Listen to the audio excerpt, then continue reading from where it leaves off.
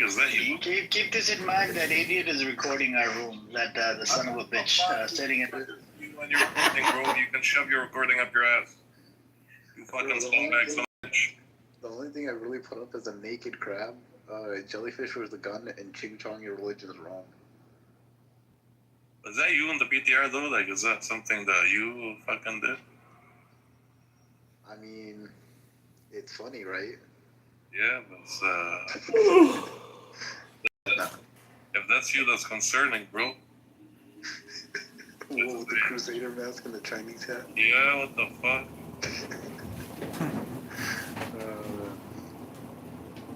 I'll put the link in the chat from the Times of Israel. They bought the casualty numbers, right? I just don't know which numbers they accepted relate to the Hamas. And the Damascus earlier news that you shared, bro, I see it on Times of Israel as well. It's disturbing and disgusting. Yeah, the 30 people that got killed in Damascus. I think what's gonna happen if Hezbollah doesn't give up his weapons to the government, I think they will try to get Syria attack Lebanon. I don't know. I'm just saying, yani. You know, in the link you just shared me, you know how we were just talking about like dildos and stuff like that? I mean, don't say it like this as if we're fucking yani. My oldest daughter is. No, like he's saying like we're running a sex room here. No, because I got an ad for apparently a dating platform for Jews and then a sex shop. Who has a dating platform? It's on the Times of Israel. If you scroll down far enough sometimes, they show you a whole bunch of sponsored posts or ads. So, yeah.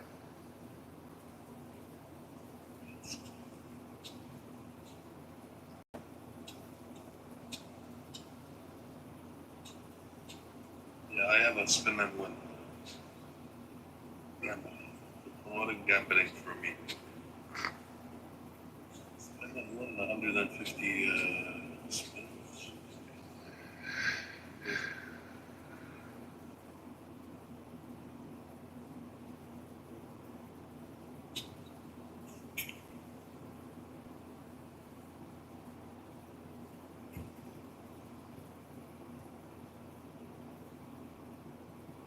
But yeah, man, this Turkey closing their airspace today, like their flights to Jordan, Iraq, Syria. What do you say like that? I think Turkey today they shut down their airspace or flights going to Iran, Jordan, and Iraq. Wait, what? I don't know. They shut them down until the end of July. So does that mean there's going to be another attack coming? Or what's going on? I don't know, but it's maybe. Yeah, because I don't see them doing something like that unless there's a credible threat. Maybe Israel won't. Yeah. Maybe Israel is planning on attacking.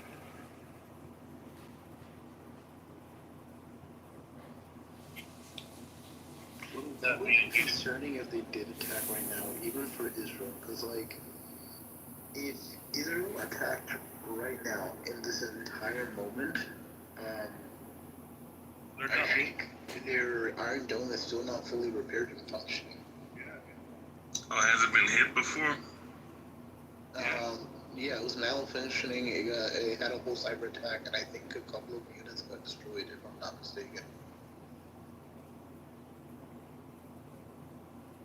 So that would cost I think about 120 million worth of damages, if I'm correct. But how would Iran respond this time if they actually attack?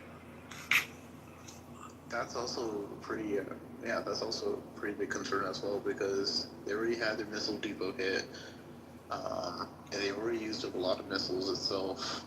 Unless they have a huge reserve that I don't know of. They do have a huge reserve. In terms of missiles, rockets? Yeah. No, they do have a very large think for them, if that's the case, and keep in mind, also receive new military equipment from China within the yeah, but those need time to install, right? So I'm gonna think that those aren't operational right now itself. So I think it'd just be the same shit, but Israel will just take more missiles than it did before the start of last time. Yeah, I don't see any other way at this point.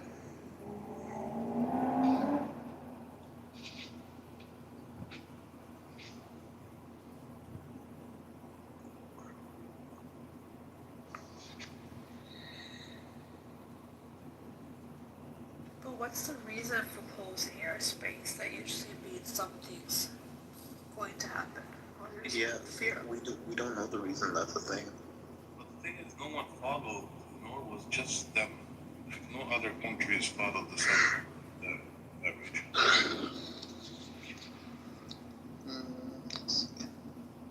I'm looking at it right now. One sec.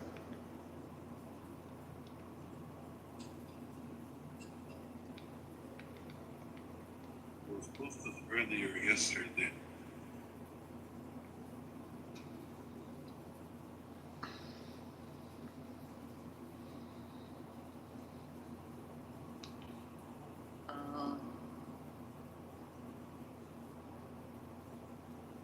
Oh, here it is. So one of the main reasons has been due to heavy smokes and fires made flying unsafe for Iraq. Izmir is in Iraq, right? What? Izmir? IZMIR.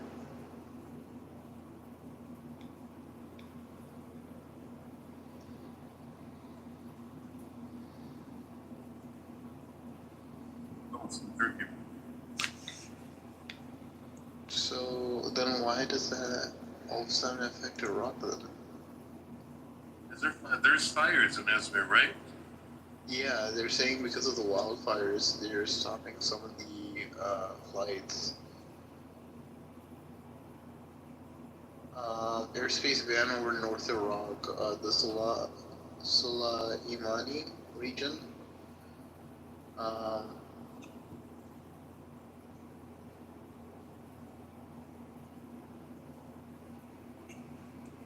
That's been ongoing since 2023, so I don't know how that's new.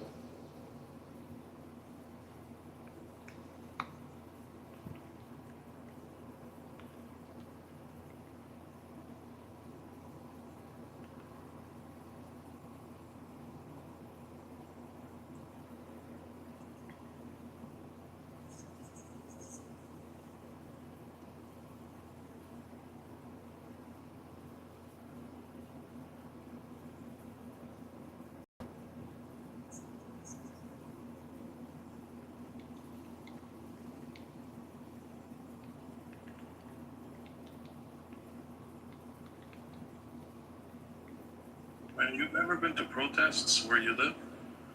Me? Yeah. I have, and then I immediately stopped. Why?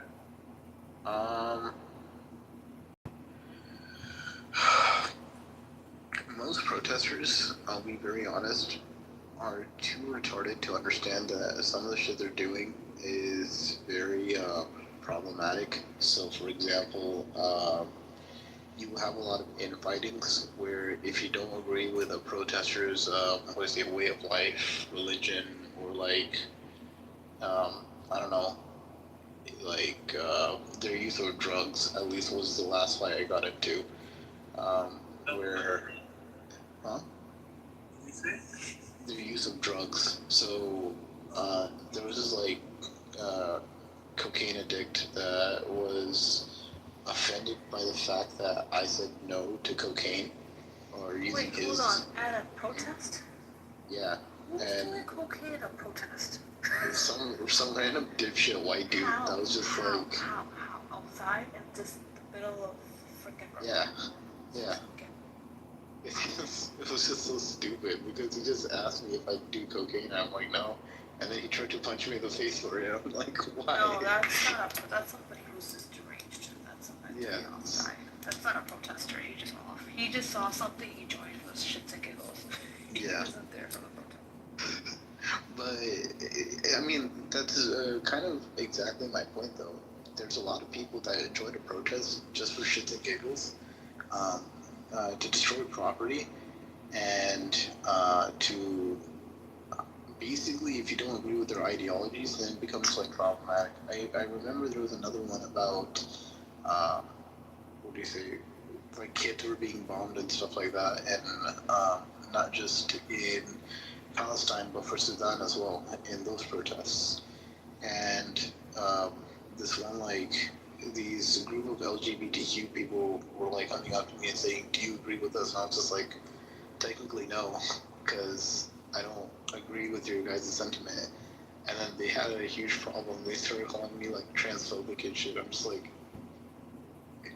I'm not advocating for LGBTQ right now. I'm advocating for little kids that are getting killed. I don't see what the issue is right there. But anyways, that's besides the point. It's just really annoying and really stupid. Shit disturbers and Antifa.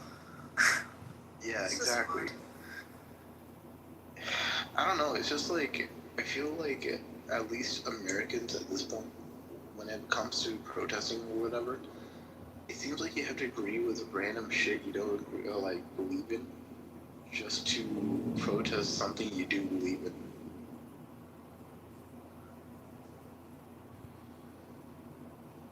My issue is people falling for the assholes trying to incite violence. Like I've in the past I have gone to a few, and there was an idiot, this old dude with the this is the when the emotions being more heightened, with a Israeli flag, and the cops grabbed him because he's literally inciting violence, but people fall for it. I'm like, who gives a shit? This guy's a loser. Just keep people literally fall for it. I'm like, why are you? Then they make a video. He's friends with him to make a video of where the protesters are being quote violent, not showing the context of where this old dude was being a dick. That's my issue. I wish people would just realize that they're here to make the cause look bad and not fall for it. That's the issue. Yeah. Man, I asked you because there's this guy, I believe he lives in the same state you're in, I believe. His name on Instagram is Redneck Support Palestine. Check it out. He has one of the wildest Palestinian trucks that I've seen. Wait, is that white dude?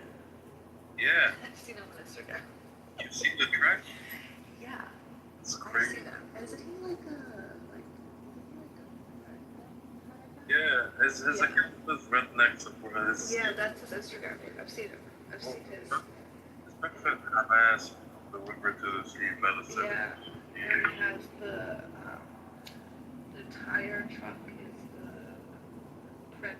What's it called again? Beer. Yes. Yeah. Tire thing. That's the background of it. Then he has flags. Palestine, Palestine.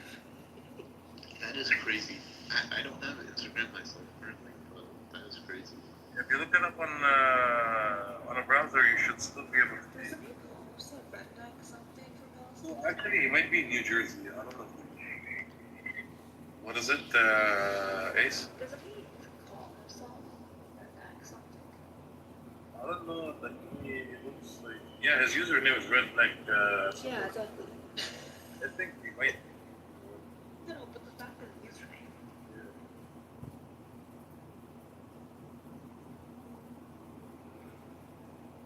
That's crazy.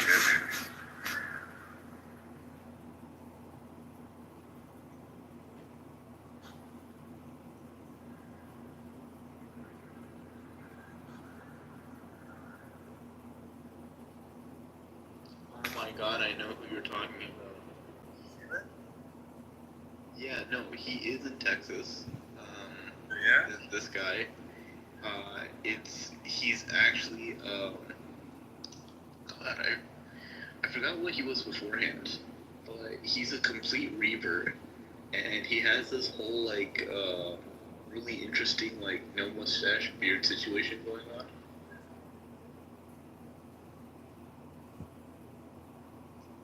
So he is in Texas, yeah? Yeah, he is in Texas. I don't know him, like I've met him or anything. I only I've only known him because what do you say? Someone was using his face as a meme all throughout like Texas or whatever, and it was just really funny. Like after me. But do you see how he doesn't get called a terrorist? He's not being threatened to be deported.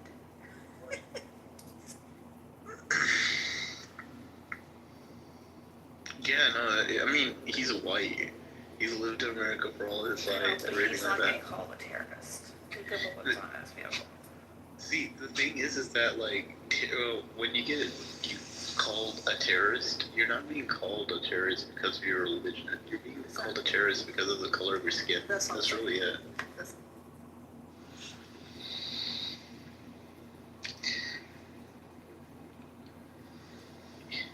You know what's funny? I think not many people know this, but do you know why, for the longest time, America has always checked shoes? Did it have to after Like- 9/11? I think they stopped now. No, it wasn't. It was after 9/11, but it wasn't because of 9/11. What happened was is that some redneck dude found a way to make their shoes into bombs, and he wanted to blow up a couple of airplanes with his shoes, but he was caught trying to like set up the bomb chute, and he was taken down. Now, none of you guys have ever heard of this because they couldn't find anything on it. He was like a gay Republican. But they stopped that now. They don't do it anymore. Yeah, they don't do it anymore, but they always blamed it on the Muslims when it had nothing to do with the Muslims. Actually, they still do it. They just stopped it recently. Not mandatory. Like you're talking Well, about. they used to. I'd fly a lot. And this past month, I wasn't asked. And then I read something someone said when I was waiting there, someone was talking about it. I thought the person was bullshitting, and when I googled it, they did stop the. You don't have to anymore. That annoying taking off the damn shoes. You said that they won't check you. They've stopped that practice. No, but you know when you look at it, no, they didn't. Yeah, they stopped it technically on paper, whatever the law or rules they I had. was the check last month. They said, oh my god, I got checked every fucking Well, day. obviously, you know why. My husband gets checked every time. It's insane how much he gets checked. Even when they travel, I make sure that I don't really have anything that would, you know. Okay, wait, you think that's that? This is years ago. And we went to it's the first time I went to Cuba, I've never gone. It was my friend's wedding. White dude, of course. And we went to separate channels. Him and mind you, he's a white dude who married a woman whose last name's Khan. So she's actually Chinese, Muslim, but not really practicing.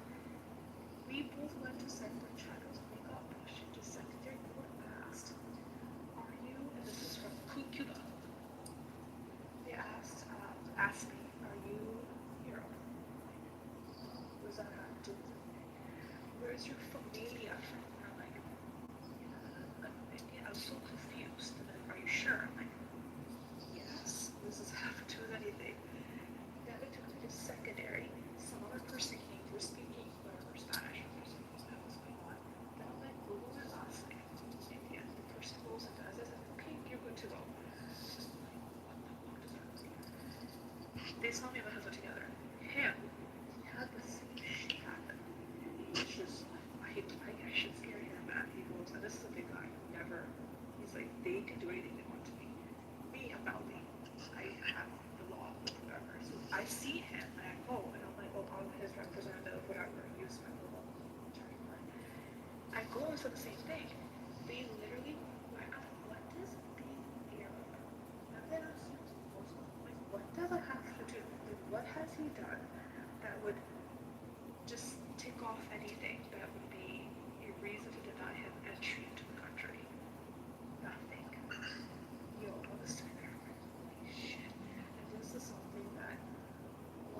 visible, like, Muslims after them. This was just because they assumed that they might go Europe or some shit. Like, fuck. So I'm gonna surprise you with this really interesting fact. I've never had to face that, and it's not gonna reveal my identity, but it's gonna be kind of funny because a lot of people. No, I have a beard and everything. That's not the issue. The thing is that I hate using this because it sounds like a flex, but I really don't mean anything by that. But huh? No, so my family, including my dad, me, and yeah, including my dad and me, I don't think it has anything to do with my other family members. Um, we have basically the most privileged security clearances in the United States, which kind of applies internationally. So like, as soon as our passports are scanned, they're like, oh, the White House actually knows these people or whatever. Yeah, that is a flex. You have a get out of question. Literally every I time. don't need to. Like, I don't want to say it because I don't want to flex, but here I'm just gonna. Oh, that is a flex. Yeah, so basically every time I go to an airport or anything, before they even So question this me, shit doesn't apply to you.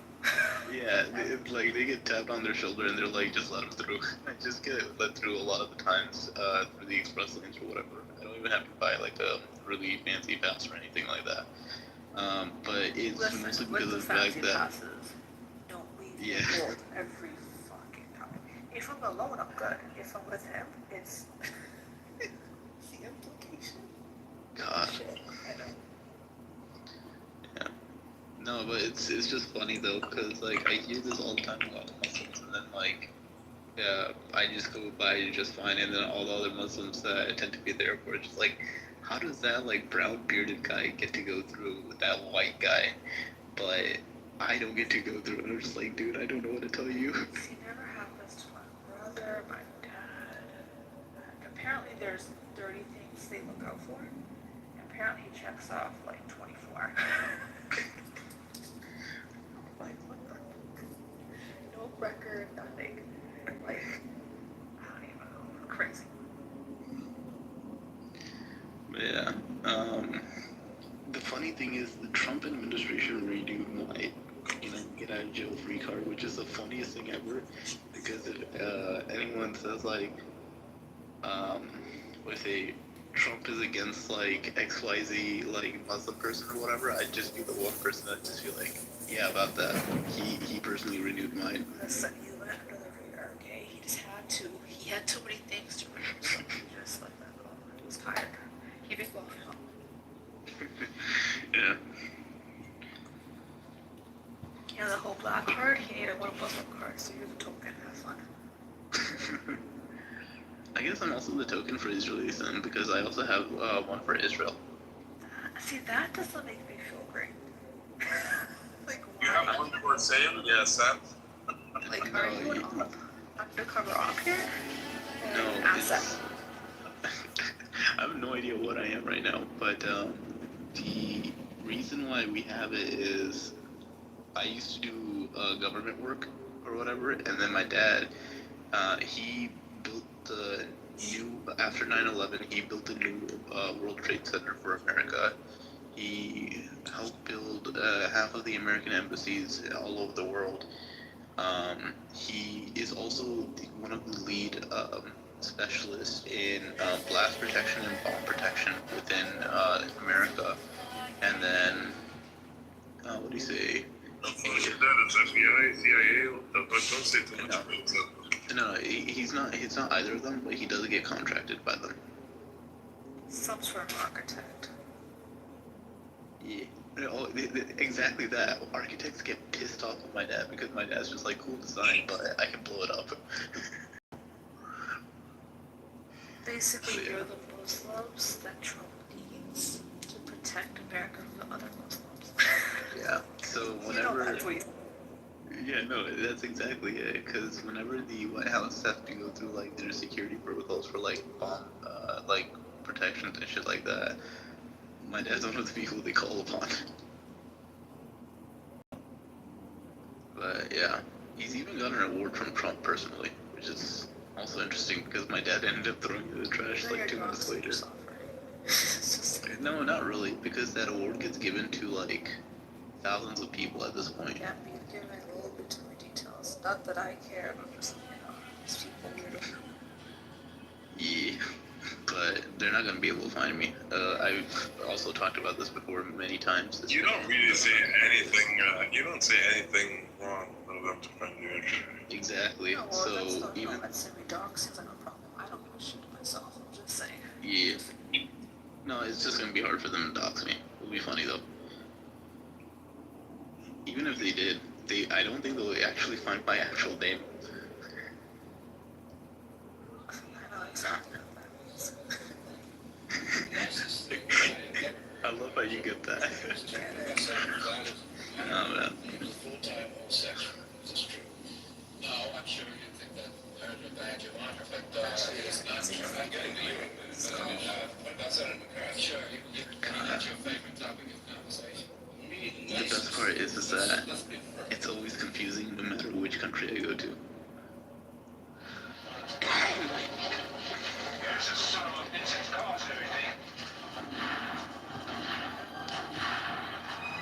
You know, Sam, actually, one of my customers here has something similar to what you have. Yeah. But he works with the military. He works in the defense system.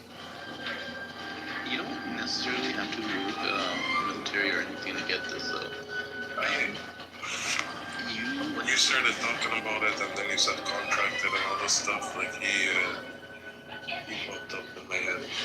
Yeah, so basically anyone who works for the DOD, DOJ, military, or if you've been an asset to America in some way, shape, or form, that is recognized by a couple of government agencies, then you kind of just get that free pass.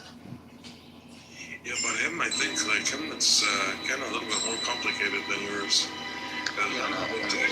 It's to a point that his phones are like, protected by a specific, I don't know, program. I don't know what you call it. Like, he's not allowed to just. I know exactly what program you're talking about, yeah. I don't know what I'm referencing.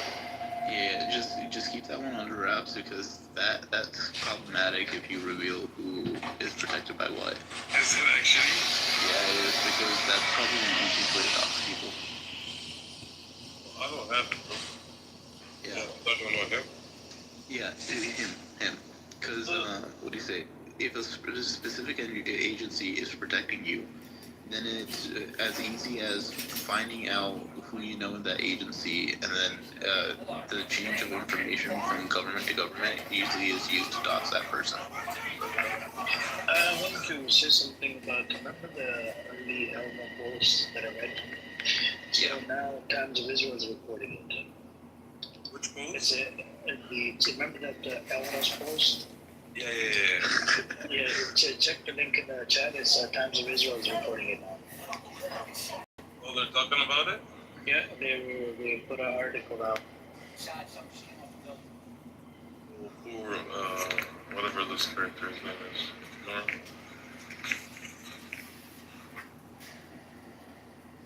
Anti-Semitic.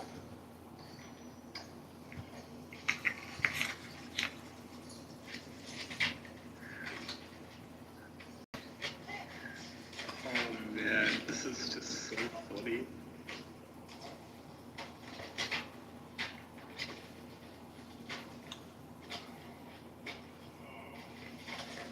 Yeah, the account was actually hacked. You know why I enjoy Please going check your message. I was just telling Ace, check your message.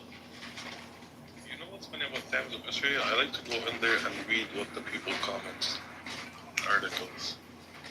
Oh, you actually read the commentary? Just sometimes. It's not a lot of people that actually comment. I'm surprised anyone comments. A few, well, it's just a few. A handful, yeah. It's entertaining to see how their mentality is with the people that follow this. Yeah.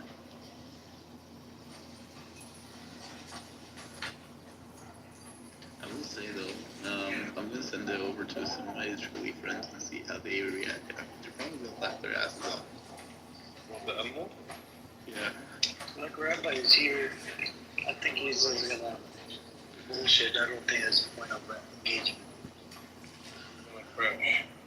Yeah, he just said idiot. No, that's not him. Where is he? He's right in the audience. It says black on it. Yeah. That wasn't. Oh. Oh, you scumbag son of a bitch. I'm still confused. He said he's not black anymore, and that's gonna invoke supremacy, but then here he is saying he's black. This guy is confused, bro. Seriously, he's working.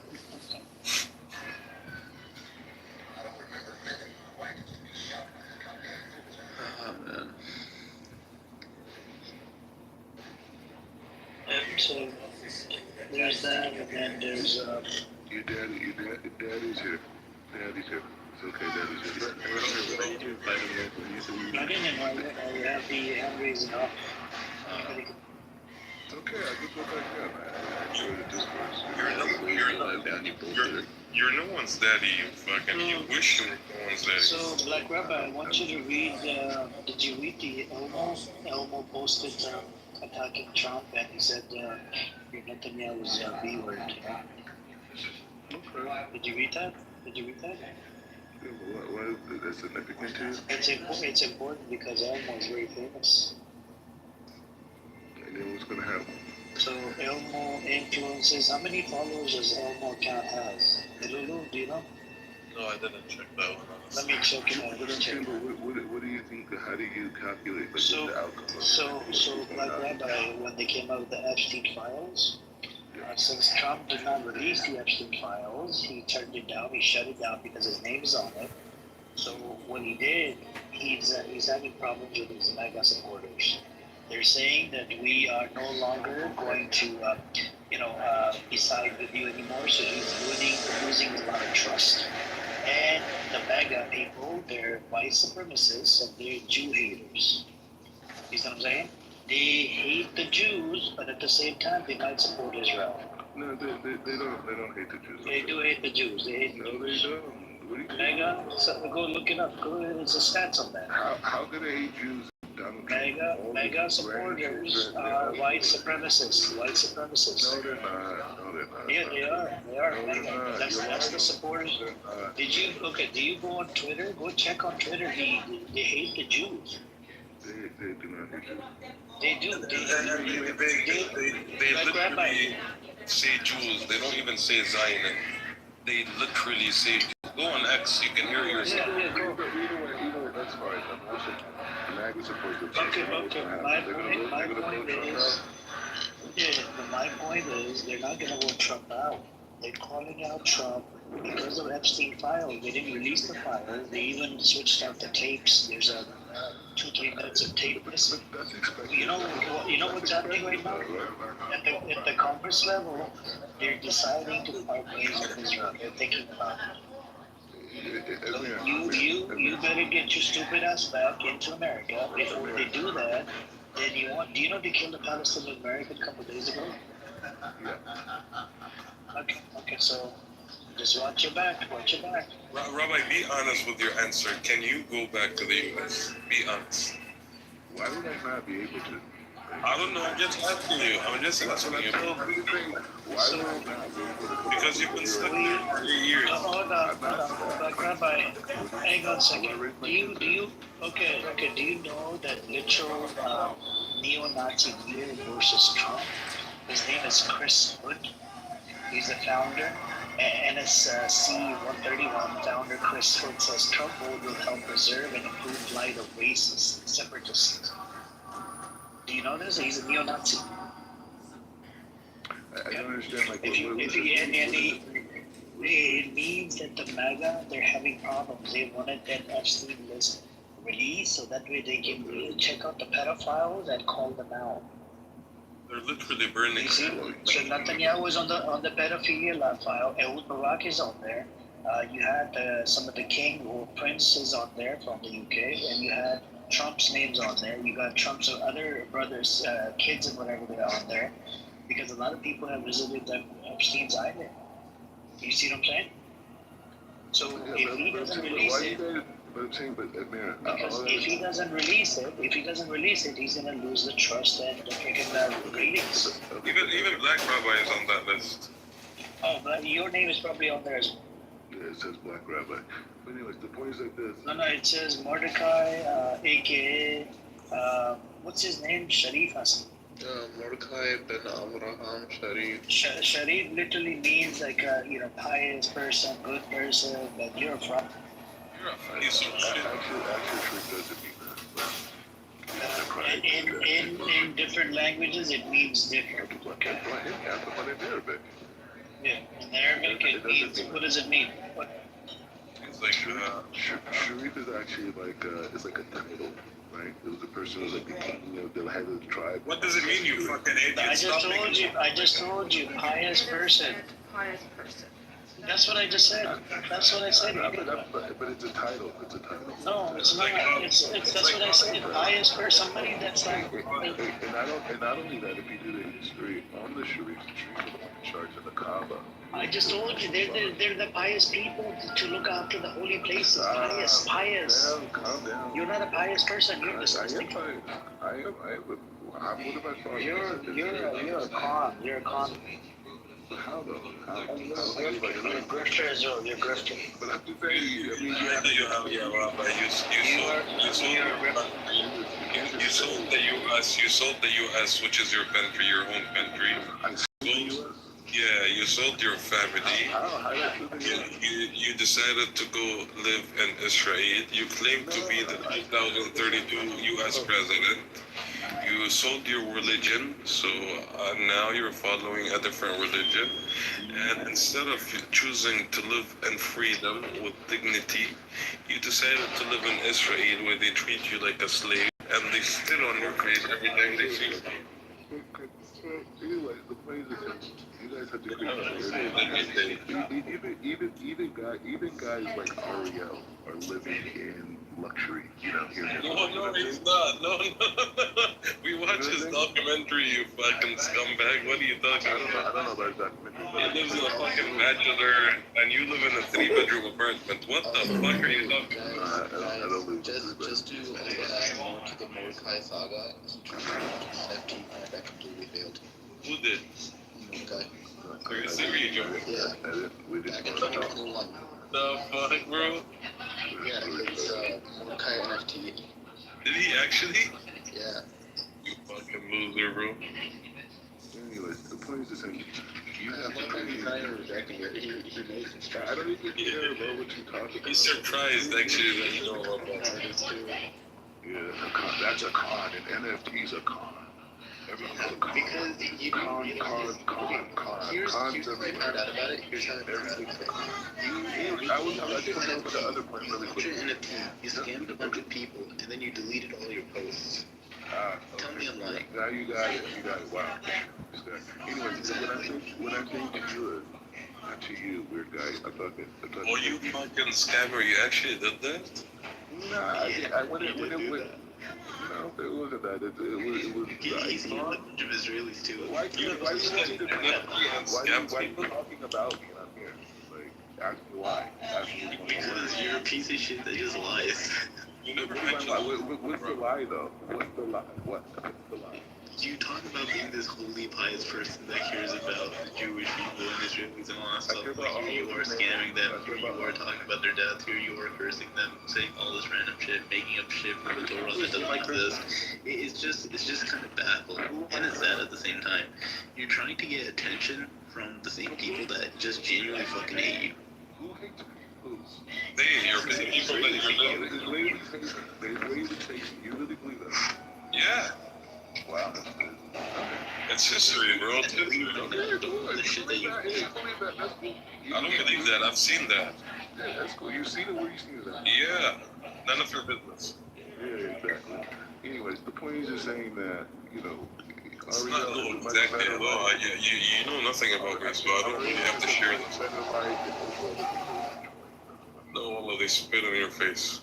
People If you think it's better, no one spits on medicine against patients. Nobody spits on their patients. No, no. We're teaching the whole world. We're teaching the entire world how it is to be a freedom fighter. You know. You, on the other hand, they literally. I'm not even making this up to fucking mock you, but they literally spit in your face. I'm telling you, go look it up. Go. I don't give a fuck what you are. I'm telling you the reality. They don't ask you. Listen. They don't ask you. No, I tell you, they don't ask you where you're from. They don't ask you if you're American. They look at you. They see that you're a black individual. They spit on your face and they keep walking. Yeah. Okay, that's what you would tell yourself. Anyway, the only It's not what I tell myself. It's the reality, bro. You keep trying to deny it. Yeah, if you say so. They're the niggas. I wouldn't even say that, bro. Stop using the N-word in my room, okay? Okay, you're right. You're right. I'm sorry. Yes, just be respectful. I said, hey, I apologize. Okay. So, look, no, I wish you were pious, right? I wish I'm pious. Yeah, we disrespect them all the time. You Well, I'm not. I've been saying you want, okay, when are you going to change your position related to the one year guys at the beginning? No, you know, it's funny. I don't come okay. How much money would it take for you to change your position? Well, I would never give guys up if they did. How much money? Because you're a grifter. You only care about money. I would never. How much money? Okay, so money can't buy you. That's just gonna kick you out of there, yeah, not by they're gonna kick you out of there. I promise you they're gonna kick you out of there. I promise. Black Rabbi, you know this is what happened in Clubhouse. Do you know Clubhouse was offered $1 billion for this app when it was popping? And now it's worth zero. Do you know this, right? Yeah. They were offered, when during COVID, it was popping like crazy. Do you know they were offered like $2 or $3 billion for this app? Right? But they didn't sell it. But now it's worth like shit. You know what I'm saying? So all I'm saying to you, it's the same situation. People offer you money to change your position right now. You take it, but in the end, let's say if America parts ways, then you don't have a choice but to come back to America. Anyways, you have your fantasies, but I'm the future, right? I don't. You're not a future. You're born in America. Come back to America. What the fuck you doing in the middle of stolen land? Rabbi, you're no one's future. I'll tell you that. Oh, y'all know our future. I'll tell you a lot. Yeah, you're no one's future, man. You're nothing. Yeah, cool. Yeah, you tell yourself that. No, I remind you of it. I don't tell myself that. I just remind keep you. getting bigger. Scream whatever you need to scream. You're getting older, motherfucker. You're gonna die in the next 5-10 years. You accomplished nothing in your life. Okay. You're gonna die miserable, buddy. Yeah. No wife, no children, no kids, nothing. Nothing. All right, village boy. Whatever you want. Nothing. Alright, cool. That's what you believe. But you're sitting up here complaining about being a victim. I'm actually not complaining. I know we're gonna get rid of you. I know that for a fact. Okay, great. I'm not complaining at all, bitch. I never complain. I know that, the end is gonna come. You guys have been Sooner or later, buddy. Sooner or later. Just be good, you motherfucker. It's not a dream, bro. Look at you. What did you get? What did you accomplish in the last 76 years? What did you do? Bro, crazy. What are you talking about? Nothing. Just kill innocent women, and I'm telling you. But you know, Delulu, even though this whole pain and it went up, right? But I think it happened for the best, and I know the whole world knows how disgusting this is, really. Because look, a lot of people were not aware of the situation, right? And even I was like, look, I'm not gonna lie to you, I was aware of it, but not to the level now I know. You see what I'm saying, Delulu? So even I was like, I learned a lot of shit about the Zionist entity and how it's involved in American politics and disgusting, But people like you are disgraced to the Americans, Black Rabbi. I disagree. You bring shame to Americans, man. You bring shame. Why are you an embarrassment to the Americans? Why the representation of Americans? It's a bad representation. Why are you there on a stolen land?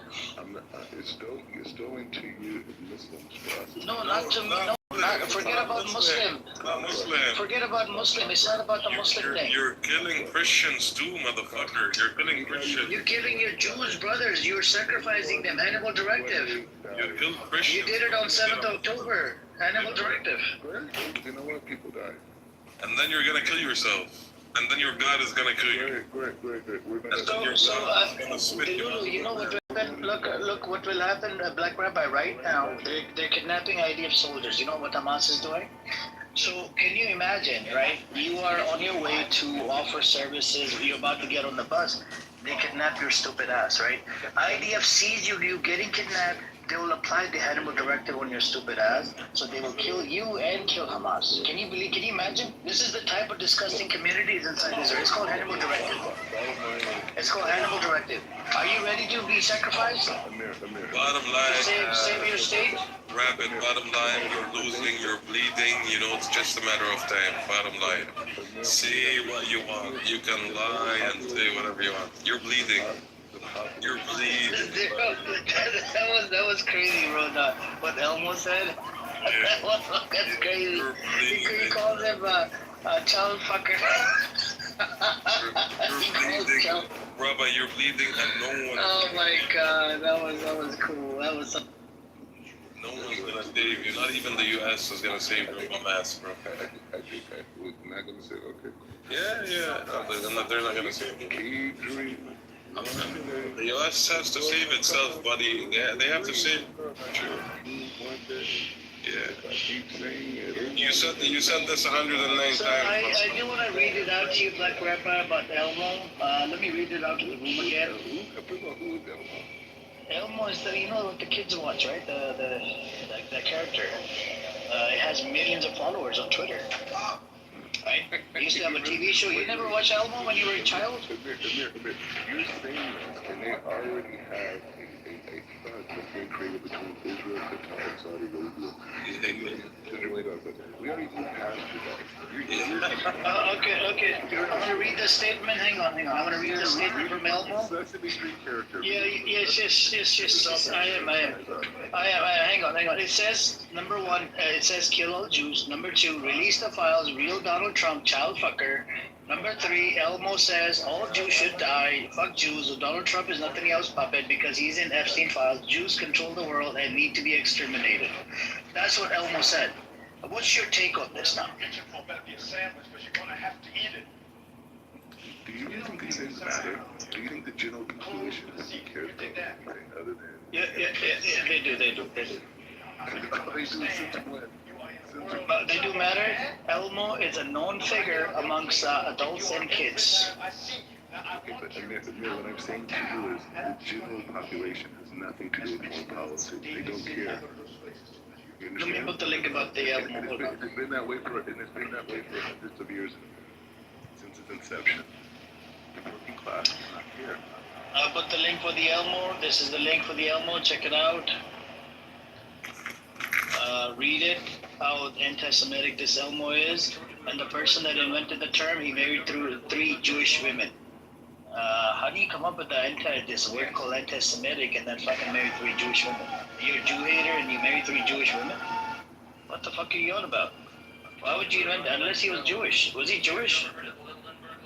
Amir, I think he was Jewish. His name was Widmar. Pajama Man is here and he invited a friend, by the way. Oh, Pajama Man? Yeah, I'm not gonna bring him up. He invited a friend too. He's a fucking cockroach, man, just like a Black Rabbi. So, Amir, I just put a link in the chat if you like it. This is describing the... Yeah, but that's your bullshit, man. That's like saying you're promoting yourself, idiot. No, that's not me. That's not me. That's you. Why are you guys upset about me in the news? You guys get to talk. We don't care. We don't trying to promote yourself, man. You're trying to look good. No, it's not. I'm already. You guys already know why. Like I was going to share. Okay. Let me go to this. But it's not. But that's not me. This is about the Israel, Saudi Arabia, Qatar, Bahrain. Okay. So I'm just, it's already started. They're just playing with you guys. They're making it seem like, oh, Netanyahu, oh, Saudi Arabia's waiting for a Palestinian state. Like, honestly, that's just for the simple people. They're working. Okay, in relation to this Abraham Accord, I have an article.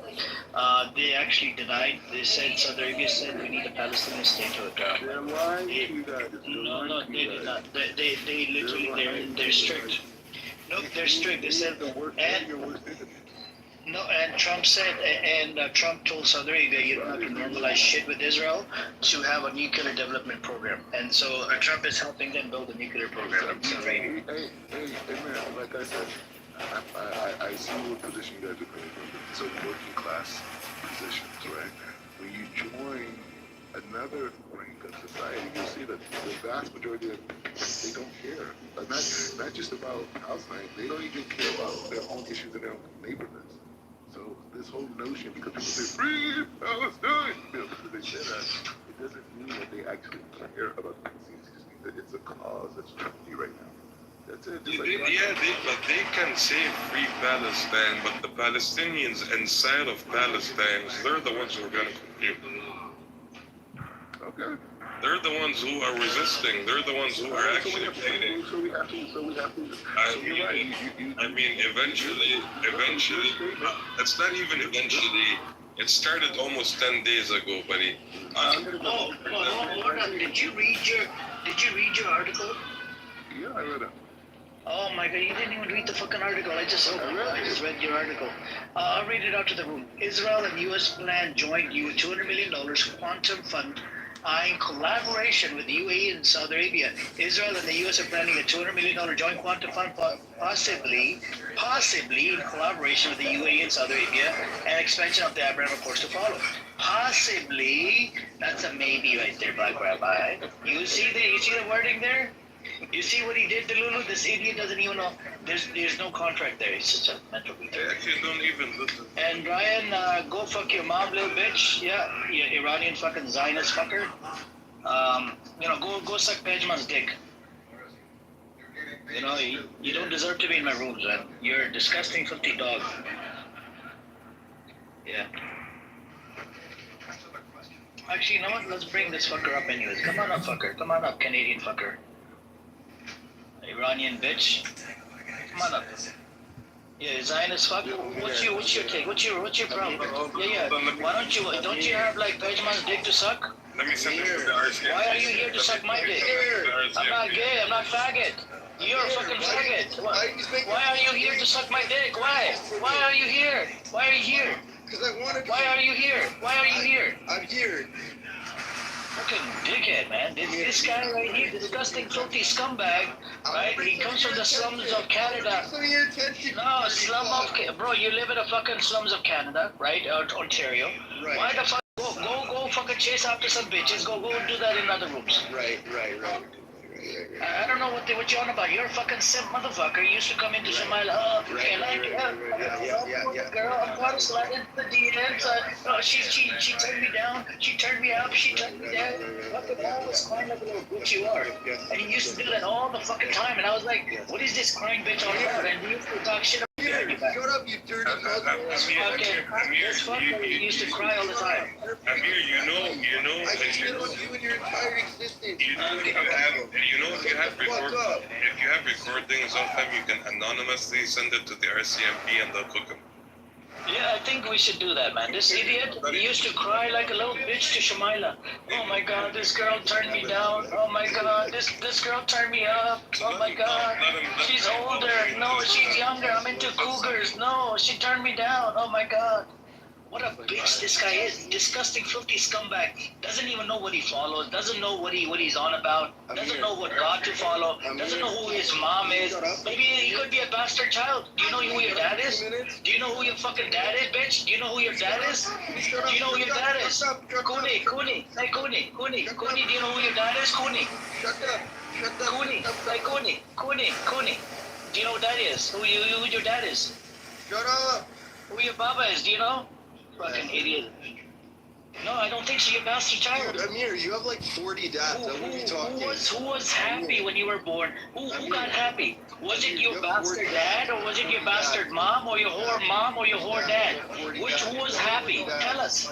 Tell us. Have 40 dads. Wait, Mom should have swallowed. I don't know who the fuck was happy when you were born, bitch. Yo, 3 years ago. Wait, no. Bitch. Yeah. In 2022, during the last round of the protests in Iran. Okay, are you ready for this? I'm not ready for it. One of the main slogans of the protest, because the other day you were saying like, oh, you support people or whatever the fuck, whatever. One of their slogans was I'm gonna try to like direct. You support Mac, right? You support Mac, MK? No, you dumbass. No. Yeah, you do. You support Shabiran, the Pahlavi? Yeah, I do. But listen. Okay, so why'd you go suck his dick? What are you doing here? Hold What on. are you doing here? One of their slogans was no to Islam, no to the Quran, my life for Iran. What do you feel about that slogan? That's fine. It's their choice. Yeah, it's their choice, but so it's also my choice. What do you feel about that? And that's fine. Yeah, what are you gonna do about it? What are you gonna do? You're kafir. According to my position, you're kafir. Yeah, listen. So what? So what? You're kafir. So you wanna cut There's off my nothing head? new about you. No, I don't. Do you wanna cut off my head? No. According to my paradigm, no. Yeah. Actually, according to your paradigm, you do want to cut off my head. No. I don't. But you do. No. The ruling is, according to Sharia, from our Sharia, from the Sunni side Sharia, the ruling is you're going based on the Iranian Sharia. I'm talking about from the Sunni. You do want to cut off Yes. my head, right? No, I don't. No, but you do. Hey, hold on. You literally just called me a kafir. Ryan, me calling you kafir cut means off my head, do you? Ryan, kafir means disbeliever, okay? Yeah. So Hold on. You asked me a question. Are you gonna allow me to answer? Or you're just gonna bitch about it? Go ahead. Okay. The answer for you, if you look at Pakistan, if you look at a whole bunch of other countries, right? You keep on claiming from Pakistan. If you look at Pakistan, hold on, right? I'm not done yet. Okay, bro? Hang on, I'm not done yet. In Pakistan, what they do is if you leave religion, right, and you left the religion and you're not spreading this atheistic whatever bullshit you believe in all around the nation, because it's a majority Muslim nation. If you don't do that, they don't really trip over it. Now, if you do it, what they'll do is they'll arrest you. They'll take you in front of a Sharia judge. It's called a qadi. They take you in front of a qadi, and then they'll tell you not to do this, whatever. They'll give you 1, 2, 3 warnings, and then they exile you. They kick you out. They don't butcher you. They don't cut you. You know what I'm saying? So you should look into the laws. This apostasy law, all the Islamophobes like yourself, right? Disgusting Zionist Islamophobes, they come in here, they bring this up all the fucking time. Okay? So yeah, this is where you're wrong. You need to get your facts straight. I do. No, you don't. Yes, I do. You haven't even read like 2 sentences of your own book. I do. I talk about. Even today, I talked about it. I talked about Banu Israel earlier. I talked about Banu Israel. Some Zionist fuck came up here like yourself, right? The Zionist bitch. It doesn't. It's not a 12 hour. It's not 24 hours. It's not 24 hours. Go suck Benjamin's dick. Why are you here? He's not here, is he? Oh, okay. So you wanna go? So you acknowledge that you're gonna go suck his dick? Okay. No, I didn't know that. Like, Yeah, you did. You said he's not here. You said he's not here. Lulu, did you hear that? He just said he's not here. Oh my God, what a scumbag, man! This is a Canadian scumbag, bro. Dirty Canadian, dirty motherfucking Canadian. Yo, have you ever been to Canada? I'm a Canadian and American motherfucker. I went to school in Canada. I went to fucking school in Ontario, bitch. Let's hang out. No, I don't hang out with Zionists. Thank you. No, I don't. You're a Zionist motherfucker. And Pahlavi supporters, I hate them from the bottom of my heart. Why? I hate them. They're disgusting scumbag. Because they believe in killing innocent Iranian children. No, we don't, idiot. Yes, you do. We don't. Yes. You want to hold on. Let me get this straight. So you want Israel to attack Iran, that would end up killing a whole bunch of children in Iran, and you support that. No. Benjamin said yes. You literally put words in our mouth. Yeah. About 900 people got killed in Iran, and you're worried about 10 IDF people, 10 IRGC were killed. What the fuck? What do you do about the 900 people? Motherfucker, go look into the numbers. 900 civilians died, motherfucker. Take your pills. Shit. Yeah, you're just a bitch, man. Seriously, you and Pejman, go suck each other's dick, man. Instead of coming into my rooms, man. Why are you even fucking coming to the room? Take your pills.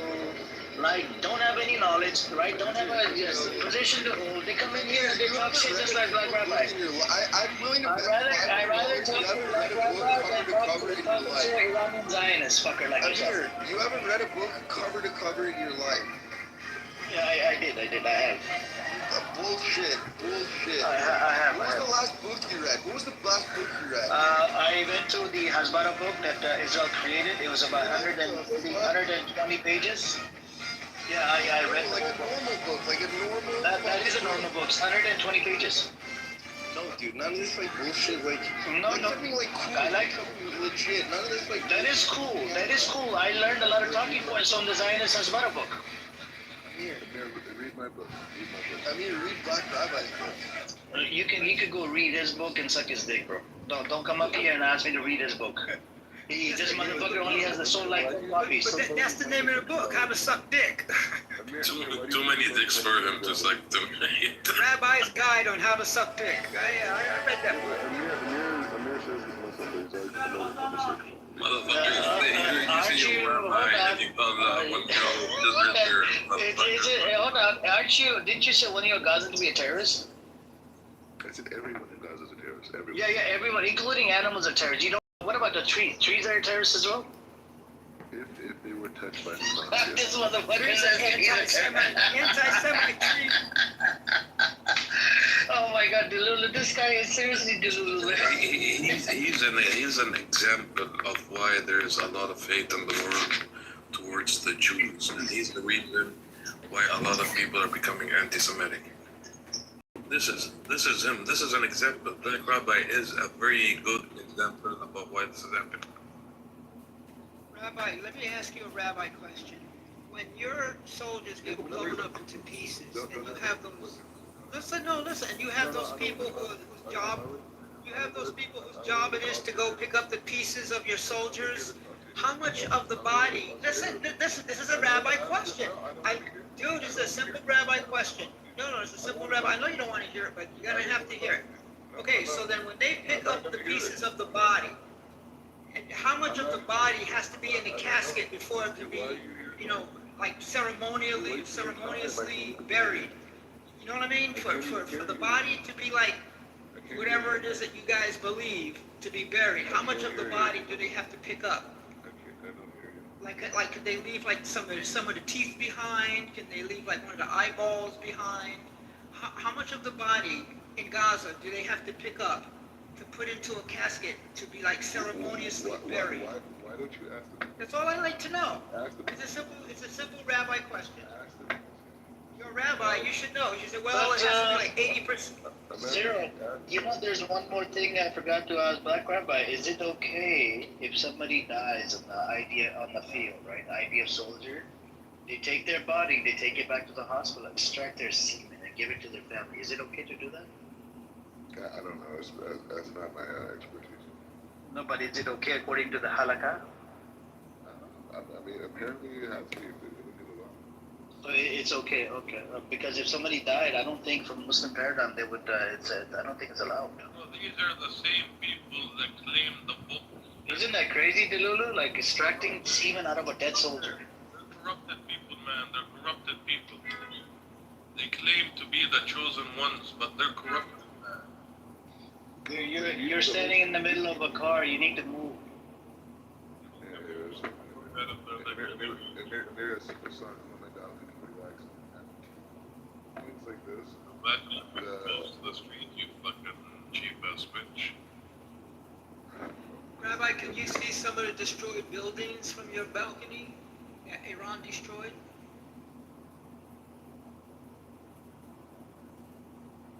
Hello, are you there? And the thing is, I don't realize, the thing is that I enjoy speaking to you guys. Rabbi, can you see some of the destroyed buildings from your balcony? I asked you. Can you see any of the destroyed buildings from your balcony that Iran hit? Do you hear what I said up here? Do you think when you look at those buildings, do you like imagine you're living in Gaza, or how does it feel to see all those buildings destroyed? Yeah, so much destruction. Okay, well, do you see them So from your much balcony? Do you see destruction. them from your balcony or no? So Or you live in the ghetto, right? You live in the ghetto, so they don't have it. Yeah, you're right. Well, the whole damn place is a fucking ghetto, from what I see in your Yeah, video. what you see. The whole place is a You ghetto. see it. Pictures. Anyways, the point is like this. I'm writing an article. Oh my gosh, man, you can't write. You can't really speak English. If anybody was intelligent, they know that I've been a columnist for many different publications. But the point is saying that I'm writing an article on the Abraham Accord, but the Abraham Accord is only going to work for the Muslims, the Jews, if they desegregate the two. What about the Christians? Yeah, the Christians, Jews. Yeah, why do you keep the Christians out? Why do you keep They're not just Muslims, motherfucker. Well, unfortunately, everyone in Gaza is. No, unfortunately. You know that UAE is a member of BRICS, right? UAE is a member of BRICS. Anyways, the point You know why you call everybody in Gaza Hamas? It's because you failed to get rid and destroy Hamas. That's why you keep calling everybody in Gaza Hamas. And you know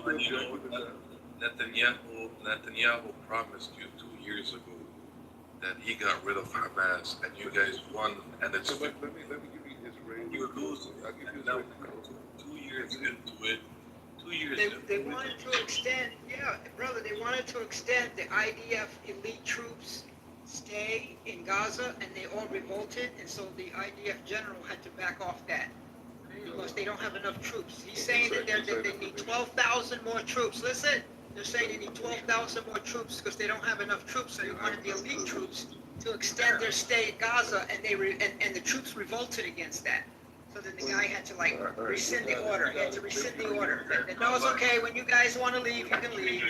Nobody wants to stay in Gaza and get blown up. You failed you failed in Iran, you failed in Lebanon, What you think? failed, What you understand is code language. and you're going to fail in Any little Syria. Hamas means is getting You're rid of. failing, man. Your book says it. We're not. Your book says it. Your book says it. Everything that I'm telling you about you guys failing is mentioned in the Torah. Okay, cool. You see failing. no, your book says it. You corrupted that land, and your God promised you. Your God promised. Your God said that. I'm not crying, man. I'm telling you what your God. You're afraid. We're the freedom fighters. You're afraid of your. Yeah, man. It's been 76 years, you motherfuckers. Good. Keep moving. 76 years, you fucking piece of shit. Israel's economy. You think you're gonna change it in 2025, you scumbag son of a bitch? We're not You changing won't. our You bombs won't are. change anything. You're a Our coward. bombs are. They're all cowards. Even your bombs, they're not gonna change anything. Okay, we'll see. We'll keep going. Yeah, okay, we'll see. It's been 2 years. How long is it gonna take? As long as it takes. How long? Tell me how Yeah, long. as long as America can give you the bombs. Well, America's running out of the bombs, dude. You say as long as it will take. You mean as long as America can keep giving you the bombs, but America is running out of the bombs. Okay, great. Buddy, Yeah. Like Hitler, the whole- Even yesterday, Hamas said this. We know this is a war of attrition. They know it. They said it yesterday. They said, was it Al-Abeda? He said, we know this is a war of attrition. You know, it's just a matter of time before you run out of bombs. It's a matter of time before you run out of bombs. They're bleeding right now. They're bleeding, man. They're suffering. He doesn't speak about it. You guys are suffering right now, man. The losses that you guys are getting in Khan Yunis. Oh my God, buddy. That's why we have to keep And doing the death, they call it the death That's why you cry. have to keep bombing civilians, because you get your ass kicked They're in the not civilians. battlefield. They're not civilians. You have to bomb civilians because not you keep civilians. getting your ass kicked in the They're not battlefield. civilians. Hey, I'll post videos, man. I'm in the battlefield. It ain't looking good. It ain't looking good.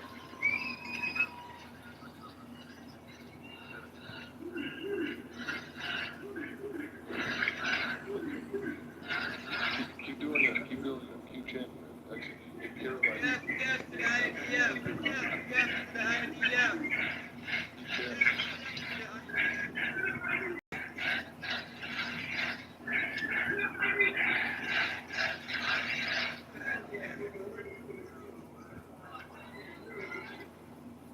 play. You guys are celebrating chance. You gotta play his favorite songs, Hey bro. man, you know, again, the bodies are coming back, buddy.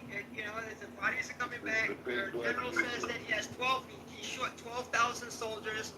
Your elite group, your elite troops did not say, okay, you want us to extend and stay a little bit longer, we will. No, they said, fuck no, we want to get out of here. We do not want to stay in Gaza and get blown up. And now Hamas says that they want to start kidnapping you guys, and now they're really scared. You don't get out of. Why would 7 soldiers stay inside an armored personnel carrier and allow themselves to be burned to death rather than just get out of the carrier? What the fuck is wrong with these people?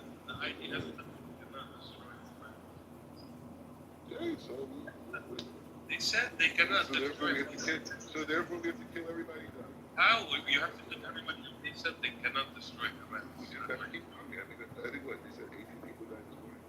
You're gonna lose at the end of this. Okay. Keep it. You guys been saying that Trump for a doesn't long want to time. give bombs to Ukraine because he's running out of shit to give to the Zionists. But then the Republicans got on Trump's case, and now Trump has to turn around and send bombs to Ukraine. So as long as he's sending bombs to Ukraine, that's less bombs for the Zionist state. Dude, you're running out of bombs, dude. And when stupid ass Netanyahu, if you guys listen, I'm going to be honest. If you guys don't do it, if you don't do a coup, right? If you don't do a regime change, and go arrest Netanyahu, Schmorich, and you allow him to attack Iran again, and he wants to attack Iran again, and when he does, He never did anything. So you're not going to have enough bombs. First of all, the Iron Dome and THAAD and the sling, that's already proven to be worthless anyway. It's of no value. You have to shoot 5 or 6 $10 million missiles to try to hit one ballistic missile. I mean, come on, man. You know, damn, this is it, man. This is the bottom of the fucking barrel. You're squeezing all the juice you can out of the lemon. If Iran hits you again, you're not. That's it. America's gonna say we don't have any more. It's not. We don't have. Even during this 12 days, just this 12 days, you guys have to start being discriminatory about where you're firing because you had to let some of the missiles hit because you're like, well, we only have like 3 or 4 to hit 20. So we'll hit 3. We'll try to hit 3 or 4, but the other is 15. You're just gonna have to. He left, sir. He left. The fucking loser. Yeah, they don't cover what's happening to them and the idea of the suffering. Man. Hey, can somebody play my favorite song? Yeah, I have a new song for you. You want to hear it? Yeah, you can play it. Sure. But was the quality clear or not good? Yeah, that's good. That's good. Not the one that was Shuki played earlier. I didn't think it was that clear. But I knew it. Yeah, I don't think it was that clear either. Hey, you guys, I'm back, you guys. I came back. So this one for you, check. Yeah, because you don't have a life. Go get a life. Fuck the synagogue of Satan. Do not like us, we don't want no association. Giving Jewish people a misrepresentation and using Jerusalem just for gentrification. The devil in disguise, this shit identity fraud. You claiming my religion, but you don't believe in God. You killed Jesus Christ and you killed hip-hop. With Jewish people, it's time to train the swamp. Exposing the snakes in the grass and the hypocrites. Eliminate all the pedophiles and degenerates. Abusing our tribe is something to hide behind. Even the Bible said you're the destruction of mankind. Ruining our culture.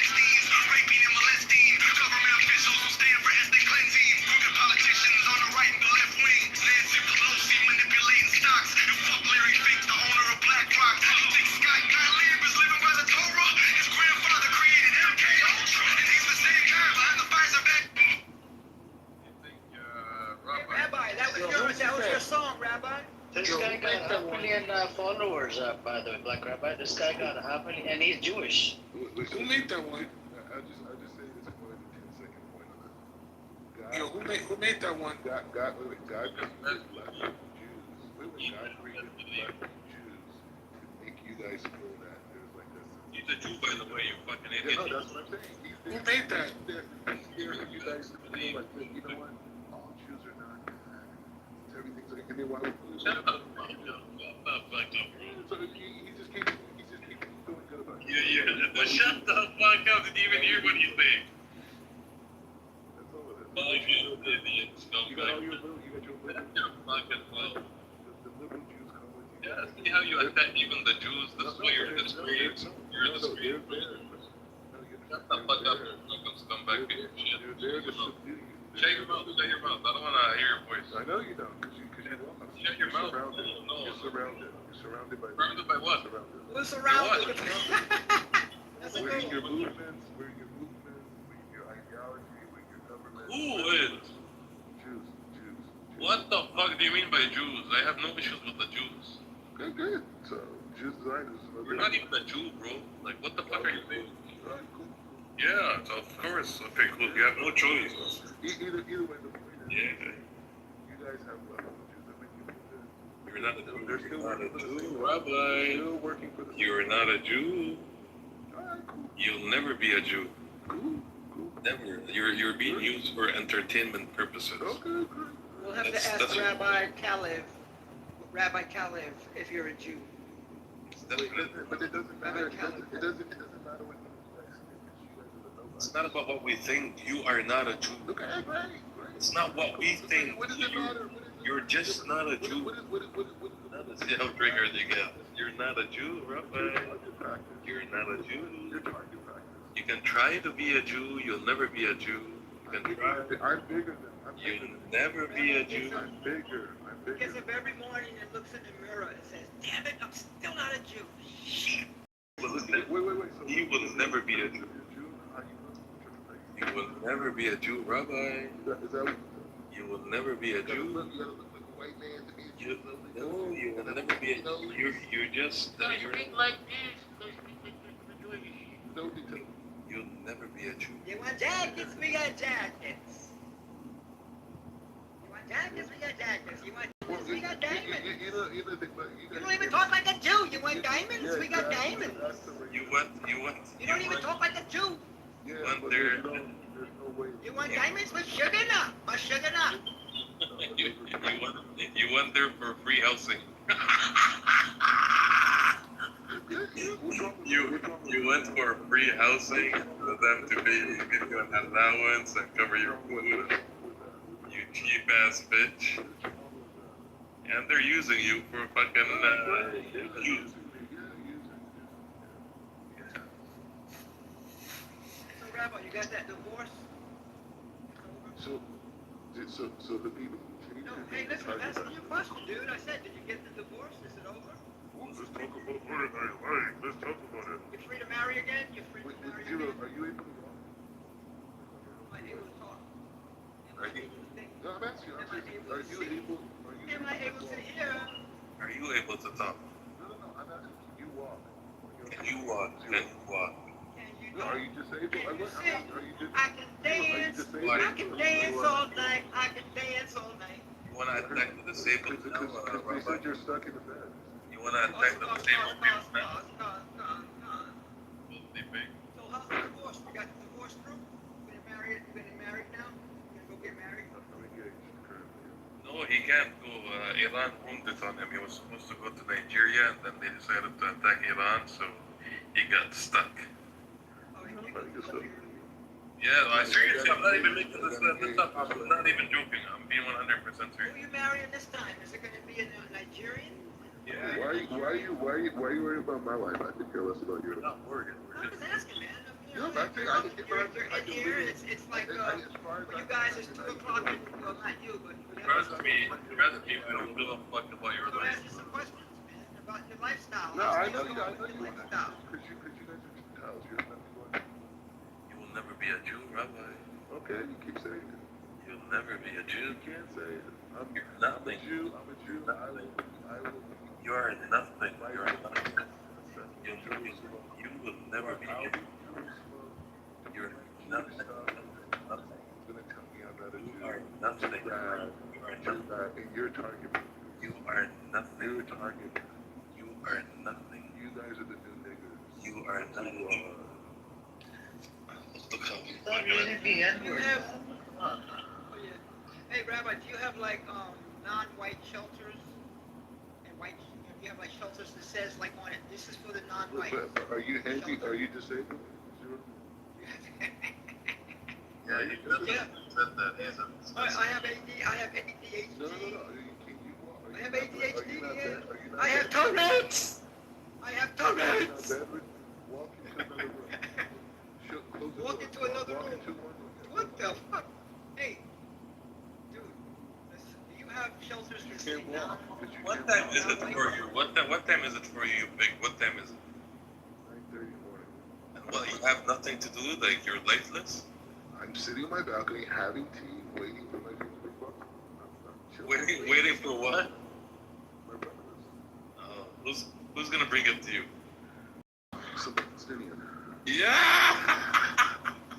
And you're gonna eat a Palestinian giving you breakfast, I'm not gonna right? call You know what?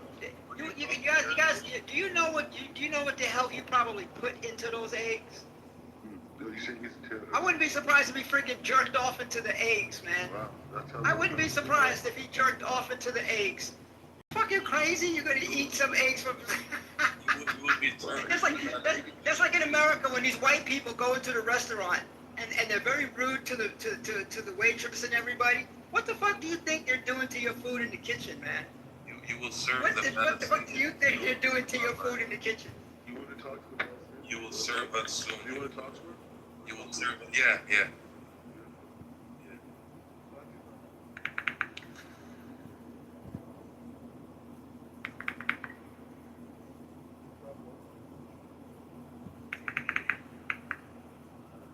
She's gonna come. You really good? She can't say Yeah, anything bring it. bad. Put her on.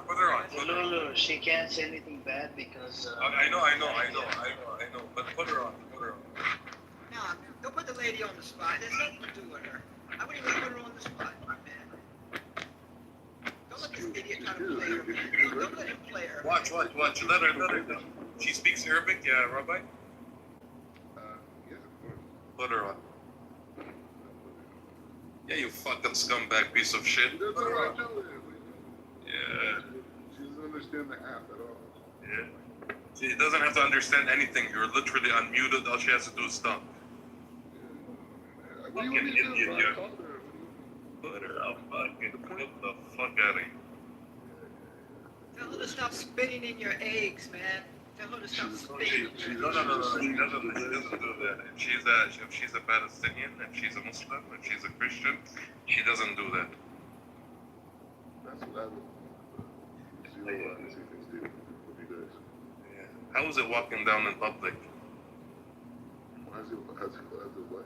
Do you walk with your head up or like you walk with your head down? I don't understand what your whole thing is, bro. I'm like really a famous guy, so I don't know like You're not it's famous. like weird narratives in your head. Layla's more famous than you. Layla's more famous than you. I don't think so. But the point is just saying. Yeah, she is. Rabbi, you're You can say she's more respect. Rabbi, you're a loser. And she's respected. You're nothing. She's there. You're not. So was my grandmother. She was a big educator. What's her name? But my brother. Her name was Harriet Tubman. What's your brother's name? He's the rich guy. What's his name? He is the rich guy. What's his name? Ishmael. What's his full name? No.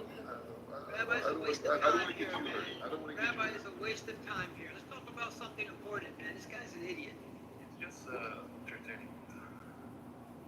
I would say like you guys. We're both. Oh, shut the fuck up, bro. We're done. We said we're done. Now you can go back to Amir and say, Amir, the point is, and then just continue with your point. Hurry up and eat your breakfast and go down to the unemployment office and collect your check. Yeah, there's no point, man. There's no point of talking to the Black Rabbi anymore. Just kill my brain cells, Black Rabbi. Hey, Amir, you don't kill He's my a brain. loser, man. Dude's a loser, man. No, you do it all the time. Kill my brain No, cells. Amir, I don't kill you. You don't kill my brain. I think we should listen to Boom Boom Tel Aviv. That's Shuki. That's Shuki. Shuki is doing the work. No, can you play Rabbi's favorite song, please? Which one's your favorite song? Chucky, tell me about the Shabbat. You didn't. Oh, you play it, Chucky. You play it. You're the one who has it. You play it. Which one is the favorite song? Which one? No Shabbat. No Shabbat Kedusha. Shabbos Jews walking, and you're not invited.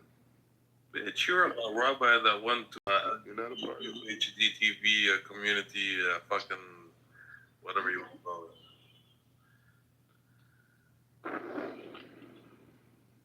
Shame on you, Rabbi. Shame on you. You guys, I'm telling you, Shame on You you. need to see me on these. You're a disgrace to the Jewish people. Yeah, all right, cool. You're a disgrace to the Jews. Shame on you. Says the Palestinian. Shame on you. I'm more Jew than you are. the Palestinian tells me he's more. Yeah. Yeah, Palestinian is gonna tell you a lot of things. Just be patient. No, you're Jordanian, bro. I'm not Jordanian, but You guys are you're Jordanian, bro. I'm not Jordanian. You're Jordanian, bro. They created your whole identity, bro. Rabbi's how favorite can song someone- coming up. How can someone with no identity tell me about my identity?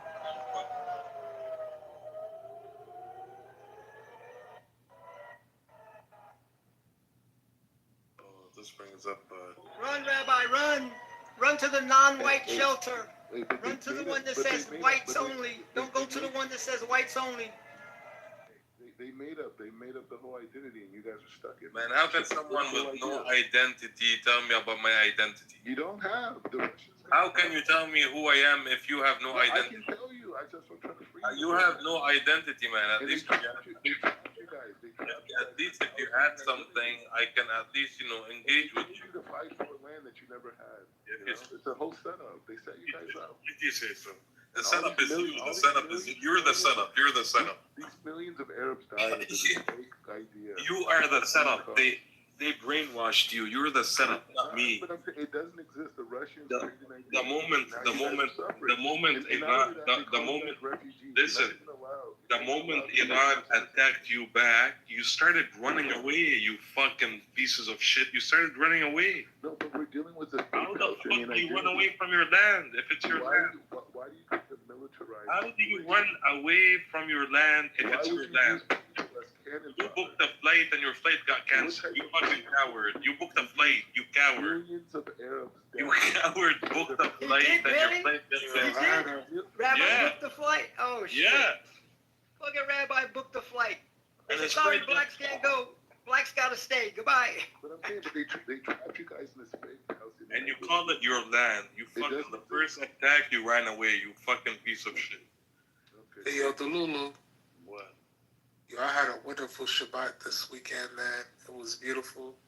You didn't do no Shabbat, you liar. Shut up. It was beautiful, man. You know, I got invited to a good dinner, you know. I got invited to a good dinner, you know. We went over the this week's Torah Parsha, you know. It's a beautiful time. You have rabbis like this piece of shit that we have here? Nah, I actually have you know, good rabbis, you know. They answer questions, you know. You have a real rabbi, yeah?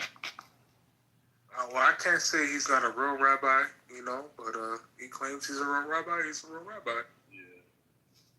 The problem is with the claim. You know, I could say I'm the richest man on this app.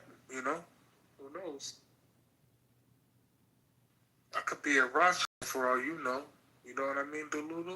Of course. Amir, before I leave, you guys have been reduced to chants, songs, and slogans. That's what you guys are at. This is the extent of your ability to do anything. Go clean the dishes It's to with sit your there and friend listen Ariella. to songs. Go clean the dishes with Ariella. Go. Hey, Go help your brother out. Go. Fatima, take care. Bring her. Let me talk to her. Fatima, Bring her. Layla's gonna come suck my dick. That's where you're at. But the point is, maybe possibly. You know who Layla is? But the point is like this. The point is this. You know who Layla is? I know possibly. You know the slut Layla? You know her, yeah? Yeah. Hey, I like them. I like teachers. I'm into teachers, yeah, Rabbi. Either way. I'm into teachers. Like she's an expert in her field. You know what I'm saying? Yeah. Anyways, can you tell her I said hi? But this is the thing. Can you tell Layla? I'm African American. Wait, I'm African American. I like African American women. I'm in Jerusalem. I like African American women in America. Wait, I'm living in a luxury apartment, and then I have Palestinians serving me. Yeah. It's interesting. You wish. It's the 21st century. You wish. 21st century. I have Layla on call. She doesn't have to serve me. I call her whenever I need her. I'll leave you guys to your productivity. Say hi to Layla. We will continue. You're not a Jew. Say hi to Layla. Wait. You guys will now be. Tell Layla I said assalamu alaikum. You are now in control. Tell Layla I said assalamu alaikum. All the Jesuits, Yeah. they got to give it back now. They got to give it all Tell Layla I said assalamu alaikum. Tell her. You have to tell her that. You fucking scumbag piece of shit. I mean, why the fuck you do this to us, bro? Fucking black rabbi. I found that, what is it, that IDF song, the remix version of it. Have you guys heard it?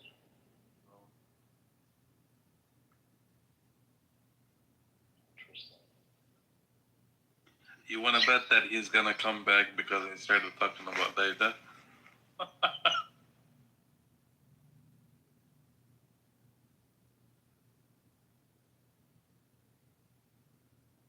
Yellow, play it, bro.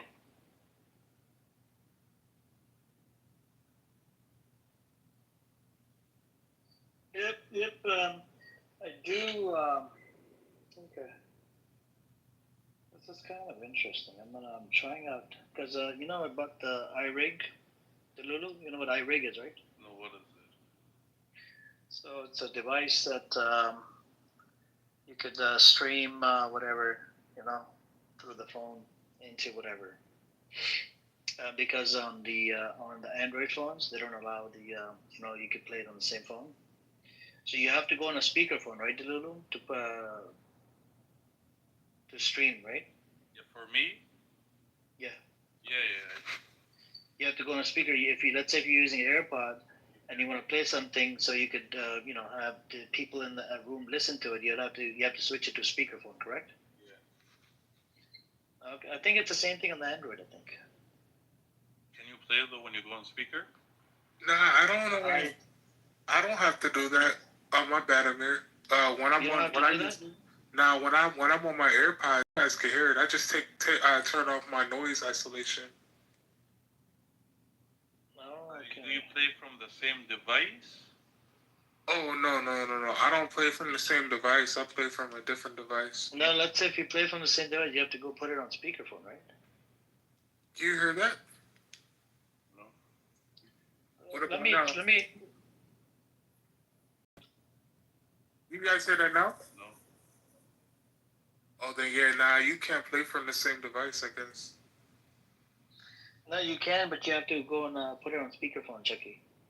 I have y'all on speaker right now. Oh, you have to change the settings. If you click on the three dots on the top, change the The audio. little Android, we don't have that setting. But he has an iPhone. You said Yeah, change the we don't. settings to which one?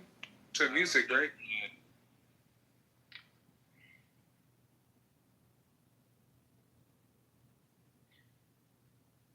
So let's do the remix. I'm gonna try to play with the music thing as well, just make sure that the music, the volume is good, because I don't know. I think the quality is. I'm gonna play with it. It's about a minute long. This is a remake version of that particular, IDF thing. Just hang on. Wait, do you guys hear this? Yep. You heard that?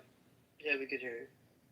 You support Israel harming Palestinians? Yeah.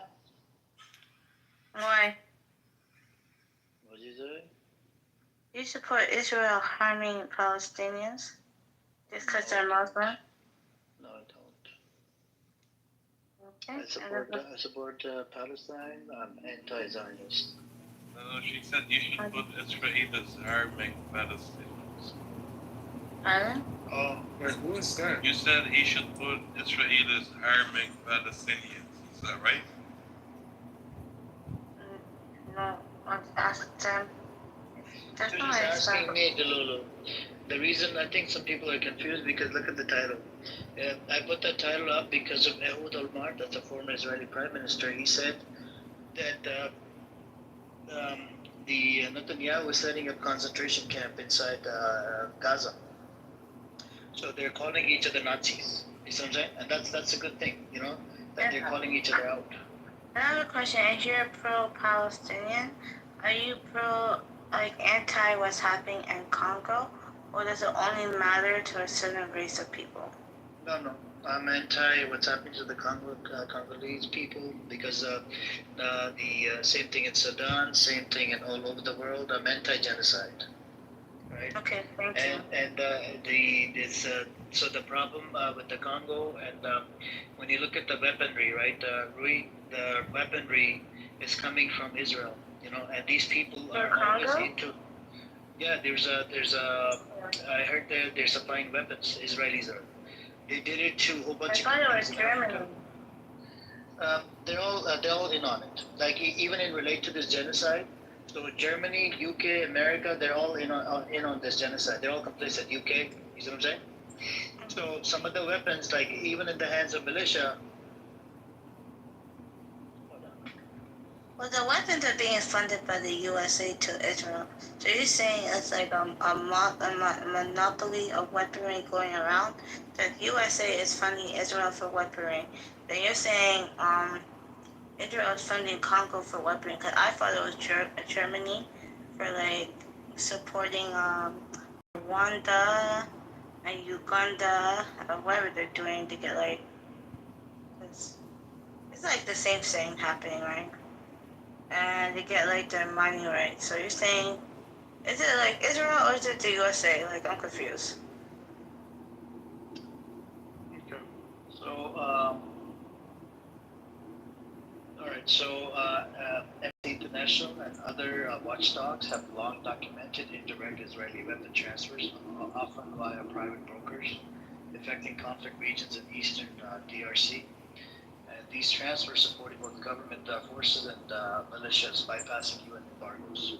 You see what I'm saying? So they're trying to manipulate the whole system to allow the weapon in the hands, in the wrong hands. And it's disgusting. So I do see the Israeli is a big problem. And there's even an example up here. Let me give you an example. Let me see. But like you just read something. Like, are you sure Israel? Because I don't get how Israel has anything to do with Congo. I'm like, Do you want me to put? They give it indirectly.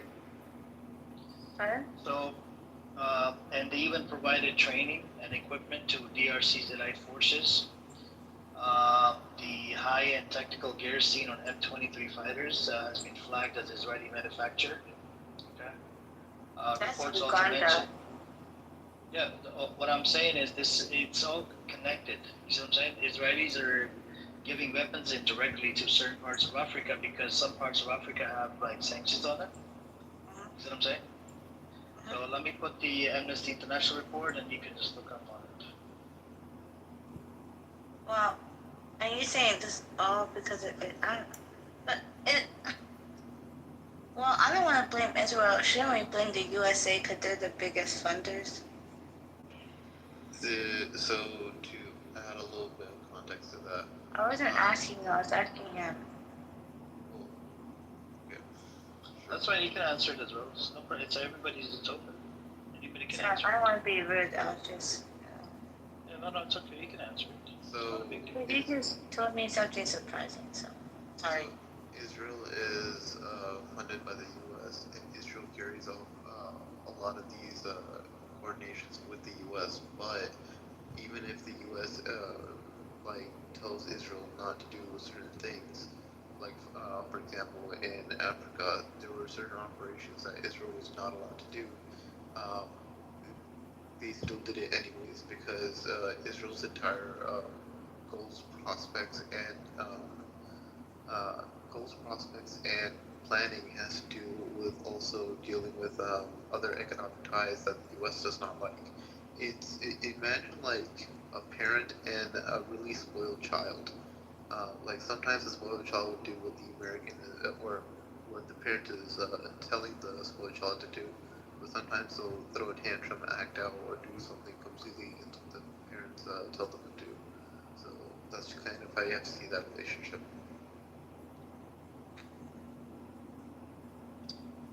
What benefit does Israel get from like? I mean, other than the I'm gonna answer my own question. I already put the link in the chat, Rui. You can look into it more, deeply into it. You can do your research and go from there. This room is not about Congo. Respectfully, this room is about Israel and Palestine. You see what I'm saying? So you can look into it, how Israel is connected to a lot of, supplying weapons to different militias, extreme fighters that are killing innocent people all over the world. In Africa, in Middle East countries, just ask Google Baba or if you have ChatGPT. Ask ChatGPT how many countries in Africa and how many countries in Middle East has Israel supplied weapons to. He'll give you a list of countries. He'll give you data as well, and then you can just go based off it and do your research. All right, Ray? Thank you. Let me see. Oh, I'm reading it right now. Just give me a second. Yeah. You can just do your research. There's more data out there. This room is not about Congo. Hey, what's up, Almos? Do you want to come on up?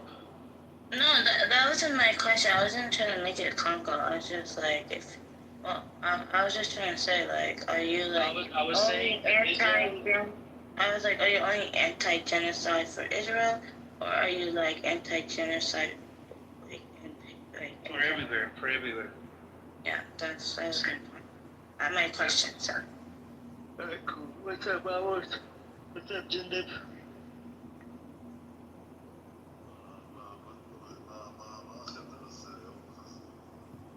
I don't speak your tribal language, right? Can you speak in English, Almos? I don't speak your tribal language, man. Speak in English. Grandpa Amos.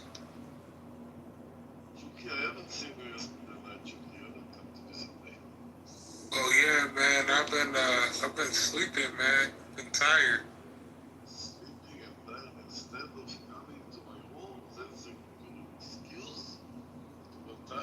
Yeah, I've been working, man. I work full time, Grandpa Amos.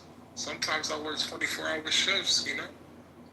Yeah, because I've been in your room before about like, last time I was in your room, remember we were talking about how Israel is low-key harming Hamas, if you remember me from that.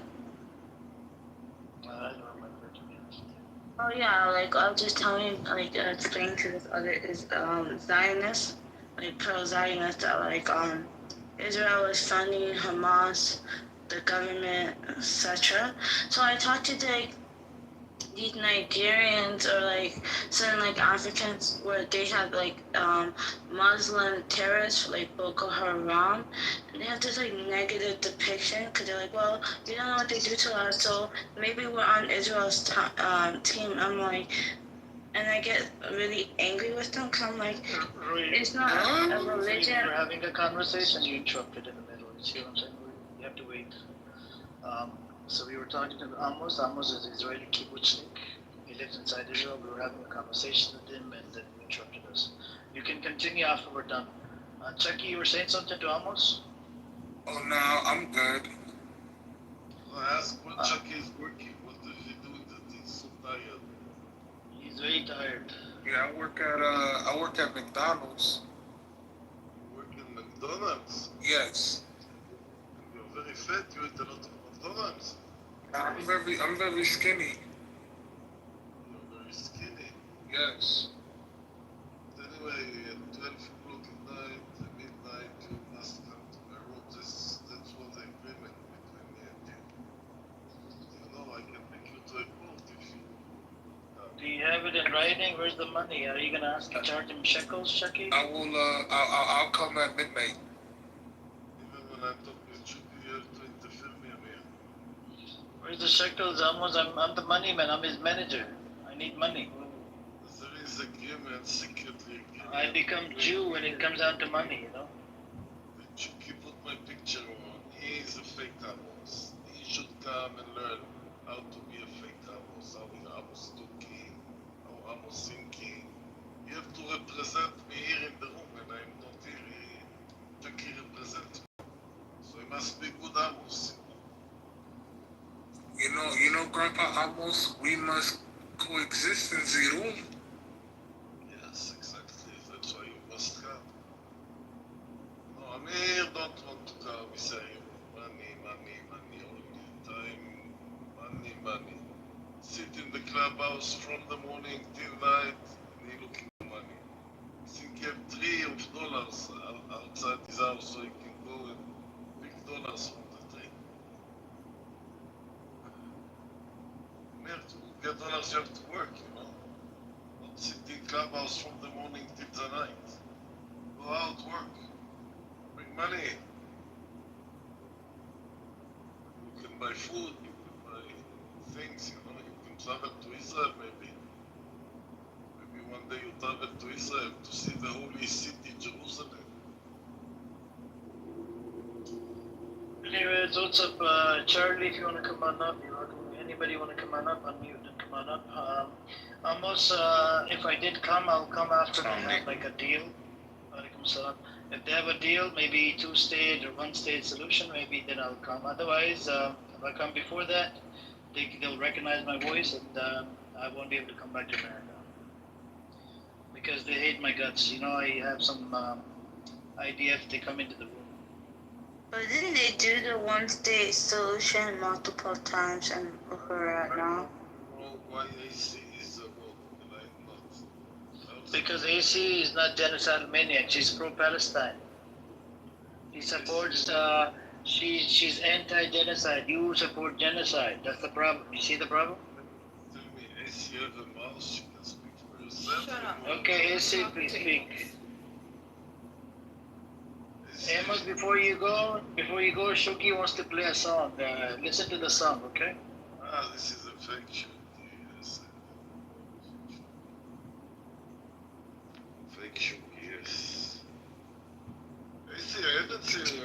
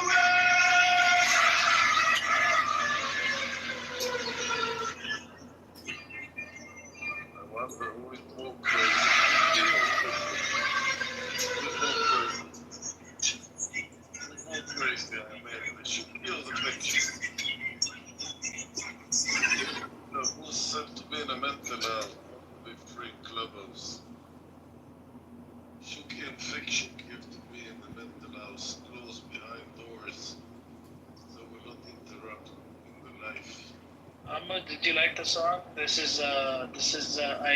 Shuki said he's playing the remix version of that to the idea. Are you okay with that, Amos? Yeah, but you like the remix version? Shuki said I'm gonna play the remix version.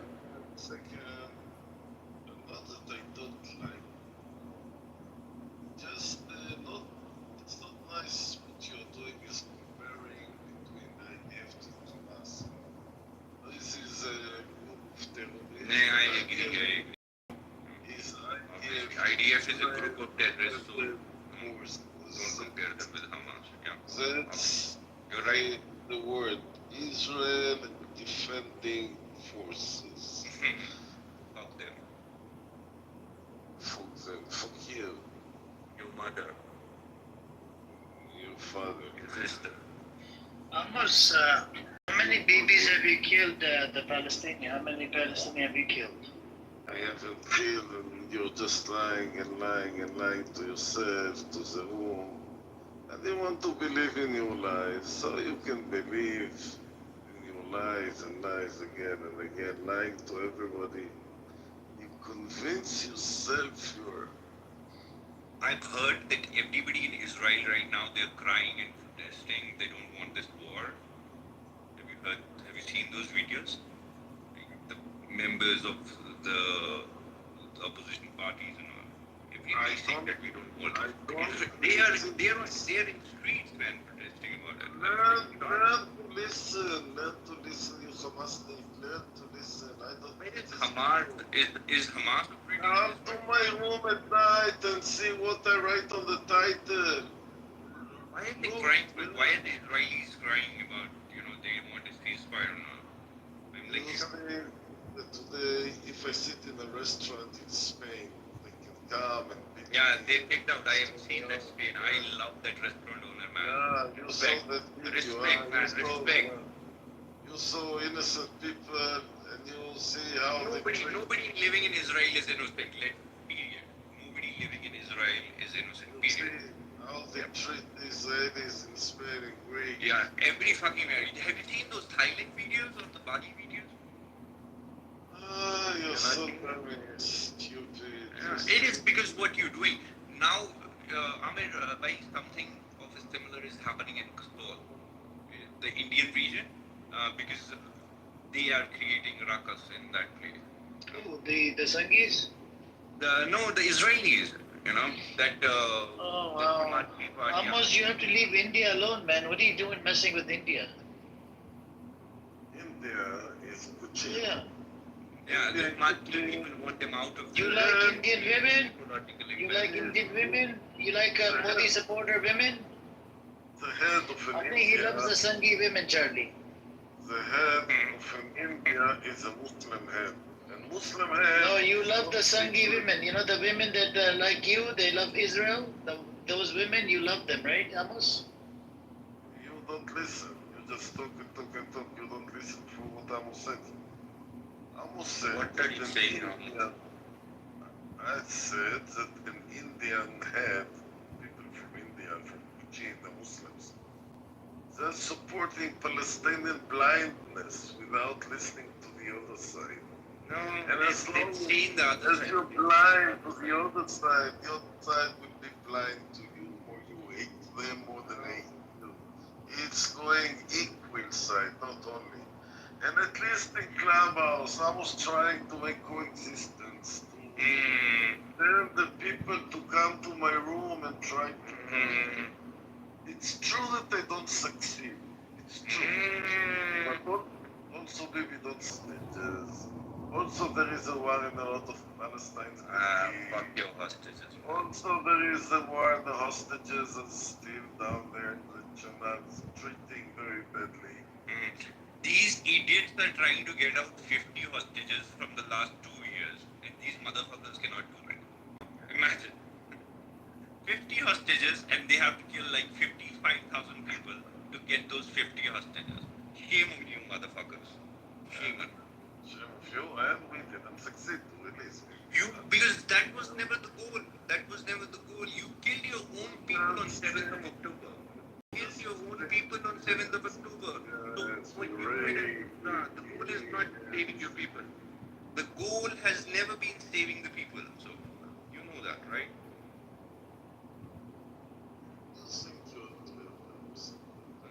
You think you people are smart, but you people are stupid, man. Stupidest breed to ever walk on the face of earth. The most cunning, the most deceitful people ever. Most cunning and the most deceitful people I've ever seen. Did you look in the mirrors this morning before you wash your face, you brush your teeth? Yeah, I guess it's not about my face, but mostly about my soul. Look in the mirror, ask better than your question, any answer Israeli. me. Yeah, better than any Israeli ever. Did you see your face? Better in the than mirror? any Israeli ever. Did you see your face in the mirror this Better morning? than any fucking Israeli ever. Did you see your face in the mirror? Yeah, that's what I told you, you dumb fuck. What do you see when you look on the mirror? What do you see? I see a resistant fighter who wants to kill Netanyahu. For that matter. Resistant fighter who Yeah, want to kill Netanyahu. You sit where in India? Where are you sitting? I know you don't care when I said. Where are you sitting? Where are you from, you dummy stupid? Where are you from? You know, when the Israeli want to kill Yahya Sinwar, they send an airplane and they kill Yahya Sinwar. No problem, they do it quite easy. But if you want to kill Bibi Netanyahu, it will be much more difficult for you. I don't know, he'll die his own death, man. And some dogs will eat him, I hope, inshallah. Oh, you want Bibi Netanyahu to kill. More Bibi Netanyahu will want to kill you back. You don't think it's equal? You don't think No, it's not. It's not. So you want to get up in the morning and think how to kill Bibi Netanyahu. That's Why did Netanyahu kill Epstein? You sit in India, you sit, I don't know where are you sitting, and you just think how to kill Bibi Netanyahu. Yeah, I do. I have a dream, man. It's my dream, so what the fuck would you do? It's my dream. I think Bibi Netanyahu is awful. He's very awful to his people. Every fucking person living in Israel is but awful. If you compare Every fucking person living in Israel is awful. If you compare it for any Arab leader, yeah, I have to kill them as well. I have to you kill the can't Arab give leaders me as one well. Arab I want to leader kill the Arab leaders as well. You motherfucker, are you dumb? I want to kill the other leaders as well. Arab leaders, sorry. I want to kill them as well. Okay, come to my room. We can make coexistence, me and you together. Come to my room. He wants to bring the killer. This guy doesn't get two shits, Amos. You're killer and you want to bring another killer. What the fuck, bro? This guy's seriously a god dude, man. For real. For real. Amos, I think what you need to do is what I was gonna say was Shalomi is here, Amos. You said Shalomi ended the room. You see, Shalomi, why you end Amos' room? I tell you it's not a good thing. You ended his room. You ended his career. Amos' career is done. He doesn't have anything else to do. He can't make any more money from Clubhouse. Amos, your business is closed now. You have to file bankruptcy. You know why my business will never be closed? Because that's what the people are looking after. All the fucking bastards like Shlomi who want to close my door, they can close one eye.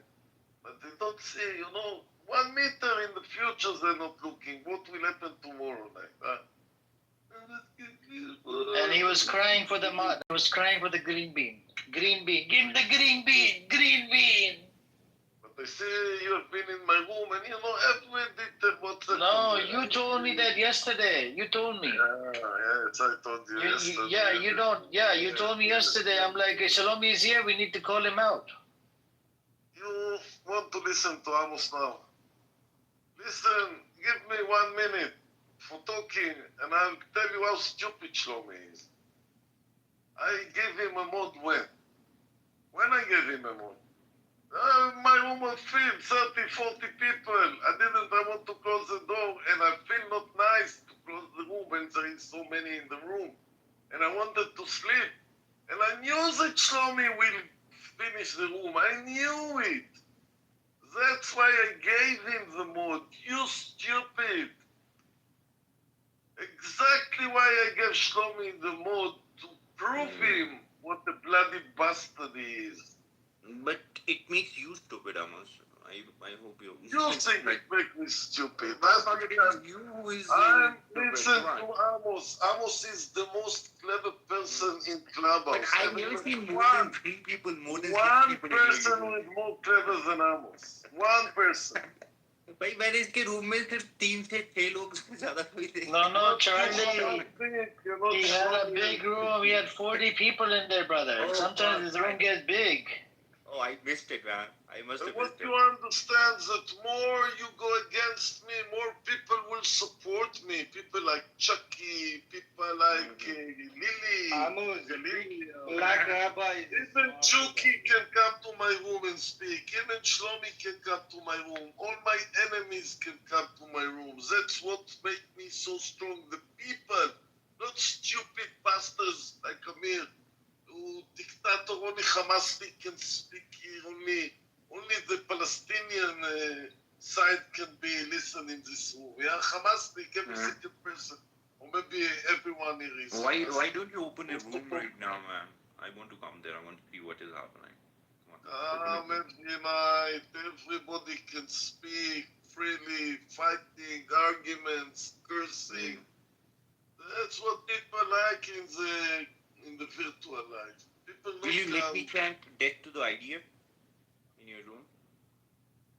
What do you say? I don't understand. Death to the IDF, something like that. What Toki was doing. Get to the IDF. Yes. What do you want to say by get the IDF? Kill them all, man. Everybody, indiscriminately. Let's kill the IDF. That's what you want to say. Yeah, why not? Motherfucker, that's what you want. That you come. Okay, come to my room. Everybody, without seeing whoever it is, just kill them, man. If I give Shoki to sing Amos Ben Zona, so you can come and say the song. As much as you want, I give you the stage. Till a limit, yeah. You cannot interfere with the room, but you can come and say this to the IDF in my room. Yes, you can say it in my room, no problem. Very good. Thank you, Amos. Thank you. I will send Chucky on you, and then you have to hear what Chucky will respond to what you are saying. What did I say? You know that you, as a Muslim, you have a very small mind. You only think right now, I think this to the IDF, and there will be this to the IDF. Right now, the IDF inside us are controlling 65%. IDF is not inside. Those motherfuckers are cowards. You know that, bro. Do a territorial warfare. Everybody knows that. Don't think about the Everybody knows that you cannot do a territorial warfare. It's not your forte, man. You can just bomb them and whatnot. You cannot do it. Every time you've gone inside, you know how you motherfuckers have been killed. So, don't do that. You are cowards, bunch of pussies. Everybody knows that. Bunch of pussies. He called you pussies. Are you gonna take it? Are you gonna take it like that? If you know a little bit history, what's happened after every time terrorist Hamas, Arab killing Israelis, how much they suffer, how much they pay for every Israeli they killed from 48 till today. I think it is Hamas. I think it's the Israeli government paying Hamas to do such shit. Don't you think so? I guess it's the Israeli government doing it. Amos, Israeli women, they love Hamas. You know what happened to one of the women, Amos? She came out of the captivity and she left her husband. And she became pregnant after 7 months. You think it was Hamas' baby? I don't know about it. It was in the news. It was in the news, Amos. I don't know what they're talking about. Yeah, it was one hostage. She was locked up. She was under Hamas captivity. And when she came out, she left her husband. She divorced her husband. She already had 2 kids or 1 kid. And like 6 months later, she was pregnant. Do you think that maybe it was Hamas's baby? Theoretic, it's possible. I haven't heard about it. You think the Jewish women, they love Arab men? Theoretic. In the theory, it might be. But they love Arab men, right? The Jewish women? I said theory, right? They love Arab men, of course. I will not like them when they're hostages. Maybe she gets raped. That's why you asked. But maybe Stockholm Syndrome, I don't know, but in the end, everything will get out. She can't. But they love, right? They love Arab men, the Jewish women? I don't think the Arab men take poor women man, with no money, hookers like this. But have you not And seen those videos and of they give them money, and they give them food, and take them to village, and they make them sell Right. These fuckers are living on state taxes and all, you know, and they are giving Arabs the money. What is wrong with you? Most of you people are living on state-paid funds and whatnot. What are you saying? You think you people are rich? I think that you born as a bloody Muslim. Not understand nothing in his life. Only to hate Jewish and Zionist and Israeli. No, not Jewish. Let me tell you, Jews have nothing to do with Zionism. And you hate them, they will It has hate. nothing to do with Zionism. Jews are in solidarity with the Palestinian cause. If you were clever, if you, not you, I'm not talking to you because you're nothing. I'm talking to Amir that I respect him much more. And I told Amir, let's be together. We have the power. We can agree about a lot of things together. And we agree about a lot of things. Amir know my opinion about my government, about the war, about everything. And we could make a room of 100, 200 people. That's my dream. Inshallah. That I will have big room and a big bar. Most of them will be Palestinian. Of course, they are more Palestinian because Palestinians are more dummy. People in the clubhouse are dummy. Don't do it. Don't do anything for them. Just get the fuck out of that land and they will do it themselves. Just get the fuck out, man. Just fuck off. And what about They'll do it themselves. Don't worry about them. Just get the and fuck what out. about my hostages? Just get the fuck out, man. And what about my hostages? What hostages? What hostages? Tell Netanyahu to do something about it because he is not at all concerned about those hostages. He is not. Baby, I agree. A lot of things. I told you, you find. Okay, tell me the names. Tell me the names of 10 of the hostages right now. No, I can't because I'm also dummy. I don't go to Kaplan. I don't demonstrate. I don't. I have 50 hostages. You don't know even the name of 10 of them. And you're like, give me 50 hostages back. So just get out from that land, please. Go, man, please. You think I can? Okay, I Get take lost. no, yes, okay. I take the IDF out of us. I think I can. Let's say that I want. You convince me. I want to take. You think I can? I just can want go on. you to get the fuck out of there because I know that the IDF doesn't know you. They don't fucking care who you are. So you have no say in this matter. It is just personally, just get the fuck out. Go, please, go. Listen, can you tell me who are you? Where are you from? How old are you? Can you tell me that? No, I won't tell you that. Why it's a secret? Because it's not a fucking Israeli I checkpoint. want to It's know not an who am IDF I checkpoint. And I have to compensation? know whatever you say. I want to know who you are, dummies. I don't want to tell you. I don't want to tell you.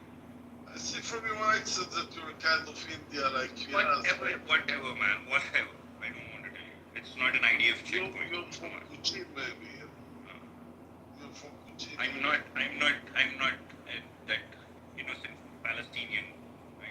I fuck you up, man. Just get the fuck out of that country. Go. Get lost. So we'll go out one day. Go, man. Please. Go. Charlie, where are you? You're in Gaza right now? What's up, brother Fayaz? Assalamualaikum. How you doing?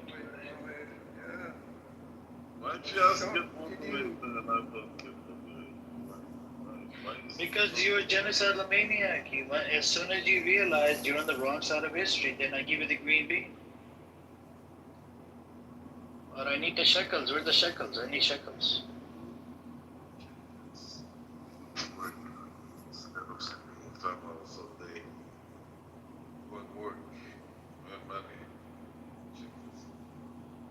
Don't worry about us. Don't worry about our money. Don't worry about us. Just worry about yourself, man. Get the fuck out of that land. It's not yours. It's not yours at the first place. Okay, if you're so personal with me, tell me where your father was born. Or for that matter, where did you born?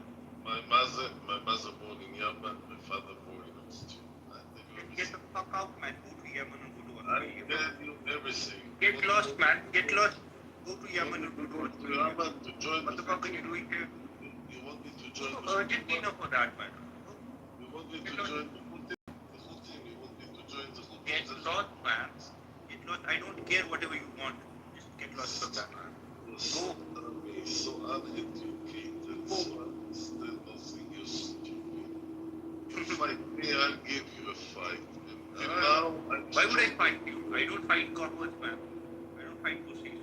Get lost. Because I'm smart, because I'm stronger than Oh, because you're an old motherfucker, man. I don't fight old people. Go.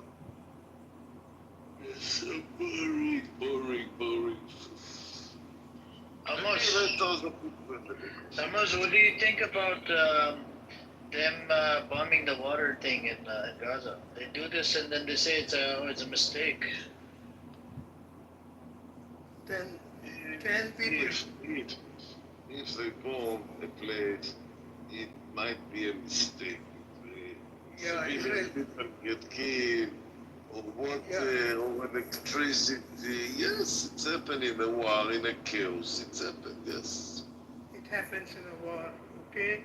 That's because it happens in a war. It's so easy for you to say that because they are not Jewish children, they are not Israeli children. 6 children who were collecting water, or actually who were standing in queue to collect water, were hit by a bomb, by an airstrike. Who kills innocent civilians by an airstrike? What is the need for an airstrike? Why are Israeli warplanes still flying over Gaza? They are unarmed people. You might as well kill them one by one when they come and collect water from you. Why do you have to send an air missile? That's because America gives you free bombs to kill. You don't have to pay for them. So that's why you send fighter jets to kill literally children, man. It looks like Israeli bastards don't have children. It looks like you people don't, to consider you as human would be the biggest mistake of humanity. And Amos, you come here and defend everything that Israel does. You keep praising the IDF. You keep saying that it's a mistake. In wars it happens. Yes, in wars it happens. So I think Hamas should simply go ahead and do whatever they have to do with the hostages. October 7 was also a war. Why don't you just accept that and move on? What's wrong with you guys? Can't you just let those children be alive? You have stolen enough, man. You disgusting pieces of shit that God produced. Probably God said, you are the chosen scums, and you mistook it to believe that you are the chosen children. Every day we open the news, the first news, I wish I can unsee all these news, just get out of Clubhouse as well, and live somewhere in the mountain. But bloody me, I just can't do it, man. I just can't do it. I keep coming back, I keep reading the news, I keep watching the TV, I keep going into the social media, and every day there is a horror. There is some violent attack on civilians. Children. I honestly don't understand why you have to target children. I simply don't understand, Amos. People like you come here and defend and just to placate us. You say, I also don't agree with Netanyahu. Netanyahu is evil. No, every Israeli is evil. Every Israeli. There are no good Israelis today. Okay, there may be a few who are protesting against the war, but they are protesting not because they love Palestinians, that's because they want to get the hostages out. This is the reality. 82% of your people want Gaza to be ethnically cleansed of the Palestinians. This is the reality. When do you think, Amos, is there a time in the future when Israelis will become a little bit of, a bit of a humanity will come into them? Will you become human anytime in future? Is there a possibility? Why don't you look up your scriptures? Go back and read your scriptures and let me know if that is also written there. When God wrote 3,000 years ago, whatever he wrote for you, why don't you see if he has also written that from this date onwards, you ought to become humans? I know. And who kills children who are standing in a queue with dirty bottles in hand so that they can get some water? Not Hitler. The same story. The same story and again and again. That's because the same thing you are doing again and again. That's why we talk about the same story. Every story is the same. Okay? That's because you do the same every time. You're simply killing people, man. You're just simply killing people, children, men, women. I mean, there's no limit to it. There's no limit to it. There's no end to it. Why should the world sympathize with you? Why should the world show any mercy on Israelis? I would not. I would never show mercy. I'm a pacifist. I have been a pacifist, but not for the Israelis. I would never show mercy to any Israeli. I will not even go into and check whether he's a good Israeli or a bad Israeli.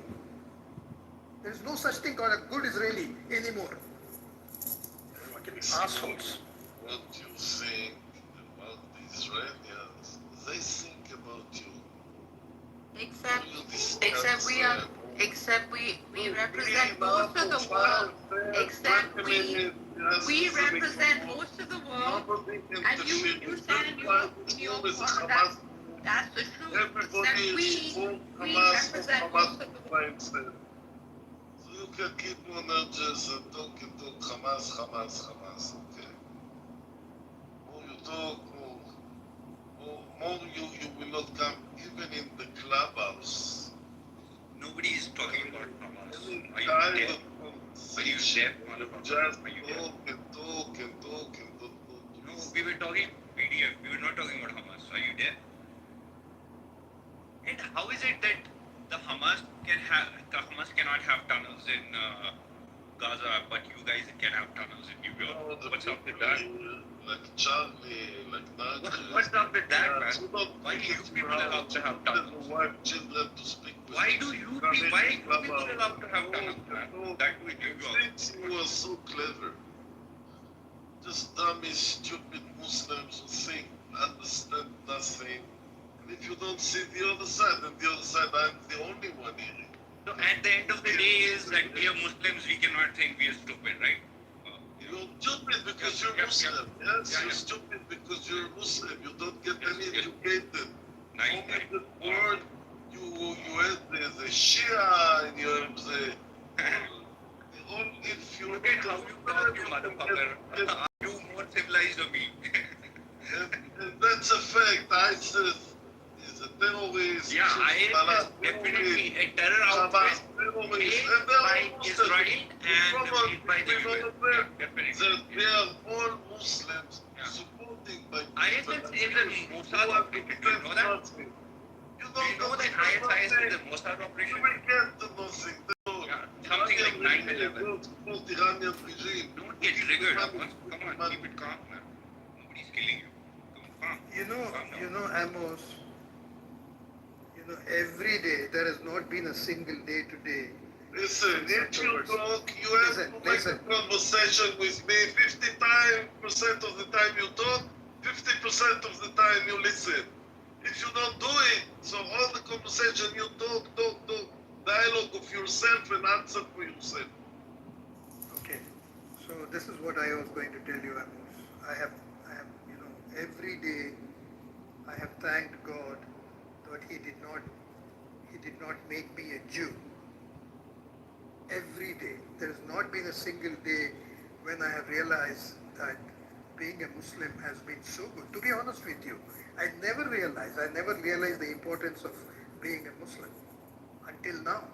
Now I realize, after seeing what you people are capable of doing, I've realized that God, has been kind to me. He did not make me a Jew.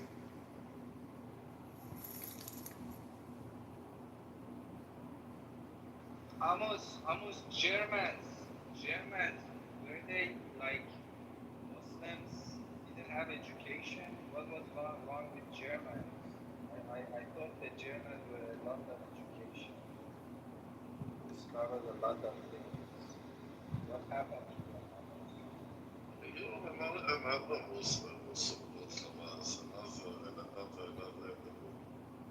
will come and say the Hamas side or opinion. You don't look on the other side, even that it's very difficult. There is a lot of Nobody is talking about Hamas. Why are you talking about Hamas all the time, man? Nobody is talking about Hamas. What is wrong with you? I did. Mentally. Nobody. Amos, who is talking about it? 10 people have been killed when they went to collect water, and out of them, six of them were children. Before they were 10, now they're 6, yes. 6 children and 4 adults. We are talking about that.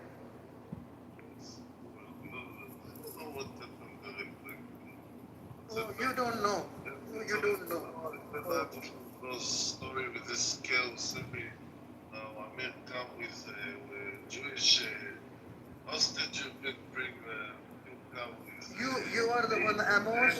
We are talking about issues. You are the one who started saying Muslims are bad, Muslims are uneducated, and so on. You are the one who drags religion. That's a fact. Okay? That's a fact, yes. So be it. We will show you what we are. If that's the angle, if that's the language you want to speak, if that's I always restrain myself from going into religion. That's the language you speak, and I give you back. No, I never attack religion. What I did you attack now? people like you, Amos. Jewish, and you Sure. hate on the Zionists, on the Israelis. What did you say right now? You change your words every second. You change your words. Yes? Is Zionism equal to Judaism? No. No. Let Amos reply. Is Judaism and Zionism one and the same? Listen, I'll answer you. No, I'm asking. Amos, yes or no? No. If you ask, you keep yourself in mute and listen. You keep yourself in mute and listen. You don't know to listen to us. You want to ask and you want to answer. Yes, I answer. It's a yes or no question. There is no yes or no question. You ask me a question, you mute yourself, and you let me 50% of the time you speak to answer. 50% I want, not all the time you speak. Okay, 50%. go ahead. You say if Jewish and Zionism are the same, so I'll let you know. I'll let you my answer. The Jewish are religious. All my family are Jewish religious, including me. We are Zionists as a fact that we born in Israel, whether we like or we don't like. Zionist movement is Zion. Zion is Israel. Is people who are born or want to arrive to Israel. That's the difference between religious Jewish and Zionist, which can be atheists like me. Not religious. But they cut my dick while I was 8 days old. They didn't ask me if I want or not want. I become Jewish. The same as the Muslims. Stupid. But when you shut your mouth, but when you attack all the Israelis killing babies, I'll tell you the first sentence when I met Amir. When I met Amir, he always... how many Israeli babies have been killed? How many Israeli babies? Shut your mouth when I'm speaking. I told Amir, one of my first sentences, Amir repeat it again and again and again. Amos want to kill 20,000 babies. Amos want to kill 20,000 babies. Amir say all the time. And I'll tell you, if I have the opportunity to release my 50 hostages and kill 20,000 babies, I will do it tonight. Not tomorrow, tonight I will do it. Just get the fuck out of that land, bro. If you want to speak about everything, not only the children get killed or one woman get pregnant because she was an hostage, and what the proudness that the Hamas raped her. What the big deal? To make a woman pregnant while she's an hostage. Of course her husband will leave her. Go back to Yemen. So you take a story, a little one story, and you make it a big. You don't talk about the other side. About the Israelis. Because there is nothing to talk about the other side, in man. the There's 7th of no October, you don't consequences speak, for the other you side. don't mention Okay. what they did, and there are movies. There are Sir, movies. I'm giving you 30 more seconds. I'm on 30 more seconds. Of the Nukhba, they took movies. You said always, Google it, Google it. There are movies what they did in the 7th of October. What They did nothing, man. They did nothing. As compared to what you guys are doing, they did nothing. awful people. Nothing. It was How- nothing. 10 How more seconds. cruel. Amos, 10 more seconds. I finish, even not one more. Okay, here's the point, Amos. You said to recover the Israelis, to recover the Jewish people, you will be able to kill 20,000 children. The difference between you and me is this. I would, if my family was taken hostage, and if I had to kill children to get the hostages back, I would not kill the children. I would rather sacrifice my family than killing children who are by nature innocent. Difference between you and me. Then the second point, I am talking about Israelis. I am not talking about Jews. When I criticize Israel and Israelis, it also involves, because Israel is not just about Jews. Israel has a population of 2 million Arabs, the real owners of that land. 2 million Arabs, Druze, Bedouins, atheists, and Christians. Okay? Jewish population is only about 70%.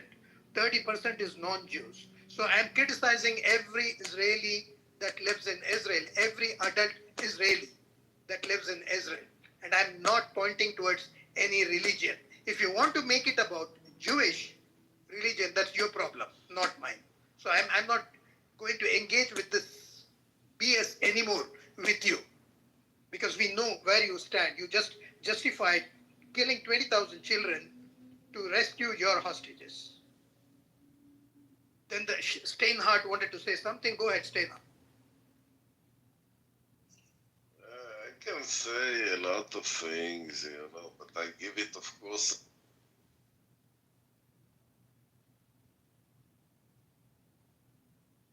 Fazli, I was looking at what Boko Haram is doing, and you know who is funding Boko Haram? It's the Mossad. Mossad is funding Boko Haram. Come on. What are you guys doing, man? Why are you funding an Islamic organization? And why are you supplying them drones and all? It doesn't make any sense, man. It's the same with the ISIS. These people are funding them. Charlie, Boko Haram, I think is in Nigeria. And Yes, bro. if I'm not mistaken, if they can control those lands, they can control the water of Nile. And if they can control the water of Nile, they can control Egypt. These motherfuckers have a lot of land in there.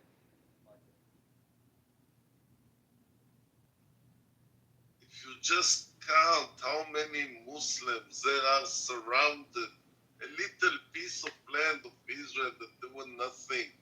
It was never belonged to the Palestinian. It was the Ottoman Empire, the Roman Empire, the British Empire. It was never Palestine belonged to the Palestinians. Oh, biblical bullshit. Lie. Nice. And, Nice. and the UN decided this piece of land will be for Israel. And if you learn history, more you kill the Israelis, more they kill you, more power the Israelis have been. They've been so strong today. So strong. The American are afraid to go bomb Iranian. The Israelis go and bomb Iranian. I don't agree with this What the government. fuck are white European motherfuckers all doing the in world, if Middle you East? agree or not agree, all the world, the Western world, the clever, not Muslims like you, yes? All the clever world support the attacking in Iran. The Iranians like the attack in Iran. They want the Israelis to come and release the poor people. No, they don't. They don't. No, we don't. Lie. Don't lie. Don't come to our country. We don't want you. Amos, Genghis Khan was so strong. Steinhardt, you wanted to speak. Wayfan, can I let Steinhardt speak?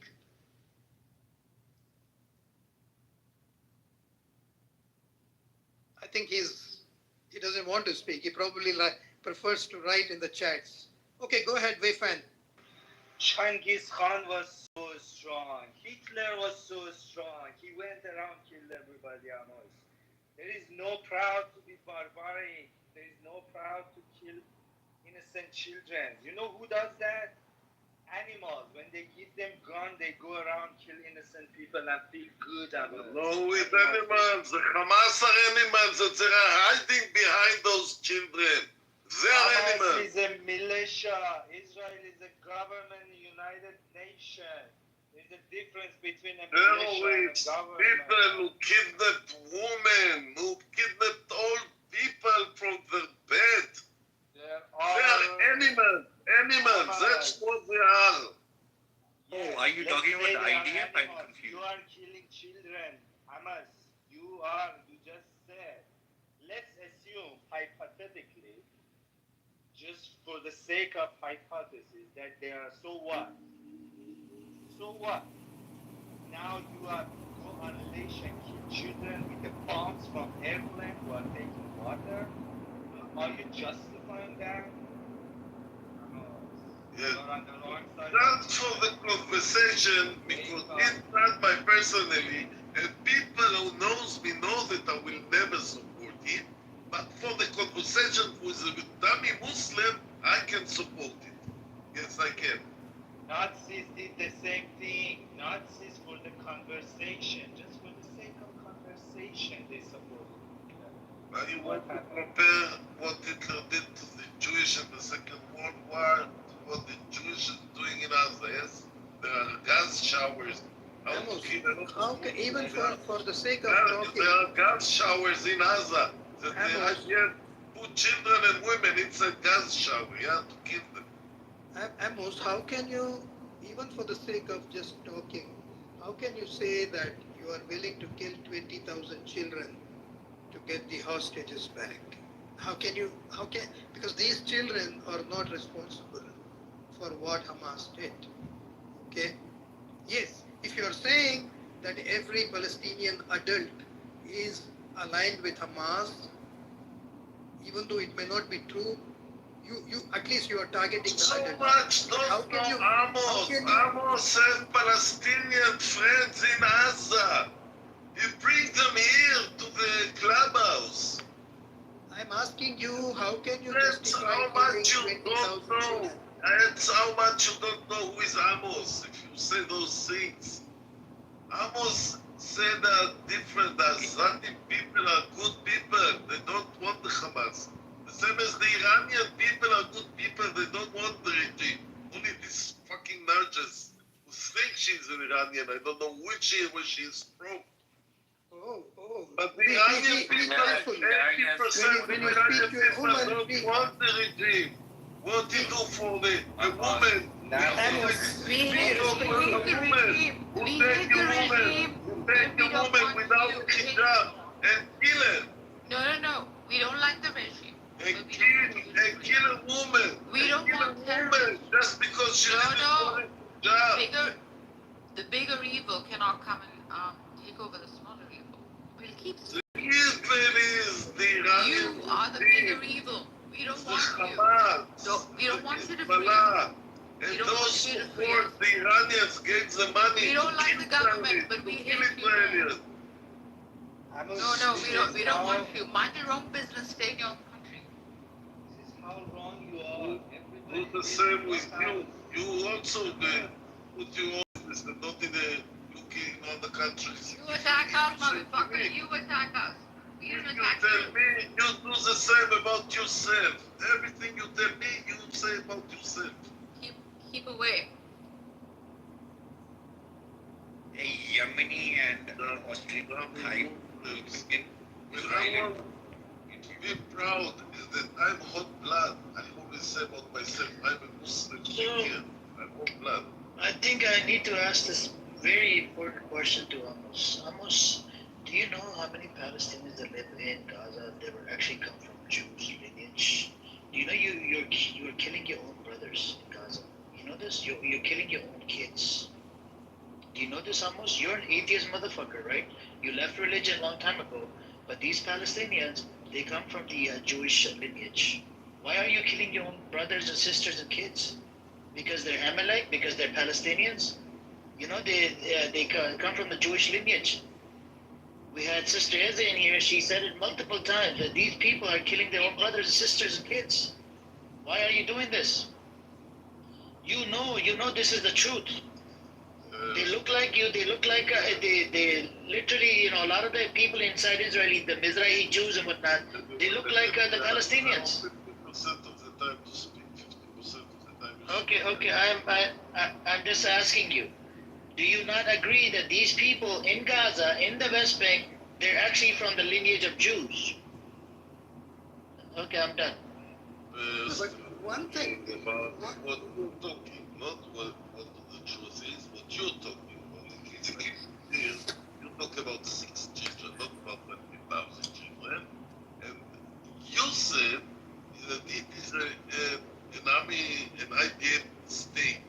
I even didn't hear about this thing. I even didn't hear about a lot of stories that you tell in the room, a lot of lies that I haven't heard about. But that's what you say. I'm just taking the information from you. IDF kids and people, 6 of them are children. And I say, in a chaos, in a war, yes, it's a mistake. You will not find one get murdered by IDF. Would you try to represent the IDF as killers, as coming to kill children and women? You are lying. I am the IDF. I served all my life in the IDF. My children serving today in the IDF. You don't tell me what is the IDF. The IDF is the Israeli Defense Forces.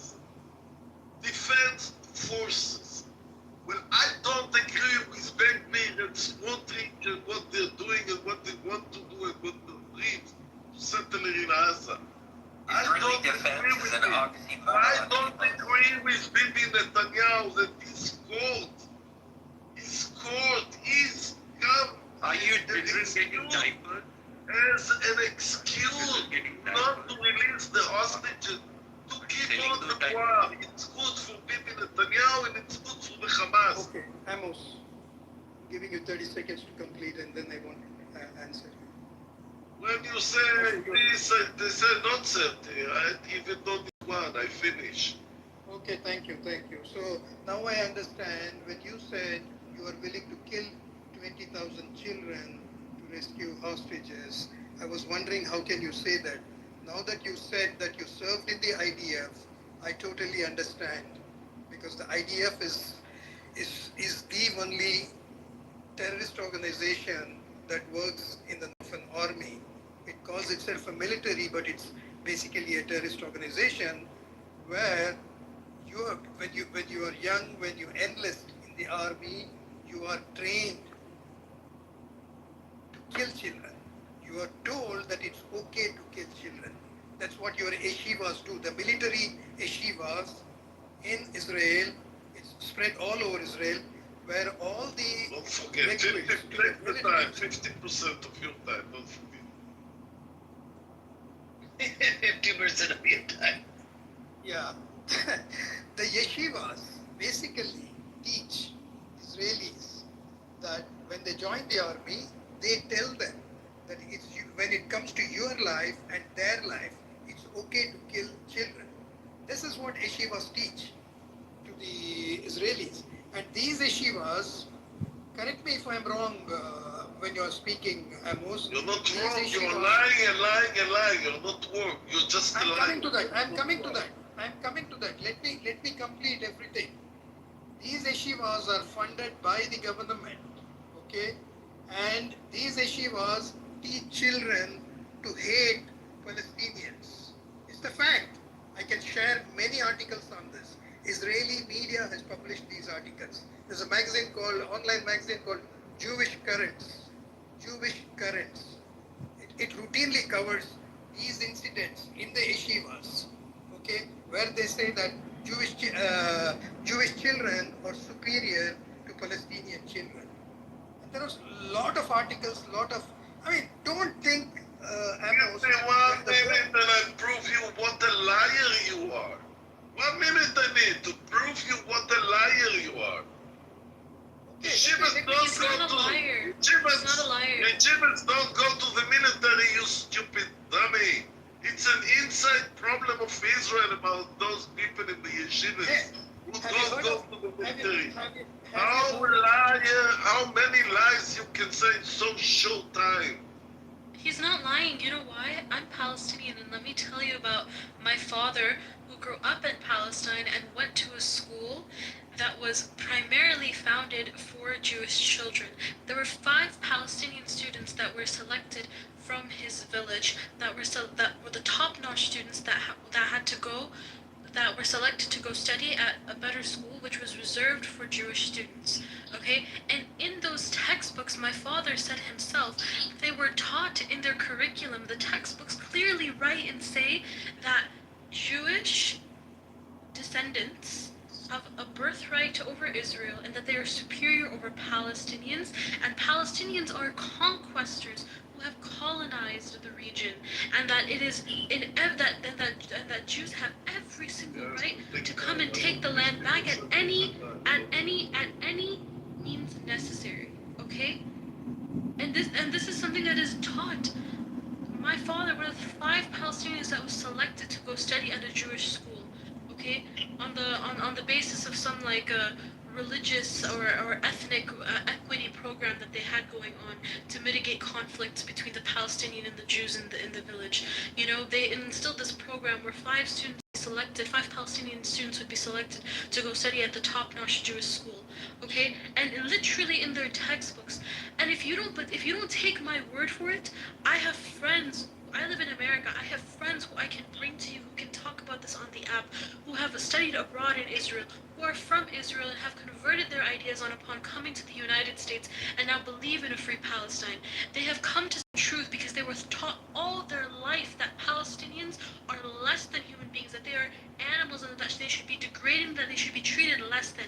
They are taught this in school. Having come to America and seen the activism before their eyes, they now know that what they are being taught is wrong. So this is not just Fayyaz's words. These are not just what he is saying. You can read thousands upon thousands of articles, but what you will see and what you will hear is the truth from Israelis themselves that will say that they have been propagandized many, many times, not only by the military, but by the Israeli education system. Thank you. Thank you, Leila. I have written in the chat, if you listen. السلام على الشاهدين في فلسطين القائم والشهداء وعليكم ورحمة الله وبركاته. Peace and blessings, in the face of what you are telling me, peace and blessings upon the Palestinian people, whose existence in itself is a form of resistance. Hayat Intifada, long live Hamas, long live the Palestinian Revolution, and I hope one day that you suffer a worse fate than the one that you are giving my people. I hope that one day when you walk the line of Sirat al-Mustaqim, you see all of the oppression that comes before your eyes, and that you realize how much of a murderer, how much of a genocider you are. And I hope that one day your kids will be ashamed of their last name. I hope that one day your kids will be ashamed to be related to you, to be related to a person who justifies genocide. So I listen to listen, you. Amos, no, your time has not come. I listen to you. I listen very good. Mute up, Amos. Let me say something, and then I will give you a chance to speak. 50% of the time. I promise you, I will give you 100%. Wait. I just written in the chat 2 names of yeshivas or 2 systems. One is called Hesder yeshivas. This is one group of yeshivas which combine both military and religious teachings for people above the age of 18 years. And they have to undergo 5 years training, which alternate between military school and the religious school. And in the religious schools, they basically teach that they are God's chosen children, and all the Arabs or lesser humans are going. And it is in these yeshivas that they teach that it is okay to kill children, because when it comes to attacking your enemy, you have to treat everybody as an Amalek. Okay? And that's why in the West Bank we see that not only the illegal Jewish settlers kill men, women, and children, they also kill their sheep and donkeys. 50, 60, 70 donkeys and sheep get killed every now and then in the West Bank by the illegal settlers. That's because they have been taught in the military schools, in the military yeshivas, that they are all to be considered as Amalek. This is Hester Yeshiva, and I did a research on that. I'm not sitting here and shitting here. I can make a lot of money instead of sitting here and doing it. Okay, I don't want to do that. I want to do something for the Palestinians. If it is only here, I'm going to do it here. If it's somewhere else, I'm going to do that. I want you to look it up, Amos. It's okay. It's. You can come and shout here, call me names, that doesn't matter. But go and look it up. One is Hester Yeshiva. The other one is Meshinot or Mechinot. I don't know how you pronounce it. Mechinot Yeshivas.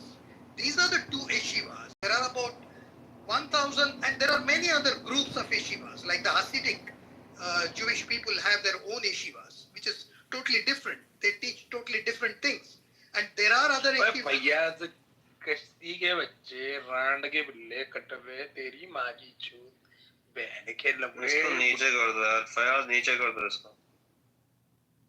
So I threw him out of the room.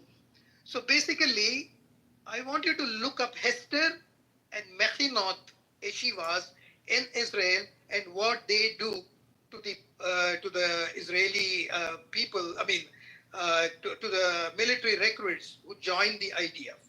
Go and look them up and come back and argue with me. If I am wrong, I will apologize to you. If you find what I said is truth, you have to apologize. And Laila, thank you for sharing all that information. I want you to bring your friends, Jewish friends, who have realized the truth to this app, to Amir's room, so that we can also learn a little bit from them. You want to speak, Laila? Go ahead. I would be more than happy to, Fayaz. I would be more than happy to. Amos, I want to ask you a question. In the recent 2 months, IDF soldiers have been turning their face away from the cameras to take their identification photos for their IDs. Now, if you believe, and if the IDF believes that what they are doing is, out of their retrospective, Jewish right, and that what they are doing to Gazans, to Palestinians, to people in Palestine is correct, then why are they hiding their faces from their identification cards? So that they don't get doxxed? So that they don't get recognized for the atrocities that they commit? So that they don't have to show themselves in front of international law that they are committing a genocide? Why are they turning their face away from their identification cards? Explain that to me. Okay, you put a lot of blame, and I will try, one by one. First, Tobias, you make one big salad between the Mechinot and the yeshivas and those who are in the military and who are not in the military. So let me teach you. Let little Amos bus driver teach you one simple thing. Mechinot is making ready the children to the military. They are the best yeshivas who are going to the military. When you talk about Mechina is making ready the translating of Mechina, making ready the yeshivas children to the military. And most of them are religious, but not all, by the way. But most of them are yeshivas religious. They are the best of the yeshivas who get military, who are involved with the Israeli society. And you make one big salad with the yeshivas who don't go to the military, which true they are against the IDFs. They're against the Israel state. They're against the burning flags. And you know nothing about those people. Believe me, as much as I know, I even don't know enough. But for sure, I know better than you. What is the yeshivas? Don't you come and tell Amos what they teach and what they don't. That's for you. Amos, Fayaz is Laila, not. no, Amos. Laila, I want to answer you. Laila, I want to answer you. I come now. One second. Let me clarify something. Fayaz is not saying that he's not telling you what they are teaching. Okay? He's saying that what they are teaching is wrong. You know what they are teaching. What he's saying is that what they are teaching is wrong. Do you think that it is correct for these yeshivas to teach Jewish children that it is okay to grow up and murder Palestinians? That is what Fayaz is saying. Did we talk in the past, Laila? Do we know each other? No, I don't know. Trust me, I remember every Zionist I come across. So me and you, we never crossed. For me, you are like Yas, Sumud, and Amir, intelligent Muslim who born in America or born wherever. You are my enemy, but you're intelligent. Okay. I can hear. Shut your mouth. Don't tell me to shut my mouth. Shut your mouth. Don't tell me to shut my mouth. Shut your mouth. No, that's the thing. Amos, you gotta stop disrespecting women. Come on, Amos. I want to show you how much. We're not in Israel. You know, I know in Israel they disrespect women all the time. Amos, calm down. We're not in the Knesset. In the Knesset, there's a survey. More than 82% of the women get treated like shit. Listen, Amos, I'm not a Palestinian in Palestine. I'm a Palestinian in America, okay? I'll beat your ass right here, okay? And you don't give me to answer. Bunch him, Layla. Bunch him. It's a little. Wahyat Allah, bro. Let this guy come in front of me, bro. That's how it is. It's a normal behavior. Go on, Amos. It's the first time I see you, I met you, and I like you, Laila. I like you the same as I like Fias, the same as I like Amir. No, I don't like you, Amos. You don't like me. No. I do like Amir. No, you don't like me. You know what? I want to pay money to come to my room. Where's the shekels? Any shekels? Shut your mouth when I'm speaking to Laila. You shut your mouth. Laila, You know what's crazy? Amir, you know what's crazy? I've never heard of prostitution houses until Israel started taking over Palestinian land. Okay. You know, and I'm telling you, I think your wife and your children, right, are being prostituted right now. Okay, the way that you talk to me, that's the kind of vibe that I get from you. I think Amos is a prostitute. Okay, Laila and Nargis, listen, I open the room. Okay, listen, Amos. Every night at Amos, I have now shared the name of 4 schools. I will finish my words. I didn't take 50%. Yeah, I'm giving you the time. You don't listen to me. Listen. You go and read your article. I have to go before that I want to say something. I have written. He's not listening at all. Mute him. He's a I have written the names of 4 most extreme yeshivas in Israel that have been called out by Israeli media. That's how I know they are the most extreme, and Israeli media, especially While I think in response to you, you go and read articles. Listen to me. Yeah, he's reading articles. This is an intellect, you unlike don't you. listen to me and you expect me to listen to you. Nobody I'm wants to telling listen the to you. audience now. I open the room. 4 yeshivas. I call him. Come to my room. Amos, there are 4 groups of yeshivas in Israel. I've just written their names in the chat. And these are schools that are set up in different parts of Israel, including in the Palestinian occupied territories. Okay, one is Binai David, Har Bracha Yeshiva, Yeshiva Hakotel, and Yeshiva Har Etzion. Israeli media like the Haaretz and also Ynet, they have called out these yeshivas. They say that it is in such yeshivas that Israeli children who join the army, they are being brainwashed into hating Palestinians and Arabs. And they have called for the government to take action against these issues. I've given you the names of the issues. How many lies you can lie? You didn't read it anywhere. Liar. This is your own media, Amos. You're not listening. He's a liar. Nobody teaching children to hate Muslims. It's a lie. So your media is lying. So you're trying to say that your media is lying. Civil media was lying about the what Israeli happened. media. You can't find it in the Israeli media that you teach in the yeshivas children to hate Muslims. That's a lie. So Amos, why all the Jews hate Muslims if nobody teach them? It's just they got to that conclusion on their own.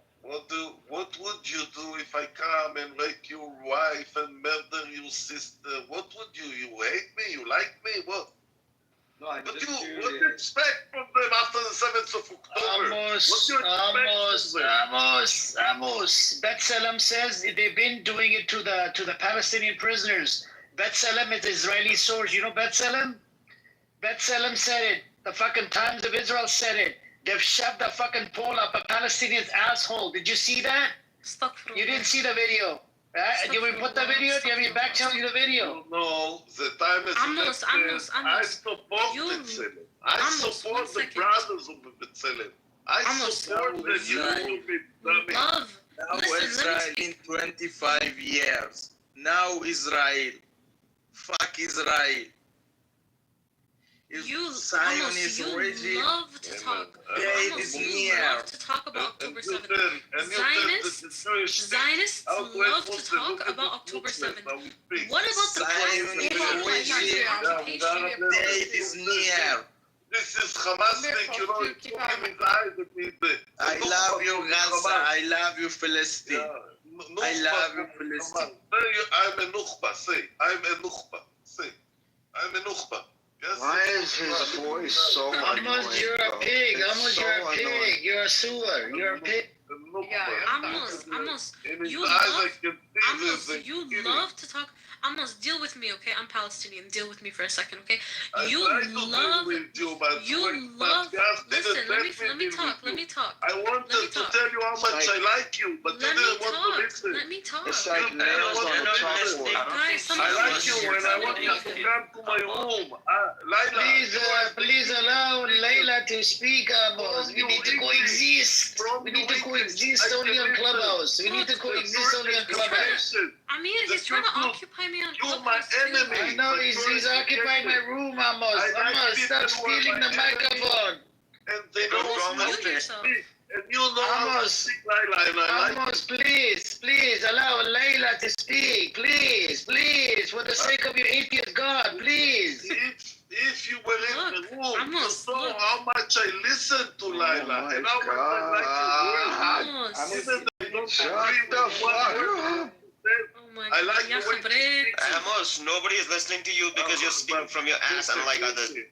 It sounds like nails on a chalkboard, bro. Holy shit, his voice is horrible.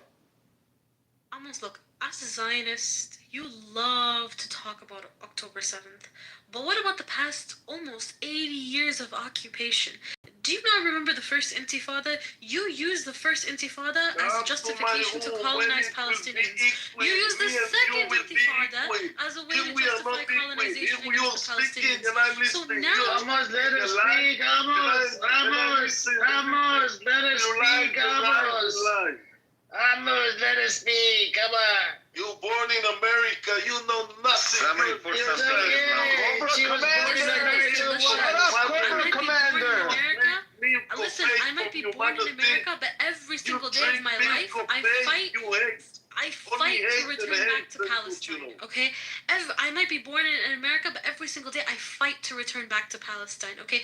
My roots are in Palestine. My dad was expelled. He had to leave. No, we don't care about your room. We don't care about your room.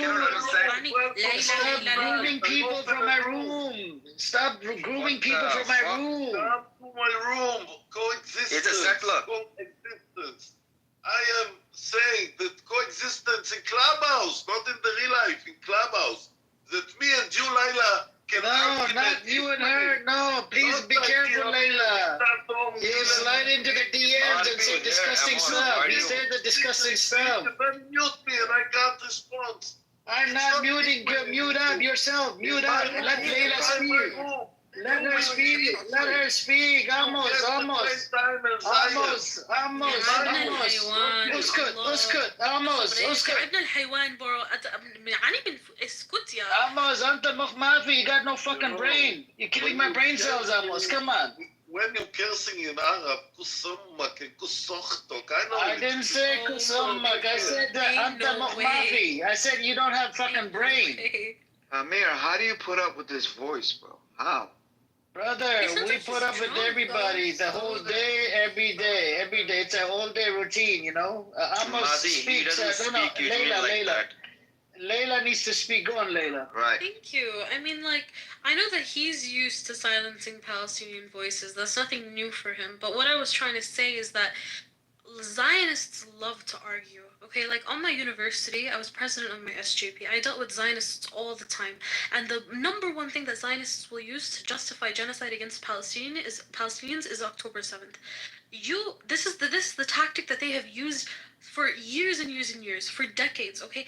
They used the first intifada as a way to justify colonization against Palestinians. Almost, let her finish and I'll give the mic afterwards, almost. In 67, in 73, every time there was another 7th of October. That's you don't talk about. Amos, let her speak. Come on, I give you the mic afterwards. Even that's you're a liar, because afterwards you give the mic to Fiaz. And after this, there come another Muslim. No. Fiaz is not here right now. It's also in Muslim. You atheist. Be quiet. They use the first intifada as a way to expel, and these are just the numbers that we have, okay? The number could be the number could be way more. This is just the documented numbers that we have. 10,000 Palestinians, they use the first intifada as a way to justify colonization against 10,000 Palestinians in the West Bank. The second intifada, they used it as an excuse to justify the conquest and colonization of Masjid al-Aqsa. Now, the third intifada, which is what we call what happened October 7th, they're using to justify the genocide against Palestinians. You use this over and over again. October 7th is not just your only excuse. Zionists have been using this for decades as a way to justify colonization and oppression against Palestinians.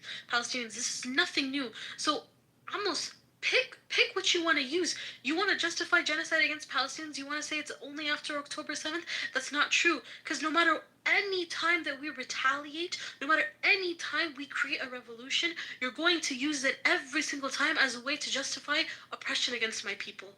Okay? So pick and choose your battle. Which time period, which revolution starter do you want to use to justify quote unquote oppression against my people? Is it going to be October 7th? Is it going to be the first or second intifada? What is it going to be?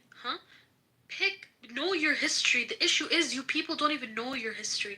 Whereas Palestinians, we know our roots all the way back to the Ottoman Empire. We know exactly what tribe. We know exactly where we come from. We can trace our lineage 7 to 8 gravestones. If I go back to Gaza,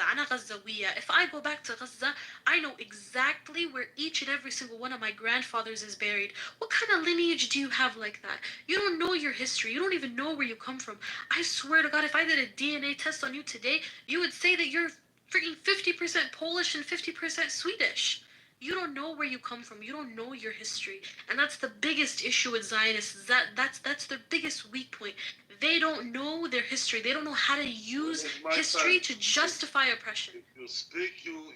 Okay, Amos, go on. It's your turn now. Go on, Amos. Listen, Laila, as I told you, I want to be equal. And I'm not equal here in this room. But I will try to answer you. You learn music in the university, you get 100% good... in exams, you bring good numbers, you think you're educated, so you know better than Amos. All this history, I live it. I'm 66 years old, everybody know everything about me. I live the intifada on my skin, on my body. I go to Gaza in the first and in the second. By the way, in the second intifada, they were mistaken and go to Europe. I run away from the army. I didn't want to do the army.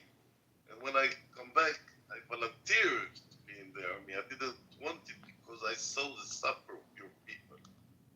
But if you talk about it, you have to know who is Amos. Amos is more experienced than anyone in the room. You little children, I'm sure that you are 20, 30, I don't know how old I am, and what experience. Usually when I start a conversation with somebody, my first question is, who are you? And you, it's very simple. You were in where are you from? Shut your mouth! Shut your mouth, you stupid dummy dictator! You born in America for your grandmother who have been fighting against the Israelis. You know, 20% of Israel are Arabs. Why? Those want to live in peace. Those who wanted to live in peace didn't go to Gaza. Gaza is concentration, you call it concentration camps, camps of people who ran away from Israel, who didn't attempt to fight. So of course Israeli revenge and burned villages and all the what Amir is telling about Israelis who did it in the 40s, in the 30s, in the 50s. Yes, they revenge. They were not anymore the poor Jewish in the concentration camps. They start fight back. Look, he decided to There was shut your mouth, you Wednesday. You understand nothing in your life. I know that you're a Jew. Let's not interrupt Amos, please. Amos, don't attack. Yeah, when it's a time for me, at least you speak, Amos. I protect your time. Go on, speak, Amos, speak.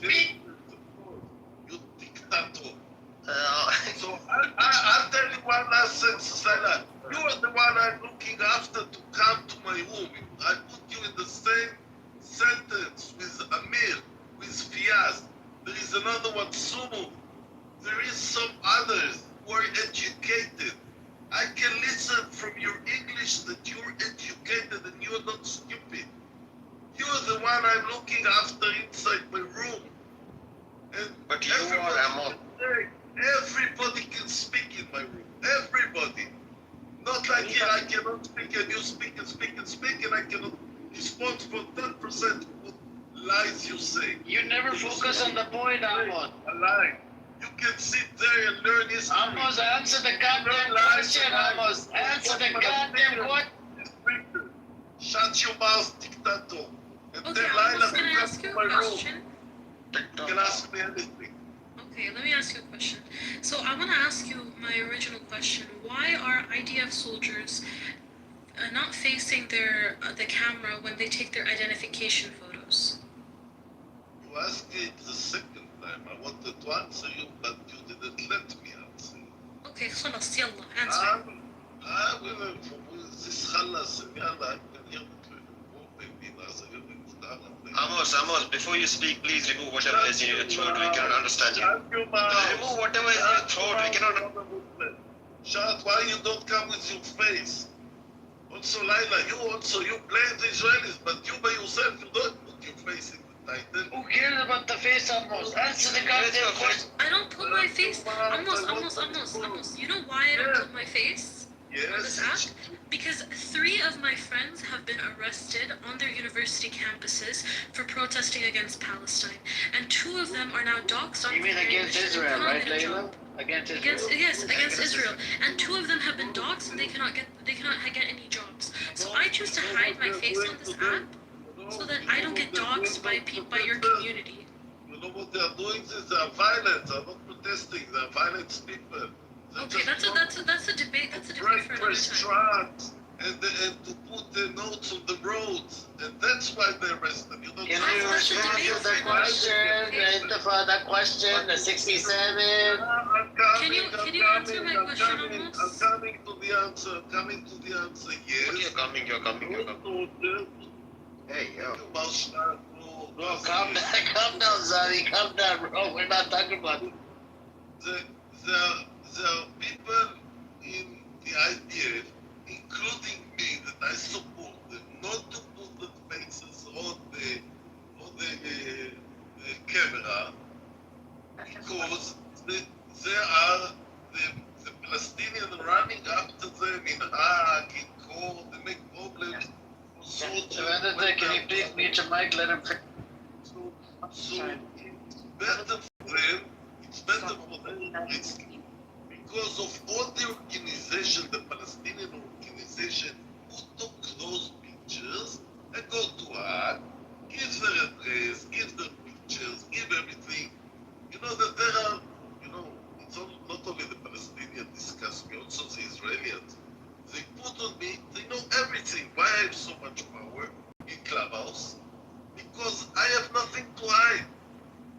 They know who am I. You see, in my picture, there is my picture, the place where I'm born, the place where I live. Everything, know everything about me. I have nothing to hide.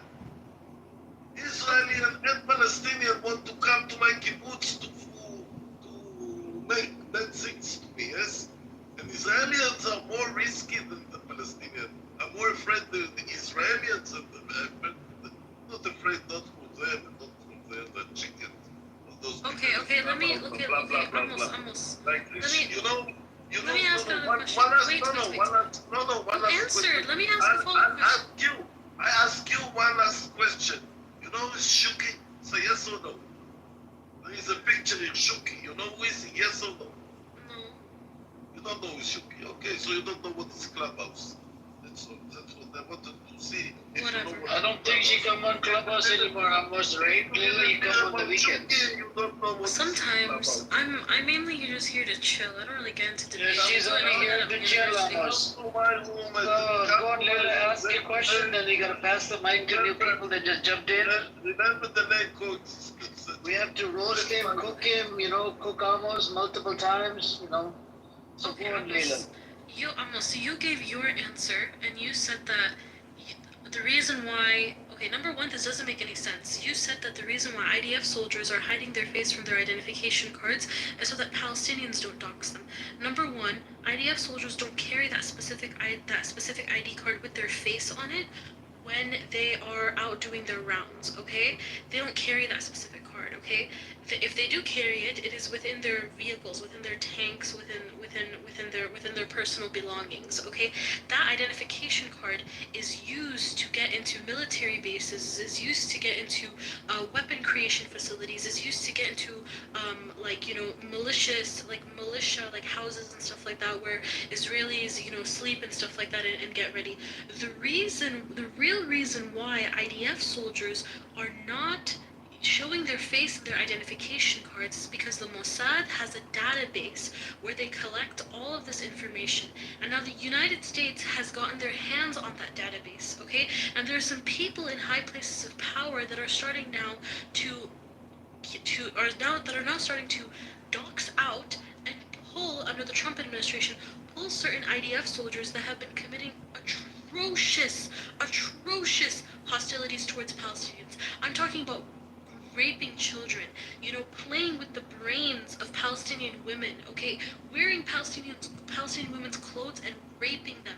Like, these atrocious crimes, even the United States now is like, that is too heinous of a crime.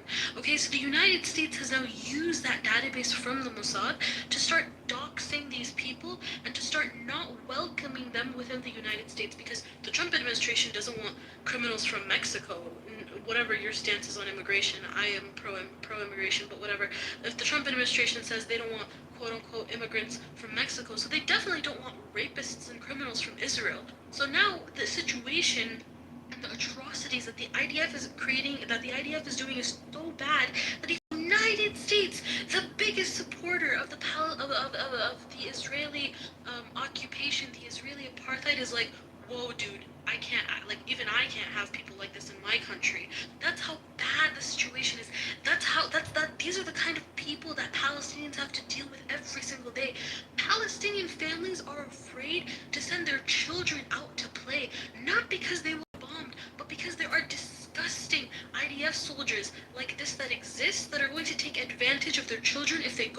outside. That is the reason why IDF soldiers are hiding their face from their identification cards, because their own system, their own identification system is now being used against them, and they are barred from entering the United States. So they're basically trapped in Israel because they're not welcome in Lebanon. They're barely welcomed in Egypt. If they're found in Egypt, the Egyptians will beat them up. Okay, regardless of what the government thinks. So that is the real reason why Israelis are now hiding their face, because the situation is so bad that even Israel's biggest supporter is like, nah, dude, I can't have people like this within my country. Okay, Gary, can I say something? Alright, so hang on a second, Yab. We got other people here. We got Nova. What's up? Assalamu alaikum. Welcome, Yab. So, anybody else want to ask a question to Amos? I actually have one. I want to ask Amos something. Amos, Layla brought up a whole bunch of points, right? But the problem with you is you tend to fucking, beat around the bush, right? And you don't answer the question correctly or like accurately, right? I gave you this scenario a long time ago. 47, the Jewish militias did the first attack, right? 67, fucking, Israel again did the attack on, preemptive attack on Egypt, right? The 7th of October bullshit that you guys always bring up, prior to 7th of October from 2022 to 2023 was the deadliest year for the Palestinian children, right? It was like the pretty largest, the kill count. And then you had the, what they did to, people in Masjid al-Aqsa. There was a lot of this other stuff. And we had Netanyahu giving, money to freaking Hamas. Right now he's giving, weapons to ISIS, right? The ISIS members are stealing fucking aid from the Palestinians, selling it in the black market for triple the price. You have a terrorist in the Knesset. Can you say almost from the bottom of your heart that Netanyahu is a terrorist? I know you were anti-Netanyahu. Can you say that Netanyahu is a terrorist almost? Pick up the phone and...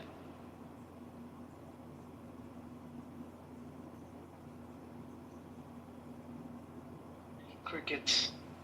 Can you say Yahya Sinwar, Hassan Nasrallah, Assad, Yasser Arafat, Mahmoud Abbas, terrorists? Including Amos, yeah, everybody's terrorists as well. Can you say that Netanyahu, Ben Gavir, Smotrich, you had the Chabachinsky, Theodore Herzl, Ben Gurion, Eliezer Ben Yehuda, they're all motherfucking terrorists. Can you say that? I tell you, the only one who is corruption, not terrorist, corruption. No, I want you to say terrorist. I said terrorist, you say terrorist as well. No. Why not? Why not? Why is a terrorist? He's a terrorist. Netanyahu is a terrorist. A terrorist who want to kill on purpose without any motive, just for looking for blood. He is killing on purpose, the terrorist. He have a motive. Yeah, no more. Killing on purpose. That's the argument between me and you, and I don't believe in myself what I do in my day off. Argument with Ryla and with Amir. Unbelievable. I'm so boring. You agree? Bring your brother on the sub. Your brother might be better. Bring your brother. Is your brother? But he is not cursing. He have a very clean language. Yeah, I'll use clean language with your brother. Can you bring brother? Your brother? You can speak. You can. No, let me talk to your brother, Amos. You speak Arab? Yeah, no, I speak English. You speak English? You know why my brother know to speak Arab? Why? You know why? Because he lived together with a Palestinian. He go to Palestinian village in the West Bank and live together with them. That's why I speak Arab. You see, he's active. I'm only sitting in clubhouse and doing nothing. So can I talk to your brother? No, you can't talk to him. He's married to a Palestinian? He's not having enough time like me. He's going action, demonstration, he go everywhere. My brother are active, so I'm not. He has an Israeli passport? He has an Israeli passport? I think he also a German, not German, maybe Switzerland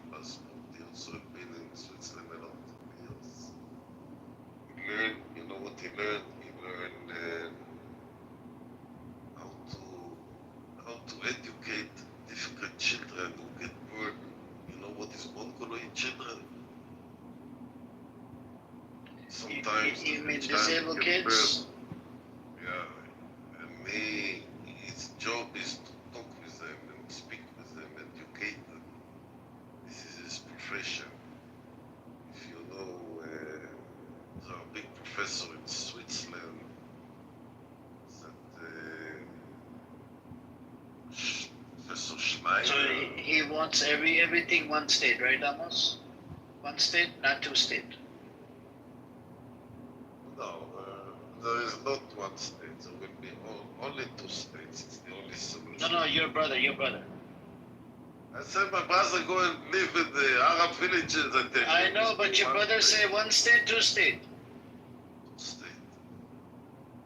Okay, bring your brother on the phone. Where's your brother? He was here only once. It was when we... Yeah, Layla, it was a myth they came up with the Hasbara book, right, since 2009? And it's a fucking myth. They always blame Hamas and Iran, since 2009. I'll put the book in the chat for you guys. You guys can download it. It's a lot of talking points in there that the Zionists use. I went over the book last time. Thank you. Yeah, no problem. Laila, you come to my room tonight? Laila. Ew, Fuck you, nobody's coming to your room. I'm talking to Laila, not to a stupid Muslim. She's a clever Muslim. Hey, don't call him a stupid Muslim, you stupid Jew. There you go, here's your answer, you stupid. You're my enemy, but you're educated. That's why I like But don't call him stupid, okay? If you come for my people, I'm gonna come for you. You people are stupid because they're Muslim. Yeah, well, I've never met a Zionist. Laila, Dude, I've never met a Zionist as stupid as you, okay? So, honestly, Laila, you're like the least of, like, the Laila, people I've had to debate with. Laila, you come to my room tonight? No, that's disgusting. That sounds so wrong. I want to have a conversation with you, Laila. You're educated and I like you. Your English sounds to me as a woman who get educated since she was very...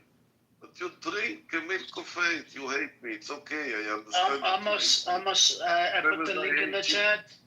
Download the PDF file, guys. This is no telephone, I can't open those links. Okay, Amos has a book. It's very famous. You should download it, okay? And you gotta stop saying stupid Muslim. Do you know how many Jew haters they're not Muslim, they're not Christian on Twitter? Do you know what they say? Do you know what the Elmo just tweeted? You want me to listen? You know how I call the Israelis when I'm in the Israelians room? You know how I call them? I call them carnies. You know what is a carnist means? Yeah, it's the guy's a terrorist. Yeah, exactly. Kind of terrorist. I call them more awful than stupid Muslim. So you gotta stop with that. Muslim, for you, it's a good word that I'm saying. No, it's not a good word. Amos, do you know what the Elmo tweeted? Let me read it out to you. The Elmo, somebody hacked the Elmo's account on Twitter. It said, "Kill all Jews, release the files, real Donald Trump, child fucker. Number 3, all Jews should die, fuck Jews. Donald Trump is a Netanyahu's puppet because he's in Palestinian files. Jews control the world and need to be exterminated." This was hacked. This account was hacked by some idiot, and he tweeted on Twitter about the Jews.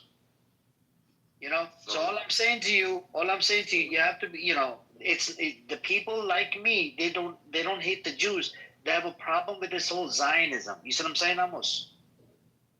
Yeah, also, when you say Zionism, you including me. You say all of the Zionism are like this person you're talking about. Are you not an animal?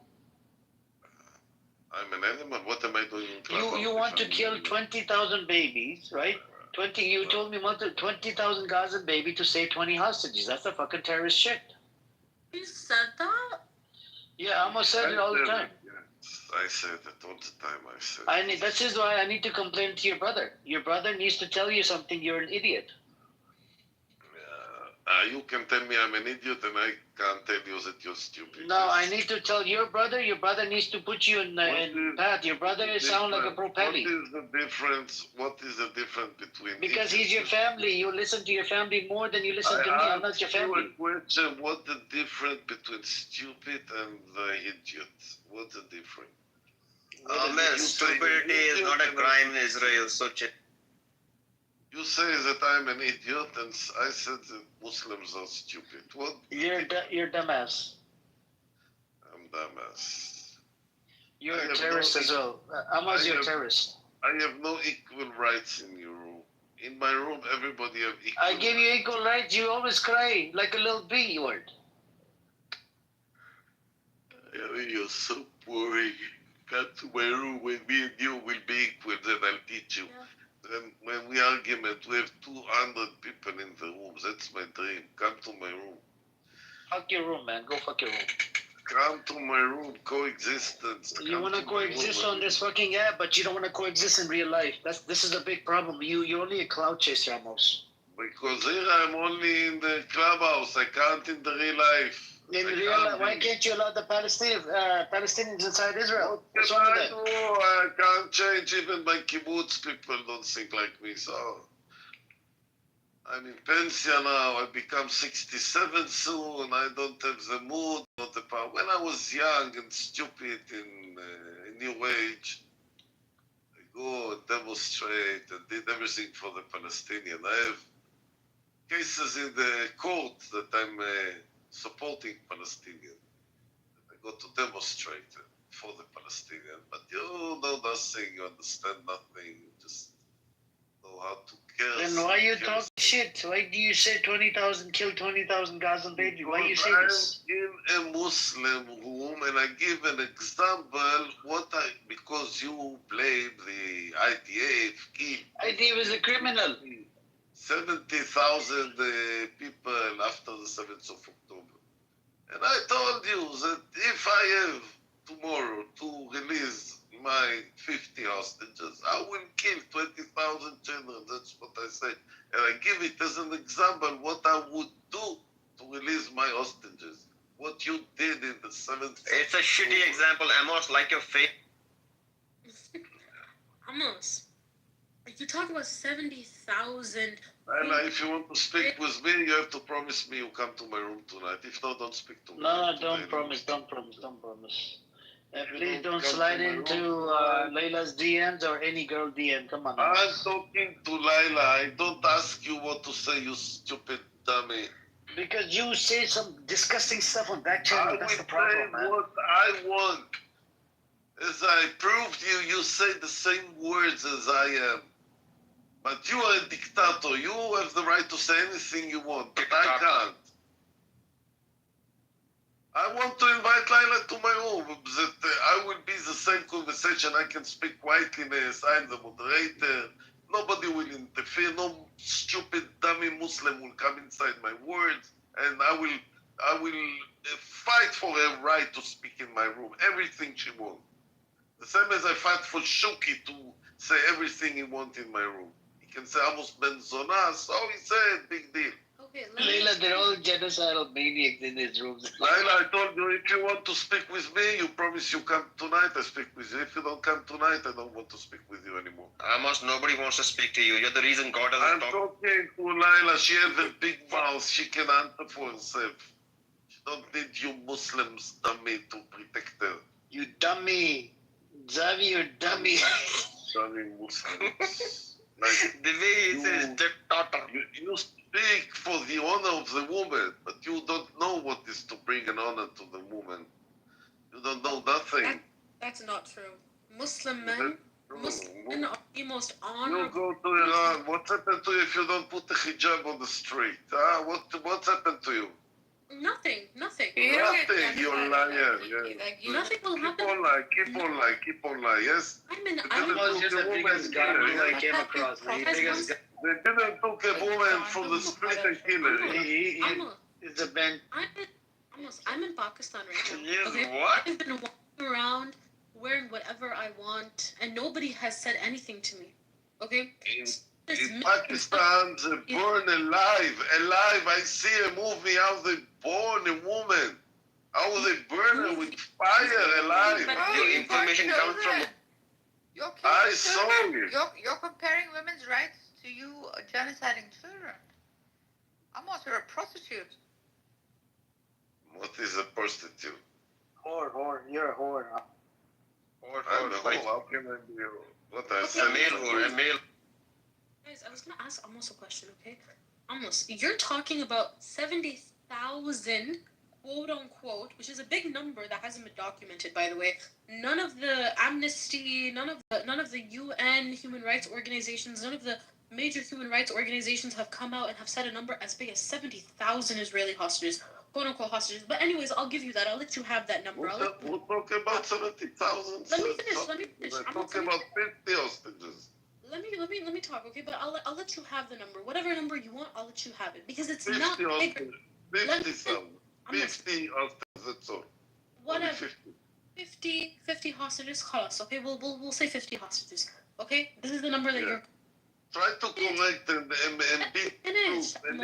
Let me finish. I'm listening to you, right? So you listen to me. Just don't lie, that's all. Cry? What the hell? Listen. Don't lie, I said. Don't lie. You're saying 50,000 hostages, 50 hostages, okay? Whatever the number is, I'll let you have it. But it's not bigger than the amount of Palestinians that have been displaced, the amount of Palestinians that have been killed, okay? 1 million, over 1 million Palestinians have been displaced, and this is just in Gaza, not including the West Bank, okay? There. Wait, you said 1 million get killed in Gaza? Let me finish. You said 1 million get killed in Gaza? There's only 2 million. You said 1 million get killed, yes? Okay, let me finish. Don't lie. Enough with you lying. Amir, can you mute him, please? Okay? I'm not gonna come to your room because you're not letting me speak, okay? So how can I trust you that you're gonna let me speak when I come into your room, huh? Let me speak, okay?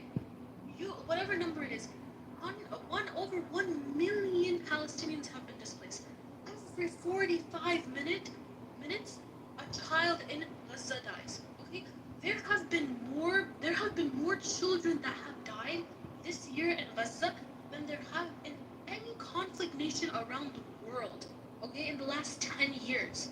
These are justified numbers that come from reputable organizations like the United Nations, like Al Jazeera, like Amnesty.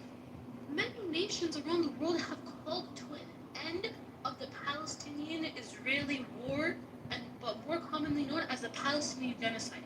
So many people are out there saying that this genocide, that this war, this conflict needs to stop.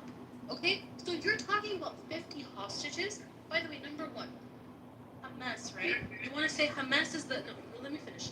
Okay, I'm almost done. You want to say that... Let me finish. Don't interrupt me. You're saying that Hamas is the organization that is holding these hostages, that is holding these hostages, right? These hostages get fed. They get clothed. They get put into they eat with Palestinians themselves. Okay, they're not lies. Okay, Maya, there was a girl who was released as part of the 7-day ceasefire deal between Israel and Palestine. She came out and she spoke about the way that Hamas treated her when she was held hostage.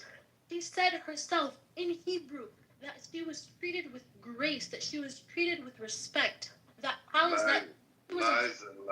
she was treated respectfully. Whereas you have Palestinian hostages who are held in Israel. My father's brother, okay, during the first Intifada, okay, and my father's cousin. Why? Let me finish. Why? You say they keep us as hostages, prisoners. Shut up. Amos, let her finish, Amos. You're so annoying. Do you have a PhD in annoyance, if that's a word? Why is I put your cousins in the prison? My father's cousin, my father's brother, and my ammo, like during the first Intifada, was held hostage by Israel. My cousin, second Intifada, okay, he was held hostage by Israel. During those times, my uncle. Why? What the fuck is wrong with that? Let me tell you. Because Israel is a country of law, and you can't be put in prison without a court. No, my father's family was part of the PLO. They were part of the Palestinian Liberation. Okay, so both of my what's called my father and my cousin, as I said. Sorry, let me correct myself. My father's brother, okay, my uncle, and my cousin, when they were living in Palestine before the genocide, they were expelled into Rafah. But during the second Intifada and during the first Intifada, they were held hostage by Israel. During their time as a hostage in Israel, they were starved, they were beat, and they were, quite frankly, on the verge of dying. Lies. And they came out. This is not lies, Amos. Lies, yes. Amos, this is not lies, okay? It is very disrespectful. This is the lies. Because what you are doing is you are negating my family's experience of fighting for the Palestinian liberation. Okay, this is my family that we're talking about. Not even extended. They were killing innocent people. That's why they were put in prison. So don't interrupt me. Your uncle has been killing Israelis. That's why they put in prison. Now you start up. No. My uncle did not want to give up his house. That is why he was arrested and he was held hostage by Israel. My cousin did not let an IDF soldier break into Masjid al-Aqsa, so he was arrested. Okay? I can prove very easily how liar you are, but keep on with your lies. You think that I'm lying? You think I can prove? I'm 100% you are a liar. Yes. I can prove it if you let me talk. But you will not. You talk. You don't finish talking about your uncle, about your father. You talk and you don't let me respond. Very easy. I can prove that you're a liar. You know, I'm not coming to your room because you don't let me talk. Don't come. I want you to be in my room. If you don't want, don't come. I don't force anyone. I say to Amir, come to my room, but he don't want to come. It's okay. And these shekels, Amos, where's the shekels? The same as I tell you, I'm looking for educated, and most of the people who Muslim who come to my room, they are not. They're not educated. Edward is educated. Edward is Palestinian. Yeah, Edward, straight away when he arrived to my room, he get the mod. Straight away. Yeah, you have Daniel. Daniel is a flaming homosexual. He's educated. He's half German, half Israeli. You also get the moderator in there. And he's a mental retard as well. He can't even fucking make a point. Okay, can you mute yourself and let me respond to Laila with all the gun? No, respond. Now listen, Laila.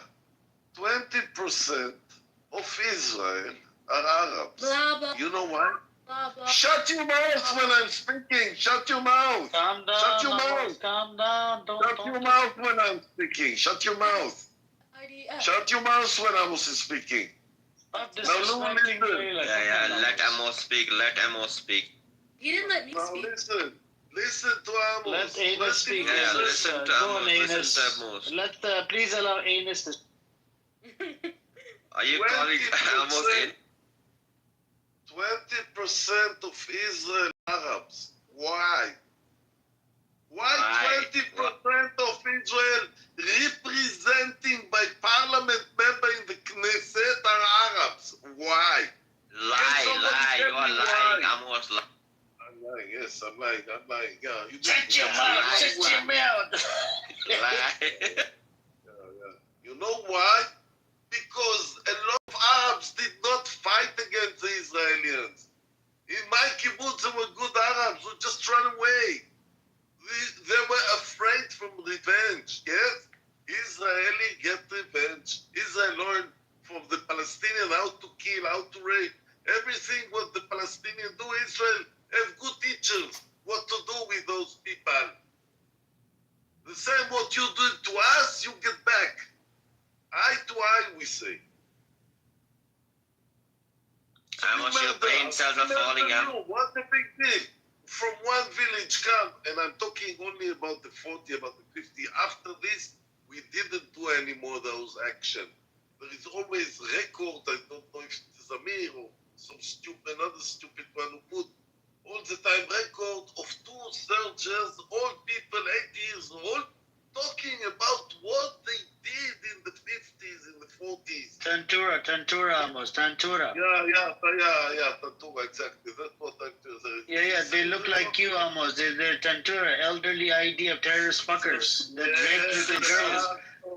Yes. No, they raped 12-year-old girl and 14-year-old girl. It's like testimony. Stories. You say 1, 2, 3 stories, but how many stories the opposite? The Muslim did to the Israelians. So Benny Morris, he said the other side almost. You send children to buses to get bombed in the bus. Uh-huh. What year, Amos? What year? You crude. What year? What year? After the No Muslim raped any Israeli, Amos. What about the 47, Amos? What about the 47? Who did the ethnic cleansing? I argument a lot. I can answer. My argument is with the fucking who's the first party to start in 47? A broken record. The war happened in 48. Who the fuck attacked in 47 after they denied the partition plan? I answer you everything. You never answered the fucking question. I gave you Ilan Pape, Benny Morris, a fucking UN partition plan, the report. No, it said the Jewish militia did the first attack. It wasn't your fucking, the Palestinians. So you stupid dictator, you answer You stupid dummy! You stupid dummy! You don't know the fucking data! You don't know the knowledge! You don't know the Ilan Pape! The Benny Morris, he's a fucking Zionist motherfucker! How many Palestinians were in Israel? How many Jewish were in Israel? 47, 48. You say, you Google. 47. Google. How many The war happened in 48. I'm talking about 47. Google. How many Palestinians were in Israel? How many Jewish were in Israel? You stupid liar bastard! How many Palestinians were in Israel? How many Jewish were in Israel in 48, 47? There was no Israel in 47. Israel became Israel in 48 by force. Absolutely. And Amos, your Berndot, the UN mediator, he came around after the creation of the disgusting, filthy state. He came around, he wanted to mediate the situation. Remember Berndot in 48? And then, he writes a whole report. And guess what? Your fucking disgusting Jewish militia gang assassinated that UN mediator. And his name was Berndot. You leaders, Husseini, he had the state. Almost the Germans. He wants the German to come. Almost the white paper. Almost the white paper in 1939, British decided not to give you a fucking state because they saw you as a threat. They saw the Zionist motherfuckers as a threat. They said, we're not going to give you the state. Did you read the white papers in 1939? And then 1940 to 41, your Lehi gang, your Jewish Lehi gang approached the fucking Hitler. Why don't you answer Amos? How many Palestinians were in Israel? How many Jewish? Say. How many? You stupid. The Arabs were in majority. The Jews were in minority. They kept coming in. Question. Google it. How many Palestinians were in Israel and how many Jewish? When? What year? 47, 48. How many? Okay. Let me give you the number. Google it. How many? Hold on. I'll give you the exact number. Google it. Give me the exact number. Google it. Exact number. I want to know how many Palestinians, how many Jews were in Israel. Google it, you bloody bastard liar. You dictator. One Israeli in the Hamas room teach you how to behave, how to know, to give equal rights. Let him Google. Okay, let me give you the number. Amos, Palestinian Arabs. Hold on, bastard. The Palestinian Arabs are 1.2 million, and Jews were 650,000. Enough. That's all. Don't. Yes. Good. Enough. Don't say anymore. That's all. 50%. I think it's less. I think even not 650, but I go with you 500,000 Jewish and 2 million Palestinian. I will go with you. You bloody liar. I didn't say 2 million. I said 1.2 million. What could those be? Few people, Jewish, wanted to live. What the Palestinians did to them? Nothing. The Jewish militia did the attack. Amos. In 47, hold on. After the Arabs denied the partition plan, the Jewish fucking militia went from different villages, from one to another, ethnically cleansed them, forced them out of their own homes. They start to take back, of course. They start to take back, yes. Yeah, why they started attack? Why did they want to force them out? Why? Yeah, 50%. How many Palestinians? How many Google? You remember the number? A lot of them were kids, women. You remember the number? You remember the number? Women, children. You remember the numbers? Elderly. You remember the numbers? You remember the numbers? Yes. You remember the numbers? Yes. You remember the numbers? You remember the numbers you just say now? You just say now 1 minute ago. You just say now 1 minute ago the numbers.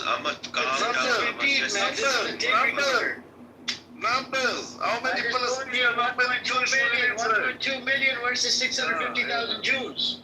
Yeah. Even he is gonna die in this room. I think so. I think he's gonna get a heart attack, man. So these 650,000 fight against 2 million Muslims. And this 1.2 million. But there were double of the Jewish, yes, double. 650,000 were Jews. Okay, I go with you, even if it's a lie, I will go with you. It's not a fucking lie. This is coming from the Google Baba. Google it. There were 2 million Palestinians and maybe 1.2 million Palestinians, 650,000 were Jews. Okay, from the number you said, that was 50% the Jews, yes? And yes, almost.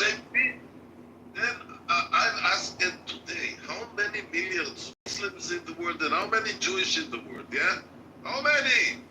How many? Google it. Jews, I think they're like 15 or 18 million. Jews have in America, 7 million.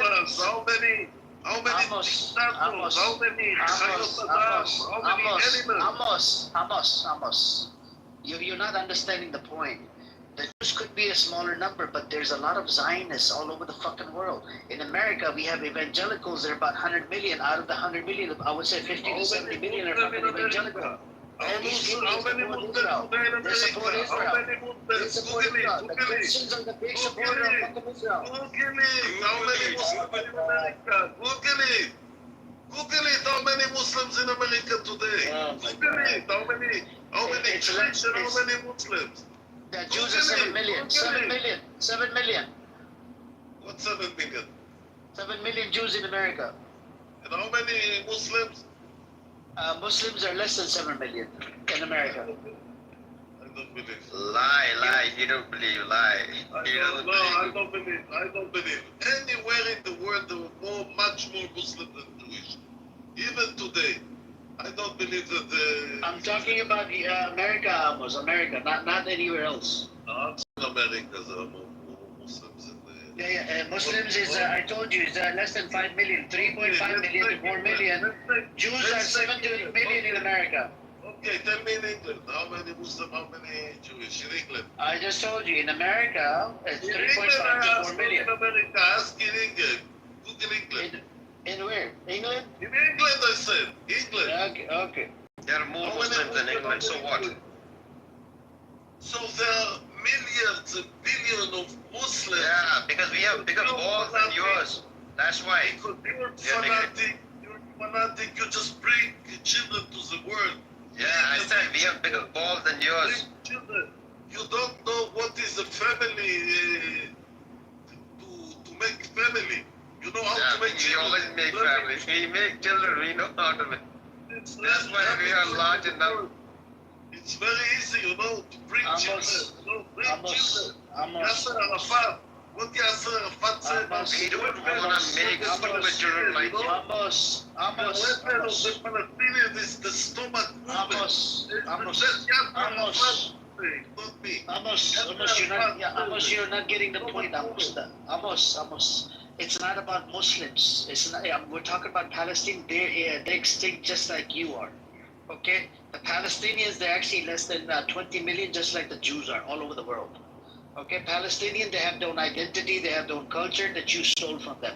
Your people, you eat chicken shawarma, that's a Palestinian side. You eat hummus, that's a Palestinian side.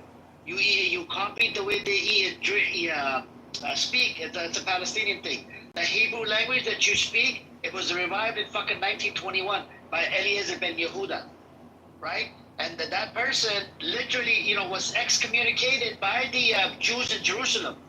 Your fucking, the Zionists that came into this land, they were all atheists. A lot of them are atheists just like you are. They were non-religious. And the big problem is you have to compare the Palestinians versus the Jews. You can't compare Muslim versus the Jews because there's Christian Palestinians, there's Jewish Palestinians, there's Muslim. A lot of the Jews, they converted to Islam or Christianity. I don't know if you know about this, Amos. Do you know how many Christians are there all over the world? 50% of the time. Do you know how many Christian Palestinians? Okay, Christian. 50% tomorrow to speak. Okay. 50% of the time not to speak. Also, Okay. Okay, Christian Palestinians all over the world. Shut your mouth. You mute yourself now. No, you mute yourself now. No, you mute yourself. Let me finish. You didn't let me finish. Finish tomorrow, you finish. No, give me 20 seconds. So, all over the world, 20% of the Palestinians are Christians. The 80% of them are, Muslims. In that Muslim category, you can include some are agnostic, some are atheists, some are whatever you want to call them, right? And that's where I'm going to land with. So you need to compare the two. 20% are Christians. You literally bombed the shit out of the oldest Christian church in Gaza. In Gaza. That's what you say? Gaza? You did that in Gaza. Amos, Google it. Go on, Amos, go on. Speak, Amos. Now you let Amos speak. Let's see if you let me respond. You always start and I understand you when I force you to put how many numbers. The stupid leaders of the Palestinian. I'm talking only about the leaders of the Palestinian, not about the simple Palestinian. The simple Palestinian. Give them up. Shut your mouth, all of you, dummy Muslim, when I was thinking. Calm down, stop attacking Layla. Come on, man. You can attack Zavi. It's okay. Attack men, don't attack women. We don't attack women, children, and elders. We don't attack you. You're not. You let me, I'm an older people in all the religions, you respect all people.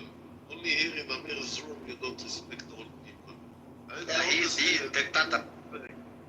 Listen. I force you to go and Google it because to show you that the Jewish were very few. But what you say, what the numbers that you said were 50% of the Muslims. And those leaders who come from the concentration camps, who run away from Russia, run away from Europe, run away from all over the world, come here. It was Britain government, and they started to take the British, not the Muslims. It was a fight between Israel, it was Palestine, British Empire, and the few Israelis who arrived, they fight the British to go out of Palestine. They didn't want the British government to be here. And there is a lot of stories how they fight, but in the end, it was a decision that the Jewish people get a piece of land. And the stupid leaders like Hajj Amin al-Hussein, Yasser Arafat, Mahmoud Abbas, Yahya Sinwar, Nasrallah, all the leaders are so dummy. If I say Muslim, each one of you will take it personally because you are simple people who drink milk from your mother. What about Netanyahu? I'll tell you also about Netanyahu if you let me finish understanding the conflict between Palestinian and Israel. I thought you already finished since you're 16. For 75 years, Palestinians tried and failed. If they were not failed one day, I would not be here.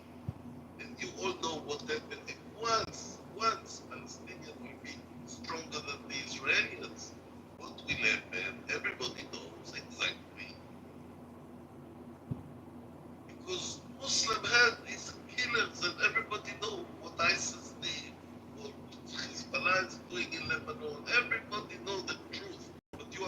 liars, liars, and liars, and liars.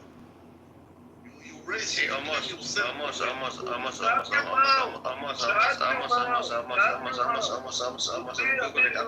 Protect my rights to speak. Shut your mouth. Okay, go When on. I was an old man is speaking, shut your mouth. Okay. And when you understand the Israelis are not the little poor Jewish that take to a gas shower to kill him, he will protect himself. IDF call Israel Defense Forces. And Israel Defense Forces must be strong and strong and strong because of you. Because the Palestinians... What about Hamas Defense Force? Is the killing head. Those Palestinians who stay in Israel and didn't fight, which today are 20% representing in the Knesset, in the parliament, they are even proud of being Israelians. I will tell, I don't know who've been in the room, who not, I mean, no, but I will say this story.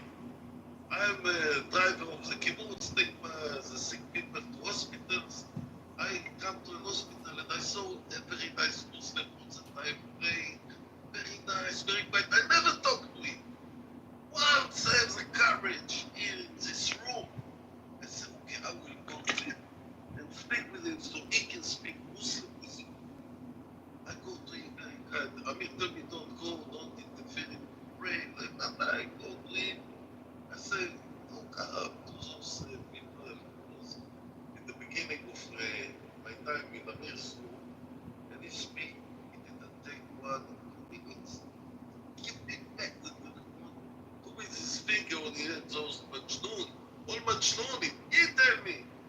A Palestinian, told you to speak to shut your mouth! Shut your mouth! It was Shut your mouth! Shut your mouth!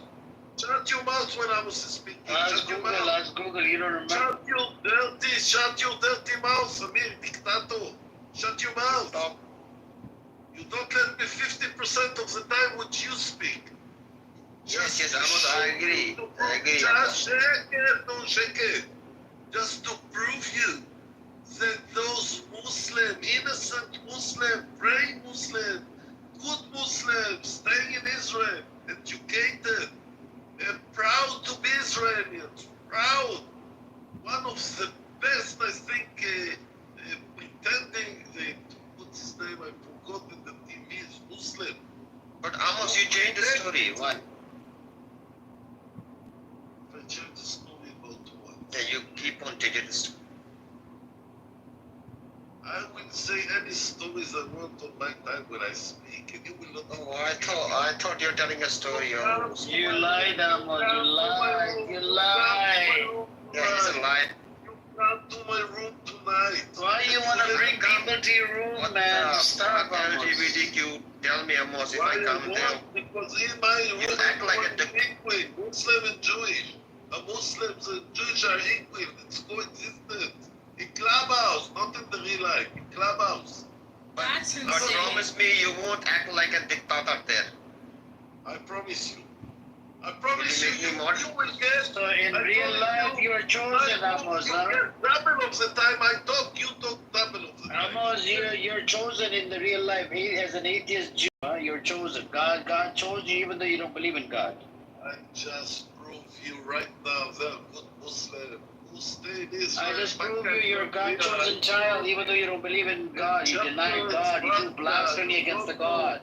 You don't know this good Muslim. Against Hashem. Drivers. Hashem. Most of them are bus drivers are my friend. I'm working together. What you talk to your bus driver friend, the Arabs, they do not love living this, like living like Israelis. They like living as Palestinians. I will give Palestinians. I will give 1 sentence more for those Muslims like Laila, like Sumud, like those people who born in America, in London, in all over the world, and want to go back to their Azra, to their villages, to be a majority. It's impossible anymore. You stay there, and it could solve with money. In Oslo Agreement, there is a point that every Muslim like Laila will prove that this. But why don't you tell this same thing to Zionists who actually go there? Why don't you tell this thing to the settlers who visit? Amir, you see, you don't mute him. Shut your mouth. It could be solved with money, like you get paid for this house that you've been, let's say, you didn't fight. It just proves that you've been born in Palestine. So you get money and stay where you are and keep on educated, like Laila, educated. She's my enemy, but still I can listen to her voice. But how is she your enemy? Every second word she hates Zionism and she wants to Gaza to come and fight. No, you said she is your enemy. She never claimed that. You said she is your enemy. I said Laila and Sumud and Amir and Fias. Yes, they are all my enemy or representing my enemy. Amos. Why? Because they're Palestinian? That's why? Because they're born for parents of Palestine. She's not a Palestinian, she's an American. She said she's a student American. Amos, look. You are not even worthy for me to call you my enemy. You are the dirt that is underneath my shoe. That's what you are. Amos, respond. Now you have the...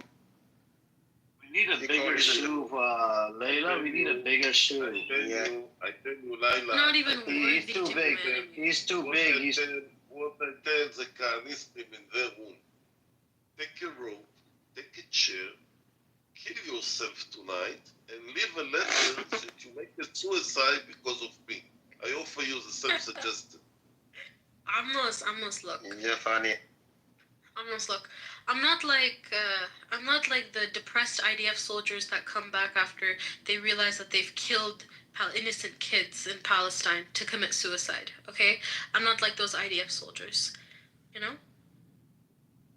Ooh, Amos. Nobody wants to be like IDF soldiers. Amos, IDF is like the criminal, it's owned by criminal Zionist entity, Amos, you know. No, he said earlier, that he has served in IDF for a few years and his sons How many babies have you killed, Amos? How many children you killed? How many Palestinians you have killed? How many Palestinians, Amos? I call you my enemy, and you see how evil you are. You take a case. How many Palestinians? Didn't you say, Amos, earlier that you have served in IDF and so your... All their friends get killed, and so a lot of this. Yes, all the suffer of the Palestinian people. Oh, fuck you, Amos. First answer the question. Didn't you tell that you have served in IDF? Did you serve in IDF? Yes, of course. And what about your sons? They are also in IDF? Yes, of course. How many children did they kill? They told you? They didn't tell you? Okay. It has to be I don't think the kid that you're lying and all these lies. I don't think in the idea. If I said the idea, if I haven't killed one Palestinian. I did take part in a battle, but I don't think any Palestinian get killed. Amos, you know what the government did, the Knesset, right? In February, they passed a law. You cannot deny the 7th of October attack. You cannot even criticize it as an Israeli. If you do that, you can be jailed for up to 5 years. Did you hear about the law, Amos? It was passed in February. No, I don't know. Yeah. So they can arrest you, if you speak on this app. So I think maybe you're scared. You're scared to say that 7th of October did not happen. Why should 7th of October did not happen, right, Amos? I have a nephew who get killed in the 7th of October. Why should I lie? You sure it was your nephew? Yes. Okay. Was he armed? Did he have a weapon? Yeah, he was a soldier. Oh my God. You're the soldier? Oh. But what about the Hannibal Directive, Amos? You know the Hannibal Directive was applied on 7th of October? What? I don't understand. You know Hannibal Directive, right? So the Hannibal Directive is if... Hannibal Directive. I don't know the word Hannibal Directive. So this is, Yoav Gallant, the defense minister, the former defense minister, he came out and he said the Hannibal Directive was applied. So what it is if the army, if the enemy grabbed one of the Israeli hostage, or Israeli IDF, the orders are to kill both of them. It's called Hannibal Directive. Kill everybody. We already spoke about it. I don't want to go inside. No, but I'm just asking you. We already talked about it. Did they kill your son? Did the IDF kill your son? Maybe the IDF killed them. Why? How do you know that? Because the IDF, they can investigate about the IDF and all the battles. Yeah, but they lie, Amos. They lie a lot. They always lie. They lie to you, Amos. You know what the difference between the Jewish and the Muslim? You know what the difference? The difference is we're honest. Muslims are honest and Jews are not honest. They're like dirt under Lala's. Maybe it's the opposite. Maybe. But it's the fact true that you use maybe tells us. A lot of cases I find the IDF lying to the people, and it's true, but I don't take any lie. The IDF is something. This is the more mistake than a lie. See, on a serious note, Amos, on a serious note, see, your information about what's going on in Gaza, it comes from Israeli media, right? For killing, just because of blood killing. The Nukhbud, what they take from the camera of the Nukhbud bodies. You know, Amos, you are... I'm not talking to you before you promise to come to my room tonight. I don't talk to you, don't talk to me. Yeah, but you don't respect Laila, don't talk to me before you promise to come tonight, don't talk to me. No, you don't respect me when I'm in my room. I'm not talking to you, don't talk to me. I don't talk to you, don't talk to me. Promise, you'll count it. I think you're scared. I think you're scared that this 22-year-old college girl is going to claim you. Little girl, I'm scared of you. Yeah, you are. You are. Because I have more courage to speak about my people than you will ever have in your whole life. You drink from you were a child the milk of faith of the Jewish. You're a wash-brain woman. You're the result of a wash-brain woman. That's what you are. No, I'm not. Trust me, I'm not. You are a wash-brain, little stupid lady. Leave the washroom, Amos. Crazy. If Laila promised me she can't come into my room, I leave now. Amos, I want to ask you one more. Before you go, I want to ask you one more question. If Laila promised me she come. No promise, no promise. No promise. I leave now the room if she promised. We promise on your head. If something happens to you and your family. So, we could do a promise to Amos' head or Amos' family. Anyways, the... Amos, are you still there? Yes, I'm here. Okay, one last question, Amos. So, this Jacob Israel Dehan, do you remember this guy? So this was a famous story. He was a Dutch Jewish, what is it called, literary writer, lawyer, right? Anti-Zionist. He arrived in, British Mandate Palestine in 1919. And to all the rubbish you tell me about that. No. I'll send you the link. You want me to back channel you the link? Can we send you the link? What's that in 1919? You know where? Hold on. No, I'm trying to make my point here. Amos, just 1 second. So you know what? You know the lies you're saying. No, but hear me out. Amos, he wanted to work with the Arabs. He wanted to live side by side. Do you know what the Zionists did? The Haganah and what was it? The Zionist paramilitary organization Haganah. What they did? They killed him in 1924, Amos, because he was anti-Zionist, Amos. He became anti-Zionist. When in Israel in 1919, who have been there? What year you're speaking? I mean, you're like 100 years old, Amos. So you're looking a story here and story there. I'll put the article in the chat for you. Anybody that wants to read it, please read it. It's this person was actually a Jewish. He was anti-Zionist, and the Zionists they saw him as a threat, and they actually killed him. They assassinated him. So what do you want the Zionists to do if somebody is anti-Semite? What do you expect? Look, I want you to stand up and say, with the Muslims and everything. What do you expect them to do? What do you expect them to do? I want you to stand up and say Palestinians can move back into Israel. Can you do that? It's impossible. No, you can do that. You get your people and tell them that we can do it. Almost. Can I ask you a question? They ever never come back to Israel. Leila, your microphone is echoing. To be in the parliament, to be in the Knesset, and remove me from Israel. It's impossible. That's all. When you recognize these facts, we can start talk. If you don't recognize these simple facts, that you'll never ever be the majority in Israel, we cannot talk. We fight. And if we fight, I beat you.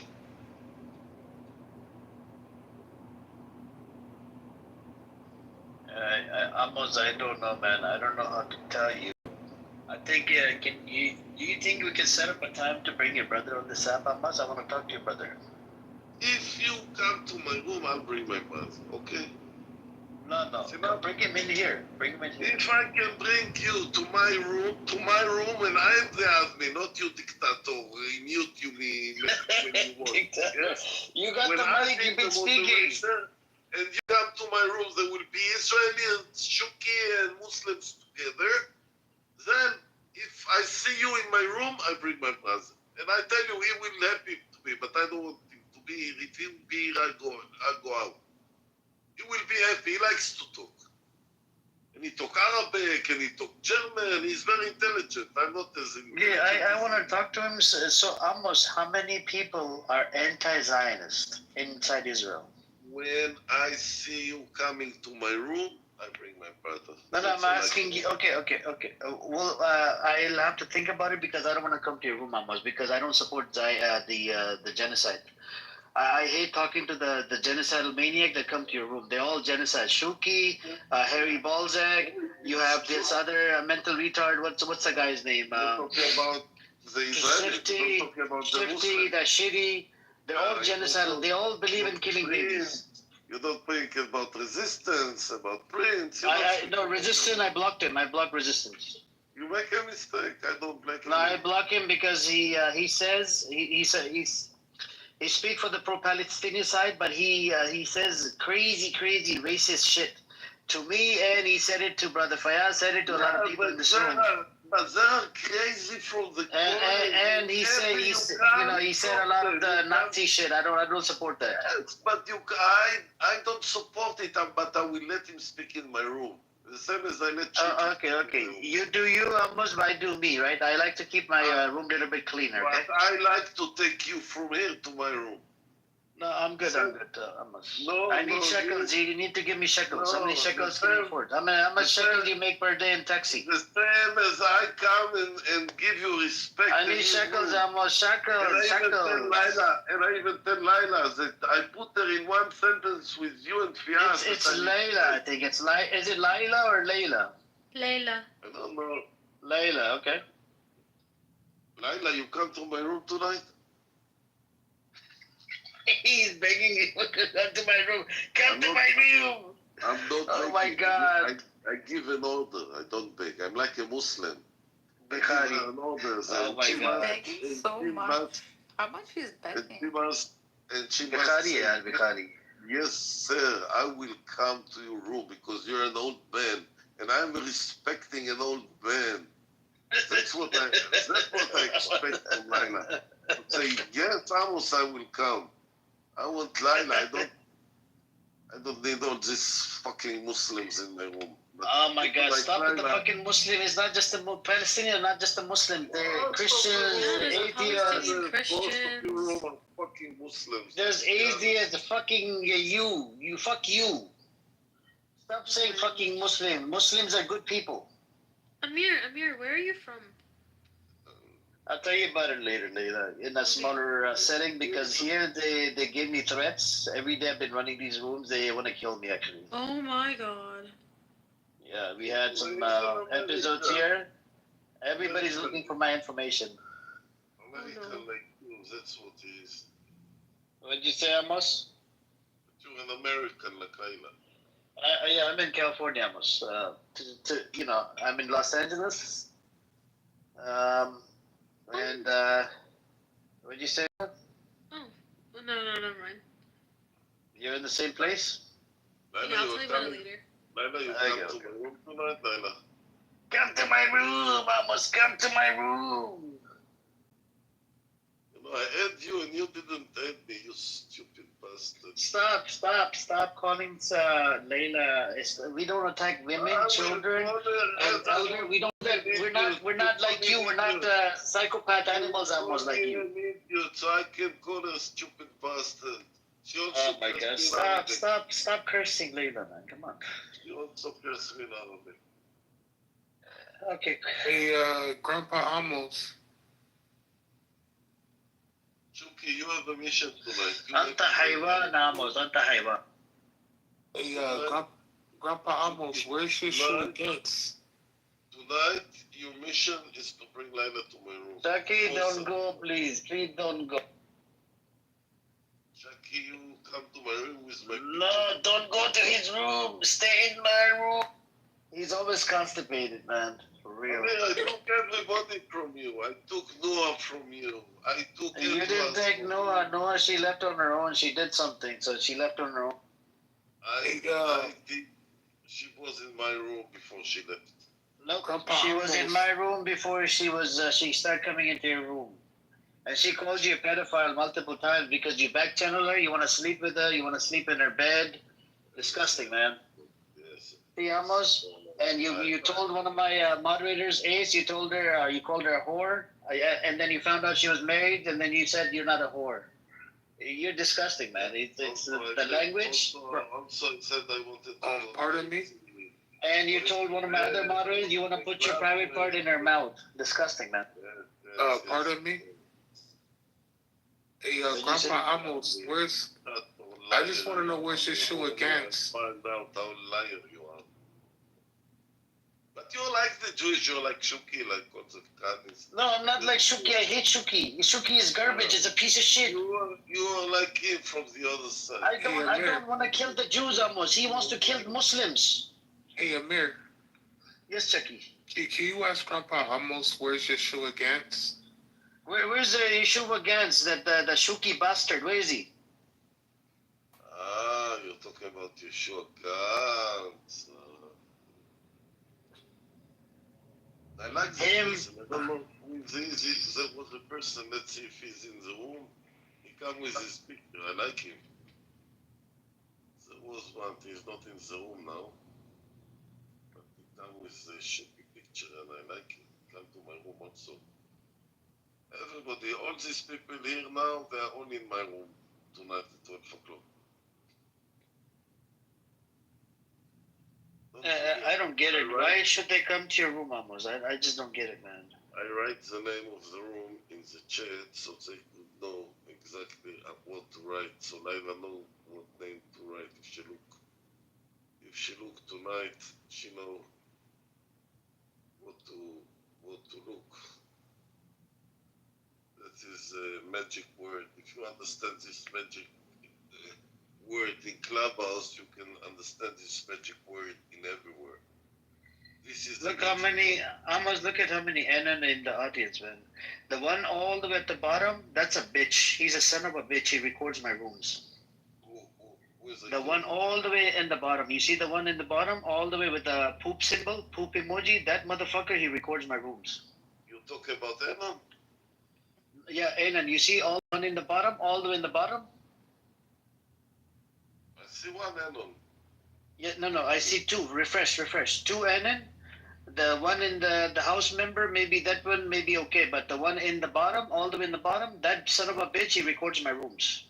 I suspect you come to my room, is Anon. I suspect you. No, I don't, Amos, I don't. I suspect you. I suspect you're one of the Anon. Are you Anon in the audience? I don't know to change pictures. I don't know, Amos, you're smart man. Suddenly I'm smart, yes. Everything for what we You lie and you're smart. You know when to lie, when not to lie.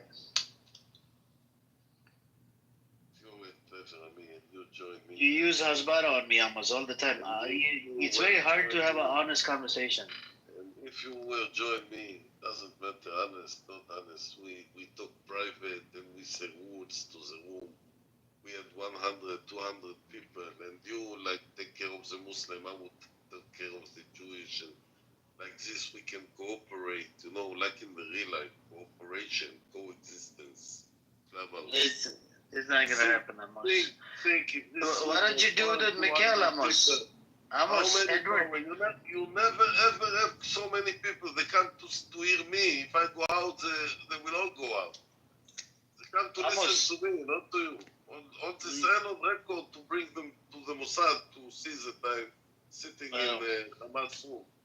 Amos, what about you have Mikhail, you have Edward, right? They're Palestinians. You have Jack. He's a Palestinian. Mikhail is a Jewish rabbi. No, he's not a rabbi. Forget the rabbi. He's a Palestinian. He's from Gaza. He's a Gazan. Michael, this blonde one with the glasses? No. Mikhail, the cynic. Mikhail, he's a Palestinian. Ah, you're talking about cynic. Yeah. Cynic is also like Brenton resistant. He's also he's from Gaza. Yeah, he's from Gaza. He's from Gaza. Might be, yes, so. And by the way, like Jinji, the real Palestinian, you see Jinji, yeah, but Jindib, he hates your guts. Not your guts. He hates the people that come into your room. They're disgusting. They say genocidal shit. Who's gonna sit there? Hold on, Amos. Imagine. Amos. Okay, Amos. Listen to this. Imagine, right? You're sitting there as a Palestinian. You have your family in the West Bank or in Gaza, and you listen to the genocidal maniac. They want to kill the babies. They want to kill women, men, and they support that. So, some people can't take it. They're like, fuck this. I'm not here to listen to this bullshit. But if you don't listen to this bullshit, you can't explode. But I correct the narrative. They come in, I correct the narrative. I correct the narrative. And you will listen to the response. What people respond to you. It's not like a dictator where you talk, but you don't know to listen. And when I'm talking, you go. Every time you see a girl, you stop the whole fucking room. Every time you see a girl, you stop the whole fucking room. You're simp. Every time you see a girl, you stop the whole fucking room. Hey, where you from? What do you do? How old are you? You do this all the time, Amos. You start like the Israelis now. Now you start like the Israelis. It's when you cannot argument with me about any subjects, 48, 47. I can argue with you. I have the data on my side, Amos. So what you go to be in Amos? You deny Elan Pape, Benny Morris, the UN report. You deny everything, man. You go to people you want. I go to people I want. Everything what you find in article and you read, I can find you another writer who write an article against what you're... No, you can't. You can't debunk my claim because Benny Morris is a Zionist historian. Benny Zionist write against Israel. Benny Morris is a Zionist historian, by the way, Amos. They're all... I don't know exactly what are you talking about. But you don't know Benny Morris? He's a famous Zionist historian. That you take an example as a Zionist to write against Zionists. So it seems to me, like you are... So you haven't seen Tentura? You haven't seen Tentura? You're looking for a fight. You're not looking for a conversation. You haven't seen Tentura, Amos. Listen, as a bus driver, you know how many times I've been in Tentura? I give you a question and show you and prove you how stupid dummy you are. Tentura at that time. What today is Tentura? What is the name of Tentura today? You don't know. Let me look it up. I don't know. Educate me. Let's see if you know what is. Educate me. Tell me. I told you I don't know. You see, you stole it. It was called Tentura before. Yeah. This is the problem, Amos. You kicked the Palestinians out. You stole it. You changed the name. You know the Tel Aviv? They changed the name of Tel Aviv in 1909. They changed it to, it was a different name before. You take Tel Aviv, I give you Tel Aviv. I don't want the faggot land, bro. The one-third of that's a fucking gay land. Tel Aviv, homosexuals running around all over the Tel Aviv. I don't want that. Mute yourself and listen to my response. Mute yourself. You don't know how to mute. Listen, you take Tel Aviv, I give you Tel Aviv. What is Jaffa? What is Jaffa, Tel Aviv? Tel Aviv is Jaffa, it's the same city. This is the Muslim city, Jaffa. It's not the same city, it's been colonized. Shut your mouth, Naila. If you don't come to my room tonight, don't speak. Amos, come on, man. Stop disrespecting. Shut your mouth, Samir. Shut your mouth. Let me tell you what is Tel Aviv. Jaffa, Tel Aviv. Shut your mouth. What happened, Amos? Why are you so angry Shut with your me, bro? mouth. I give you Tel Aviv. Tel Aviv is the most biggest city, the most cities that the Muslim bomb. The most people that try to bomb. Who are the bombing? The bombing Tel Aviv. What is Tel Aviv? Tel Aviv, Jaffa is Muslim and Israeli and living together. Till today, there is a lot of examples that they are living together, united, coexistence together. Tel Aviv is the best simple because I think, I'm not 100%, well, more Arabs living in East Jerusalem or in Tel Aviv. I'm not 100% sure about it. But at least it's not the Arab Jerusalem. In Tel Aviv, it's the biggest Arab city. Arab city. Amos. You stupid dummy Muslims. You don't want to live together. You're dumbing Zionists. You want to fight me. Amos, is everything okay, man? It was called Ahuzat Bait before 1909, the Tel Aviv, Amos. And right now, the big largest LGBTQ rally happens in fucking Tel Aviv. You want to live in the Tel Aviv? You have to be homosexual, flaming homosexual. Fucking 1/3 of the population is homosexuals running around Tel Aviv. There's nothing religious about this state. I wish there was something religious about this state. You got 1/3 of the population. You got the second third that are fucking secular atheists like yourself. You're a fucking atheist. You're atheist. You're an atheist. You don't believe in God. Stop. You're doing blasphemy. You don't speak. How are you a Jew if you're an atheist? Why you don't believe in God and God gave you this fucking land? I can't believe this. Jaffa. You speak in Jaffa, not to Tel Aviv. Jaffa. I just told you it was called a different name. The Tel Aviv had a different name. It was part of Jaffa. Part of Jaffa. And what is it today? Today it's called Tel Aviv. Tel Aviv. No, it was Jaffa Tel Aviv. No. Jaffa Tel Aviv. Okay. Jaffa Tel Aviv. Yeah, Jaffa Tel Aviv. That's the real name. Jaffa Tel Aviv. That's coexistence. You stupid dummy. You stole it, you dummy. Not from the history. Nothing. Yes, Laila. So, given that I hate you so much that you can't stand up. What happened? I hate you. Why are you so angry You today, didn't have me, mate, so I release you. I don't want you anymore. Yes, Laila, speak, you stupid dummy woman. Speak. What? Okay, so Amos, No, here, wait, I'm gonna put this video for you in the chat. He doesn't watch anything. He's a loser, bro. He doesn't know how to use the internet. He's an idiot. Okay, so Amos, if it's called Jaffa, Tel Aviv, then why on Google Maps and why on Israeli Maps it's just labeled as Tel Aviv? Why not the Muslim it's not called coexistence? Jaffa anymore, Amos. Amir, if you can pin this video up. This is Amos. You said we don't want to coexist. Okay, no problem, Amos. You see, this is evidence I'm putting for you that the settlers in the West Bank forgot about Tel Aviv, man. The West Bank where the Muslims and supposedly the settlers who are Jewish are living together, right?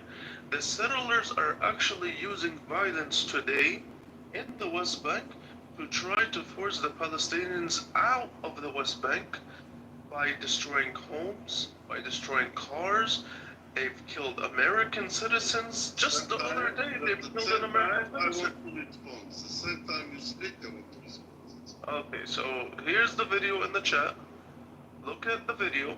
Okay, this is a channel. You can follow the channel and go watch the channel. It's not just pro-Palestinian. They're showing you news. Okay, These are people that are burning houses. The settlers are burning houses. They're burning cars. The other day they attacked a American citizen and they killed him. And then when the ambulance wanted to come to take him to the hospital, they said to the ambulance, "No, you're not coming through." An American citizen, bro. Like, what are you talking about that we don't want to coexist? They don't want us to exist. 64% of Israelis want all Arabs to die. 64% of Israelis want Arabs, forget about Muslims or non-Muslims, they don't care about the religion, they just care about our race. They want us to die. They want us to die. Do you understand? In 1995, bro, Netanyahu had this vision that he wanted to get rid of all the Arabs. This is from the 1990s. Netanyahu's been living with this for 30 years, bro, with this mindset. Okay, I must go. Okay. I will start with good words to you. That you are one of the few people in this room that you're my friend, you and me, I hate you, and we can make a conversation, you're doing it in rooms. I even don't remember, but I listen to friends in Clubhouse. So you're somebody, before you start even talk, I much more respect you from anyone else in this room. I respect you. Then I can listen. But now, listen to my response. Even that you don't like it, listen. And my response is that all the wars from 45 every war, there are crazy people from both sides. Muslim side and Jewish side. Those settlers are the results of all the years of fight against you. Fight are response. You fight in your base, you want to fight. Even in Clubhouse, I want peace, resistance, and fight Amir. Maroon, he want to fight me here. So this is putting the war in chaos. In this war in chaos, having people like Smotrich and other those representing those bastards. I call them Jewish bastard criminals, terrorists. I can say about each one of those settlers are terrorists. Just doing those things. Each doing those things. You are right. Sitting in the coalition today, sitting in the coalition. Why maybe it's corruption? He's not a terrorist by himself, but he cooperates with terrorists like Smotrich and Wenger, which represent those settlers, those fucking settlers. And if you've been in the room, I'm just talking about my brothers and he's living together with those Palestinians. Most of the chances is those cameras you got, maybe my brother did. I've got all those pictures. I know exactly what you're talking about. And I feel sorry for those, but it's a chaos, it's a war, when there is no agreement between two nations, between two societies, for peace agreement. Also in the West Bank, you know what's happening in Jenin? No, in Jenin, the Palestinian police could not find the families, criminals, so they need the army to protect the Palestinians, to protect the police Palestinian from those Hamasnik in Jenin. The army going inside, and when the army goes backwards, and nobody can stop it. Nobody can stop it. What's the solution, almost? What's the solution, man? Because, look, man, I'm gonna be honest with you, bro. When the 12-day Iranian war came, okay, Israel was the most racist country. Forget about to Arabs, bro. Forget about to Arabs, okay? They were racist to everybody. Because when the bunkers, when people were trying to get into the bunkers, they wouldn't allow the Palestinians into the bunkers that are in Israel. They wouldn't allow them. They wouldn't allow the people from Thailand into the bunkers. They wouldn't allow anybody from Africa into the bunkers. Bro, so what is the solution with this, man? Like, why is Israel, the Israelis, so racist? Like, what's going on here, man? Aren't you guys supposed to be this loving country, the most democratic country in the whole entire world? And all of a sudden, when, you know, things happen, you guys show your true colors. Like, the Palestinians that live in Israel, aren't they, you know, like you guys are trying to say we live together and all that? They wouldn't even let them into the bunker. The guy was speaking Hebrew to the person into the bunker. Palestinian was speaking Hebrew, bro, and he would not let him into the bunker. So he's like, go out there and die. What is this? So you cannot tell me, well, Israelis want to coexist because we're seeing it live firsthand. Bro, there's another guy, I'm gonna pin his video here. He has a whole channel. All he does is he goes on the internet, okay, and he talks to Israelis. All he does is talk to Israelis. That's all he does. So he'll start the video, he'll say, hey, what's up, man, how you doing? And he'll be like, hey, how you doing, where you from? So the person will respond, oh, I'm from Israel. Oh, hold on, Almost, bro. Almost, let me finish, man, bro. So he'll be like, oh, hey, what's up, bro? Where you from? He'll be like, the person will respond, I'm from Israel. So the guy making the video would say, oh, I'm from Palestine. Bro, the Israelis would start cursing his mother, cursing him out, telling him, I want to kill all the Arabs. Bro, we're not talking about the IDF. We're talking about young Israelis in high school and in college, and women, and men and women, both genders. I want to kill the Arabs. I want to kill you. If you come to Israel, we're gonna kill you. They're threatening this guy, bro. This is unfortunately what Israel teaches the people from when they're little. That we hate the Arabs, we want to kill the Arabs. So I don't know where you're coming out with this, oh, they're gonna coexist, mindset, bro. Not only that, but Palestinians who are living in occupied Israel, not only that, Amos, but Palestinians who are living in occupied Israel, living in coexistence by definition means that you live together peacefully, okay? Then why are Palestinians being treated like second-class citizens? In what way is that peaceful? They're not allowed to own property. They're not allowed to marry outside of their ethnicity. Okay, they're not allowed to own. They're not allowed to own property. They're not allowed to buy property, and they're mandated. They live under mandated surveillance. Okay, they're being sent to different schools. This is the same exact thing that we saw in the United States with the Jim Crow laws. Okay, they had schools for whites. They had schools for blacks. The same way you have schools for Palestinians, which oftentimes like have very little resources, do not have the same like equitable resources for successful education as they do in the high class Jewish schools that are oftentimes sponsored by many United States organizations. Okay, like number one being like Lockheed Martin, number two being like Chevron. Okay, and why aren't then you also have like separate hospitals? Palestinians are not allowed to be treated in certain hospitals in Israel. Israelis can go to whatever hospital they want. They can go to whatever school they want, whether it be Palestinian or Jewish. But they are not, or Israeli. But they're not. But Palestinians are not allowed to go to specific hospitals and get treatment there. Okay. Palestinians are not allowed to go to the same grocery stores. Okay, they're completely segregated. So you talk about coexistence, you talk about living peacefully, but in what world is it peaceful coexistence if Palestinians are constantly getting the shorter end of the stick, are constantly getting the lesser amount of resources, are constantly getting Israeli leftovers? If I'm being quite frank, why are they being pushed into Gaza and being displaced? We like, dude, I don't want you to, bro, I almost don't think we don't like Jews. Bro, Jews are people of the book to us.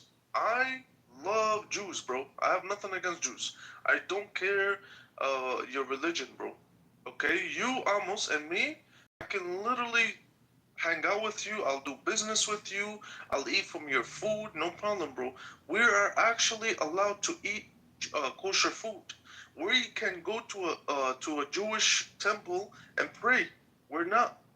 It's actually people of the book. We believe in the same God as the Jewish people. Okay, we can marry a Jewish woman. All right, the Prophet peace be upon him married a Jewish woman. One of the women he married, one of his wives, was a Jew. Obviously, she converted to Islam afterwards, okay, but she was a Jew. Bro, the Jewish people are not the problem. They're not the enemies. We're not saying anything about the Jews. We love the Jewish people. The Zionists are the problem. Me personally, Amir, and nobody holds this opinion. I don't think any Zionist is a Jew, bro. This is my personal opinion. I think they're all people that don't even believe in God. It doesn't make sense that somebody believes in God and wants death to people. This is not what God teaches. God does not teach you to go and kill people. All right? God never taught this. God never revealed this. So this whole ideology that, oh, I want death to Arabs, this is nonsense, bro. You're not people of God, that means. Doctor, So they take it out of context. The God chosen people, the Amalek, they take it out of context. Just like we have ISIS, they have Zionists. You see what I'm saying? Yeah, we don't even consider ISIS Muslims, bro. They're killing Muslims out there. But they take it out of context. You see what I'm saying? And I think we have the new brother, Betty, wants to speak. Amos, you want to respond? And then I got to give it to Betty. I have a lot to respond, but anyway, you're going to take. No, respond. Go and respond, and then I give it to Betty. I will start off with DR that I like him a lot, and he's my friend. And I want to ask you, how old are you and where are you from? DR? DR? Say, but now when I'm talking to him, he goes somewhere, drinking, busy. He don't want to answer and he don't want to make any conversation because he's the one that I can talk to.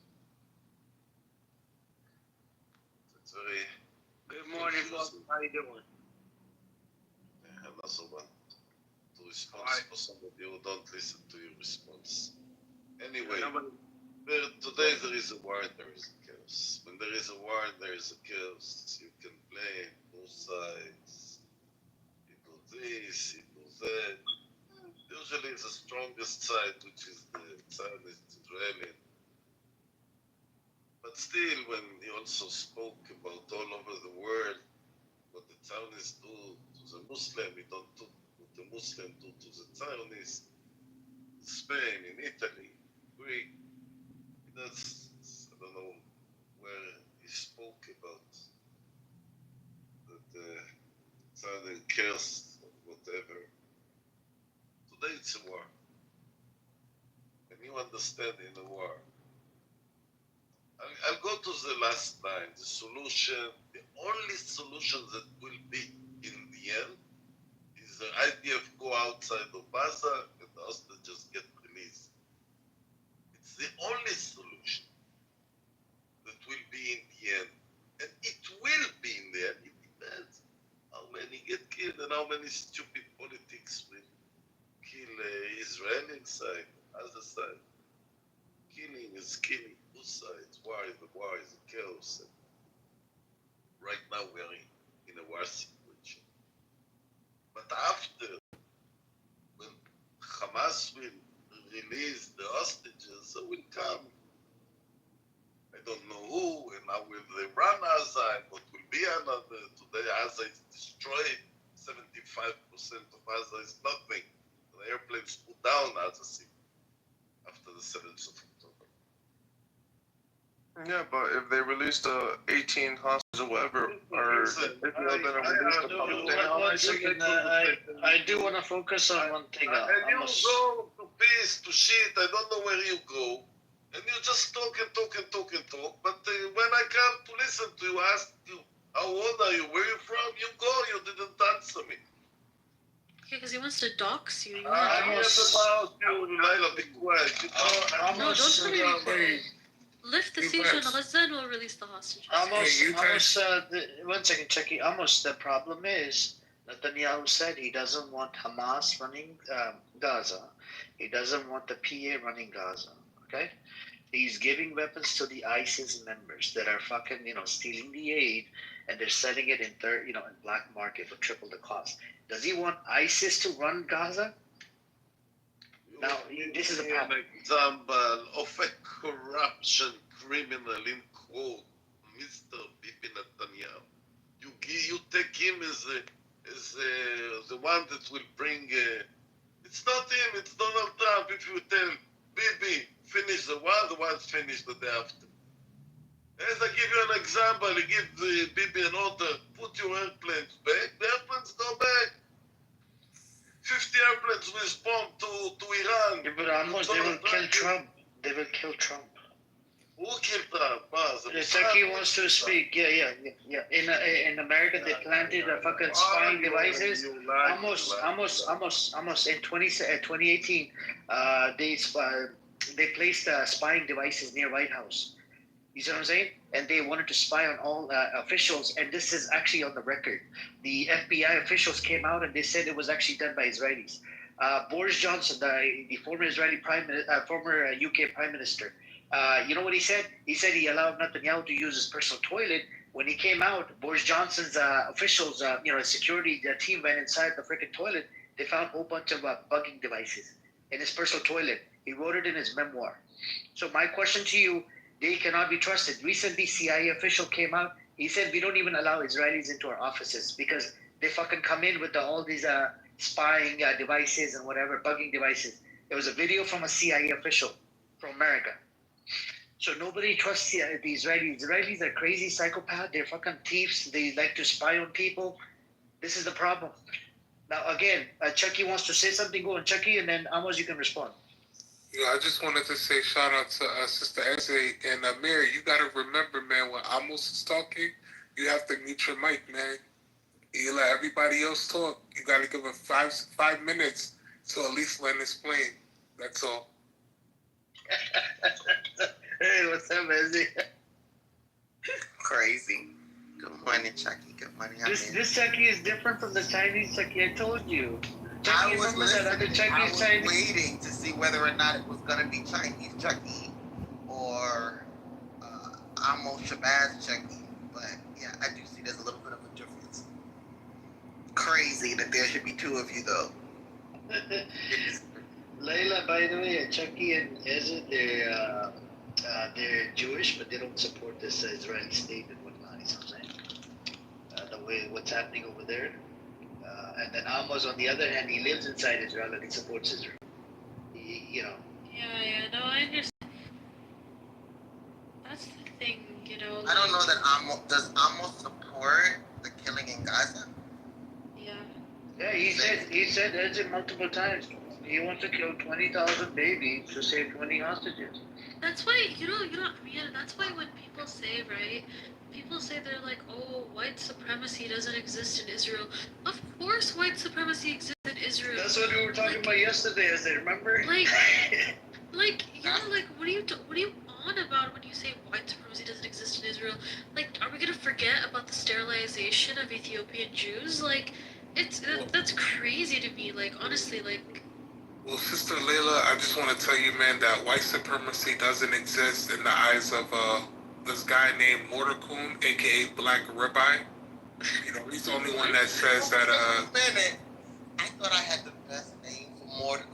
Did you just say Black Ribeye as in steak?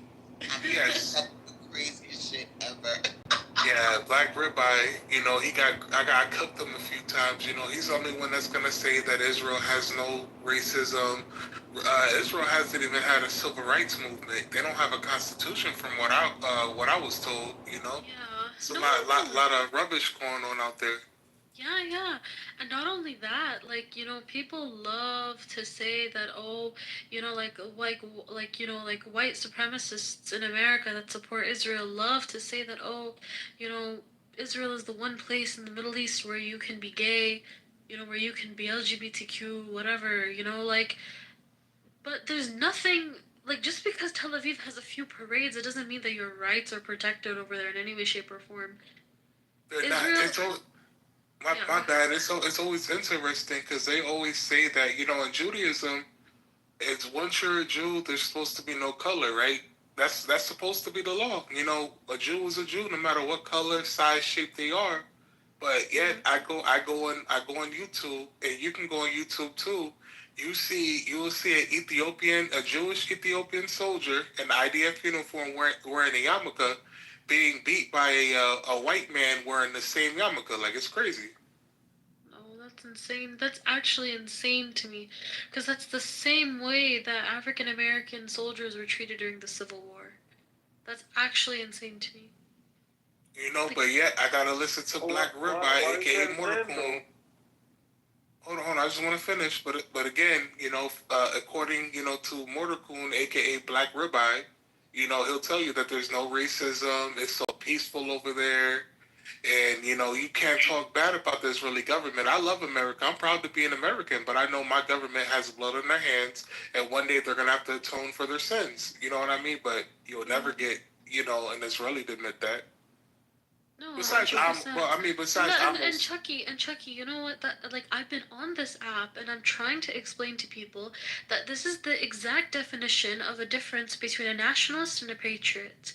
Israelis, they got some like nationalism, like geek going on that is pushing all of these racist, genocidal, ideas all the way down from, their school curriculums to the propaganda that is used to justify the military. However, in the United States, you have people protesting in all different shapes of form against not only the current administration, but just against the whole U.S. war machine, not because they're proud to be American, but just because they love their country and they don't want to see it funding a genocide. So or no, sorry, not because they support what their country is doing. My bad. They do it because they love their country and they don't want to see it supporting a genocide. So like I don't understand. Like that's why you'll never see people in Israel who are going to admit that what is happening in Gaza and in the West Bank and to Palestinians in general all across the state is wrong, because they don't have a sense of patriotism. They have a sense of nationalism. Notice, I want you guys to notice the difference here. Amir, and all the time he's hosted these rooms, we've never had one person claim harm to any Israelis. Never said, oh, I want to do this or that or anything to any Israelis. I wish anything upon Israeli. Nothing, bro. We don't condone violence.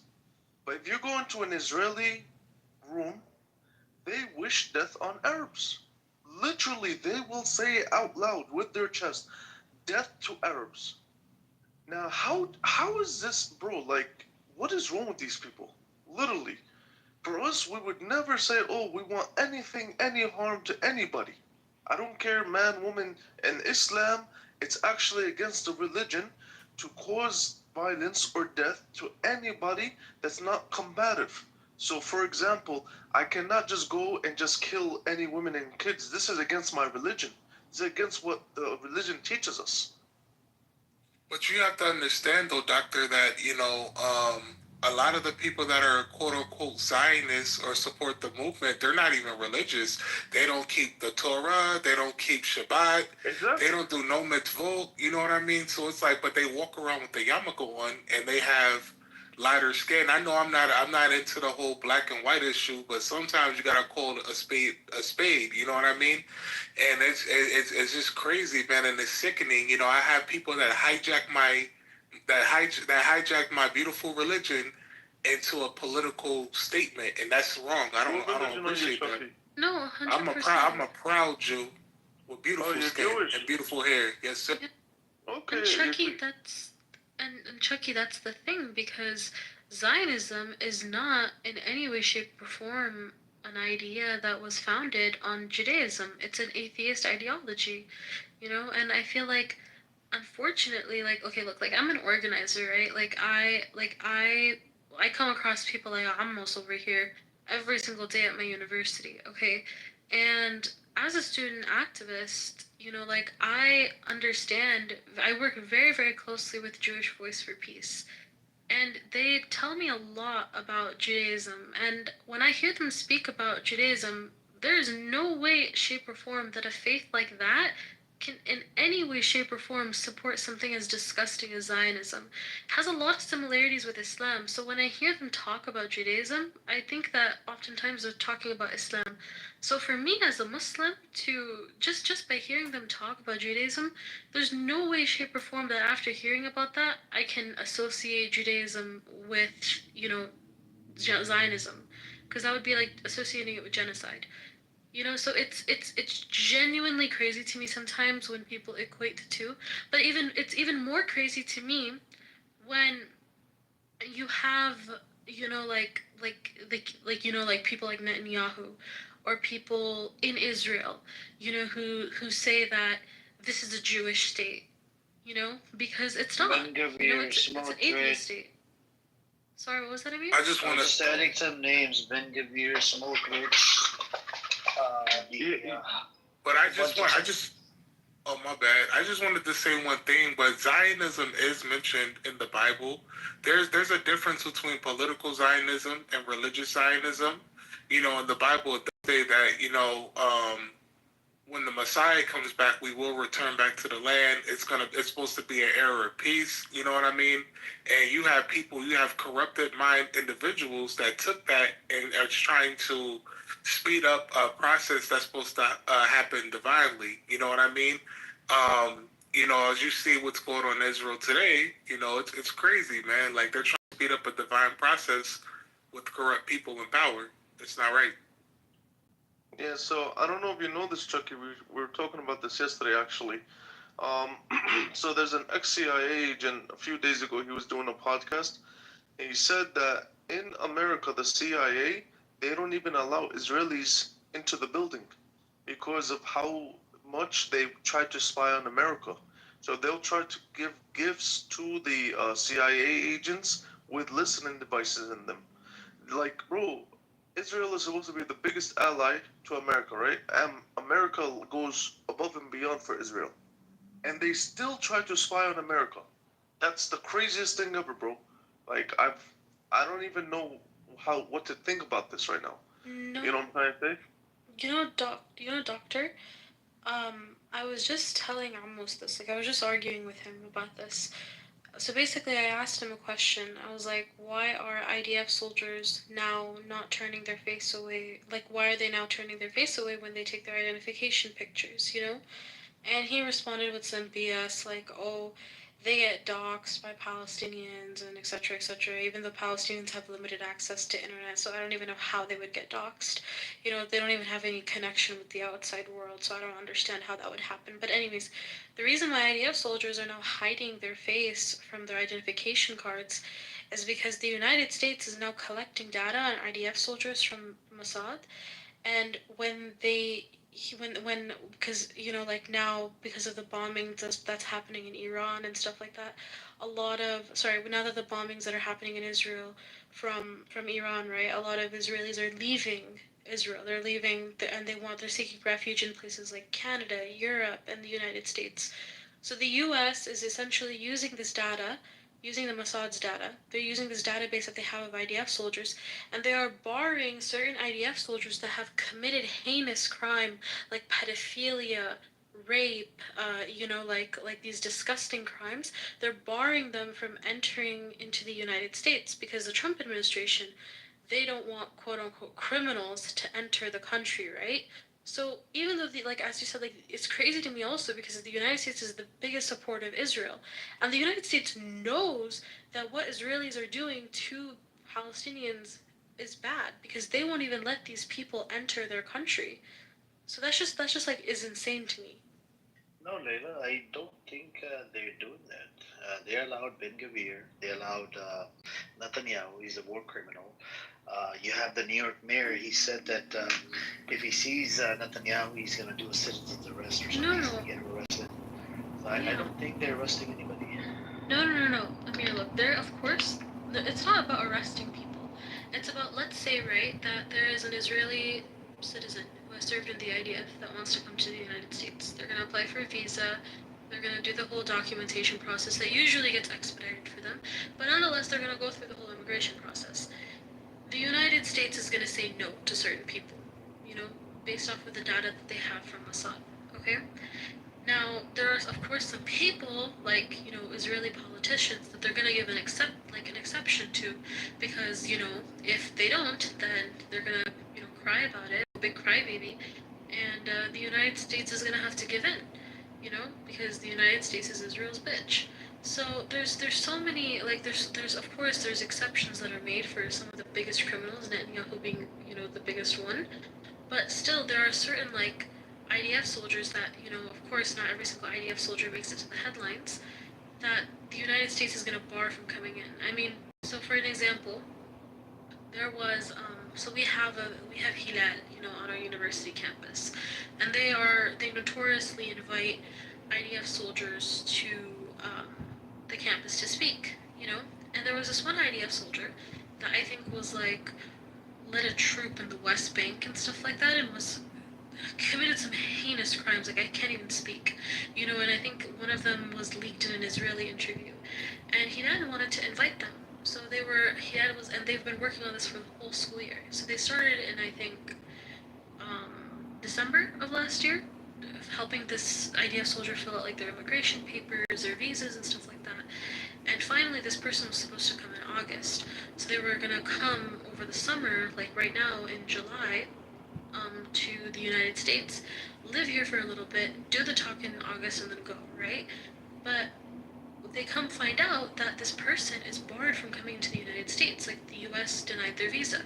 And one of the reasons being this, that they committed some heinous crimes. The United States found that interview. They found, you know, like records of them committing these like disgusting atrocities to Palestinians in the West Bank. So the United States barred them from coming into the United States. So stuff like that is becoming more and more common, and that's why to me it's insane. Don't share information though.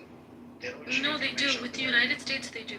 They do. There's a lot of information that is shared with the United States that a lot of people don't know about.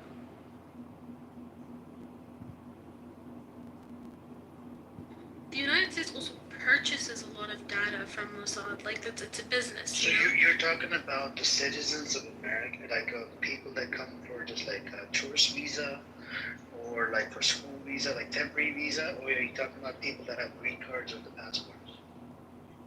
No, Amir. I'm talking about Israelis coming to America.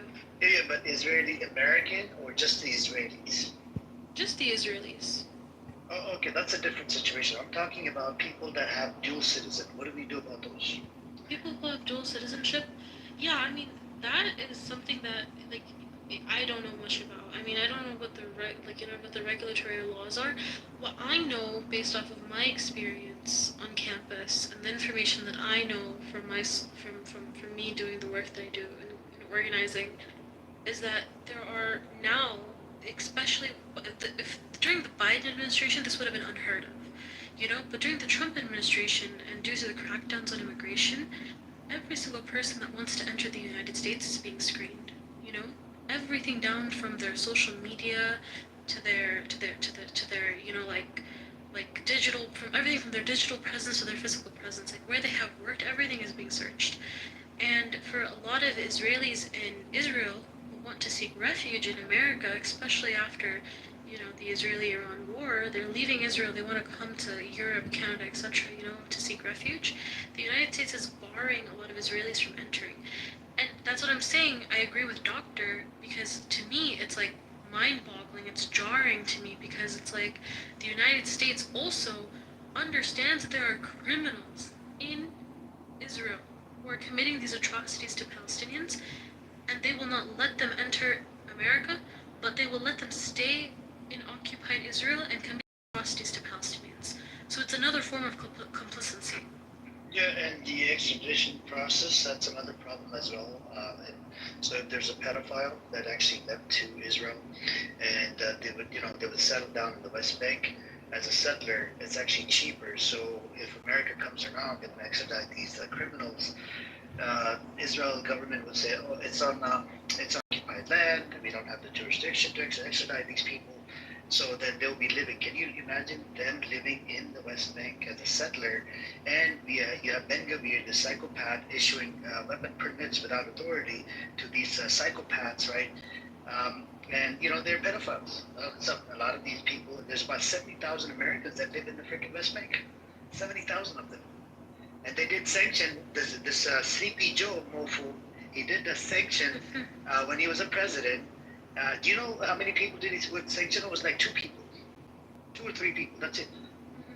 He made a big headline news.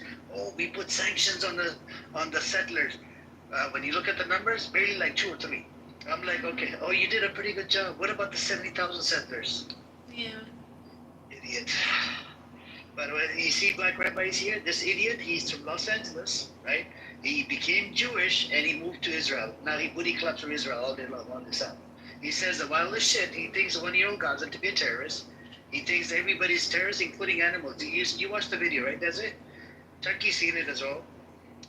I'll put the video in the chat. Scumbag. And Betty, did you want to say something? Are you there, Betty? You want to speak, Betty? Yeah.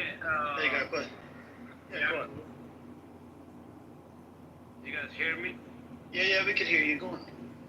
Yeah, I mean, if what is happening right now is so bad, and I just don't know what to say. But what I want to say is to see the whole conflict in the Middle East.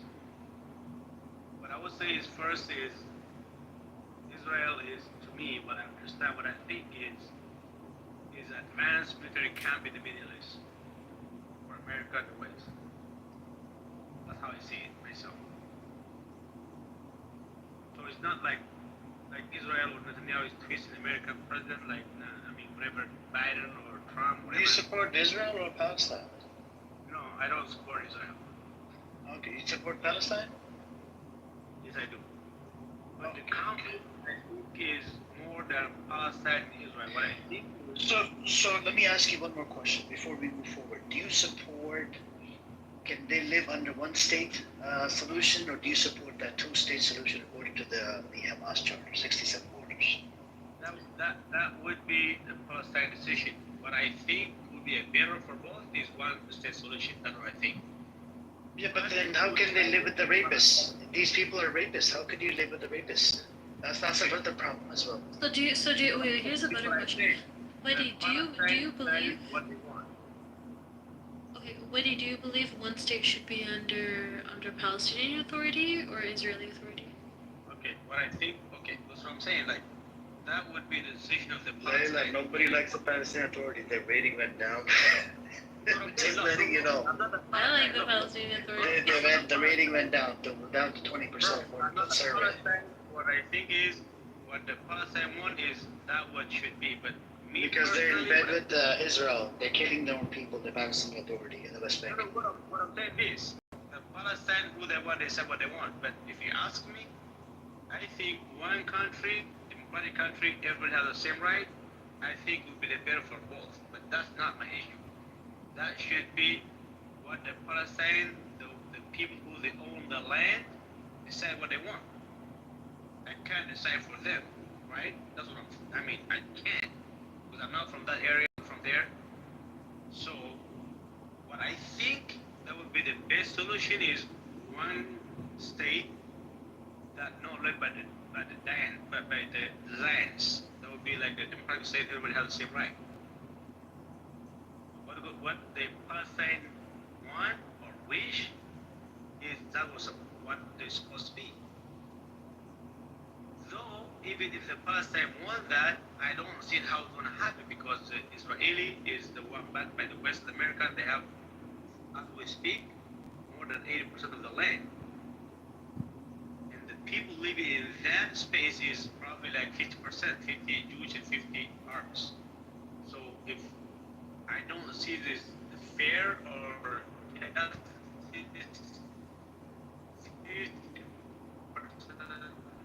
of the people to live in 20% of the land, another 58%. I don't see justice or fair for our Palestine people. But what I was trying to say is, I don't think the Israeli people, even if the Arabs just leave all Palestine and just go to wherever, like Egypt and Europe, I don't think that's enough for them. What I think is they would need more. The Arab decided just evacuate all the Arab from Palestine and take them out, give them all Palestine 100% for the Jewish, for Israel, for the Zionists, not the Jews, the Zionists. I don't believe the Zionists would stop there. No, I agree. I think we. In Jordan and Syrian and probably if they can't do Iraqi, whatever. That's what I No, think. you're right, Wendy, because that's exactly what Israel is That's exactly why Israel is attacking Lebanon. You know, a lot of people, I feel like after issues accelerated with Iran, completely forgot that amidst that whole conflict, Israel launched a missile also in Lebanon. And the southern part of Lebanon is currently still under attack, even after one of the major leaders of Hezbollah passed away. Um, they're still being attacked to this day. It's been like I think like 4 or 5 months. So you're absolutely right. Israel wants more than just Palestine. They're looking after Syria, Jordan, Lebanon. That's what I'm thinking. What I see is right. If all the Arab leave Palestine, go to Egypt and Saudi Arabia, whatever, I don't think there will be peace. Personally, I could be wrong, but I don't think so. Because I was watching a video from I don't know his name is somebody like Morsi or something like that. Like I don't know, he's European, he's Israeli minister. He was saying the border of Jerusalem, not Israel, is Damascus. I don't know the location. I'm not from the area. I don't know how far is Jerusalem from Damascus. I don't know. But I'm thinking in my head maybe Jerusalem is maybe in the center of the Palestine. So he said Damascus is the border of the city limit of Jerusalem. I'm thinking what would be the border of Israel? Probably going to Diyarbakir in Turkey or going to Kurdistan with Iran or going probably in Cairo, I don't know. They have holy site in Khuzestan, Iran. I just don't know when they will stop. I mean, if you ask me, like, okay, if like I want to make two solution or whatever I want to make Israel, where is their border? I don't even know where their border is. They have one border with Egypt. Why they have one border with Egypt? Because Egypt is a great country, is a strong country. They don't have border with Syria, Lebanon. They don't have it. Why? Because they think like they want to get more because Egypt is a strong country. Of course, they control their elite, but still they have a strong nation. They would think, okay, they drew a border with Egypt, but they don't have border with Lebanon or Syria, right? What is it? What is Israel? What is their border? My question would be to Amos, what is your border? If the Arab want to make peace with you, what would be your border? Do you want the Arab to be like Syria as they are right now? I don't think they will be like the same all the time, but right now, you got Syria. Wendy, we don't negotiate with terrorists. So No, my question Wendy has spoken to Amos anti-Netanyahu, right? There's a lot of leftists out there that come on this app as well. We have one that goes by the name Eagle. Another one is Caleb. Let me answer. What is your border? I want to hear from him. Amos, do you know the border? Where is the border at Amos? What is your border? What is Israel border? Tell me, what is it?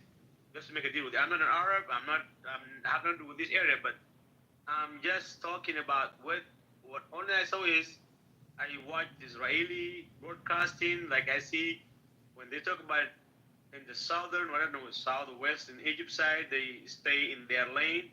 When they talk about Jordan and Damascus and Beirut, they talk about is internal weather cast. So where is your border? Amos? With Syria and Lebanon and Jordan at the same time. 3 countries. Jordan, Lebanon, and Syria. What is your border? What is that? What is that? Amos?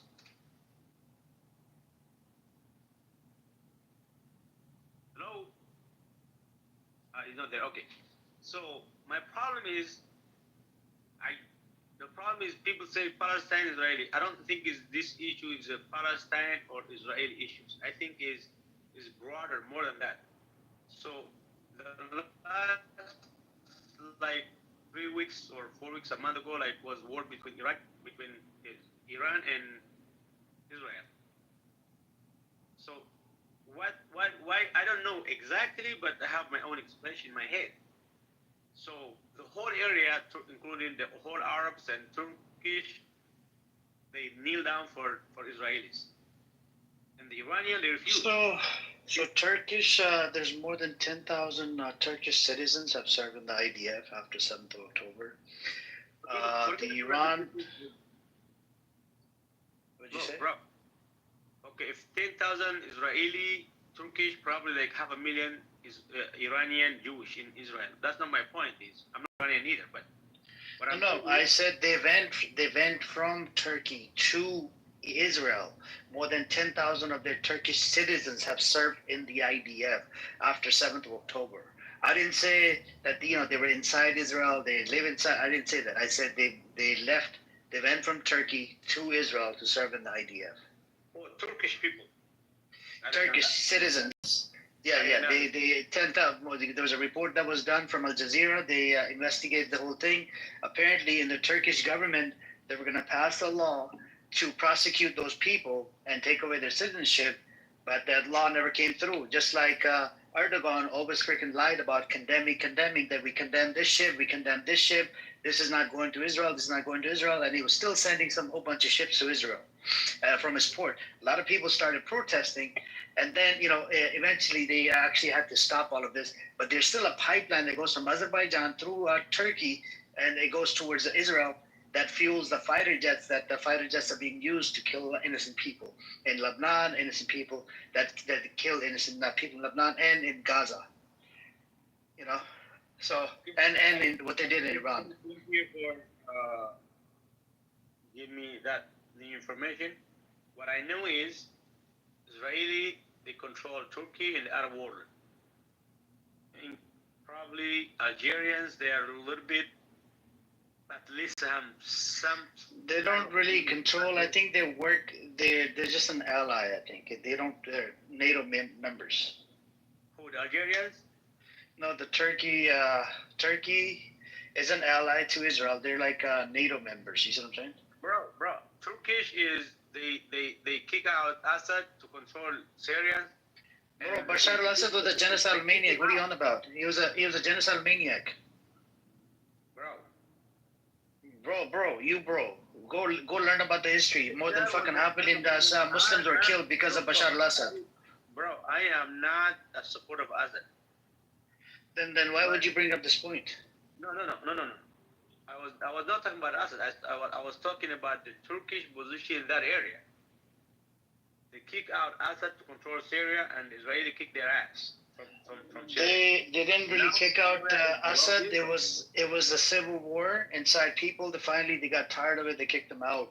And you could say it's pretty. Hold on, bro. You gotta stop speaking over. Hello. You gotta stop speaking over me, right? What I'm saying to you, Bashar al-Assad was a genocidal maniac, and whatever happened to him, they kicked him out. He should have been, fucking prosecuted or executed, because the amount of people he has killed, innocent civilians in Syria, a disgusting scumbag. He was a genocidal maniac, just like Netanyahu. Bro, we are not talking about Assad or Syria. We are talking about the Turkish position in that area. You said that Turkish people, they made it happen. The Turkish government was behind it. We are not talking about Assad or Syrian. We're talking about. You just brought up Bashar al-Assad. Yes. So not about Assad. I said Turkish. They kicked the Syrian government. Assad, who was a president, to control Syria, and the Israeli they kicked their ass out of Syria. They control. It's the local people that did it. Local people. No.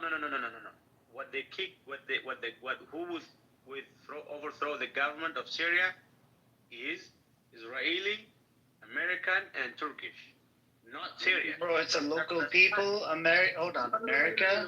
Yeah. America wasn't even aware of this. You're a doctor, right? Yeah, America wasn't aware of it. Israel wasn't aware of it. Israel took over buffer zone. Ready? Israel took over buffer zone. Listen to me. Okay, are you telling me, or you'll convince anybody here in this room, that people, 10,000 people that start from Idlib to go to Damascus, with 330 people dead from both sides, the Syrian Arab army collapsed with 330 people died from both sides. Are you telling me? Bro, come on, man. Which both side are you talking about? Which both side? From all the sides, they start from Aleppo to Damascus. Even the commander of Syria, they gave up. They said, here, we surrender. What are you on about? People were tired of Bashar al-Assad. Where is the generals? Where are they? Where are the generals? I just told you, a lot of them, they left. Some of them, they left. Some of them, they got executed. Some of them, they gave up. Doesn't look for them. Why the international didn't look for them? They kill a lot of people. Why should they look for it? It's their problem. I don't get it. Why should they look for it? Bro, look. Oh my God. But I have, bro, listen. What we're saying is there is people, they listen to us. If that was not a calculated agreement, the world, they will look for the people who they did all this mess in Syria, and they put them in somewhere in justice, whatever they call. This is have been some agreement. All those people take their money, their people, and left.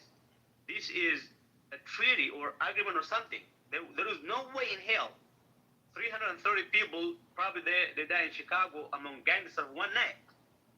You will never tell me that. It cannot be that way. It cannot be an army that's been there for so long. They will collapse in 2 weeks. With how many days? 330 from both sides.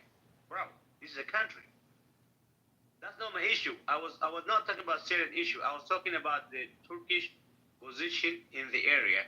Turkey took this to be able to take Syria with them. The Israeli kicked them out. So my point is not about the Syrian issues.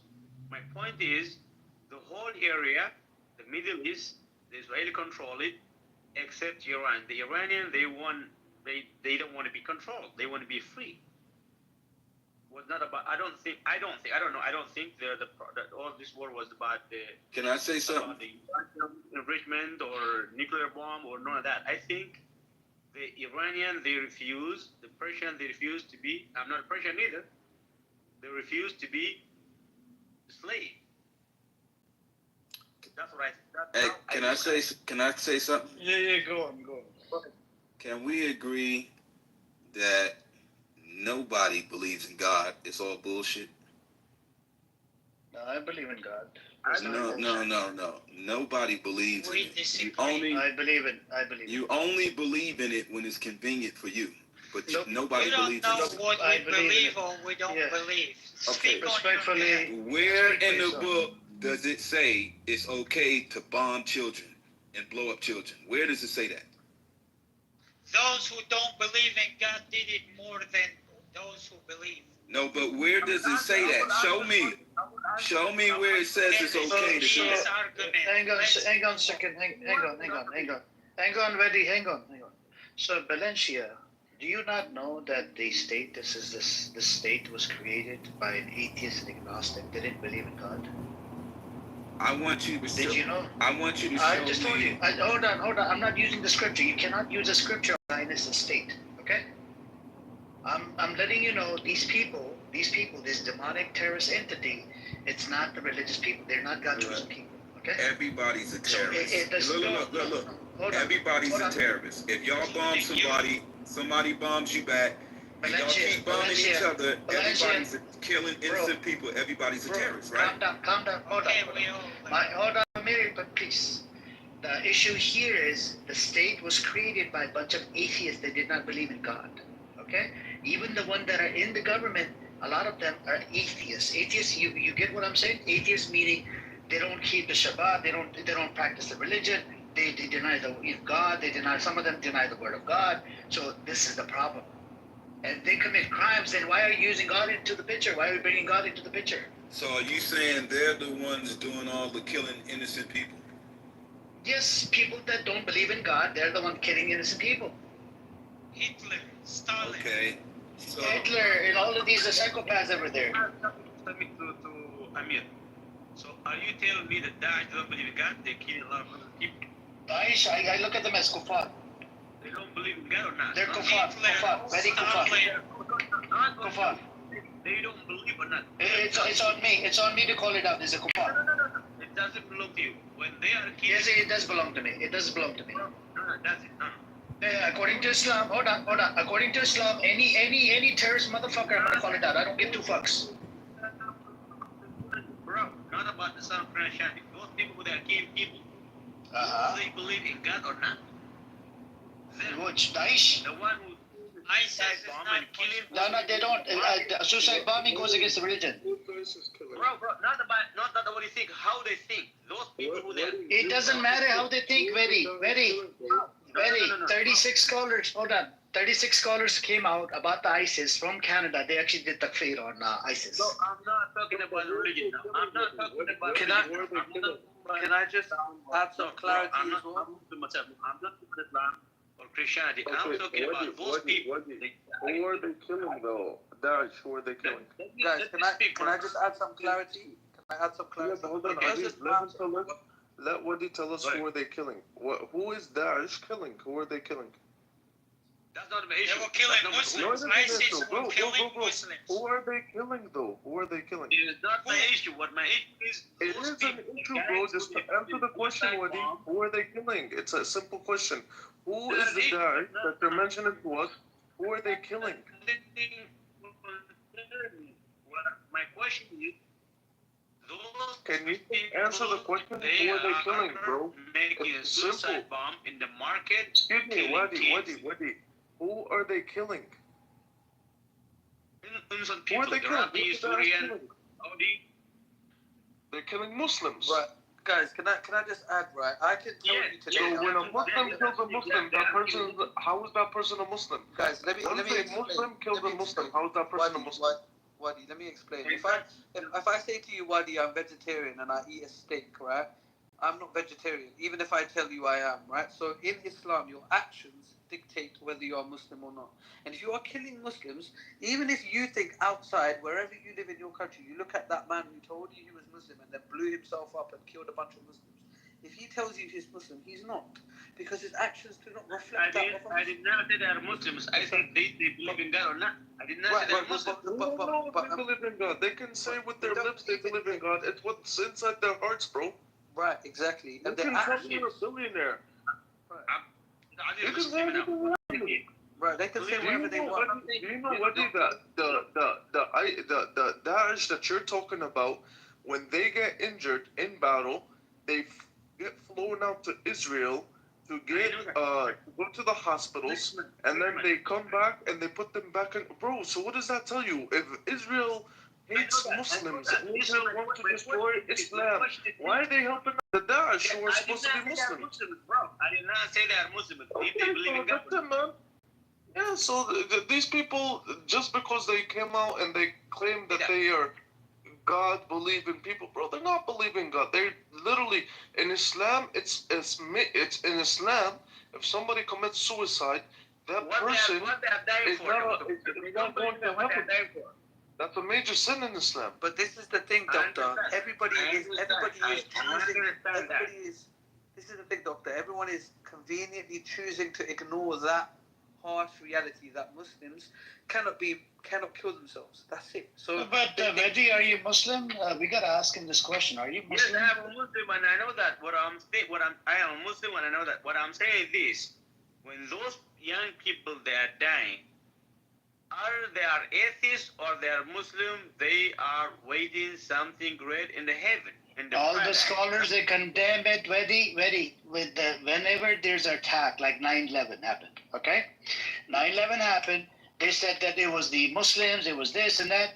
We were told at the mosque to go around and spread awareness that we're not terrorists, we're not this. There was a lot of Islamophobia all over the place in America, and they were attacking mosques and whatnot. Okay, so we were told not to do this. To spread awareness about Islam, that we're not jihadists. Even the word jihadist, it was actually invented and coined by the mainstream media. We don't have a concept of jihadist. We have a concept of jihad. Jihad means struggle. And you understand where I'm coming from. And if the scholars, the way the consensus work in Islam, we go based off the scholarly opinion. The majority, what the consensus is. Even according to the madhabs, right? We got 4 madhabs, and there's a ruling on this, right? The scholars would come around and they will actually, do the consensus, whatnot. What is the major opinion? And that's when we go off. If the scholars say that these are kuffar, these are this, we accept it.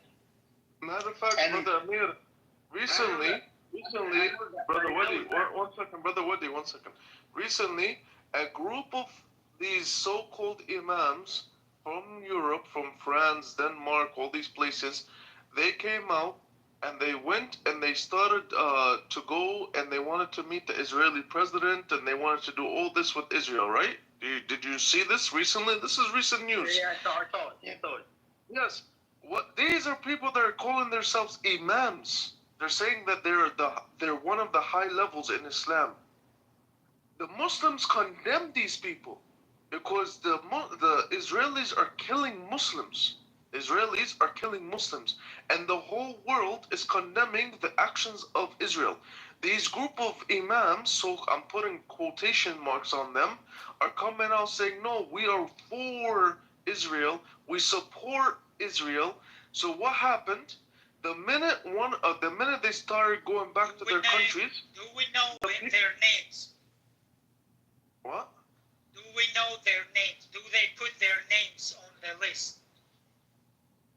Yeah, you can look it up. The imams over here, they're open about their identity and everything. Matter of fact, I just read one of the imams from Denmark. He went back to the masjid that he is an imam for that masjid. They kicked him out of the masjid. They kicked him out. They disassociated themselves from this guy. They came out publicly and said, we will not even allow this man to come back into the masjid. This is what's happening. These people that call themselves Muslim and they call themselves this and their actions now are showing themselves. And you can say with your lips, the whole lip surface doesn't work in Islam. It's what's inside your heart. You can tell me all you want. That's why in the Quran, Allah subhanahu wa ta'ala talks about the hypocrites. In chapter 2 of the Quran, He talks about the 3 groups of people. The Muslims, the believers, the disbelievers, and then the hypocrites. The hypocrites are the most dangerous because they'll be standing next to you and they'll pray next to you, but yet what's inside their heart is way different from you. They have a hatred towards us, the hypocrites, because they want to take the people away from Islam. That's why, bro, ISIS and all these people that they keep mentioning they're Muslims. Bro, if you look into ISIS, they're literally made by America, made by Israel, bro. It's nothing to do with Islam. They're killing Muslims. How is a Muslim killing a Muslim and then tell me he's a Muslim, bro? The reason I asked their names because in Adnan videos, the Wahhabi imams takfired Iran and saying, oh, we should not support Iran, but we should be like away, but we don't know their names. Wahhabi imams, they would takfir Iran in this battle. But yeah, so Iran, according to majority, and I think most of the people know this, according to the majority of Sunnis, they don't consider Iran to be a Muslim country. No, I don't think so. But even in this battle, who they support? That's not true. Where is that says that Iran is not? I just told you, according to how they view Iran, the view of Iran, they say that it's not a Muslim country. That's why the Wahhabi, whoever you're talking about, could have said that because that's how what a lot of people they think of Iran.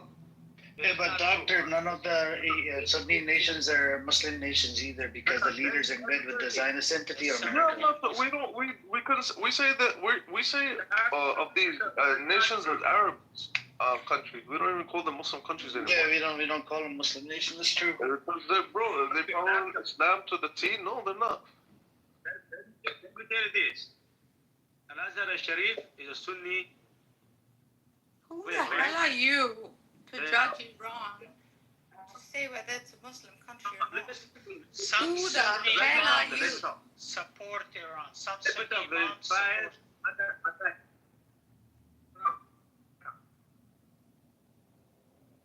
No, in Azhar al-Sharif there is 5 madhahib. There is 4 of the Sunnis. And then You're drowning. Swim, swim. Hey, we're gonna pivot from the religion. This is not a religious space, bro. This is about politics. Yeah, I don't know whoever started the religion topic. I think I'm gonna move down. Yeah, very last statement before we pivot. Okay, this is not a religious space. move out of the country. I understand that's what we just move out of it. We should just talk on politics about what is happening in the Middle East. Yes. Because you brought up something about ISIS and Daesh and whatnot. We'll just leave it at that.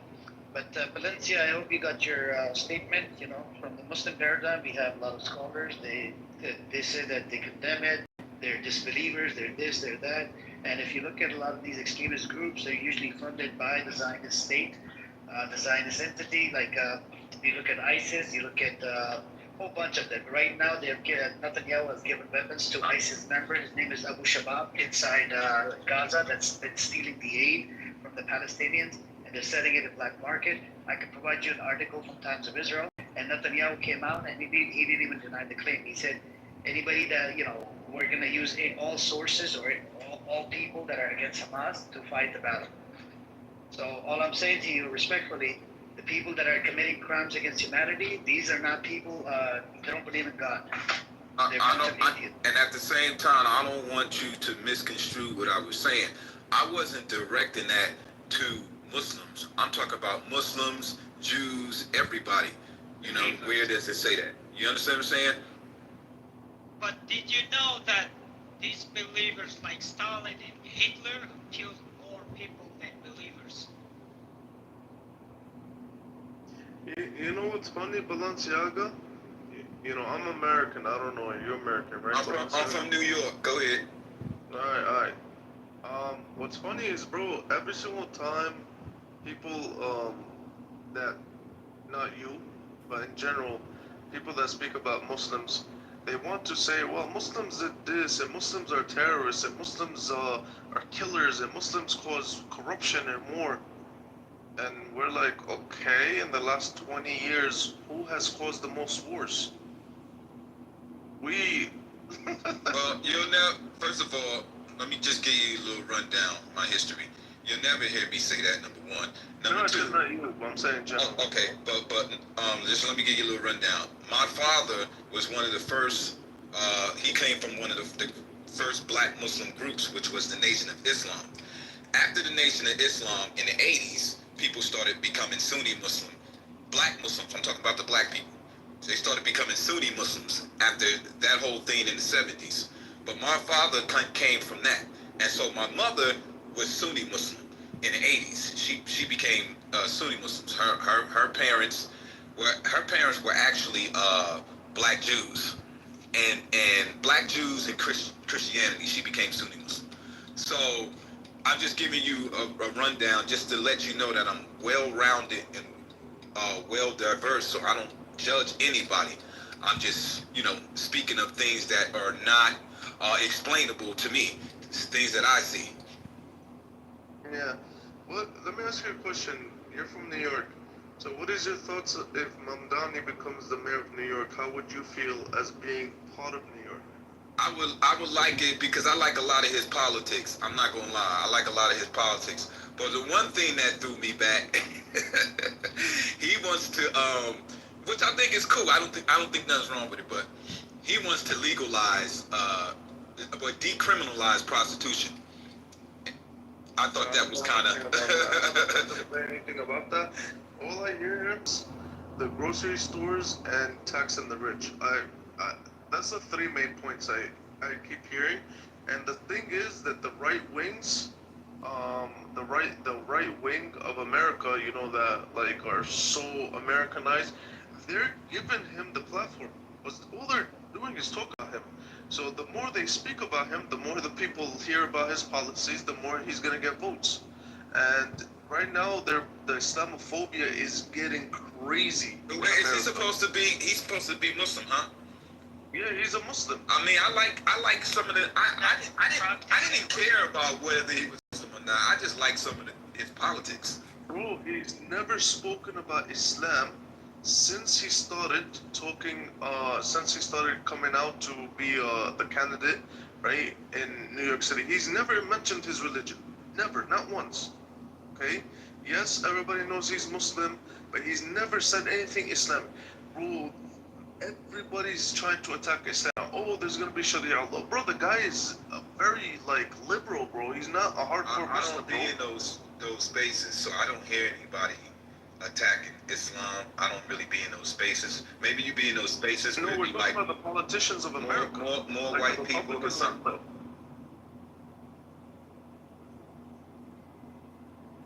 About the prostitution, he said it himself, or is it some disinformation about him?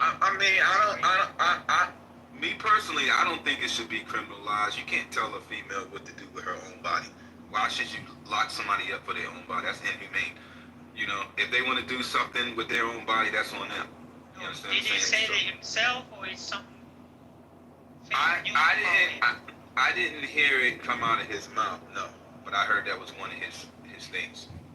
Because yeah, I know it was an ad. It was an ad. It was an ad I saw on TV. Oh, okay, yeah, it's probably fake, bro. You know, right now, like they're trying to. There's the voting processes in November, so they're gonna try to say whatever they want to say, right? Trying to get the people away, but he's gonna try to freeze the rents, right, for 2 million New Yorkers. He's gonna give. He's gonna try to do like grocery stores that are backed by the government. He's gonna try to give like free bus rides. Bro, he's trying to do something good for New York City, man. Like, it's expensive. He should ban chemicals in food. That'll be a good one. Yeah, he probably, you know, is looking into that as well. I'm not sure, bro, but bro, imagine this. He's 33 years old, right? And when he went and did the debate with the other people, every single other candidate said, what? Oh, we're going to go to Israel. We're going to go to Israel. He's the only one that said, nah, I'm staying in America. And I'll go and meet the Jews in New York, and I'll sit with them and I'll listen to them, and bro, and they started to attack him for that because he didn't want to support Israel, because he didn't say I'm gonna go to Israel, but he said, bro, I'm gonna back up the Jews. I love the Jews and all this, and he didn't say nothing bad. And look how much they attacked him. I hate how the media be creating the narrative that make you hate a certain group. I never believed the media, ever. Yeah, bro. Our religion, man, does not teach us to hate anybody, bro. We have respect for everybody.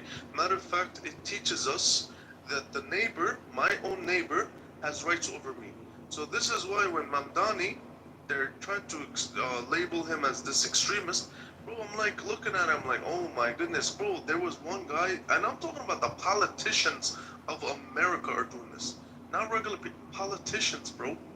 They're going out on X and they're going out on all these platforms. One guy literally made the Statue of Liberty with a burqa and said, look, this is what New York City is going to become. Look how racist this is, bro. Yeah, that shit crazy. Assalamu alaikum. Alaikum assalam wa rahmatullahi wa barakatuh. When Israelis compare Israel to Nazis, do Israelis compare themselves with Nazis? Do they? Yeah, assalamu alaikum. So Dr. Ehud Olmert, he came out, this was yesterday's news in Times of Israel. He said that the Netanyahu is setting up a concentration camps inside Gaza. So he's pretty much calling him a Nazi, you see what I'm saying? So he's Israeli. Ehud Olmert was a former Israeli prime minister, and Netanyahu is the new one, right? So both of these are, and then we had this other one. It's called Moshe Yalon, Boogie Yalon. He was from a good party. He was the defense minister back in 2016. He came out about 6 months ago. He said Netanyahu is ethnically cleansing people in Gaza. He said IDF is not the most moral army in the world. So you see what I'm saying? So you have Israelis attacking Netanyahu. So they're pretty much calling him a Nazi. Yeah, I understand now. And have you heard about the new minerals they found in Iran? The minerals in the grounds, like where they make weapons, they can make rockets from those minerals. And that's one of the. They've recently found minerals in the ground of Iran where they can make rockets and high-tech weapons from. And yeah, that's what Israel's trying to stop, with the Iran war, what they're doing there. That's why I just recently saw. That's why I come back. Mary, do you know anything? No, I don't know. But probably uranium. But again, if you don't put boots on the ground, you cannot stop that. Boots on the ground equals disaster and death for those who are on the ground. Wait 1 second, Amir, I'm gonna send you something, yeah? What are you gonna send me? Just put it in the public chat. Yeah. And why is Saudi Arabia the only country that nobody attacks? Just ask. Because it's an ally of America. America gets a lot of their funding. Kim, there's a lot of background noise from your microphone, bro. So Saudi Arabia, even in relate to, if you look at the Western media, right? Just because America has sanctions on Iran, they make this such a big deal that Iran is oppressing people. But when I lived in Saudi Arabia, I'm talking about before about 20 years ago or so. Back then, women couldn't even drive, and they had to make sure they wear a hijab. If they don't wear it, they'll get their ass whooped or whatever by a cop over there in Saudi Arabia. The women rights didn't even exist over there. That was 20 years ago? Yeah, that was 20 My years goodness. ago. So what I'm saying is, so America doesn't say shit about that, even after the 9/11 that happened. Do you know a lot of the victims, their family members, they wanted to file a lawsuit in an international court against Saudi Arabia because the hijackers were Saudi national. But America came out and they protected the Saudis. They said, no, not doing that. And what they did instead, they attacked, we see Afghanistan, we see Iraq, right? And it's all thanks to the Zionist disgusting entity that gave us fake intelligence on Iraq, the mass weapons of destruction. If you Google it, right, or ask ChatGPT, it will tell you that we got the intelligence from this disgusting Mossad. And recently, a CIA official came out and he said, we don't even allow any Israelis into our building. They always want to send gift or whatever with spying devices in there. You know what I'm saying? They're trying to get in there so that they steal our data. A bunch of thieves, want to spy on America. I didn't know that. Only thing I knew about Saudi Arabia is that you went over there to make Hajj. Yeah, the pilgrimage, the Hajj, and you do that. It's a holy site. So I'm thinking it's like I'm thinking it's like some big perfect country. But do you want to know something crazy? So inside, so usually the non-Muslims are not allowed, right? They're not allowed where? They're not allowed in Mecca, right? Close to Mecca. Yeah, and they're not allowed in Medina as well. So it was reported in Times of Israel.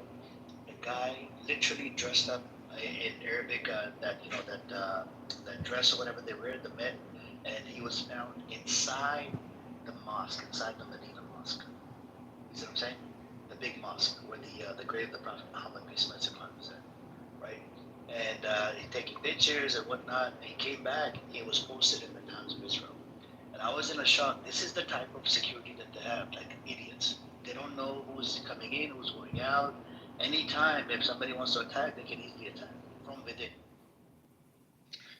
So, what you call it? And there's a lot of and now they're starting to, pretty much trying to become secular, but just the people. Like, when it comes down to the government, still you cannot say shit against a dictator. If you do that, you get arrested. You might even get chopped into tiny pieces. Nobody can even find you. I lived over there, man, and I know how the rights were over there. So then, and the only thing that I liked about it was the holy place. They had, like, the Mecca and the Medina. That's about it. Other than that, there's nothing there, bro. It's a desert. So let me ask you a question.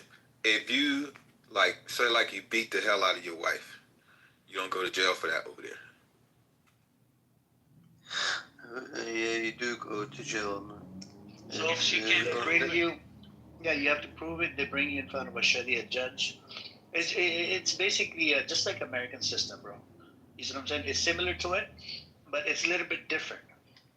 They asked, I think they asked the wife, what do you want him, what do you want him to do? You want to leave him? You want to divorce him? Or, it's just like, I'll give you another example. So somebody robbed your store, right? I had a store in Los Angeles for about, what was it, about for 10 or 12 years, right? I got robbed about 10 to 12 times.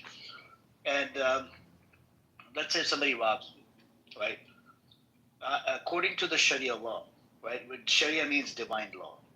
I would be given an opportunity. What do I want to do with it, right? If a police, I report it to the police, they arrest him. They'll ask me, what do you want to do with it?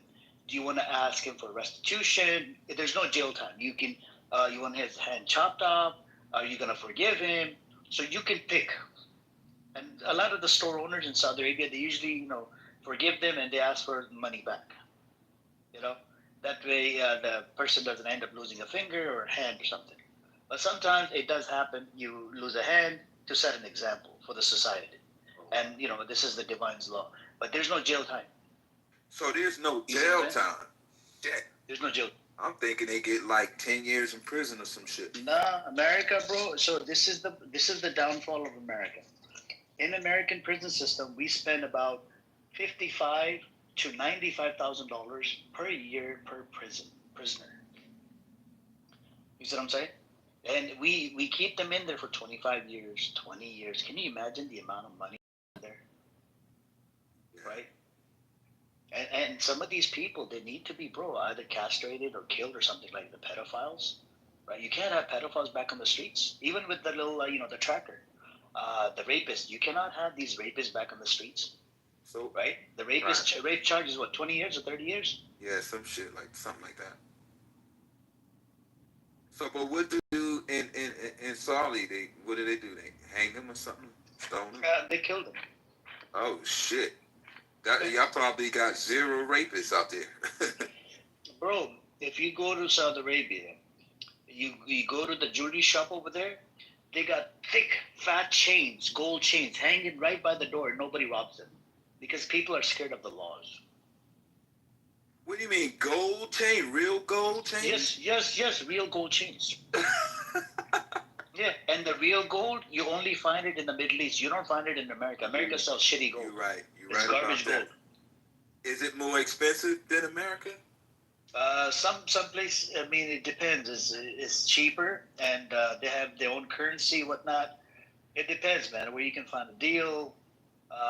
Somewhat is similar because it does have a global market. It goes by, I think, by the ounce or something.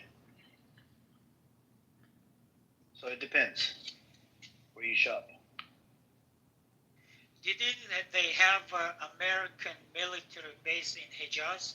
Do they still have American military base in Saudi? Oh, they have multiple of them, Mary. These people can't even fight. They always need America's help. These are idiots. According to Islamic laws, it should be illegal. Where are all those Salafis not whining about kafirs in the Holy Land? They pass the fatwa, and they tell the scholars to pass a ruling on it, right, to their convenience, that today we're going to allow this, we're going to allow this, and the scholars, when they speak up against the ruler, they get locked up. That's why a lot of scholars are locked up in jail. Do you know how many Salafis are shut down with this argument? They couldn't say anything. They know they're wrong. But Saudis can do whatever they want, I guess. Amir, Yes. do they have strip clubs in Saudi Arabia? So they're starting to open these up nowadays. They recently started opening up clubs, bars. I think they even allowing alcohol, or, in a land where there's a holy place. That's disgusting, man, disgusting. I'm not gonna lie, man. I would want to go just because I would be curious to see a strip club in Saudi Arabia. Amir, did you hear about the clubs and the nightclubs they open in Saudi Arabia? Yeah, exactly at Al-Ula. Exactly in the place where the people of Lut got punished by Allah. Yeah, Al-Ula, right? You heard about it? No, I forgot the name. Probably I did. Yeah. So that was forbidden by the Prophet Muhammad, peace be upon him, and that's where they opened up the club. So exactly where they opened the club is where Allah's punishment came down, right? I believe so. I think it's called Al-Ula.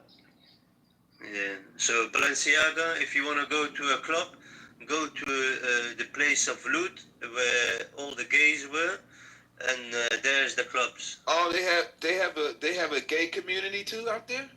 No, but that's where the punishment of gay people came. The punishment the gay people got. So you can't be gay like wearing a rainbow flag in Saudi Arabia? You can't wear the rainbow flag, but there's a lot of gayness inside the Arab community. Yeah, shit, no I ain't offense never to know people that. there, but no offense to people, but there is some gayness inside the Arab community. You can take your flag with you. If you want to talk to Israelis, go to Dubai. It's best vacation for Israelis. A lot of Israelis go to Dubai for vacation. I want to go to Saudi Arabia, but I don't want to go to Hajj. I want to go to just go visit the country. Yeah, tourist visa. Don't forget your LGBT flag, yeah? No, I'm saying it for example, not me. I don't know if they will allow you in Saudi. I think they will allow you in Jeddah, not in Mecca though. They will allow you in Jeddah. That's where I live. I live in Jeddah. Jeddah is about an hour away from Mecca, right? So they will allow you there, but and they'll probably allow you in Riyadh. That's the capital city of Saudi Arabia. I want to go where the clubs is at. Lewd. You know what, Balenciaga? You don't need to take your LGBT flag. You can just wear those trousers you're wearing in the. I don't have an LGBT flag. You got some tiger trousers though. That's the same. Similar to. Fucking hell! Oh my God, Balenciaga. Amir, do you know what's the most respected Wahhabi imam? No, bro, we don't know about that. It's I want to follow the fatwas and takfir. So it's Fawzan, yeah, but I'm talking about the imam of the Al-Haram. His name is Sheikh al-Sudais, and then there's another one, Sheikh al-Shuraim, and these two, they take turns in the Mecca. They're pretty big. And Fawzan, you have the Albani. I think Albani passed away, did he? Yeah. Yeah, but Nergis, he's still alive. Has he died? Albani passed a fatwa in 1993 calling the West Bank a Dar al-Kufr. Wow. Sharia law doesn't apply to them, Amiri. Sharia law applies only to the I talk to a lot of Salafis, especially Chechen Salafis. We argue all day. I will gather all this information and throw in their faces. And where did Salafis come from? In the 80s, it was. In the beginning of the 90s, it was all about Tel Sunni.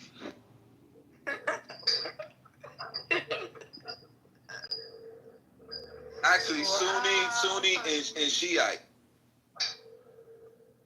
Well, Amiri, No, I'm Shia Ismaili, but we don't do those stuff. There's a lot of noise from your microphone, bro. Yeah, I didn't know that. So, yeah, let me mute you, bro. There's a lot of noise. So, yeah, the term Salafi, bro, it's an old term, right? One of the scholars actually coined it back in, I would say, 12th century. His name was Ibn Taymiyyah. And the term Salafi died down until it got picked up again by Muhammad bin Abdul Wahab. That's another scholar that was behind the establishment of Saudi Arabia, where they actually killed other Muslims, right? This is how Saudi Arabia was built. They killed a whole bunch of Ottoman emperors with the help of British. If you watch the Arab, what's that movie?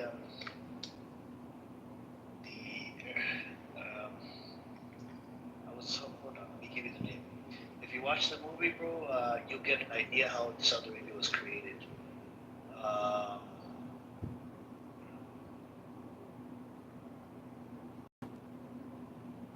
It was the. What was you talking about, Amir? The Resident of the Arabia, or what was it? No, I was just telling him how Saudi Arabia was created, right? And the term Salafi, where it came from and how it was coined and whatnot. There's a lot of noise from your microphone, bro. You know, you gotta mute. Yeah, you know what? Yeah, I got the newest phone, yeah. I got the newest Samsung, that's why. Bro, sorry that I bought the new Samsung, Amir, sorry. No, it's nothing to do with your Samsung. What I'm saying is, if you're not speaking, brother, just, you can just mute because there's background noise. I know. I got it on fully spectrum or some fucked up thing, man. 1 second. And now, is it better now? Yeah, it's better. Yeah. Yeah, man. Balenciaga, you don't need to take your LGBT flag with you. I recommend you. Now, I gotta get on you now. Now I gotta get on you, my boy. For them Yemens y'all be wearing with no drawers on. Now you wanna talk about something?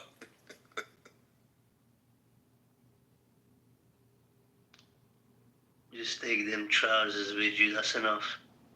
But anyways, Nurgis, you can check your back channel. And what I was going to say was, so Balenciaga, what's your family's position in relate to this Trump and Kamala when, Kamala. What they broke Kamala? Kamala is an evil bitch. That's number one. I think she, in my personal opinion, this is just my personal opinion, I think she absolutely hates black men.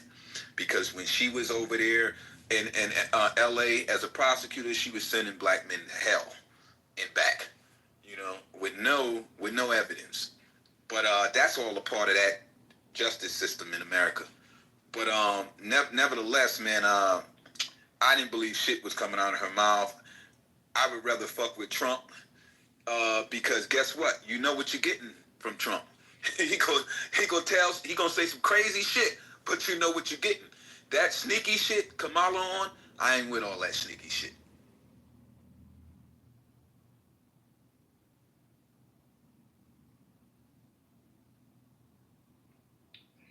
That's true. So, you know what Kamala did, right? She was going to talk to the pro-Pallies, right? She canceled on them, right? While she was going from different states or whatever, right, trying to rally for the campaign, she was going to talk to the pro-Pallies, and she canceled on them. And on the 7th of October, she planted like trees or whatever in her backyard for the victims, for the Israeli victims, right? And I was thinking about that. Why didn't you plant some for the other side as well? Why are you such a one-sided, hypocritical, bitch, right? And this is what I didn't get is that her daughter is pro-Pally, the daughter from her husband, right? She even raised funds for the Palestinian cause, and even though the guy is Jewish, so I don't know, man. It's just it's kind of And then people were debating if she's black, or she's white, if she's yellow. And I that think, was another debate as well. I think her family comes from the Indians that have the red dot on their head. What is that, Hindu? But only the mom. And so what I don't like about them is, I used to date a Hindu girl when I was in like the 9th grade or whatever, and I had to walk. When I would walk her home from school, I had to stop at the end of her block. I couldn't walk her home because she said her family didn't agree with dating outside her race, and that she would get kicked out the family will. And so, you know me, I'm black, so I'm like, fuck that will, because we ain't got no will anyway, right? But they take that shit seriously as hell.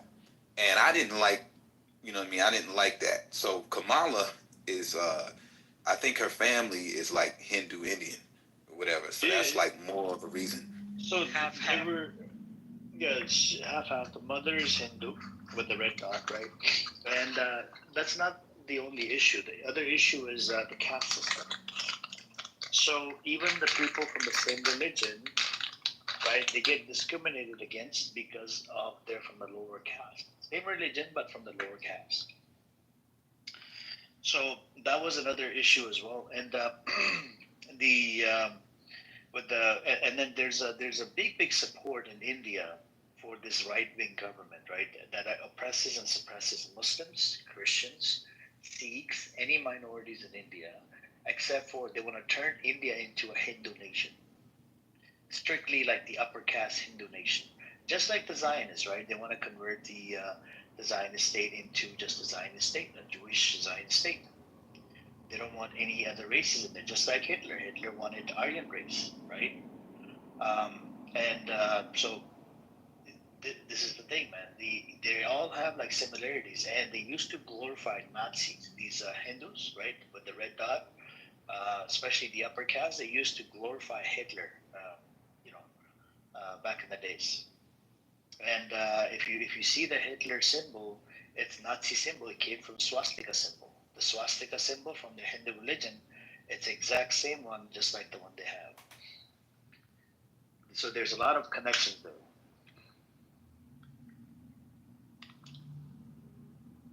Yeah, I never understood. That's why you see them, Israel and India, they always lick each other's ass as well everywhere, every opportunity they get.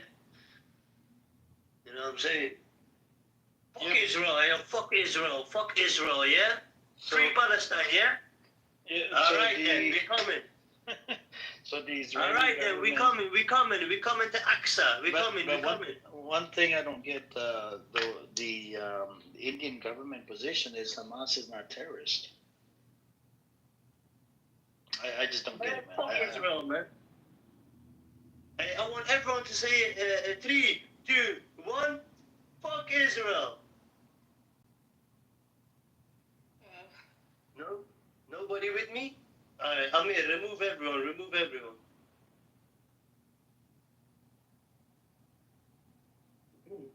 Yo, Balenciaga, don't take your flag with you. Please, brother. We don't want you to end up being in jail or... So the reason why I wouldn't say that with Israel is because Israel is the name of the prophet, peace and blessing upon him, right? We shouldn't even be calling the state Israel. It's blasphemous according to the Muslim paradigm. Yeah, I know. Even the term from the river to the sea, Palestine will be free. It came from the Jews, right? It did, and then it came from Palestinians as well, you know. But that's what ended up happening. I mean, they just stole their land. What do you expect? You steal their land. I mean, you didn't give them, you didn't allow them to come back. I mean, it was expected, you know. It was bound to happen, and it did happen. But what can you do? These people are just demonic, man. The Zionists are demonic, for real. They're demons. They're real demons in the flesh, you know that. Yeah, you could say that. But there are. So I did come across. You know how we believe in God, yeah? They actually worship Satan. You get it? That's what Allah they do. That's why Allah said in the Quran also, yeah, there's a shaitan is this whole entity, this whole occult, these secret societies, yeah, these things are real, you know. Yeah, they're for real. Do you wanna become an Israeli? Somebody gave me an idea. Nergis Lee, he said what she could do is marry the Israelis, have babies, right? And then have your babies marry other Israelis and turn the nation and take over the nation from inside. I really think that is a very good solution, actually. I've discussed it before with people. Really think about it. Not about taking over the nation, but I think that should happen, right? What would you do with Israel, Nargis, if you had the chance? Actually, don't answer that question. I don't want you to answer that question. Sorry. No. What would I Don't answer that question. What would I not do? Yeah. If you had the magic broom, Nergis, you could do everything with that magic broom. What would you do? You would. Man. I used to think, you know what? I used to think eternal hell is a BS concept. Right. I used to think that eternal hell, is such a harsh, cruel thing, within the Abrahamics. Now that I think about it, dude, eternal hell is necessary for some. You know? That is definitely necessary. Yes, you're right. After seeing what happened. Awesome. That's why these people think, that the punishment of this world is less worse than what the punishment is of the hereafter. You get it? You rather, if you done something bad in this world, you rather want to get chopped in pieces in this world than get chopped in pieces in the hereafter. But people don't understand that. Why? Because we believe in the unseen. You know what I'm saying? That's why it is. Maybe people don't believe in that's gonna happen. Okay, what do you believe in, Balenciaga? What do you believe in? You know what? I know this is what I believe in. I believe that I know for a fact people don't believe that, because if that was the case, people wouldn't be doing the things that they're doing. Right. Yeah, but we're all human beings. Yeah, we're all sinners, right? No, but we're not. You can confess your sin to me, my son, Kim.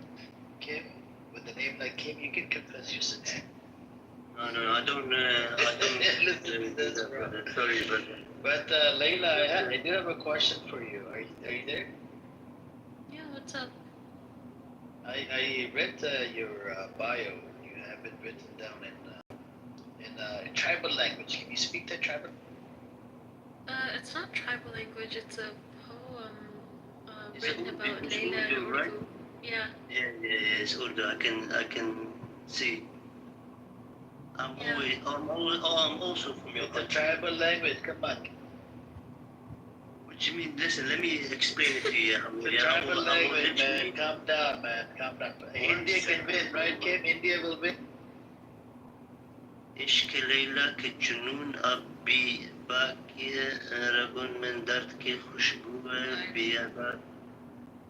Here, I'll basically says. I'll read it for you because you're butchering it really bad. It's a beautiful poem. Okay. Okay. इश्क लैला का जुनून अभी बाकी है रगों में दर्द की खुशबू अभी बाकी है काश हम भी मजनू की तरह मोहब्बत करते खाक तो जाते मगर वफा के नाम बाकी रहते.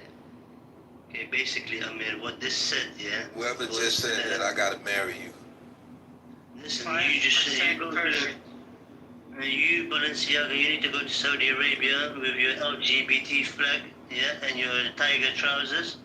Okay. Tiger trousers. Calm down. Hey, listen, whoever just said that poem, don't listen to him. You can't. He's just trying to not. You don't want us to meet up. No. Hey, Balenciaga, you have no right of speaking to Layla. Do you get it? Why I have no? Why I have no right? I'm in America. I have all the right. You have no right. Really cool, Valencia. Thank you. I have very similar ones. You can only speak to non-Muslim girls, Balenciaga. We don't want you to speak to Muslim girls. With a name like yours, Kim. Says who, Kim? Says who? What is this going on? Is it shoot your shot room right now? What is this happening right now, man? What's going on, man? Kim? We have to, Amir, we have to protect our sisters. You get it? Yep. You shoot your shot room. We have to protect our sisters. Last year, shoot your shot room, brother. We have to protect our sisters from people with LGBT flags and tiger trousers. He doesn't have LGBT flag. If he has the LGBTQ flag, he's the last person you want to protect sisters from. But anyways.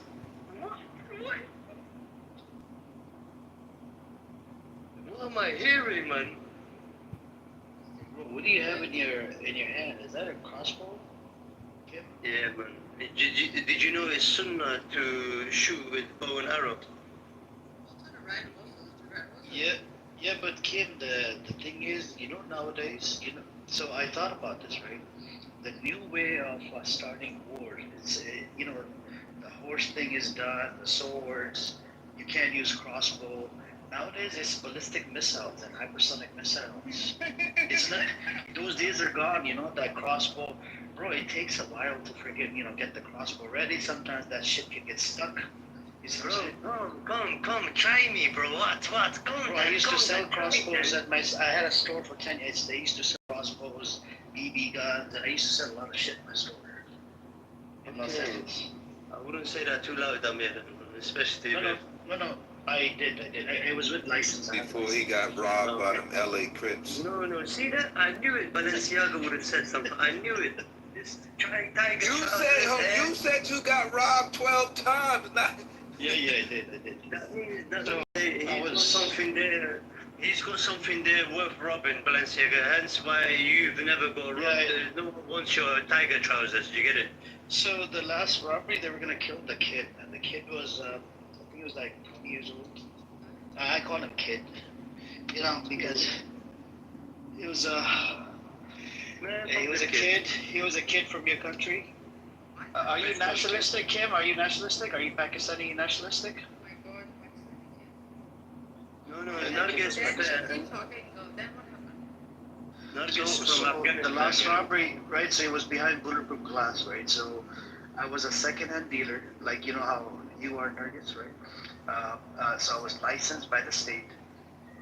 Second-hand dealer meaning people will come in, they'll sell you their phones and electronics and other, different types. Second-hand. No, but I did second-hand.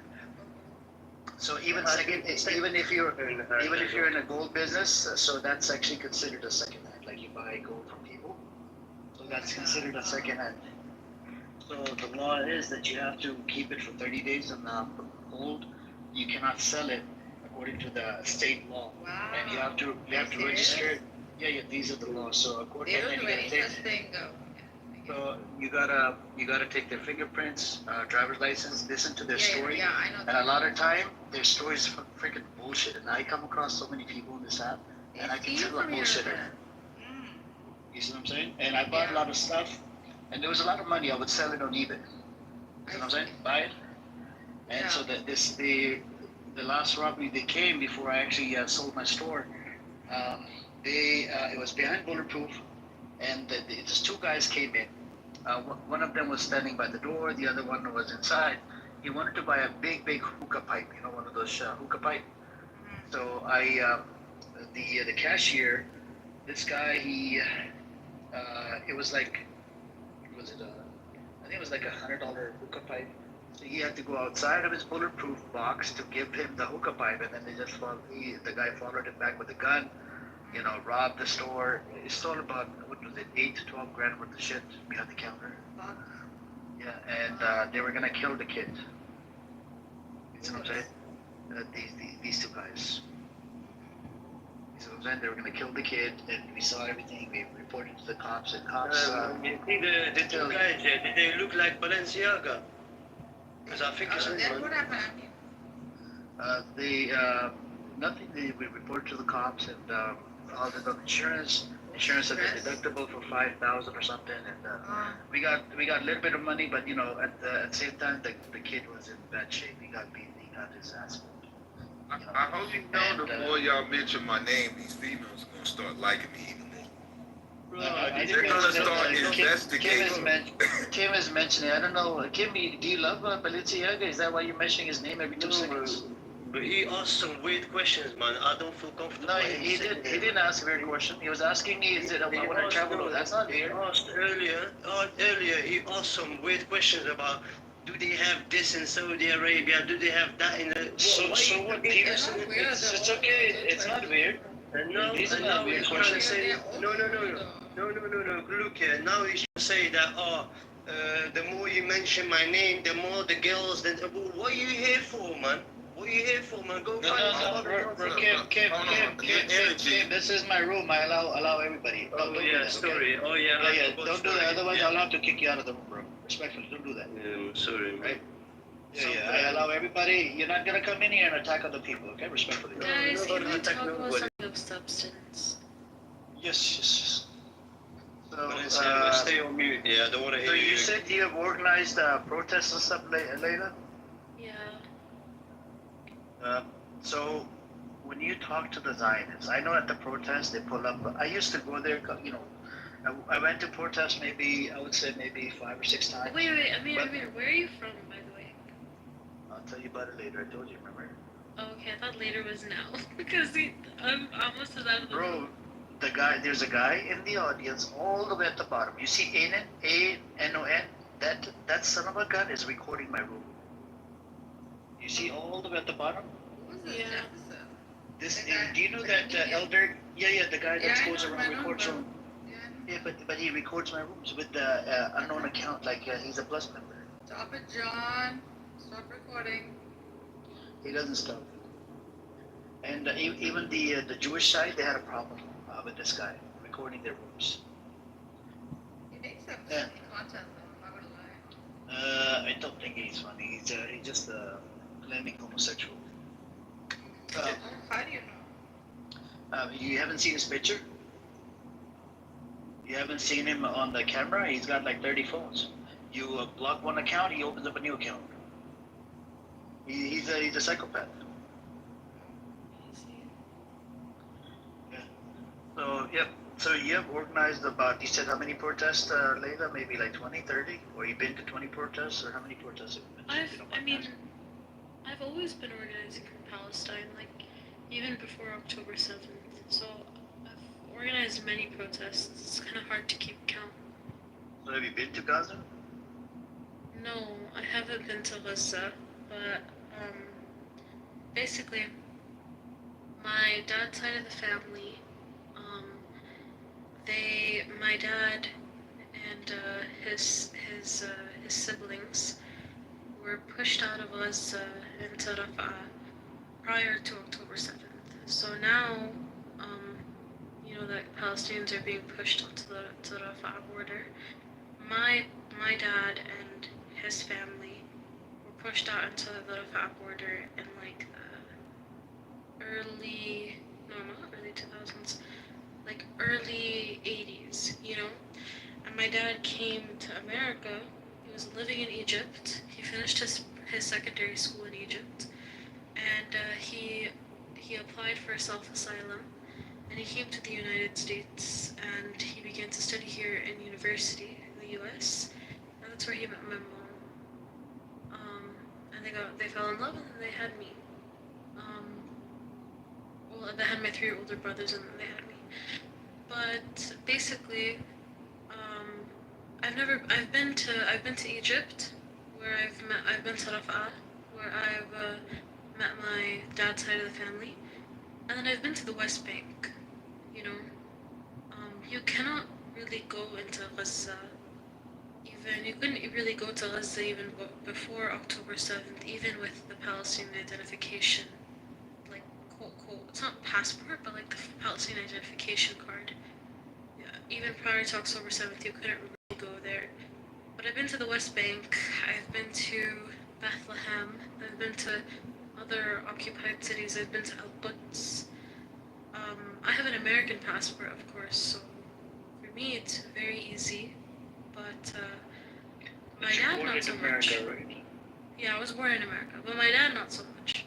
Yeah, but if you arrive at the Big Bend airport, they do kind of give you a hard time, right? If you claim that you're Palestinian and whatnot, right? Yeah, openly. My parents, so I've been to Palestine a few times by myself and then a few times with my parents.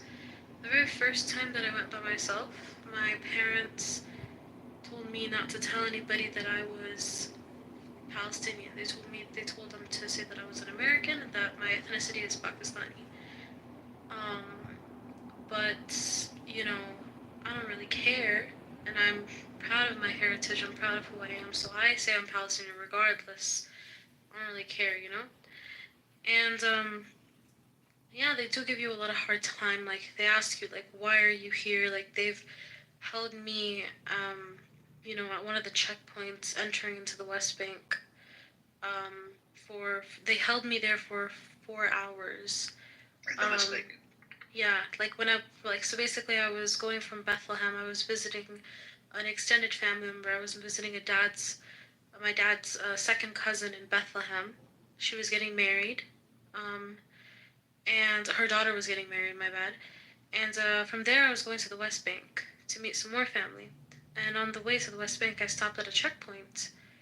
And at one of the checkpoints, they had asked me, like, why are you visiting, like, where are you from? And I was like, I'm from the US. I'm from the US.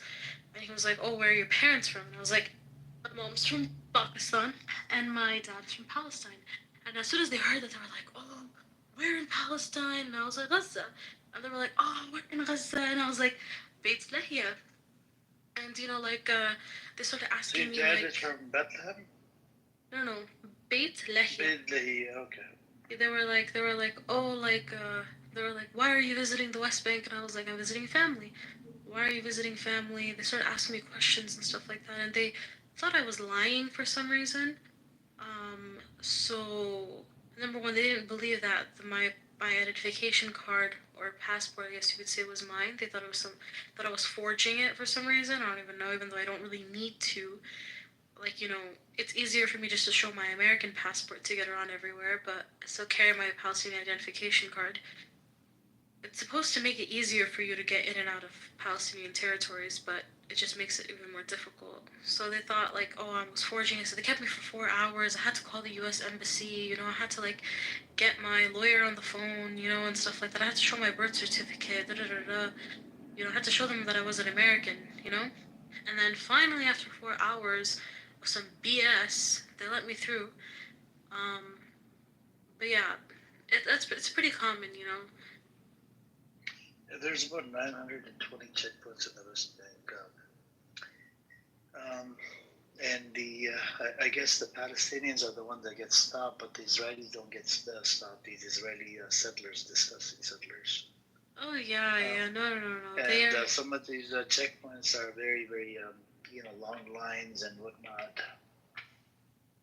Yeah, and that was the most messed up part because I stood in the line. There was a line where I was number one.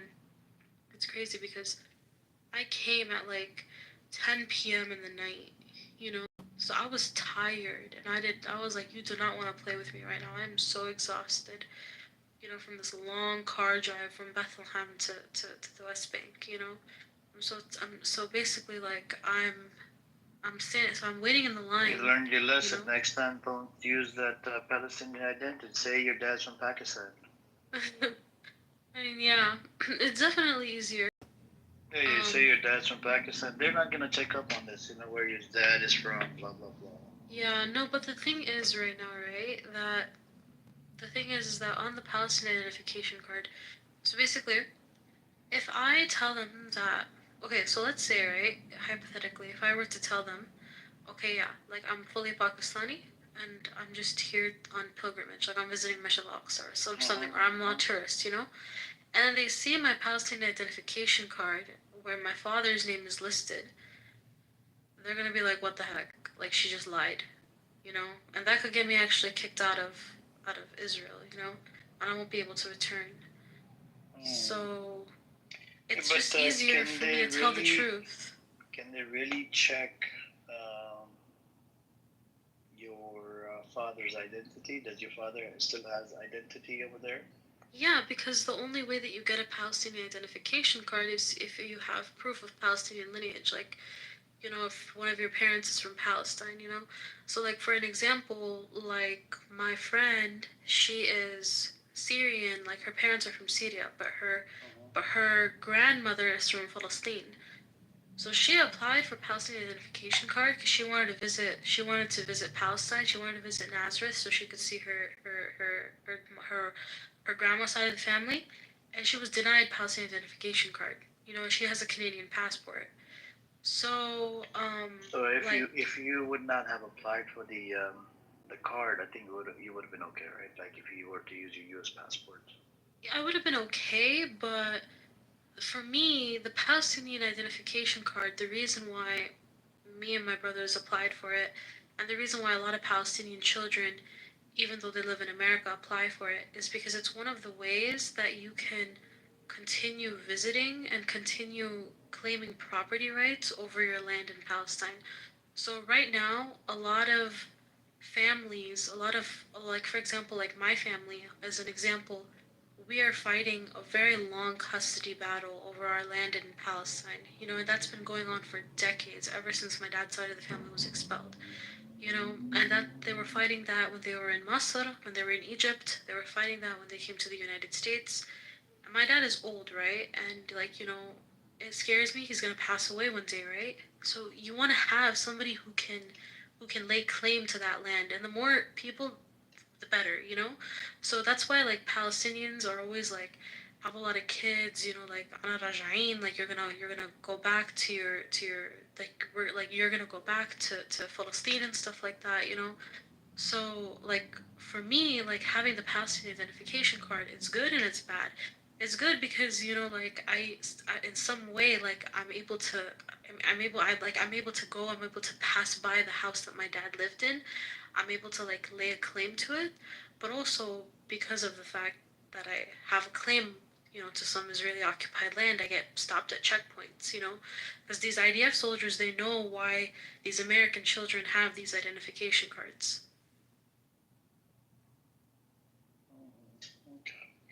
See. So that's why you have the because of the property rights. That way you can go claim the property. Okay. Yeah. I was just thinking if you're not claiming anything, you just go in there to, like, maybe visit your cousins and whatnot, and you don't have any property because a lot of people got kicked out, so they pretty much don't have any property, right? Because they were kicked out, and some of them are living as refugees in Syria, some of them are in Egypt, some of them are in Jordan. You see what I'm saying? So I thought maybe it was that type of case in your case. Yeah, I mean, there's a Zionist living in my dad's house right now. Like, they haven't, like, basically, like, Beit Lahia, like, it was a very populated, it was a city. Like, a lot of people, like you, I don't know if you know anything about Palestinian culture, but, like, are you, like, Madani or are you Falahi? Like, like, Falahi is, like, farmer, Madani is, like, city girl. So for me, like, Beit Lahia was a city, so all the houses were next to each other, so when the Israeli occupiers came, they couldn't really, like, demolish it. So a lot of the Falahi land that you'll see, a lot of, like, the single houses with a lot of plot of land, they'll break those down and they'll start building buildings. But for like the cities and the villages that already kind of have, like, established homes, like apartments and homes and buildings that are connected to each other, kind of like a neighborhood or like a suburb, basically. They'll just kick out Palestinians from those houses and they'll replace them with Israeli settlers. So for me, like, that house, my dad's house, hasn't been demolished. So there's still a way for me to claim property on it. You know what I'm saying? So, like, the biggest thing are, like, the keys. A lot of people think, like, oh, the keys are a very, very symbolic part of, you know, like, Palestinian, like, culture. But yes, it is. It's a form of resistance, but it's also, like, a legal form of resistance, because when, like, these Israeli settlers, when, they're first, when, when the Palestinians are first kicked out, they can't open any of the locks. They have to change the locks. They have to break down the doors. There's just so much crap to get into the house. And when the court, like, asks, like, the Jew, the Israeli and then the Palestinian families, like, about like, oh, like when they ask them like why were the doors changed, why were the locks changed, like the Israeli family is gonna respond with like, oh, we couldn't get in, and the Palestinian family is gonna be like, yeah, because you didn't have the key, you didn't live there, so that kind of stuff, if that makes any sense.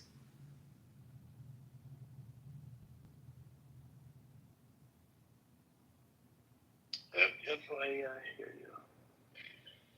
Yep, I don't know. Have you seen the documentary Settlers, Layla? I have not. Have you seen BB Files? I have, yeah, that one I have. Okay. Settlers is available in my Telegram group. If you click on the link on the top, you can join the Telegram group. I have a Telegram group. A lot of people share stuff in relate to Palestine, Israel, and relate to wherever Israel is involved in, right? Because Israel is involved in a lot of crazy shit, even in relate to the genocide that's taking place in Sudan. Because they found a whole bunch of weaponry in the hands of militia in Sudan. The serial numbers actually have the Israeli and American serial numbers on it. America recently did arms embargo on the UAE, and the UAE is a disgusting nation that gave them the weapons. The UAE got the weapons from America and Israel. America stopped giving the weapons to the UAE, but Israel is still giving them weapons, and the weapons are going in the hands of militias in the Sudan, and they're not only killing people, they're raping women as well from different, from one village to another, and they have, they would kidnap their kids and force them, the RSF, yep. And they would tell their, women to go spy on other villages for them. It's disturbing, disgusting, man. And the UAE has diplomatic relations. Yeah, I'm sure you heard about this, right? During month of Ramadan, they came in and they tried to they were doing this fraud with these Zionist mofo's, right? And then on the other side, people were actually starving. You see what I'm saying? The UAE is this, I don't know what to tell you, man. It's just disgusting. Same thing with the MBS. It took MBS almost 6 months to 10 months to call it genocide, right? I mean, what kind of Muslims are these people, man? They're not even Muslims. Yeah, no. What's crazy? There's a report I was reading the other day.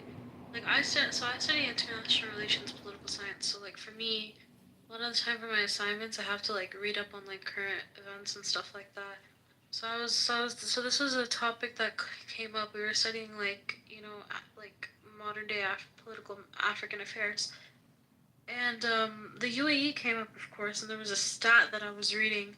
Basically, it says that in by 2050, the UAE will have more non-Muslim residents than Muslim residents. So it won't technically be considered a Muslim country anymore. Because by definition, if you study like global geography, you'll know that in order for a country to be considered a Muslim country, it doesn't have to even follow Sharia law. It just has to be majority populated by Muslims. So, like for example, there's so many countries that like don't follow Sharia law, but like are Muslim majority. I just call them Muslim majority. I don't call them Muslim countries because there's a lot of shit that they do there. It's un-Islamic. Yeah. You want to say something, Nova? Nova, do you want to come say something, sister? Nova? No. Okay. You agree with the point I said? Yeah, I agree with you guys. Oh my God, you agree with what I said? Oh my God, how could you? You agree with everything I said? Whoa. Somebody wants to come up. I wonder if it's a troll. Hi, everybody. Morning. What did you say, Nova? I said you almost disagreed. You said Bob Raymond. I couldn't hear you. Can you repeat again, sister? No. Okay. Yes, Chen Greta. Yeah, hi, everybody. Morning. Good morning. How you doing today? Good, bro. How are you? I'm doing all right. What you been up to? Are you pro-Pali, pro-Israel, pro-humanity, I'm all about peace. anti-genocide? I'm Arab. So you already know. You're Arab, okay. Yeah. So are you pro-Pali, pro-Israel, pro-Saudi Arabia, pro-Tel Aviv, No, I'm just pro-LGBTQ? What yeah, I'll probably like between all those choices, I would just go with LGBTQ. Oh my gosh. The least controversial. So are you pro-Pali, Chen Greta? I mean, it's less work out there. I was just like, yeah, LGBTQ, SGMI, PS5, all that. I hear you, but are you pro-Pali or pro-Israel? If you don't mind me asking. I don't even know the difference. What's pro-Pali difference? Pro-Pali. Yeah, pro. I'm Palestinian, yeah. I'm blood Palestinian, for sure. You're from Palestine? I'm not Palestinian, but I'm Arab, so Palestinian. What Arab are you? Mauritania. Okay. Wait, are Mauritanians Arab? What the fuck you think we are? I believe Next so. to Are you Morocco, questioning his identity? Yeah, How could you do that like that? How could you do that? Questioning my wisdom, bro. Oh my God! You That's need to. crazy. Can you put your ID? Can you prove it? Can you put a birth certificate? Like literally the name of my it country. literally said it says Arab on his certificate, man. The name of my country is like Republic Islamic of Mauritania. No. Look. Yeah. There's no doubt that you come from a Muslim country. But what I'm saying is that I don't know if Mauritanians أنا عربي حبيبي. I know, but look, like Moroccans, Algerians, Tunisians, Libyans, So Mauritania, they consider Algeria. themselves North African. Yeah, but we're Arab still. Okay. I'm one of those. Yeah, so Chen Greta, brother, so you support pro-Pali. I know you probably support Palestinians. What do you think? What's gonna happen in the Middle East? What's your take on this? To be honest, I have no clue. You know, I'm not I don't think I'm eligible to talk about it because I have no clue what's going on. It's all about politics, propaganda, bullshit. We don't know the truth. They know. But I think. You don't know the truth about Palestinians? No, I don't. Seriously? I don't think nobody here. Okay, what question do you have? I'll clarify it for you. What question do you have? Because every day I talk about the news, and I try to keep myself up to date on a lot of stuff. Why did this start in the first place? So it started because one of the reasons they call it is Al-Aqsa flood, right? So there's a lot of things that happen inside Al-Aqsa. I don't know if you know about it. They beat up a whole bunch of people. They arrested them. They even fired bullets and they shots and whatnot. They disrespected a lot of people. They walked all over the carpet with the shoes on. And that was one of the thousands of reasons. And 2022 to 2023, one of the deadliest year for the Palestinian children, according to the UN. There's a lot that was going on, man. But I'm talking about the beginning, like since the beginning. You mean 1947? Is that the first time this started? So it started after that partition plan bullshit that came around in 1947.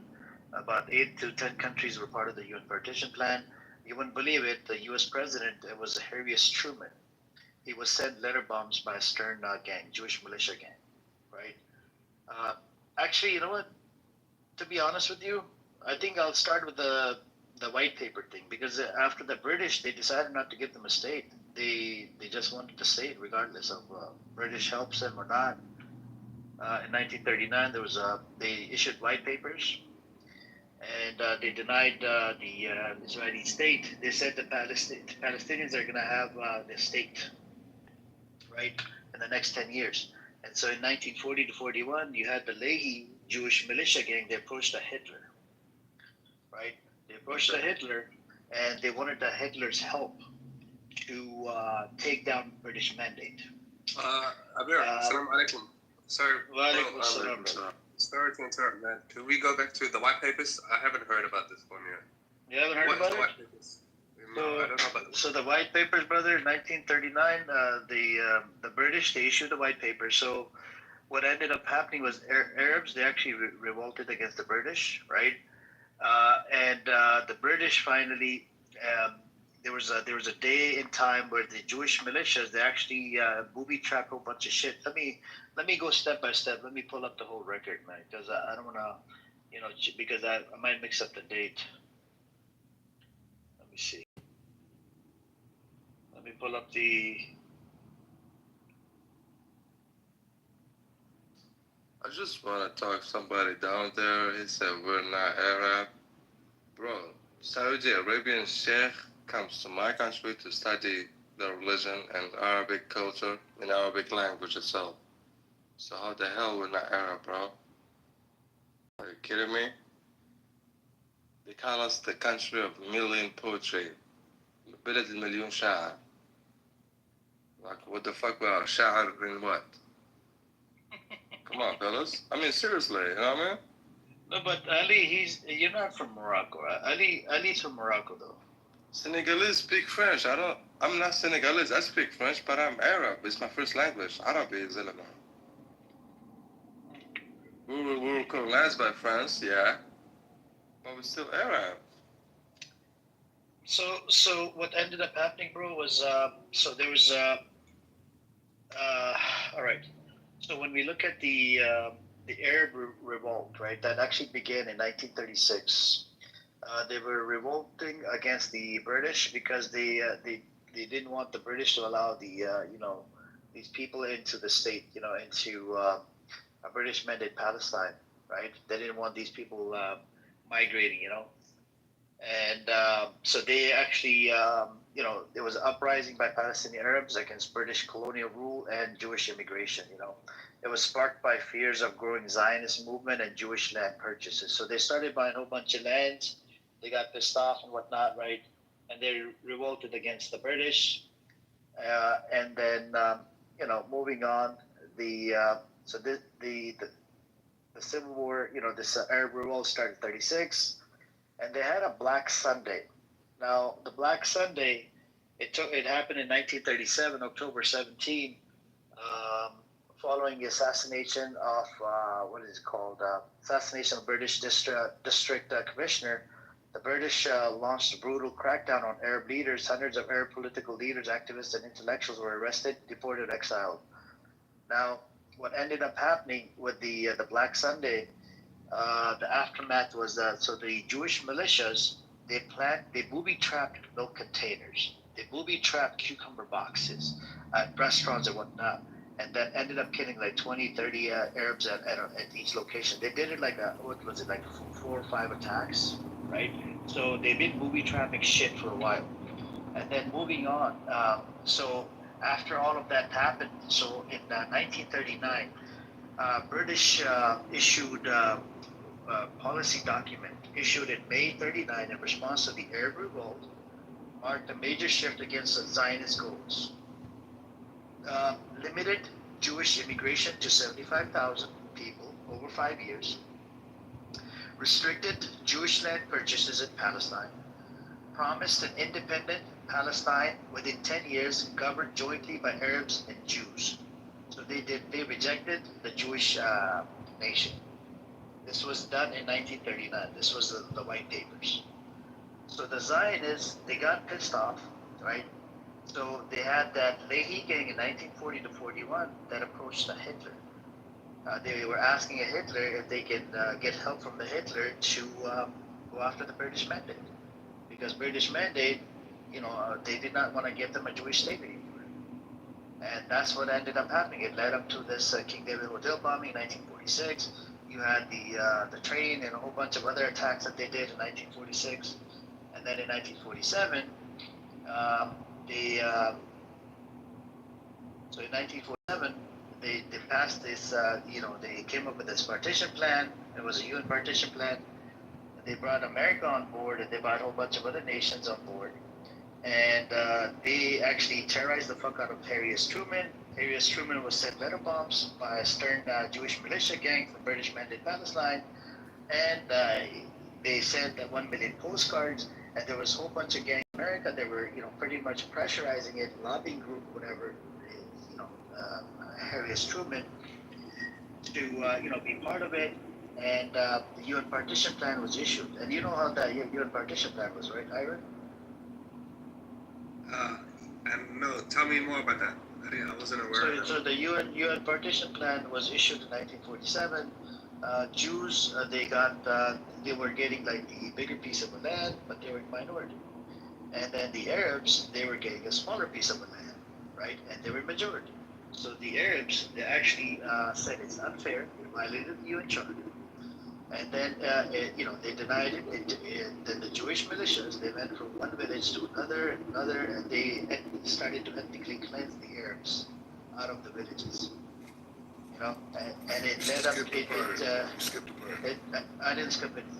You skipped a part. What part did I skip? What part did I skip? You skipped a part that the land that the Arabs denied was still issued to the Jews. No, it wasn't. It was not issued to the UN? No. That's what ended up happening. So in 1940, the Jewish militia, after they denied the partition plan, they went from village to village to ethnically cleanse the Arabs out of their homes and, the areas and whatnot. And some of them they left on their own, and they got scared because these people were demonic. They're fucking going around killing people and raping them and raping little girls as well. They kicked them out. Can I ask you a question? Yes. So, when did the Jews accept the partition? That's what they did. They accepted the partition 47. Okay, so when they accepted the partition, that was them establishing their statehood.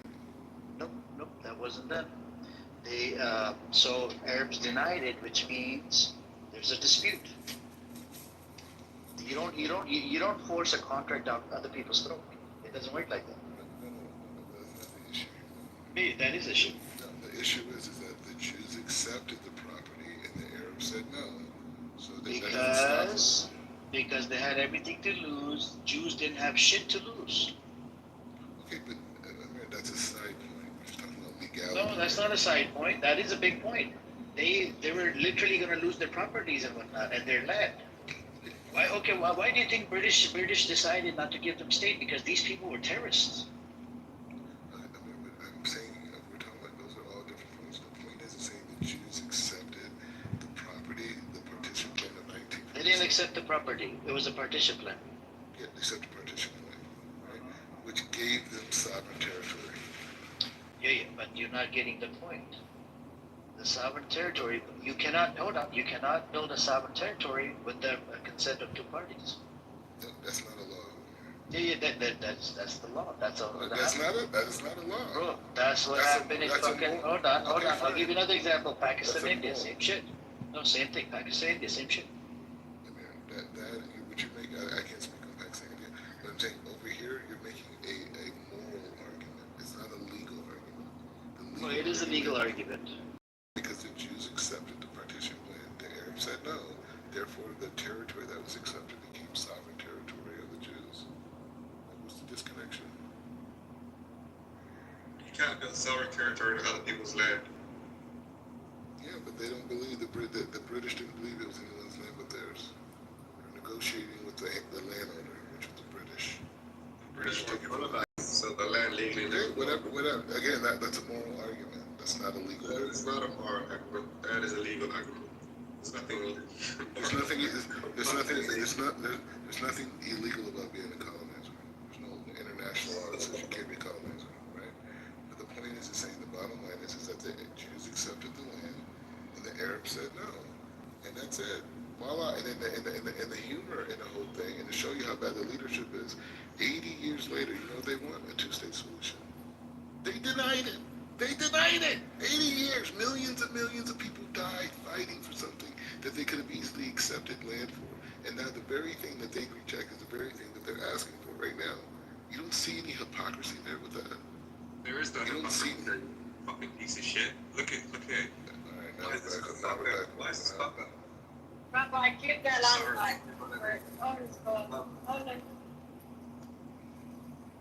Listen, the land doesn't belong to them. It doesn't matter what colonizers did or when they came. You have to get that through your fucking thick skull. The land belongs to the Palestinians. It belongs to the Jews. No matter who they are, no matter where they came from, no matter what they went through, they can fuck off back to where they were. Did the British control the land? The British did control the land. They no longer do control the land. The land should go back to their rightful owners, and eventually that's how it's going to be. So who owned and controlled the land before the But Ian, even the fact that the British owning after they took over from the Ottomans in World War One, the whole reason, but the whole reason you guys overthrew them was to get the land to begin with, and then you guys did World War Two to push the Jews out of Europe into Israel. We're not stupid. Like these are things that events that you guys have lined up for hundreds of years. So by the way, Black Rabbi, hold on. Black Rabbi, a state would not be called a state until it's recognized by other nations. Okay. Yes, according to the UN, it is. Okay, according to the UN, it is. It is. When they accepted the partition. Stop bullshitting, Black Rabbi. Stop bullshitting. You don't have to yell. Yeah, I just told you, stop bullshitting. Don't lie. Okay. Otherwise, I'll have to move you down. Stop lying. Stop lying. You're a liar. You're a liar. Don't lie to me. Okay. So what ended up happening was now they had everything to lose. That's when the Jewish militias they start going from one village to another to ethnically cleanse them that means by force, right? It's their property. They have the deed to the property. They have the keys to their house, whatever. And and then you had the Jews that were living side by side with them. Guess what? They sold them out. The Jews started siding with the Jewish militias, right? They used to babysit each other's kids, right? They used to do dinners at each other's place, watch each other's house. They sold them out to the fucking Jewish militias. And then guess what ended up happening? It turned into a full-blown war in 1948. They called it Israel after ethnically cleansing so many people, right? There was a war that happened, and when the war happened, a lot of these people weren't even ready. Like the Arab nations and Arab army, they didn't have proper equipment, they didn't have proper uniform, they had nothing, right? And some of these people were just like resistant fighters. They'll grab whatever shovel or this and that, try to fight. You can't fight. And the other side was properly equipped. They had uniforms and everything. And they won the Civil War, and the UN mediator comes out in 1948 after this so-called war in order to mediate the situation between the Arabs and the Jews, right? And what ended up happening was he went from different places to see what their suffering was. He wrote a bunch of reports. He was on his way back to his office. He gets assassinated by a fucking Jewish militia again. There's so many terrorist activity that these Zionist motherfuckers did. Literally terrorizing the fuck out of people, and that's how the state was created. They killed them, and America was the first country to recognize Israel. And the American president was terrorized. So, and this idiot is an American. He's like, no, I'm American, I'm Jewish, I'm this and that.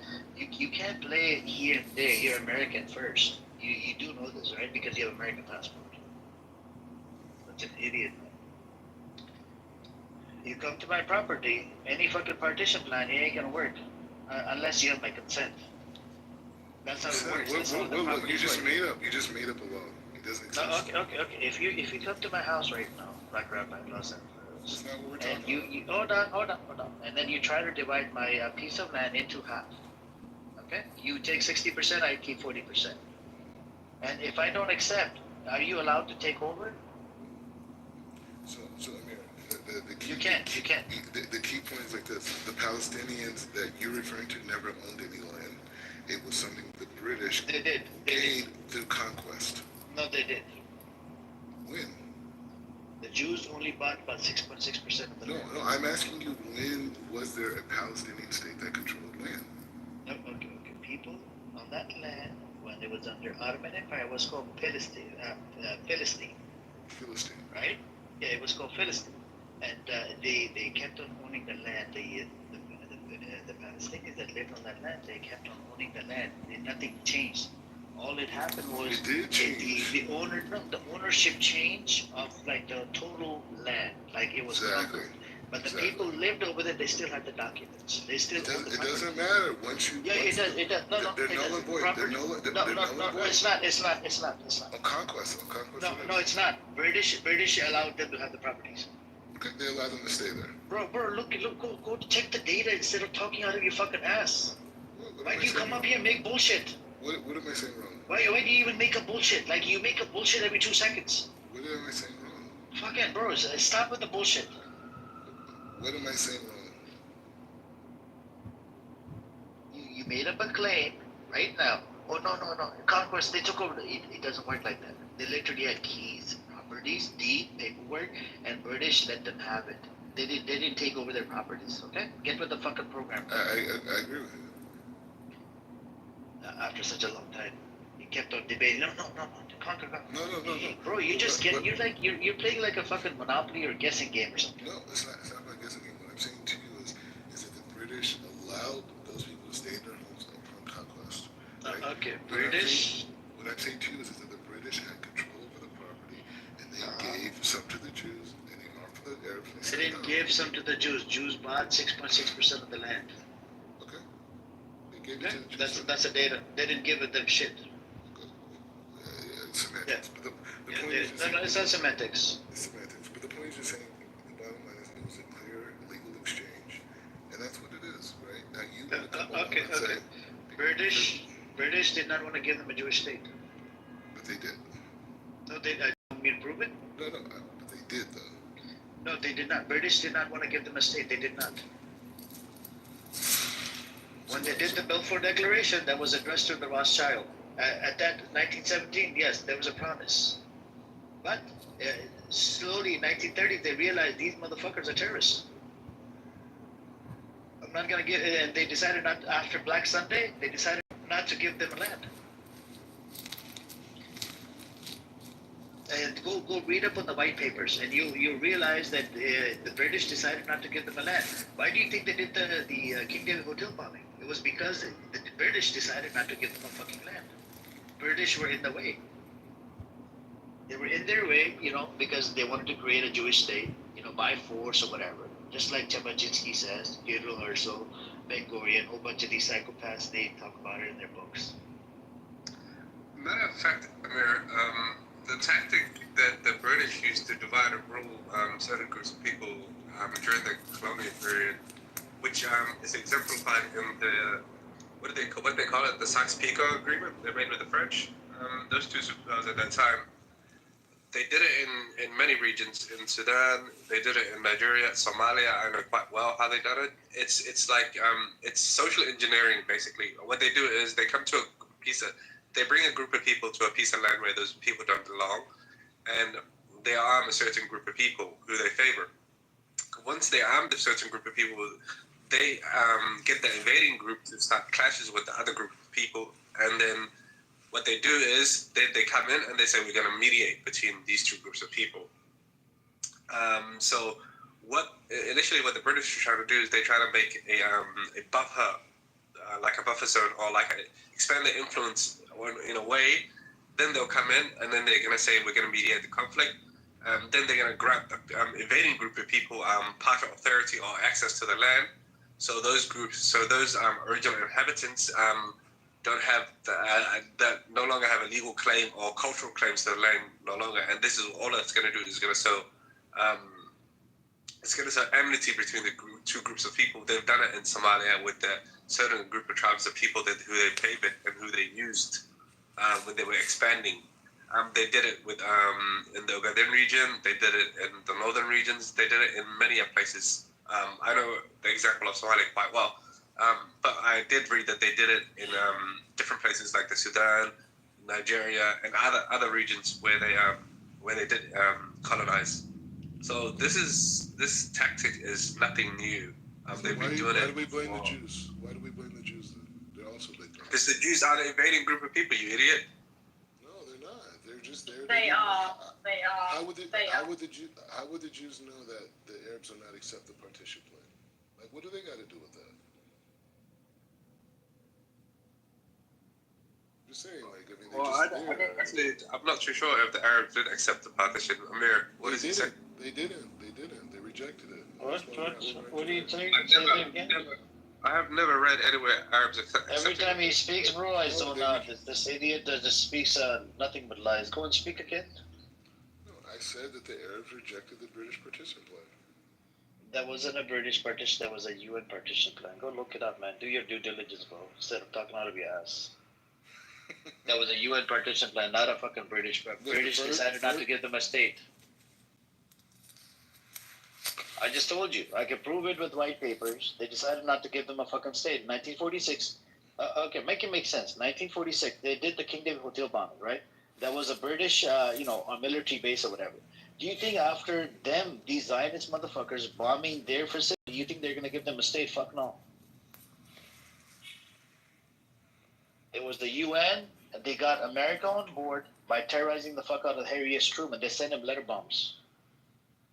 They literally sent him letter bombs. They sent, the 1 million postcards, right? Pretty much, sort of like forcing Harry Truman to be on board with the UN partition plan. No, no. It's called being Letter bombs. Letter bombs. Are you okay with letter bombs? Sending it to the president? It's not letter bombs. Do you want it? Do you want the data? No, that's one conspiracy theory. Do you want the data? Do you want the data? That's it as a conspiracy theory. Literally, the daughter, she wrote it in her book, and the daughter was in her 20s when this happened. Okay? So, you like to talk out of your ass. I like to talk. I like to go talk based on data. And provide me data, they refuse that claim. I mean, it's irrelevant. Like, I mean, daughter living with the father, right? Would she know better, or you would know better? You're just an idiot, man. You like to booty clap. You're a fucking grifter. Seriously. You're just a fucking grifter. You are a grifter. You're a piece of shit grifter. From California, right? So you want to earn a couple bucks, so you just went over there. Yeah, you want to reduce it to that instead of you're the a fact grifter. That it's you truth. are a fucking grifter. I'm with truth. I'm living truth. The things that I do are connected to truth. You want to call it this, and there's some secret agenda. Yeah, there's no truth. You're just a grifter. Someone's paying you. Somebody is definitely paying you. I would make way more money in America than I would. Yeah, you don't. You never did. I never made money. Anyways, you think you're special over there because people respect you. Maybe you get like respect from 4 people, and then the rest of them don't give you respect. You think that you're somebody over there. But I'm somebody in America too. You could have lived in Los Angeles. You could have become a famous rabbi like Rabbi Shmuley. That's why. And you could have opened up your porn shop, but no, you wanted to go fucking move to Israel. It's a beautiful country. It's so beautiful here. Yeah. Did you see his sex dildo shop getting attacked after Iran did the attack? It's not true. More fake news. Okay. I mean, just because you can find an article on it does not make it true. You know what I'm saying? Okay. Just because I can find data, it makes it true. Put it this way, the wind, so much more money, Black Rabbi. This idiot, man, seriously. So much more money. The sales of the jackrabbit and the other dildos. I mean, I would have bought half your store from you. Oh my God, this is very good stuff. You should have totally opened. Hold on. Should have totally opened the dildo store. I would have invested with you, in fact. But you decided to go all the way live in some settlement over there and just, be a slave to your masters. What a pity, man, Black Rabbi. That was weird. Really weird. Hey, the thing is, you guys have to create these narratives because that's how you justify difference, right? So it can't be genuine. It has to be like some weird subversive, conspiracy theory. Because if it was true, then you would have to question your own beliefs. So instead of questioning your own beliefs, you create a false narrative around the person who's giving you the cognitive dissonance, right? So it's all good. I learned. What's the cognitive dissonance? Just like this, everything. So present it positive, as an argument. What's the cognitive dissonance? Cognitive dissonance is no, I know what it is, but what is it in this case? Yeah, that's what I'm saying. The cognitive dissonance in this case is the idea that I grew up as a Muslim and a very happy person in a very loving family, and through knowledge, research, I was able to see that the concepts of Islam are not necessarily as accurate as they say, and a lot of the belief systems that are given to African Americans about who they are and their identity are also false. And I was able to decide the types of things that I thought were important in life. So instead of accepting that, then it had to be, you hate yourself, or you love white people, or any of these types of things. Because if I can find my truth outside of the collective I was born, then that puts pressure on the next person, and they don't want that pressure because they want to believe the dogma that they were given in their communities growing up, right? So Amir has a All these are dogma. claims, right? These are what? Claims. You provided no evidence for your claims. You posited just a bunch of opinions. Fine. I mean, I don't. The thing is like this. Truth hits people in the chest. You didn't right? posit the truth. That's what I'm saying. At least give a logical argument for what you're saying. Because you pointed out to cognitive dissonance. Where's the point of pointing at? Was it a claim? I just did. You gave a bunch of opinions. That's what you gave. No. I talked about my life and what's been said. It was just a bunch of opinions, but no evidence provided. Wait, whatever the heck you said. Amir just said what he said. That's the evidence. What did he say? You didn't hear what Amir was saying? What was it in relation to what you said? Show me the similitude. Amir said that everything I'm doing is for an agenda, and I said to Amir, I'm doing everything for pure intentions. And I said the reason. And what does that have with Amir's school of thought, or how he is conditioned as a child, or all that big narrative you gave, which was nothing but opinion and presupposition? You suppose that he had such and such a life, and it had nothing to do with what you said. Where the cognitive dissonance is, it's with you. You have shown no similitude between what he said and what you said. All right, good. I'm bored. Anyways. No, you're not. You're a bullshitter. And you know how you get caught? When you make fallacious statements, where they're logically incoherent. But don't fuck with people. Don't fuck with people by giving them moral arguments when you have nothing to posit as evidence. Sadly, you're a bullshitting slave of your master. Okay, now you've lost the argument, Black. You're mimicking the girl. Like, you clearly lost the argument. You should have freaking opened You argue like a little feminine bitch. It's like concerning. It's like they've taken your manhood. As soon as you go to Israel, it's like you've lost your manhood. Because I have an African husband. A man. Look at him. Look how much of a bitch. You're so sassy. Look at you. So feminine. At this point, the gay people that you come for that are Jewish are the same individuals that you act like. I don't know why you come and talk about the gay community. Only real men are African in Nigeria. You're obsessed with Nigerian men. You're so obsessed. If you want a Nigerian man, just say so. If you find you're a gay man, it's not a problem. Stop obsessing over the Nigerians. Thank you very much. You can never be a Nigerian man anyways.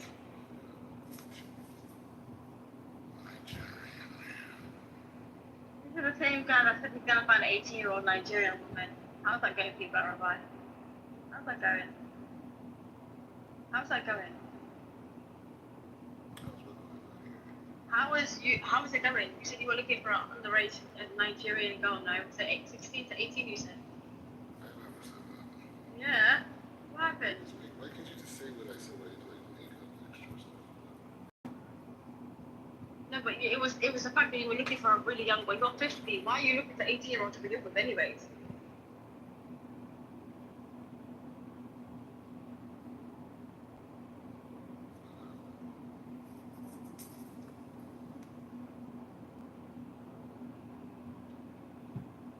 Because you're 50 and she's not 18.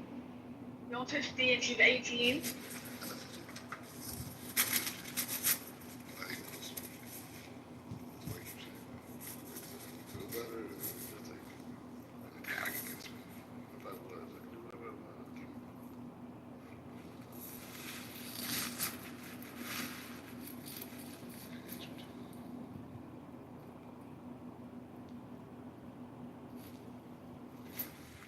Like, look at the link. Just watch the link. Just click on the link.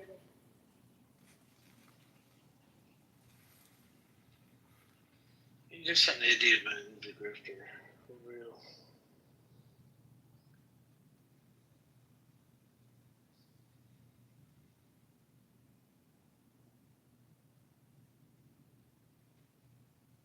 Are you okay, grifter?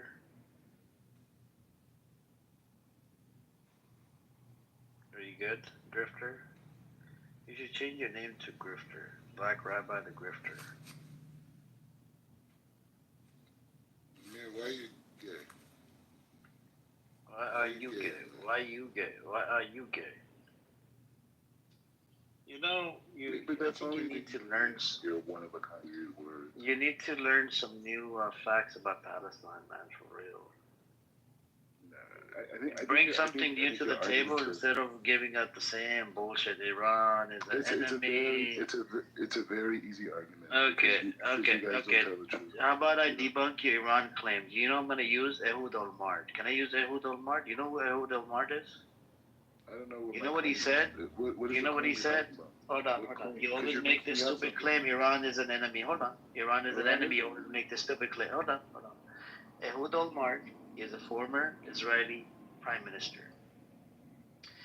He said Hamas is an enemy, not an enemy. He said the Hezbollah is an enemy, is not an enemy. He said, what else did he say? He said Iran is an enemy, not an enemy. He said the biggest enemy is enemy within. Okay? This is Ehud Olmert, his testimony. All right, let's go to Moshe Yalon. We call him Boogie Yalon. He was the defense minister. Hold on. He was a defense minister from the Likud party. Just calm down. You're going to get butthurt and triggered because I'm going to talk about your officials now. You're just a fucktard. You come up here, you say nothing but bullshit. Boogie Yalon, in 2016, he was a defense minister from the Likud party. He said Netanyahu is ethnically cleansing people in Gaza. He said IDF is not the most moral army in the world. And he was the defense minister back in 2016 from the Likud party. All right, moving on. Ehud Olmert came out today. He said that Netanyahu is setting up concentration camp in Gaza. Pretty much Israeli, Ehud Olmert is calling another Israeli a Nazi. Pretty much he's calling Netanyahu as a Nazi. All right, moving on. Smotrich, that criminal psychopath, he said, hostages don't matter. We're going to continue the war and we have to go after all of these people. You had the Ben Gavir, same motherfucker. They're both on the same side. They're both anti-Israel. They want to annex the West Bank. But these idiots don't know if you annex the West Bank, which means you have to give them Israeli passport, Israeli citizen, Israeli rights. If they do that, there's going to be a demographics problem. Demographics meaning they could become majority. You know, the Palestinians, they usually have more kids versus puppies. These Israeli Jews, they have way more fucking puppies than kids. You know, that's what it is.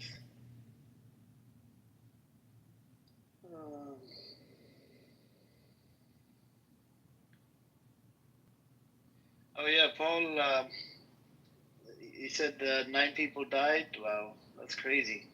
Black Rabbi, look at what's happening in America. We need money to help these folks that are dying, right? Because of fire and whatnot, right? And you sitting here and you're crying, you know, about your Israeli cause. Keep crying, man.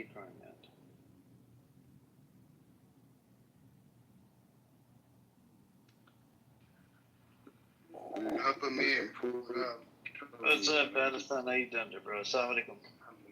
Salam. What's up, Sharif? How was your weekend? Did you Did you get anybody pregnant, Sharif? Or did you get pregnant yourself? Nothing goes up. Music game. Oh, he's been trying for 50 years, but ain't happening, man. I think you just adopt somebody, bro. I think it'll be better. I don't think he's gonna adopt a Palestinian child because he thinks that all of them are terrorists, including the newborn. Yeah. Maybe when he goes to Nigeria, you know, it'll be better out there in Lagos. Shake your ass to the Afro beat, maybe you'll get lucky, right? Or you can go into one of those bunkers, you know, if Iran does another attack, you know, talk about orgy and whatever. Yeah. I heard the tunnels in New York. Heard they got good mattresses over there. You can lay down, do your little thing. No? Why do you guys speak in such bio ways? Come on, man. You from Hollywood, bro. Hollywood type of guy. He was on red carpets, man. Don't act all innocent, Mr. Baby Oil. You the R. Kelly of Tel Aviv. Hey, what? I thought you guys were like Muslim people, man. I thought you guys had. Guys, he's so I short. thought you Why were is a that? rabbi. I thought you was a rabbi. Yeah? No? No, I mean, you guys could do better. You was a rabbi. You guys could do better. You could do better. Oh, you was the black rabbi, bro. I'm saying no kids, no wife, shekels running out, no investments, no nothing. You know, 2 people read your book, 3 people check your YouTube channel. Oh. Go back to Hollywood, man. Make a movie, bro. It's better for you. Go back to Hollywood. Yeah, I heard Like, you. Rabbi, I heard that what's up with your chapati? Assalamu alaikum. Go back to Hollywood. I've been telling this idiot to go back to this. This is not his cup of tea. Living over there, doesn't know history about Palestine, Israel, and he just makes up bullshit as he goes. He's just a dumb American, bro. This guy. I don't even live over there. I've never been over there, by the way, Black Rabbi. And I think I know way more than you could ever fucking learn. I'm American. Please, I run circles around you. You go in circles like the Hindus do, 7 rounds. Married to the whoever comes in the middle of a circle. No, I said I run circles around you. Dude, you need to run, bro. That's what you need to do. You need to start running with that big neck of yours. You need to be doing. I like you, bro. I just wish you would take care of yourself and stop drinking too much. Every weekend, drinking, smoking weed, smoking weed. It's not good, man. That's why everybody's like, hey, you're 50, you're 60. And you're like in your 40s, and people say you're 50, 60, bro. It's all that unhealthy shit. Yeah. But I still get all the pretty girls, bro. You get all the pretty girls? Where they at? Yeah. Why are you always alone? Always on Clubhouse, alone, crying. You be drinking, smoking on Clubhouse. Sometimes you start crashing out, kill all the babies. Like, doesn't sound like a man that get a lot of women. If you had women, you'd be all up in it, bro. 11 kids. You got nothing. I don't know about that. I'm glad I haven't. If you get women, if you had women, bro, you'd be having babies. No, especially at your age. Alright, whatever. No, that's just early. Maybe you go to Thailand and you get quote unquote women. I will have kids at some point. Yeah, but them lady boys you meeting, bro, they can't really give you no kids. You don't want a narcissist to have children, bro. Like, you don't want that. You know what pain children go through. Parents like Black Rabbi. It would be very. Not only is he a narcissist. Why do you treat women like shit? He also has no empathy, bro. That's why he doesn't have anyone. He's so unattractive in his personality and looks. Yeah, I can imagine any guy wanting to hear her in his life. There's something wrong. There's definitely something wrong with the city. $1 billion. I would not go on a dinner date with you, Black Rabbi. Oh my God! $1 billion. I'm so because offended. you're disgusting. I'm so offended. It's so repulsive. Wow.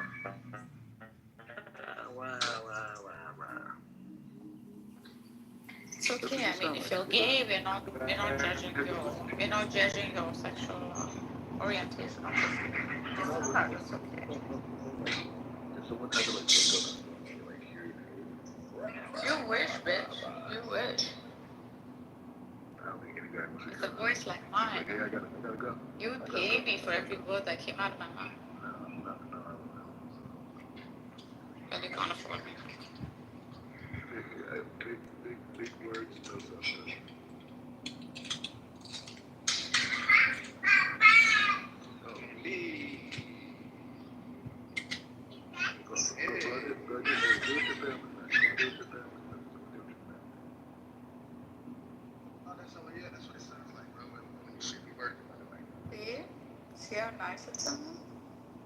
You, on the other hand, Black Rubber, getting whipped by some other, by older Jewish Hebrews, getting whipped and shamed.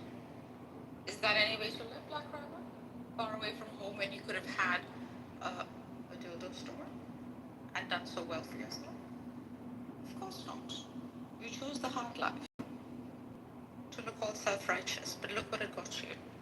Look where you are. How horrid it is to be rich. Am I rich? Yeah.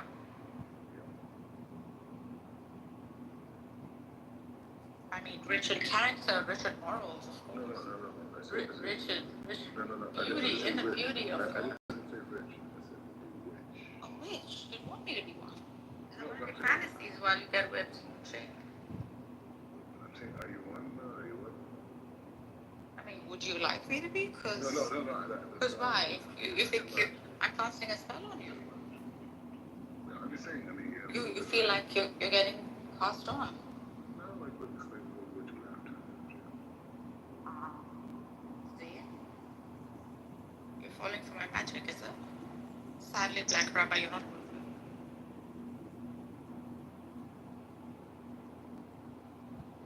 Not because of how you look, well, yeah, that, and not because of how your personality is, yeah, that too, but because of the slave that you are to your masters. There was no need for you to go there, really.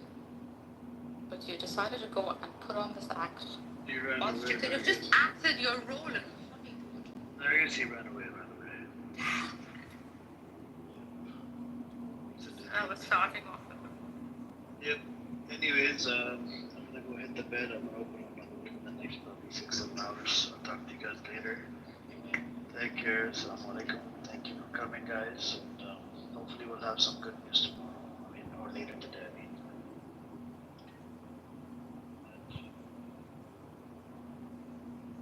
Morning. You have anything for us, Lavon, this morning? Good morning. I'm driving, but I saw something that came across my radar. Something about last night. The Department of Justice dropped a memo. It was unsigned. They leaked it to Axios. I think it has something to do with the Epstein files. I haven't really looked at it yet. Yeah. You sorry? We're just can't call women bitches, bro. At all. Okay? And, you know your family, but you can't be calling women bitches. And, I'll just message y'all in the back. The mods, alright? Okay? Gotcha. Morning, Patty. Good morning.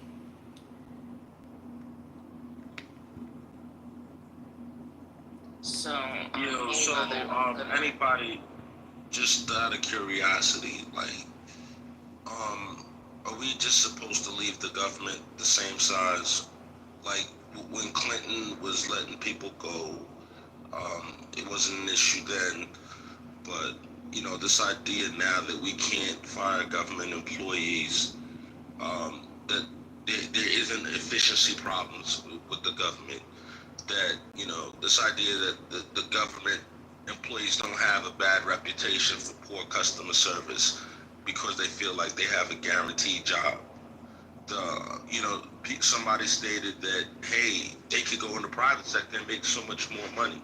So why is it that someone would stay in the government sector? Maybe is it because of their perception of job security? Maybe they feel like, they can get away with murder without accountability. That might have something to do with maybe that might have something to do with it. What? Anthony, like, for real, you can't just get away with shit in the government. I don't know why y'all think that shit. Patty, why would somebody go to the government and stay in the government? It's a question. It's the same program. It's very good. It's the same reason. It's the same. It could be retirement. That's about it. As far as job security, or the retirement program is excellent. That's it. So it's because of the retirement program. It's also the That's same why reason. people stay. Let me tell you a secret. If you could work somewhere for 20 years and never have to work again, guess what? You'd fucking do it too. Because what you guys save for a 401k, let me tell you a secret. And we got a thrift savings plan. Let me tell you a secret. Me retiring in 40 years means that I could be bringing home almost $11,000 a month and I don't have to fucking do a fucking thing. Okay? Then on top of that, I have a fucking TSP. Right now, if what I have saved in my TSP, some of you motherfuckers are gonna be retiring off. I understand what you're saying, Patty, and God bless you, right? Patty, why would you consider moving to South Africa? Like, you know, like why would a government like What type of question employee consider? I know, I'm asking her. I genuinely want to know. What do you mean? What type of question is that? Why Is would it you move to genuine South question? Africa? What is the point of her moving to South Africa? She's talked about it on stage, mother. No, Please, my bro. bad. I'm not trying to come at Patty. My bad. You see, but then you came at me hard body. My bad. My bad. Let me have my cup of coffee, Anthony. I apologize. No problem, bro. But what's the point of that question? I'm just saying, okay, if like, because for me, from my perspective, right, I would like, I think that the United States has like, I definitely plan on having homes outside the country, but I don't plan on moving anywhere else, like, because I just think that when it comes to, I was under the impression you said you were moving it. That's why. My question was, why would you move to South Africa? If the answer was, I'm not moving to South Africa, that would have been cool. I'm not firing shots. I'm just trying to conceptually understand. But yeah, I said I would stay there maybe 4 to 5 months. Cool. I plan on doing the same thing. So that's cool. That's exactly my plan. You know, spending, like 3-4 months out the country and then the rest of the time in the country. So cool. We're on the same page. But Anthony, why did you choose to be a nurse? Not everybody wants to be a nurse. Not everybody wants to deal with death, sickness, poop, vomit, blood. Why did you choose to be a nurse? It was a hustle, LaVon. Oh, I'm disappointed. I'm just joking, LaVon. It's a joke. It's a joke. Okay, you nearly had me there. Most people say it's a calling. They want. I know people who are in foreign service or military or whatever. Sometimes they feel a calling on their life. They want to travel. They want to see the world. They want to, spread democracy. It's a multitude. I know a lot of people that work for foreign government. I mean, for the government. My daughter works for the government. I know a lot of people are idealistic, and they have. We said not all of them, but many of them, especially in foreign service, they feel like there is a calling, or they want to go out and do good, spread democracy, help other people, see the world, especially young people. They get them young in the foreign service, see the world, travel. I mean, it's a lot of altruistic reasons. And I will tell you, that fee, my daughter, she works at VA. That thrift savings plan is very few private companies offer anything that's comparable, and that's separate and apart from the pension that Patty talked about. And then in other cases, all of that is, LaVon, all of that is wonderful, right? If we don't do something about the deficit, what happens to your TSP? What happens to your standard of living? What happens to America? What happens to America if we don't do anything about the deficit? Are you worried about the deficit now? No. That's a different issue. I know it's related, but so is what priority does the deficit take? Because you're talking about the size of government, yeah, but I think it's other things that are contributing to the deficit. I think it's everything contributing.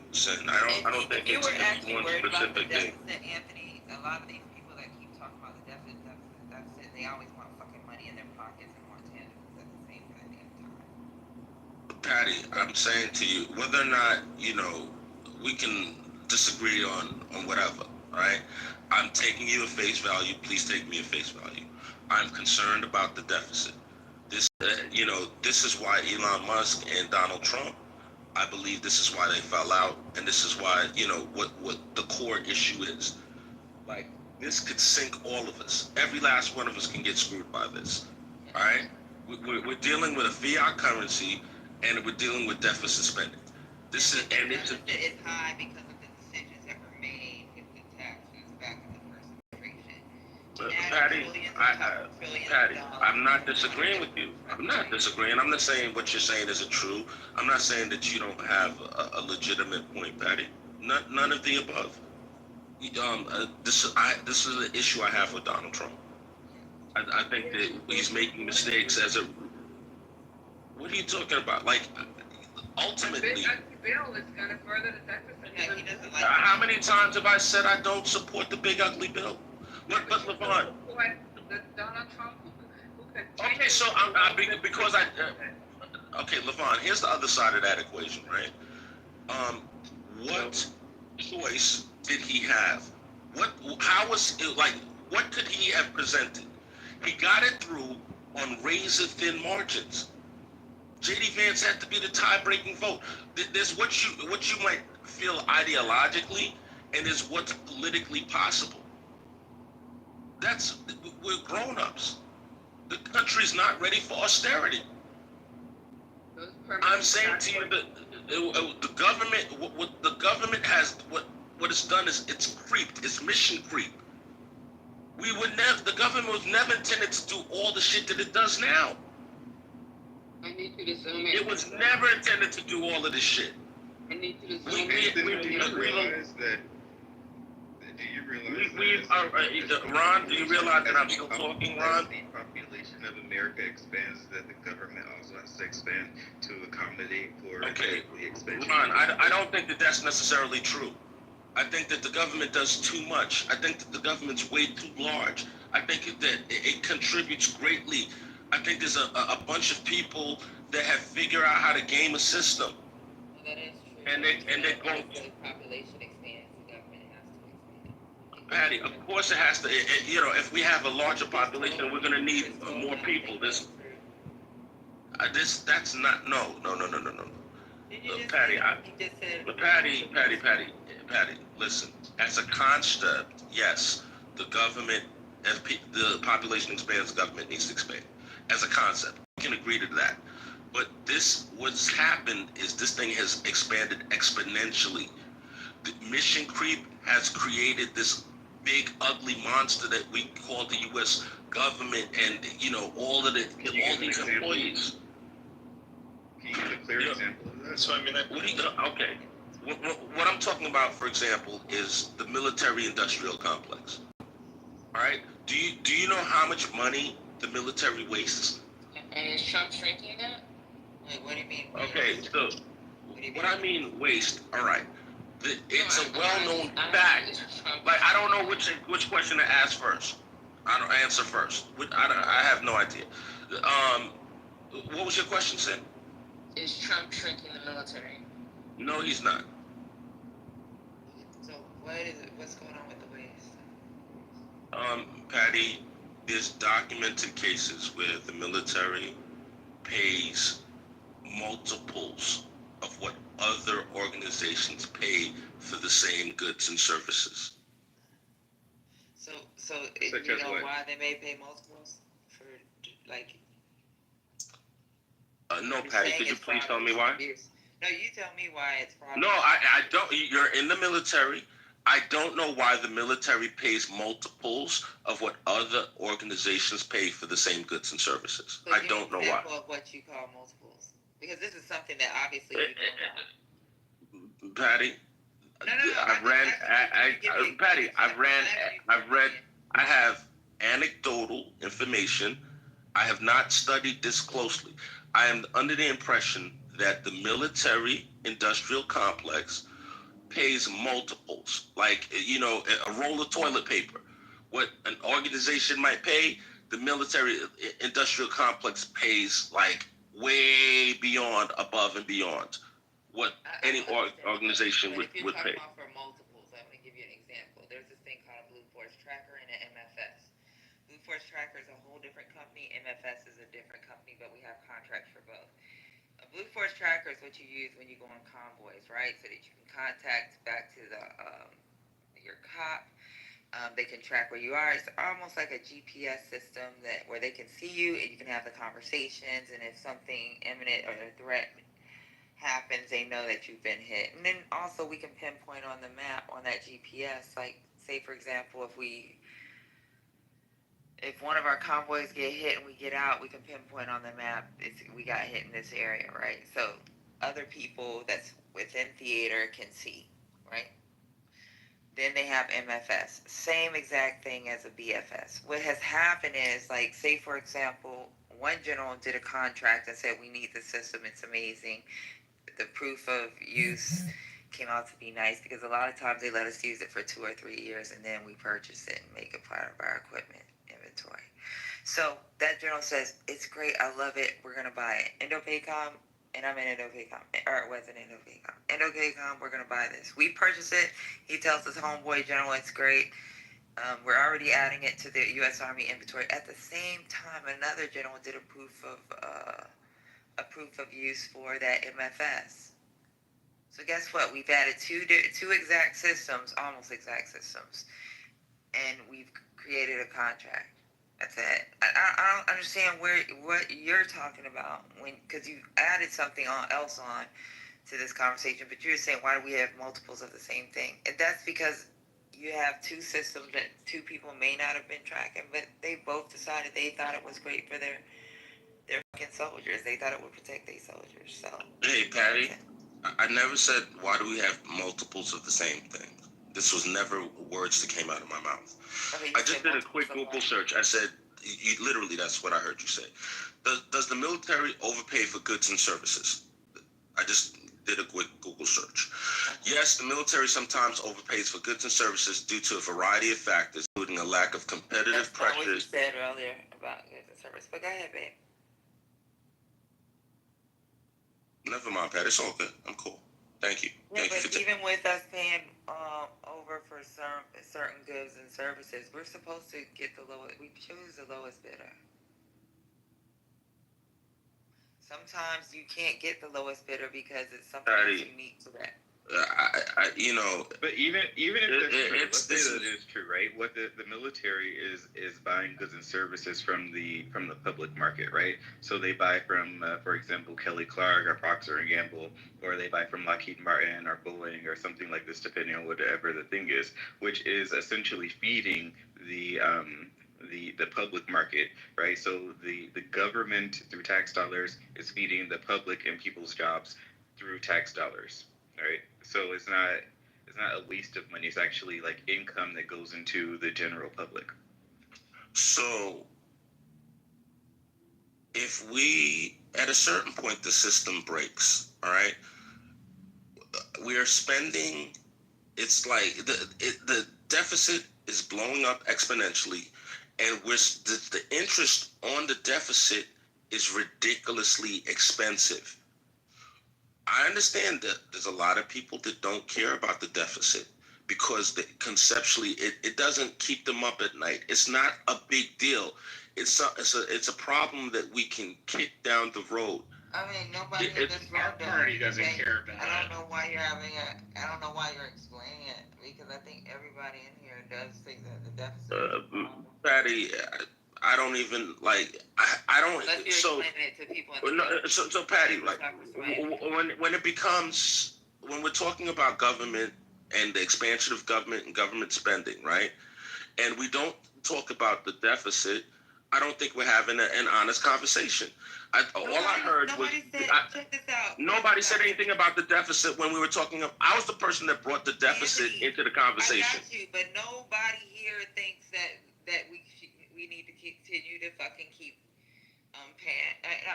keep blowing the stamp deficit up. I don't know. Okay, so Patty, what are our choices, right? We can either raise revenues or we can spend less, or we could do both. It's not an either or. I said, or we could do both. All right. So if we're gonna lessen spending, we have to lessen the size of government. This is the reality. Size of government, but you also have to be able to convince people that what you're saying is correct. Marshall, so convincing that's was my whole point, Marshall. I don't disagree with you. The American people are not ready for austerity. No, that's not what I was going to go toward. What I was going to go toward, and I've known you for a couple of years. You yourself are a fiscal conservative, but our party's last budget to Congress was $6.7 trillion. We take in anywhere between 4.8 and like 5.4 trillion dollars. And then we just passed this bill that is going to add a ton to the deficit. The reason I'm bringing this up is because nobody on our side has any legitimacy. Like, we cared about it under Obama, and then the dude who was the most out front under the Obama administration, Mick Mulvaney, got to be in charge during the first Trump administration of OMB. And they spent like drunken sailors. I agree with you that we need to tighten our belts, but we also have to take a hard look at ourselves and say, it's not simply a revenue cut thing, it's not simply a tax thing, it's this thing where we say we care about fiscal responsibility, and then when it really comes down to it, we don't actually care. Because we're willing to let our party spend like it's going out of style. We chide the other party for spending too much when we ourselves have spent too much. So while I'm with you, it's going to be a very tough road to convince a lot of people that Republicans genuinely give two shits about the debt. Marshall, when we were in power, we didn't control it. Marshall, I don't think that we really. Marshall, I don't think this is a Republican or a Democratic issue. I really don't. I think it's both parties. Well, actually, it is, because the Democrats do better on the deficit spending than Republicans do. So it is. I don't think that you actually can measure it the way you're measuring it, Mother. But whatever. Ultimately, I don't. Mother, I don't think you can measure it that way. But whatever. Much ado about nothing. The Republicans are worse. Fine. Fine. The Republicans are worse. They spend more money. It's wonderful. All right, you guys. We spend more money. Thank you, Okay, with that, Katrina. Just really quickly, one thing you were saying, the military is overpaying for services and goods multiple times over. There's regulations. Regulations that we have. Yeah, but also I remember, you remember in Ukraine there was like this huge scandal about how the receipts for the food for the army was published, and they were sitting in a carton of eggs. Why are they paying $15 for a carton of eggs? Like, that's insane. A lot of times people look at budgets or they look at receipts and stuff like that, and they don't understand what goes into it. Right. What ended up happening was that the reason why that carton of eggs was $15 because the price was included of making eggs, so making breakfast, right, and delivering it to the soldiers. A lot of it is to the front lines.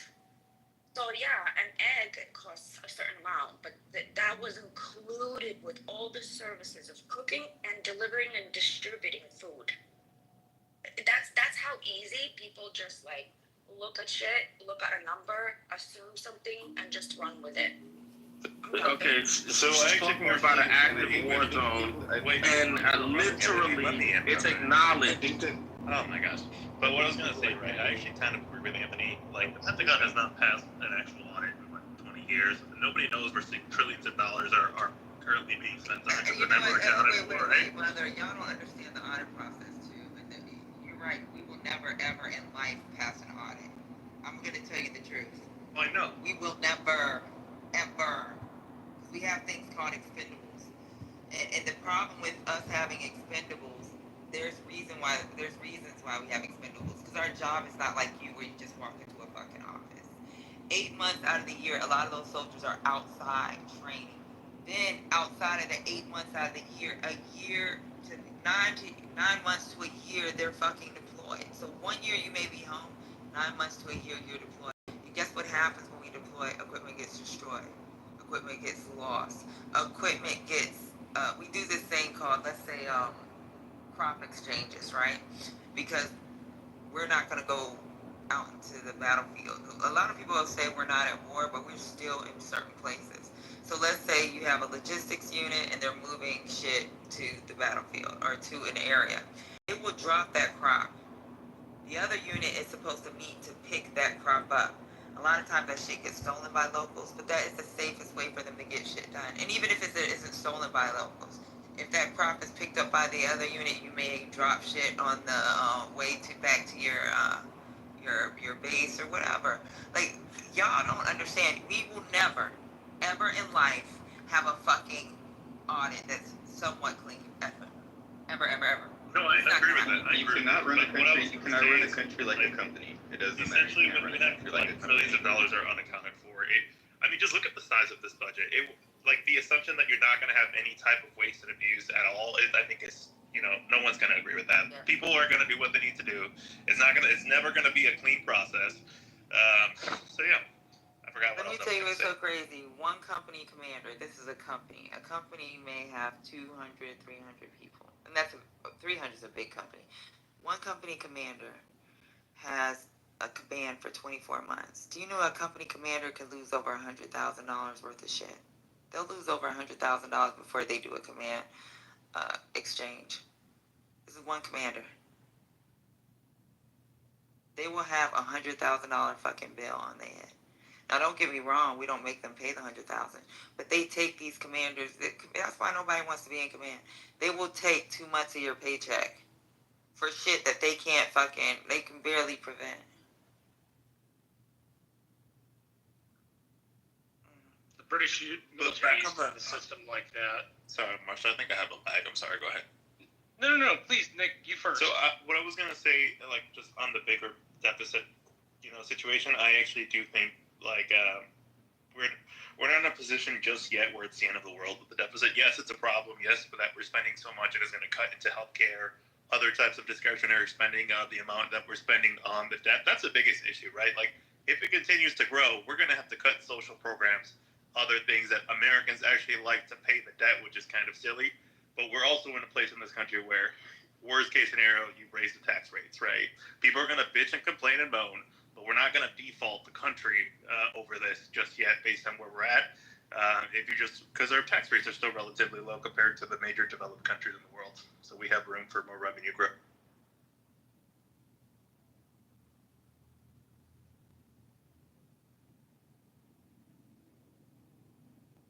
And also, nobody wants higher taxes, but we do have room to grow the revenue. Yeah, I tend to agree with that. Nobody's a fan of taxation, but sometimes you have to pay to balance it out.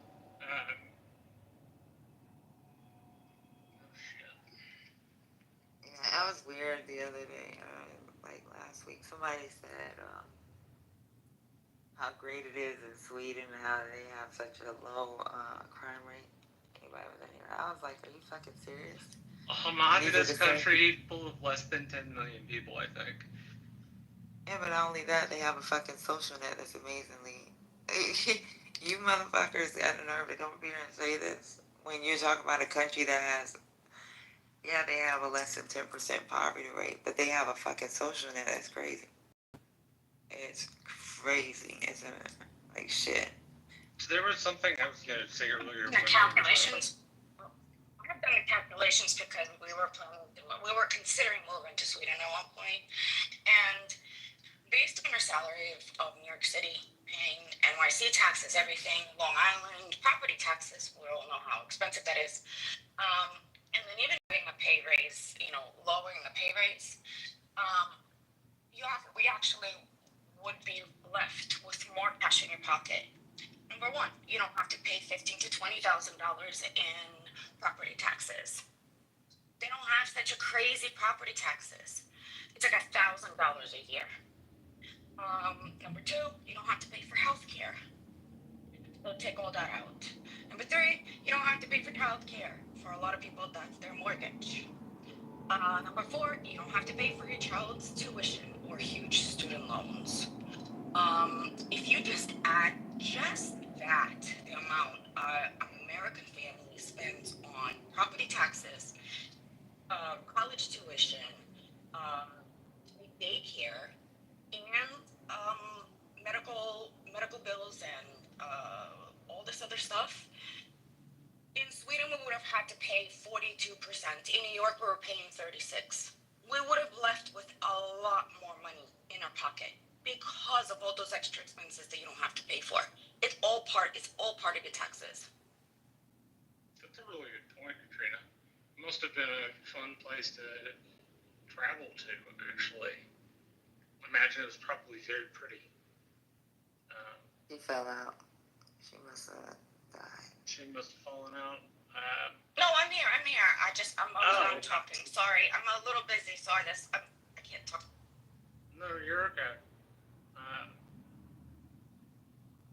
I had it, and then I lost it, and I had it again, and now I lost it again. Oh, well. What people like Anthony don't understand about the bureaucracy in government is he's probably never been to a country that had a bureaucracy that didn't work. And the American bureaucracy works very well. And as soon as people see that it doesn't work, which will probably sooner than later, then they'll start complaining and want it back. So I do remember what I was going to say. In the frame, and Anthony, you're still here, so I kind of want to say this. Theodore Roosevelt, pre-FDR, there had been, pre-FDR, there had been a lot of talk from 3 Republican presidents. It was Coolidge, Harding, and Hoover. Yeah. And they buttressed up against FDR.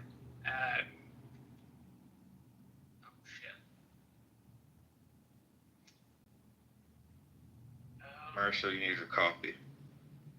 I do need my coffee. I haven't slept very well in the past 2 days, so I'm a little, as you can tell, a little frazzled.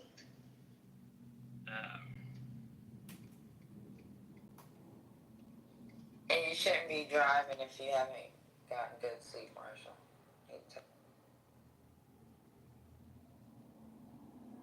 That's probably. I should probably be safer than sorry in that respect. So FDR in his speech, there's nothing to fear but fear itself. I always thought that referred to the Depression or World War II. And the truth is, prior to those Republican presidents, the government had been really hands-off in the kind of way Anthony is talking about. And part of FDR's speech was to say, I hear you're nervous about government becoming a larger part of your life. You don't have anything to fear but your fear itself.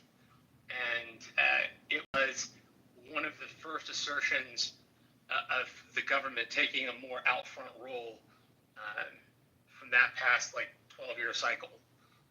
I just thought it was kind of important that was his quote.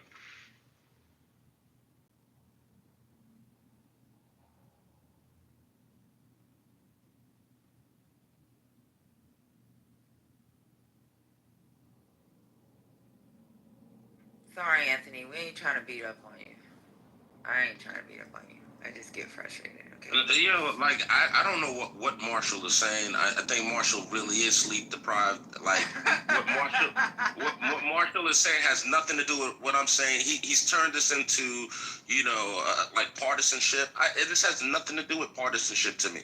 I understand I didn't mean it by that. I meant you were talking that the government needed to be less involved. Marshall, your whole initial point was partisanship. Then you followed it up with this whole thing about, Republican administrations and, Marshall, there's Republicans that disagree with certain aspects of the way the government is run, the way the party's ideals at that moment. And right now, there's a battle of ideas going on between Donald Trump and Elon Musk, right? They purportedly were initially on the same side, but they're having a battle of ideas right now as we speak. And, the reality of it is that, I think that I'm more aligned with Elon Musk than I do Donald Trump on this issue. It's just that simple. Elon Musk's position is that the government shouldn't do things, that it should run the bureaucracy, but it should be outsourced to private companies. Eventually, whatever those private companies are that eat up the bureaucracy will become the bureaucracy themselves. And they will do the exact same thing that the current bureaucracy is doing, except they will lack oversight in the ability in the function of Congress, right? So right now Congress has total oversight over that. When it becomes private business, then they will become a company like as Twitter or Facebook or Google or something like this, which will be an unofficial function to report to Congress, but Congress will not have the same oversight or control as it currently does over the bureaucracy itself. So there are only a finite amount of dollars in the system, right? It is a closed system, and it's either in the hands of the government or it's in the hands of the people. And what the tax dollars and whatever sort of services that you get for free that you're paying for now through taxes, I should say semi-free, right? Because they are subsidized. That will be in the hands of like some multi-billionaire people who will be doing functionally the same thing, except they'll get more money off the top. They'll get money from the government because they're needed by the government, and then they'll be getting money from your dollars because they'll start charging you a fee, like an actual like cap or fee.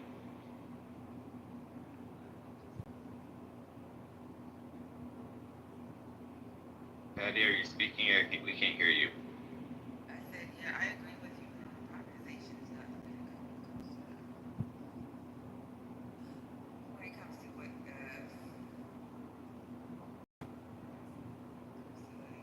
public services.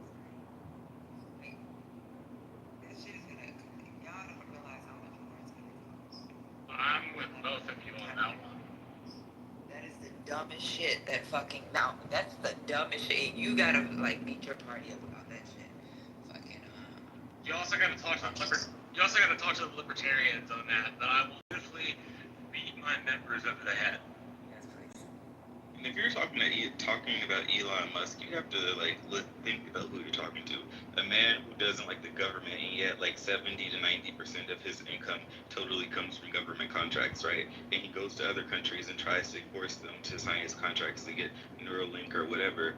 So like more of his money comes from government contracts. How can you not? He says, "Oh, I don't believe that the government should do X, Y, and Z, blah blah blah." But yet his money comes off from one. The majority of his income comes from taxes. It's ridiculous.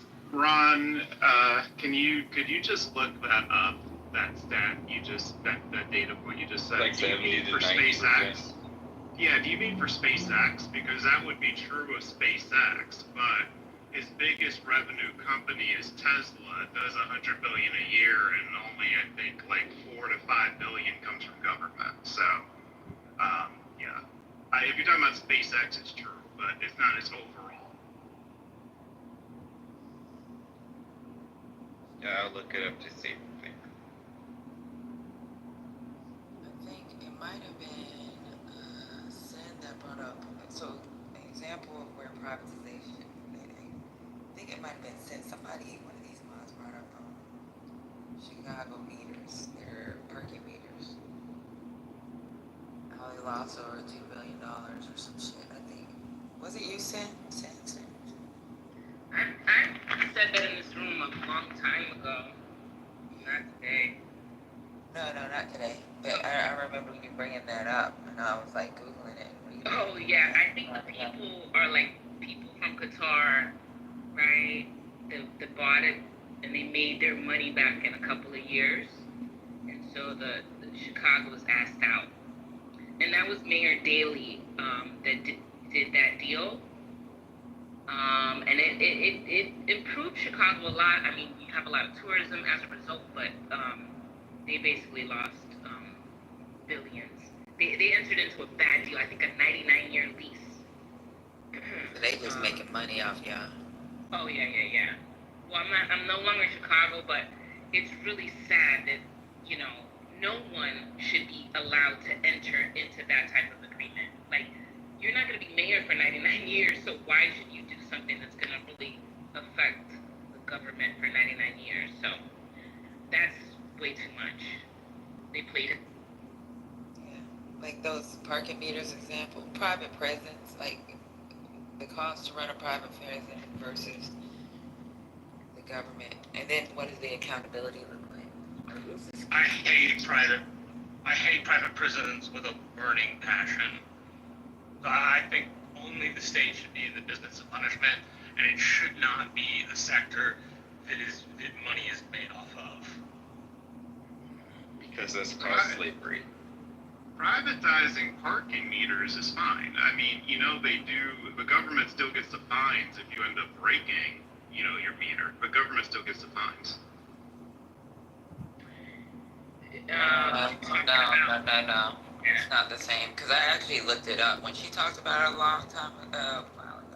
I'm gonna have to look it up again. Yeah. But the taxpayers pay the fees. It's not the actual.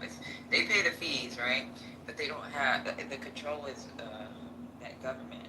The Qatari government. Well, I can't. So sorry. I'll only go by what Newark, Delaware is. So basically, the meters are privatized, but the government has a person who checks to see if you're past the meter time, and if you are, you send the city of Newark a check. So they figured out how to make it profitable. That's great, but Chicago effed up, and they basically, the people from Qatar, they bought the rights for 99 years. I think this is 15 years ago or so. It's certainly been a while, but they actually made their money back within 5 or 6 years, so they have all profit for 90 something years. So they're making billions off Chicago meters. Chicago gets no revenue? No. It all goes to Qatar. Who, I don't think they don't look like they're hurting right now. I don't know. Well, that's just stupid. That's a different category. Yeah, that was dumb. Mm-hmm. Yeah, but that's 100% privatization. You're talking about a hybrid type thing. Because you still have the government involved. Private prisons is where is the government involved? They send them motherfuckers to prison. That's 100% on that fucking private prison, right? And those park meters are saying, privatization sucks when it comes to public services that maybe the government does need to hold on to. Yeah, I mean, there is clearly a role for government. Madison had a great quote. If men were angels, there would be no need for government. But men are not angels, so there's a need for governance.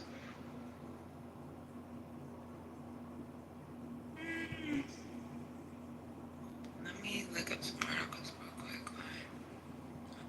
I know that they released the names of the people that are in Alligator Alcatraz. The Miami Herald did. And so now, people are trying to scramble. I heard that they haven't released when an attorney can make an appointment to have an on-site visit.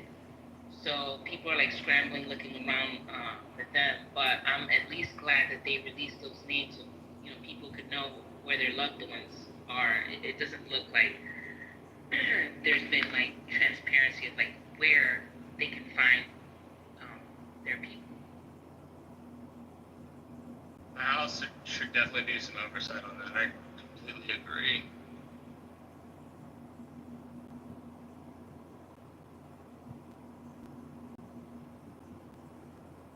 Interesting little fact, today in the 1870s, Billy the Kid was shot and killed. Oh, wow. We have the same birthday. So, me, Miley Cyrus, and the dictator from Venezuela. Maduro? Yeah, take that for what you will. You keep great company, son. Thank you.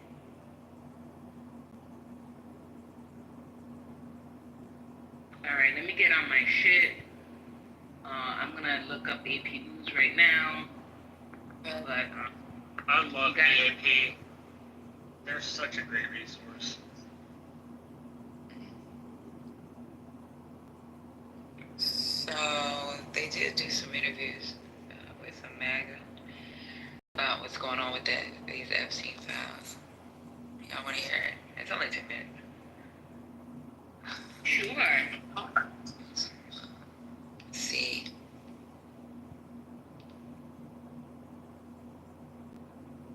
Us as Americans, not as Democrats, not as liberals, not as Republicans, are actually like, and this is the first topic. Us as Americans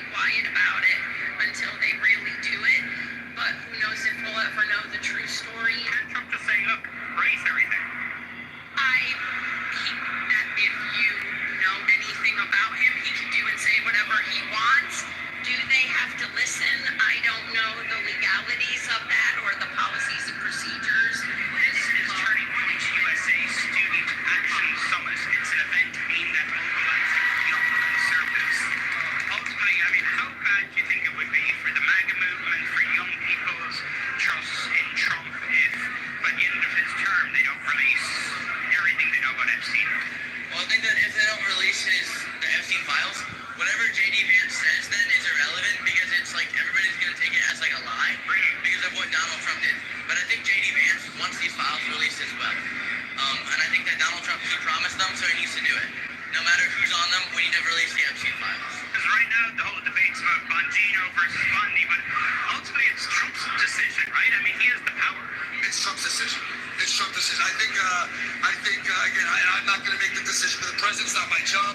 It's not my place. But I do think the way that I'm seeing it played out is that Bongino will be here and Pam Bondi will be the fall guy. You think that's fair? I don't think anything's fair in politics.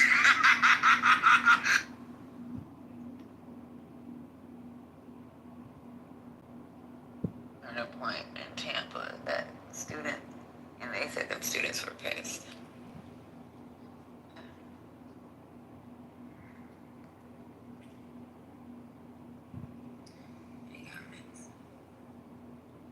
It's gonna be crazy if this Epstein shit is what tears America apart.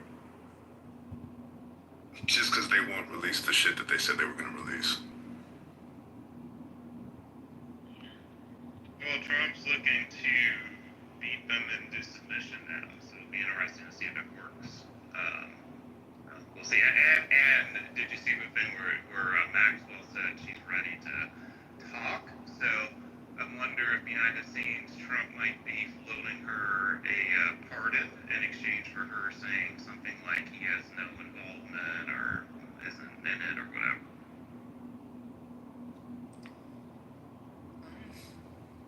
How much time does she have? I need to look that up. Because she actually CEO, you think that Trump could pardon Ghislaine, however you pronounce her name, Miss Maxwell? Is it a federal crime? I don't know if she was convicted in the state or federal, but I'm saying, do you think politically, do you think that, given the firestorm right now about the Epstein stuff, that, this is palatable? Oh, he would do it at the end of his term, obviously, Anthony. He'd do it his last day in office.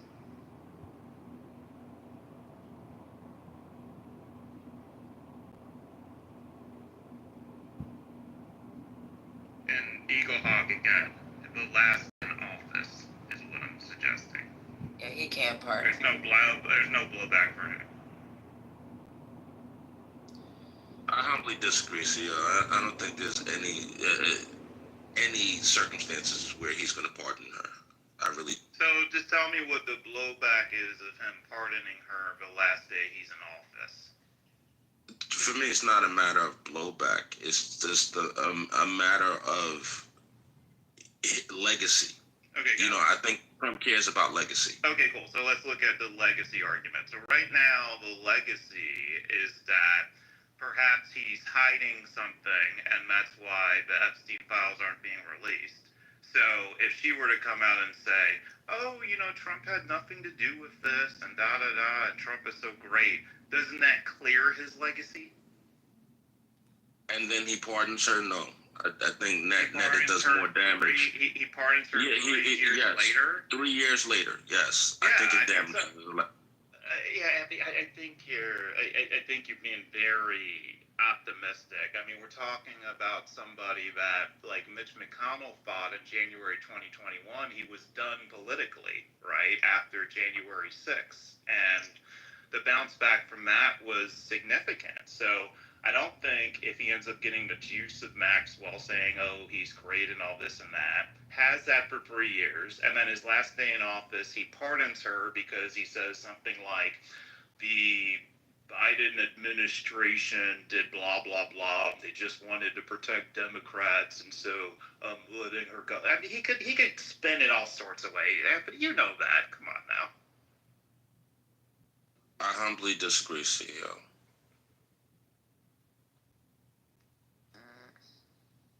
Well, he is holding talks on a pardon for her.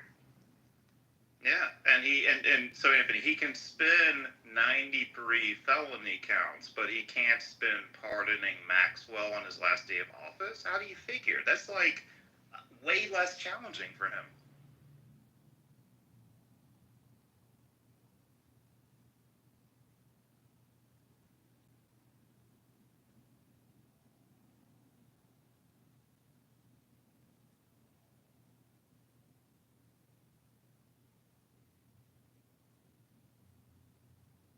I see you in the chat, BB, and like I'm surprised y'all are still doubting like what type of narratives Trump can create after what we've seen the last 10 years.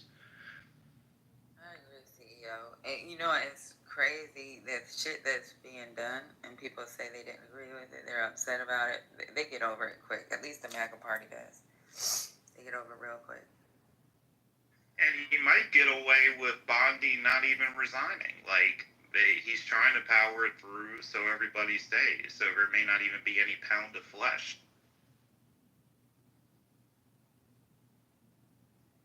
Let me go ahead and play this. I think this is a podcaster, but they're talking about his the talks that he had for the pardon for just that the reason the DOJ is not releasing any more information on Jeffrey Epstein is because it's somehow trying to protect Donald Trump. Well, I think throughout the Trump years, both the first administration and now this second administration, and in between, it has always been an incredibly sensitive topic. So again, that weird juxtaposition of the MAGA guys going Jeffrey Epstein, and Trump, basically kind of cowering, and there was a moment which I reported on at the end of the last administration when he became very wary about the arrest of Ghislaine Maxwell and asked whether or not, what could she say, what would she say, and should he pardon her? Well, he certainly said, "Oh, she's a very nice woman. I wish her well."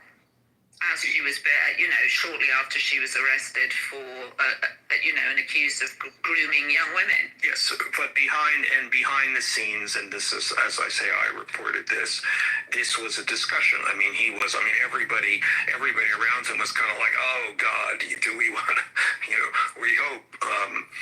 we hope she won't say anything, but we really hope he doesn't pardon her.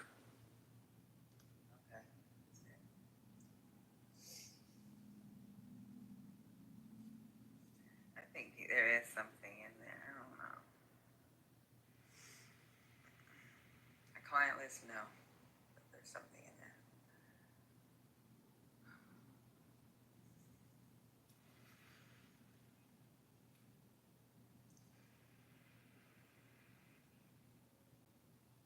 PB said, why would he run on releasing the files if he wanted them to go away?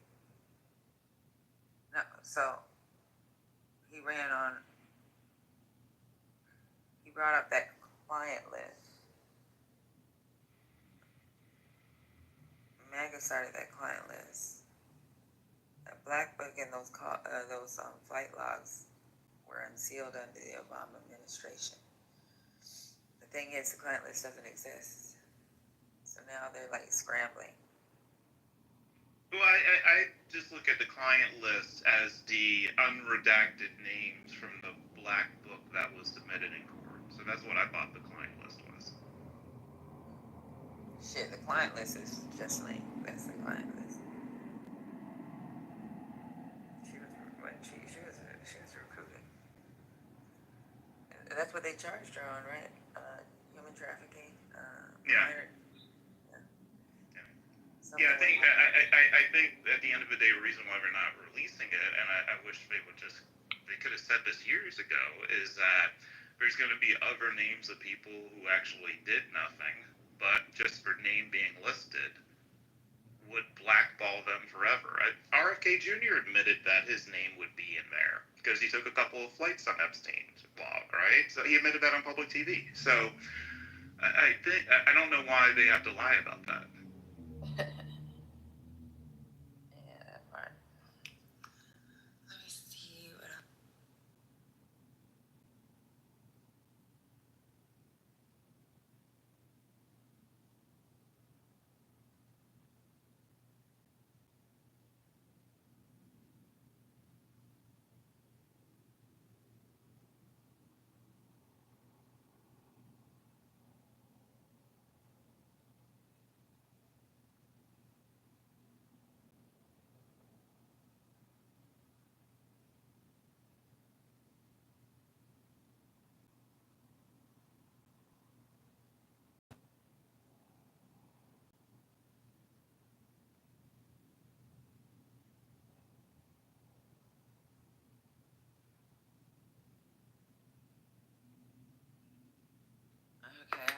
1-minute clip, Tom Holman, and they're asking him about the appearances and using that to detain someone. So recently, in the news, it's been coming out that they're showing up at the courthouse. People appear for their interviews or hearings, and they're arresting them immediately upon leaving the courthouse. So I'm gonna go ahead and play this clip real quick.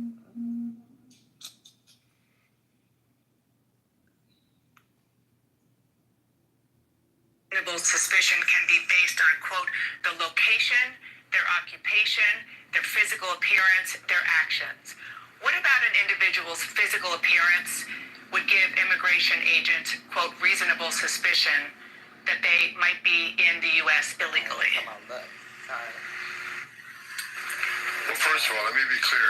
Physical description can't be the sole factor to give you reasonable suspicion. As I said in the interview, it's articulable facts with an S. So appearance can be just one. For instance, if someone has an MS-13 tattoo on their face, that may be one factor to add to other factors to raise reasonable suspicion. I want to be clear about that again because my words are taken out of context. Physical description cannot be the sole reason to detain and question somebody. That can't be the sole reason to raise reasonable suspicion. It's a myriad of factors, and I can sit here for the next half hour and give you all the factors. So every officer, every situation is different. But I can tell you this: every ICE officer goes through Fourth Amendment training every 6 months and reminded what their authorities are for arrest, detention, and questioning. So the officer very well trained. Okay, so I thought it was about appearance. Like, they didn't have an article, but I guess they're talking about racial profiling, but they have been racially profiling people, because if he's talking about freaking tattoos, that one kid, I think he's like 20 years old, that's in El Salvador, actually got arrested. They later found a tattoo on him with a crown, which had to do with makeup. He was a makeup artist. It's one that Joe Rogan came out and was like tripping about. And now he's in our country, and he actually was doing it the legal way to try to stay in this country. So, I wonder what happened. Has anybody got any updates on what happened to that kid? Makeup artist. No, I haven't.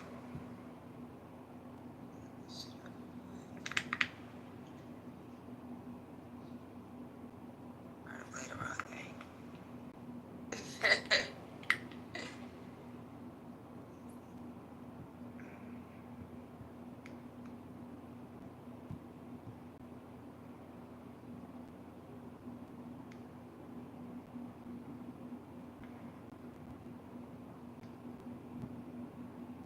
Oh shit, I think he's still deported. Yeah. So I'm trying to find out. Yeah.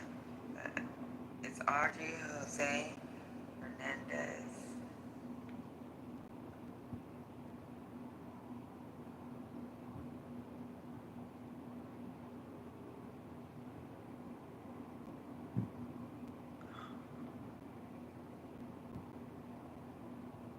Damn, I'm trying to find something.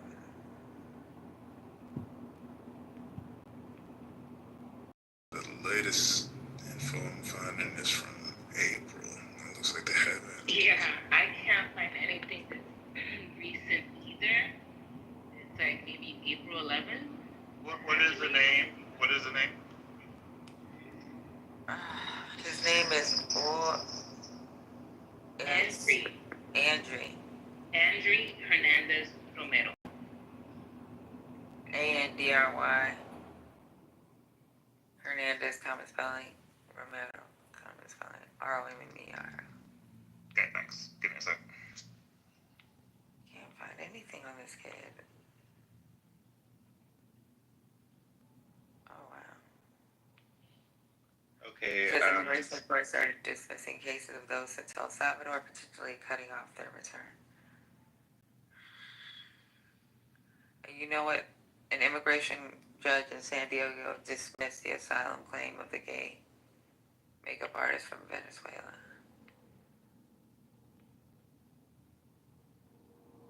Yeah, the team's currently appealing. That's the latest. No, they dismissed his. Yeah, we're apparently still trying to appeal it in some sort of way. Okay. Okay, CEO, there's someone in the chat helped me out, and he posted an article that I'm reposting from the Washington Post that did an analysis on Tesla's companies, mostly SpaceX and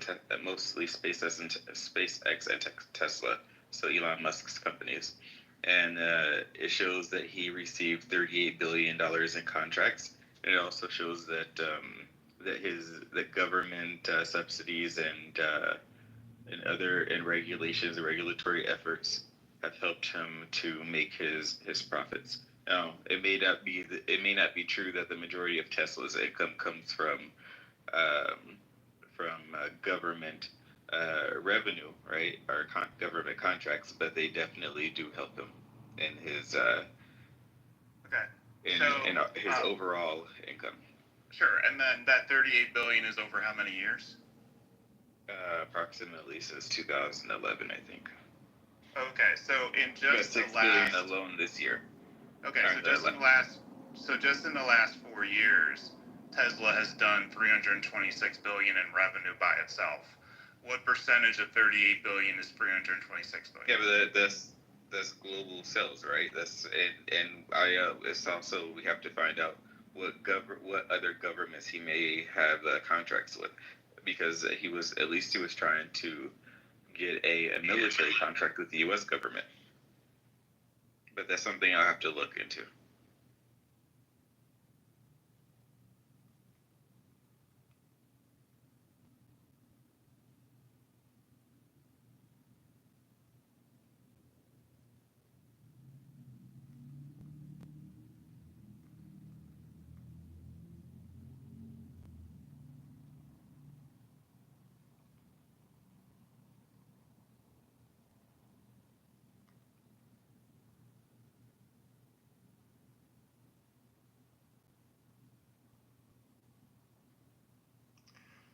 Yeah, so half of Tesla's revenue is U.S. based. So if you still just take the U.S. sales versus what the overall government percentage you're talking about, it's nowhere remotely close to the 70% number you said earlier.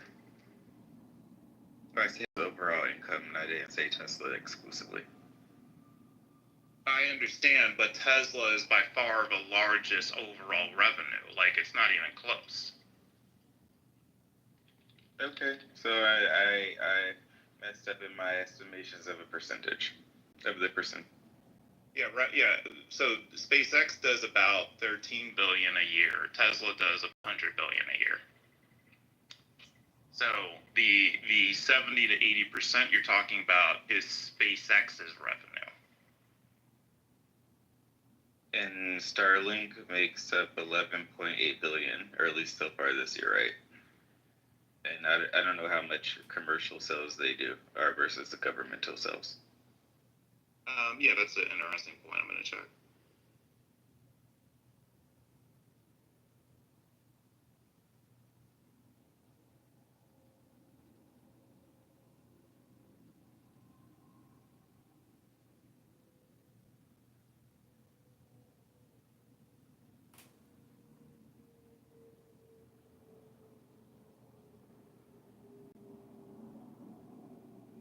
About 25% government, 75% private.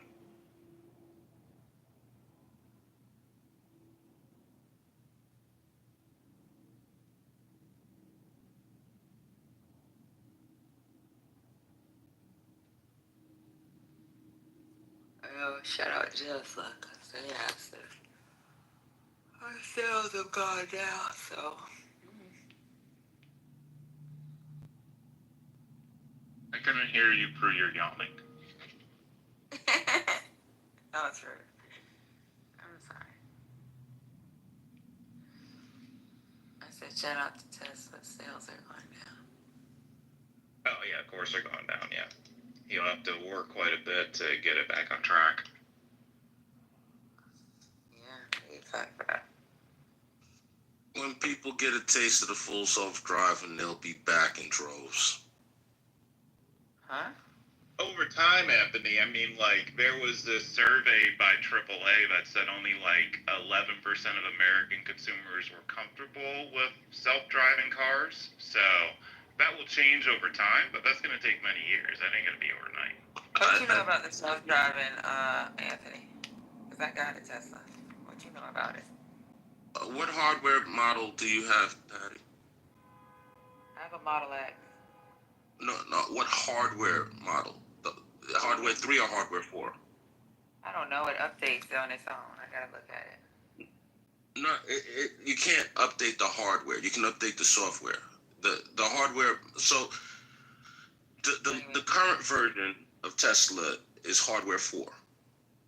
All right, they haven't dropped hardware 5 yet. I got a 2023. I've had a So then you're more than likely you have hardware 4. Do you have full self-driving? Yes, I do. Okay. It's not. How amazing is it? It's not really that great. And then honestly, I don't even. So I tried to use it to play with it. It comes on and off.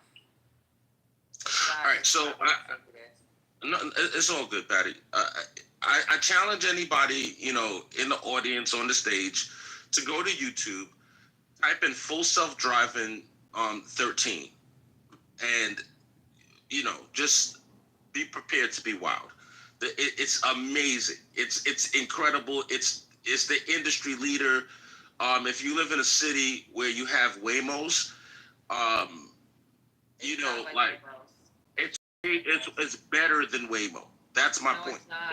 No, it's not. Okay, I humbly disagree. You can see all the sensors that Waymos have. They look crazy, and the Tesla full self-driving, as compared to Waymo's nonsense, it blows it out the water. Like I said, just type in YouTube full self-driver team. That's it. I drive it. I drive a Tesla.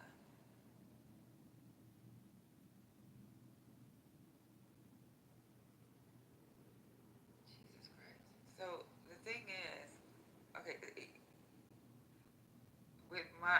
because I got premium and I pay my monthly fees, because you know how much that shit costs a month, y'all, is to have your premium. It's like $99 to include some full self-driving. So even if the vehicle's paid off, I'm going to be paying $99 a month. Just so I can. You can pay $8,000 once, Patty. You don't have to pay $99 a month. No, you pay $12,000. You can pay $8,000 once. No, stop it. It's $8,000 for full self-driving right now. I have that vehicle. Come on, guy. I have the vehicle. Now you pay for what you're paying for when you buy the vehicle. Mine automatically came with it because my car has 100% everything. I can take a picture of because I still got it in my glove compartment. I have everything on that vehicle. Everything. I paid for the premium service. I paid for the FSD that came at the time. It used to be $7,000. It's $12,000 now. So it was $7,000 when I originally paid for it. Even when I ordered the truck, it was $7,000. It's now $12,000. It went up. It's not $8,000. It's $12,000 for FSD. But someone please Google. Please Google cost of full self-driving. I know a lot about this topic. I work with a company called AutoBrains that is developing liquid AI that is designed to be the best thing on the market when it comes out. But so Tesla, in terms of the independent testing, it's considered a more kind of innovative, but Waymo is considered more reliable and steadier and more tested. So let me tell you a secret about it. That's the independent testing. Have you ever tried to when the vehicle tries to turn itself, do you know it goes right into another fucking lane? So you have to keep your hands on it because the turns are wide. What else did I have issues with? Like, this is with us playing with it. Like, I don't even fucking play with it no more. So, while you're driving, sometimes the vehicle will do this fucking braking thing for no fucking reason. Then you have problems with the cameras because you have all these multiple cameras. Because on the vehicle, because I even had to, they sent me a email to bring my vehicle in so that they could change the cameras. This is when they were going through the FSD for her to do the full self-drive.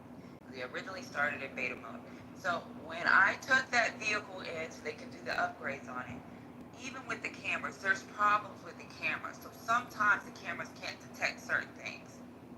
So I'm telling you, it's not what you think it is. Well, and that's in part because Tesla only has about like 1 million road miles. Waymo has 15 million, Anthony. So Waymo is more marketed. CEO, what are you talking about? Tesla only has 1 million road miles and it has less than Waymo. What are you talking about, CEO? That's a lie from the pits of hell. California. Tesla has many multiples more road miles than Waymo. I'm going off the last reporting there was on it. So, and CEO, you're wrong. CEO, what PSA report? What kind of car do you have, Anthony? So I'll get my car and go live on TikTok and let you see it. But I have Patty, I have a Tesla Plaid. Get my car to let you see. I have a Tesla Plaid. Plaid don't mean shit. What do you have? What model do you have? Drop the TikTok. It's a Model S Plaid. Well, I have a Model S, and I'm telling you, it doesn't do what it does. Try turning with it. Do it with the FSD and do a turn. Let it turn.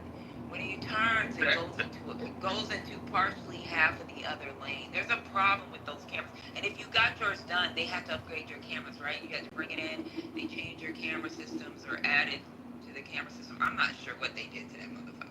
But I know when they sent me that email, I took my car in and did whatever they had to do just so I could start the FSD. Did you start off in the beta mode and go into the FSD? Because there was a beta mode at first. Hello? Drop your TikTok. Hello? Drop your TikTok. Okay, so I challenge anybody to go to Google and type in cost of full self-driving. Go into Google and just type it in. It says full self-driving costs $8,000, Patty. You said it cost $12,000. I challenge anybody to type it in Google. Cost of full self-driving. I'm going to take this point by point. Full self-driving was said to cost $12,000. It was what was said was it used to cost $7 and now it costs $12. And I was yelled at and told that they have the car. That was what happened. Anybody, this is, of course, people, we can say whatever we want. My second Model X, okay? I had one in 2017. I have a 2023. Then I was gonna get me a goddamn truck. I'm telling you, even with the test driving for the truck, because they were willing to give me some freaking extra money because they were losing, even test driving the fucking truck, I'm telling you, that fucking vehicle, I don't fuck with Tesla no more, right? Only reason why I still have this vehicle is because I got fucking car payments. But I promise you, that fucking FSD isn't everything it isn't everything that you think it is. How much did y'all say it costs? I said it costs full self-driving costs $8,000. Patty says it costs $12,000. Now it's 12. So yeah. After looking it up, it looks like they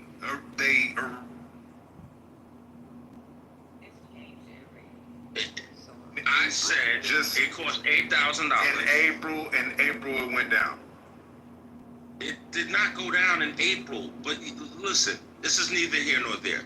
Ultimately, I was yelled at, say I got a Tesla, and this is what it cost. Literally, this is what just happened. You still didn't answer CEO's point of Waymo having more mapping mileage, which they do.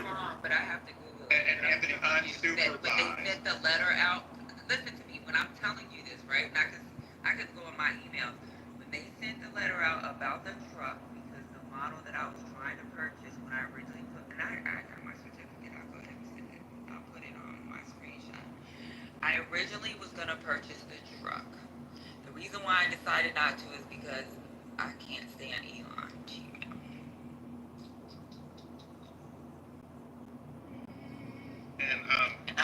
And Anthony, it was so CEO. He's not gonna tell me what I received in my email. But I said I already had. The thing is, they forgot that I ordered it with autonomous driving back in 2020. Patty, are you talking to somebody in the chat or are you talking to me?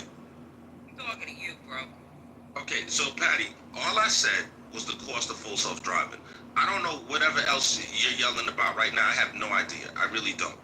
I said the price may have changed, but I'm telling you what they sent me. And I said, okay, hey, Patty, I had to go to the Tesla dealer and tell them, hey, I originally ordered it, and I had to show them my certificate. Because I was one of those people that put on a reservation the day he fucking said something about it. Patty, my only point was the cost of full self-driving. And then CEO, as it relates to Waymo versus Tesla, absolutely, Waymo has more unsupervised miles. Tesla dropped unsupervised last month. No, he never said unsupervised until now. He'd acknowledge that, Patty. Patty, why are you on one? He would acknowledge that. He just added unsupervised to it. He added it. There's no way that Waymo has more miles than Tesla. You know how many cars Tesla has on the road? Yes, Waymo has more unsupervised miles. Tesla came out last month with unsupervised robo-taxis. So this is not rocket science here. But I think there was a clear understanding of what he meant when it had to do with the autonomous driving feature. Waymo has more Waymo has more miles. It was $12,000. It was $12,000. I'm telling you what they. No, you're saying right now. They right now, that's $12,000. They might have changed it. And the only reason why they probably changed it is because of what is going on with his own fucking company. Because not only that, let me tell you how desperate they are to fucking get people to buy the vehicle. They're sending people these fucking if you're one of the people that did the original reserve, they're sending you these fucking $8,000 towards your purchase. This towards your purchase, a complete upgrade so you can go up to the next level and you can still maintain the price. This is what the fuck they're sending you if you were one of the original reservers back from 2020. I'm telling you this. Like the 2020, the people from 2020, or if you have a loyalty to Tesla, because this was my second Tesla being purchased, I was one of the people that they actually contacted to buy the fucking first 1,000 that they were coming out with.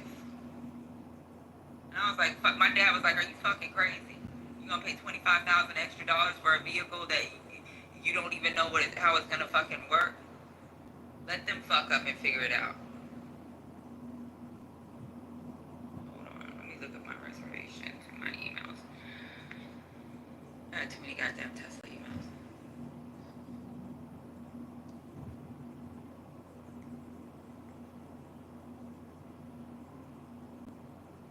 It's gonna take a long time for average Americans to get used to paying subscriptions on their fucking cars outside of their car payment. Yeah, there's a subscription. You don't have to buy the full self-driving subscription. You can get it as a one-time payment.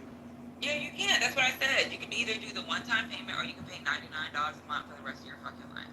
And in addition to that, how many people have? How many people have? It doesn't cost $99, or you can get it at $8,000 as opposed to the $12,000 you suggest. Anthony, how many people are going to be willing to either finance or cash out $8,000 extra fucking dollars on their new car purchase?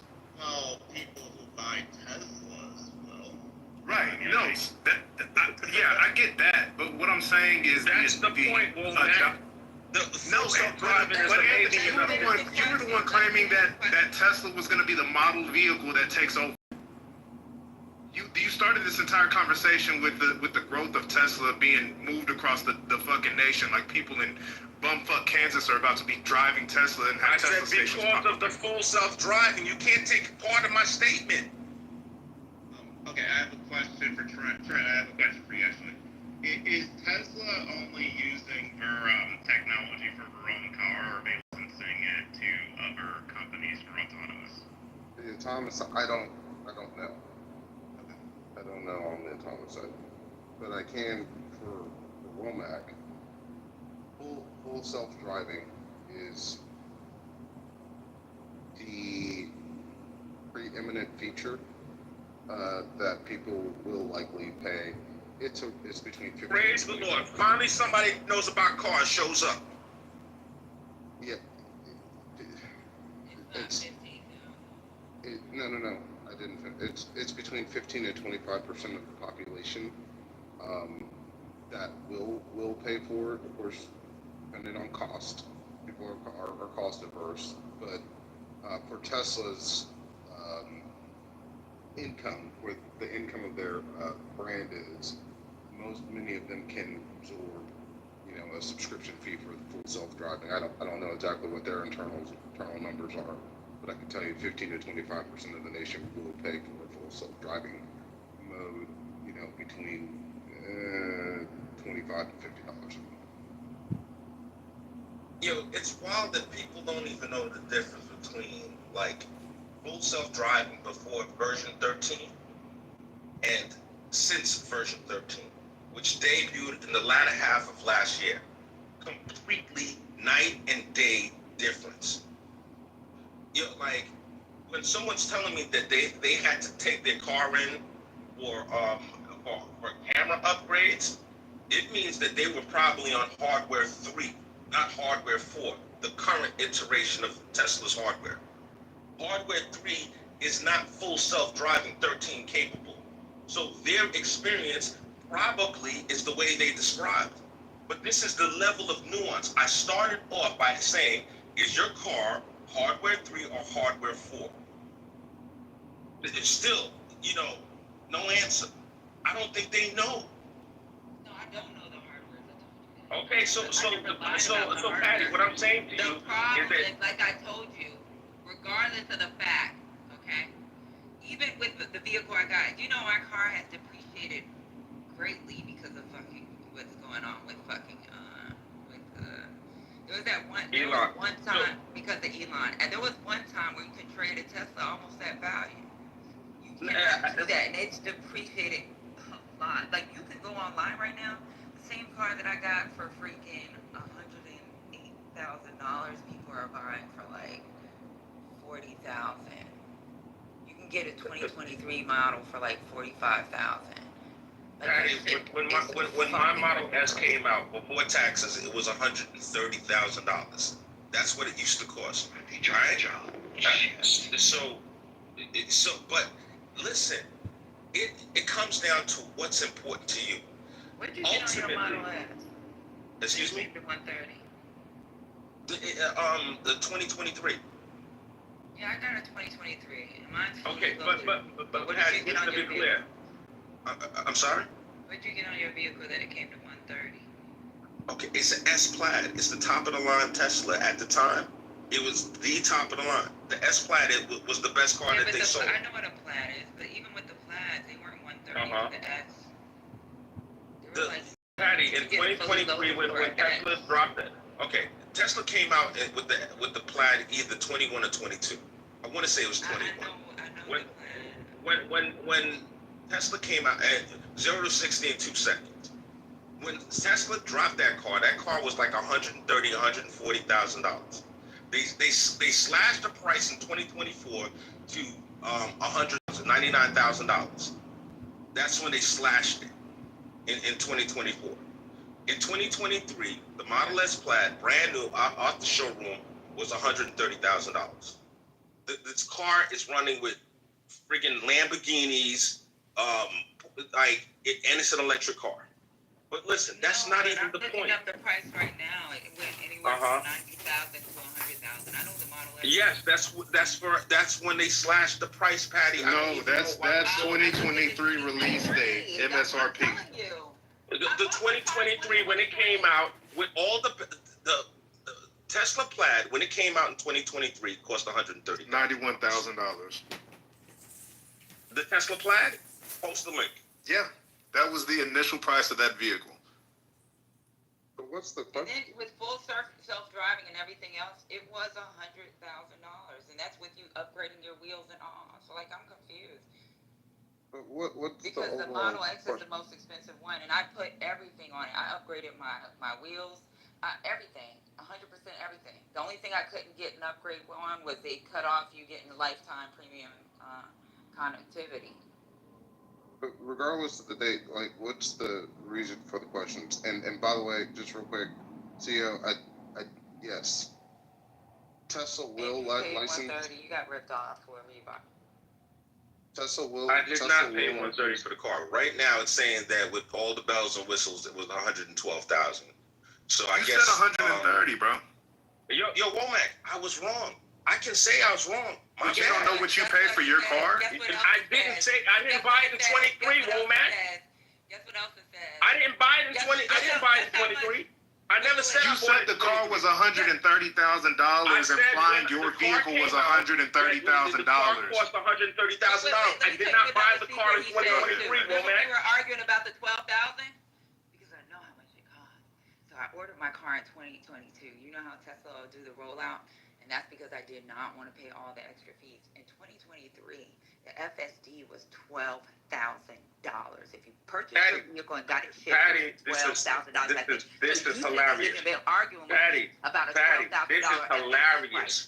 And I'm Are looking replays at the on? upgrades on Because, yo, this is I'm crazy. looking at the fucking upgrades on a Model S. Patty, No, because you think I'm stupid. I don't think you I know what they understand my said point. out. Patty, this is very simple, and this is not rocket science. You said that Tesla right now, full self-driving, costs $12,000. I said I was wrong if they changed the price. You said at one point but it I cost know what it $7,000. cost when they were sending me the emails. Yeah, I'm not, no, she said right now, you just got here, Les. She said right now. No, I said I'm wrong. I said if they change the price, That's all, I don't know, but I there's got people emails. saying that there's I people got in the emails cafe. from Tesla when they were talking about the upgrade on Patty, the goddamn I truck. would not debate with you about what it used to cost. Right, but That's you know never what? been You my said debate. you only paid $7,000. How did you pay $7,000 I in didn't say I paid 2023? $7,000. Patty, I never said I paid $7,000. I'm sorry. I said the current price of Tesla full self-driving is $8,000. You yelled at me and said I was wrong multiple times. And I said, it's very straightforward. I bought my 2023 Tesla in October. I never said I bought my car brand new. Never said. You just sat here and said you paid $130.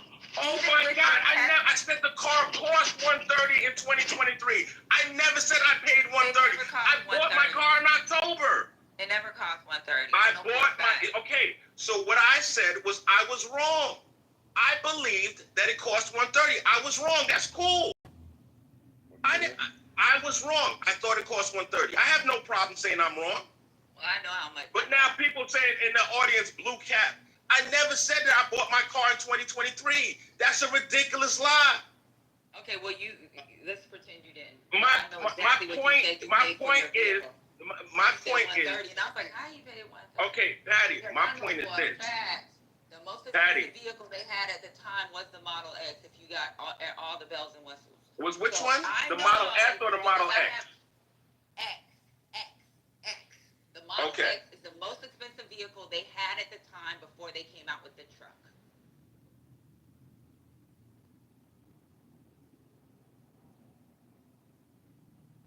And I ain't buying no Model S because I could have got me a Camry.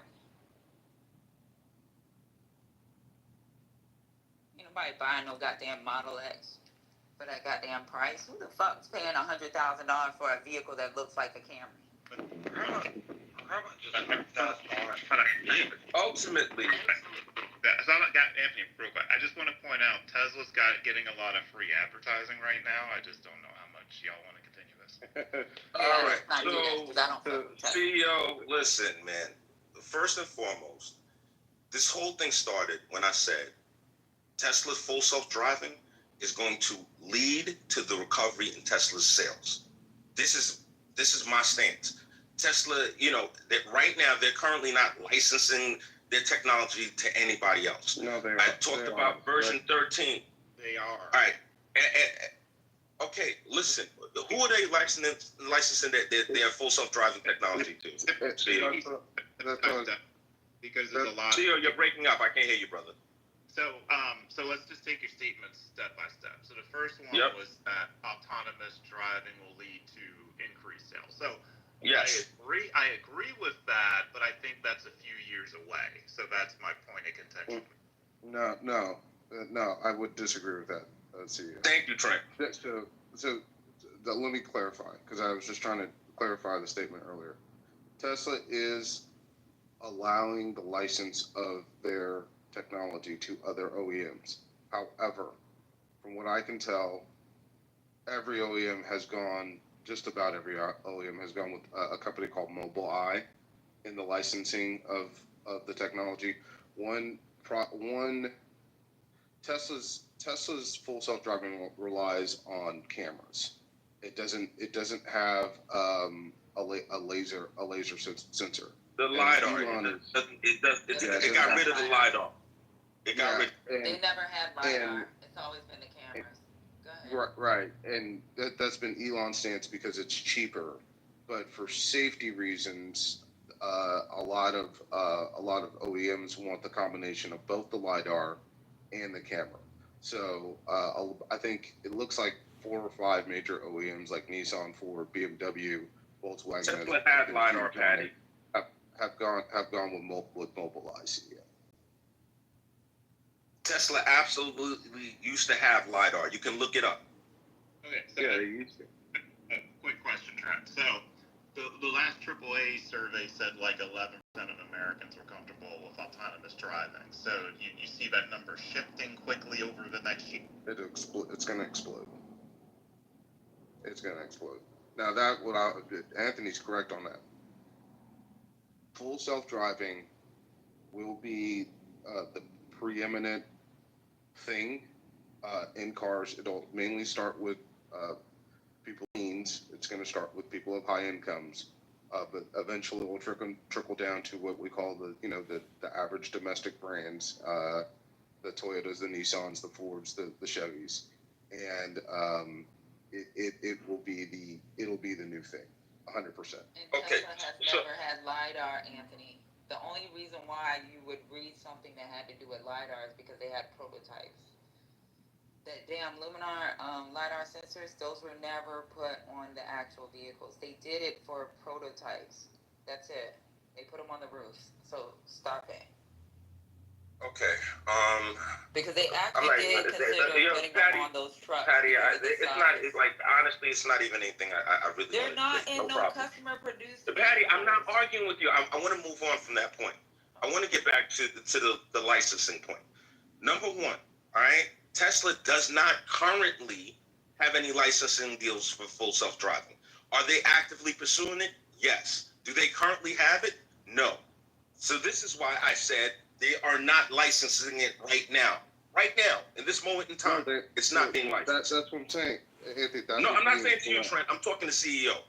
Yeah, okay. I know, but that's not true. Like, I want you to understand something, CEO. Trent is in short order. Is the car guy. It's not the one that stated that he made the statement, bro. It's not. Yeah, it's no. The CEO said that it's currently being licensed. Trent is right. They are willing to license it. Trent is correct. Yeah, nobody's bothering. They are actively seeking partnerships to license it. He's absolutely correct. The CEO says they are licensing it right now. It's not. They haven't cut any licensing deals yet. Anthony, let's try it like this, okay? If you have a business and then you turn it into a franchise, even before anyone's bought the franchise, you are franchising your business. CEO, listen, that's cool, right? Your business. You just so. Like, this is a little. CEO, you got. I don't want to argue. No, I'm not arguing the point anymore. I'm just moving the goalpost so he can say, all right, that's all he's doing. CEO, I'm moving forward. I'm not talking. Yeah, next point. I agree. It's a ridiculous argument. The next thing, CEO, is as it relates to the full self-driving. CEO, in short order, we are going to be in a world where it's going to be mandatory. This is where we're headed, and the adoption is going to seem like it happened overnight. This is where we are headed. Insurance companies are going to tell you that you as a human driver are too much of a risk behind that wheel. This is where we are headed. The full self-driving technology is going to prove to be so much safer than human drivers that they're going to look back and say, damn, we used to let people get behind the wheel and drive cars? Damn, we were crazy back then. This is the world we're headed to.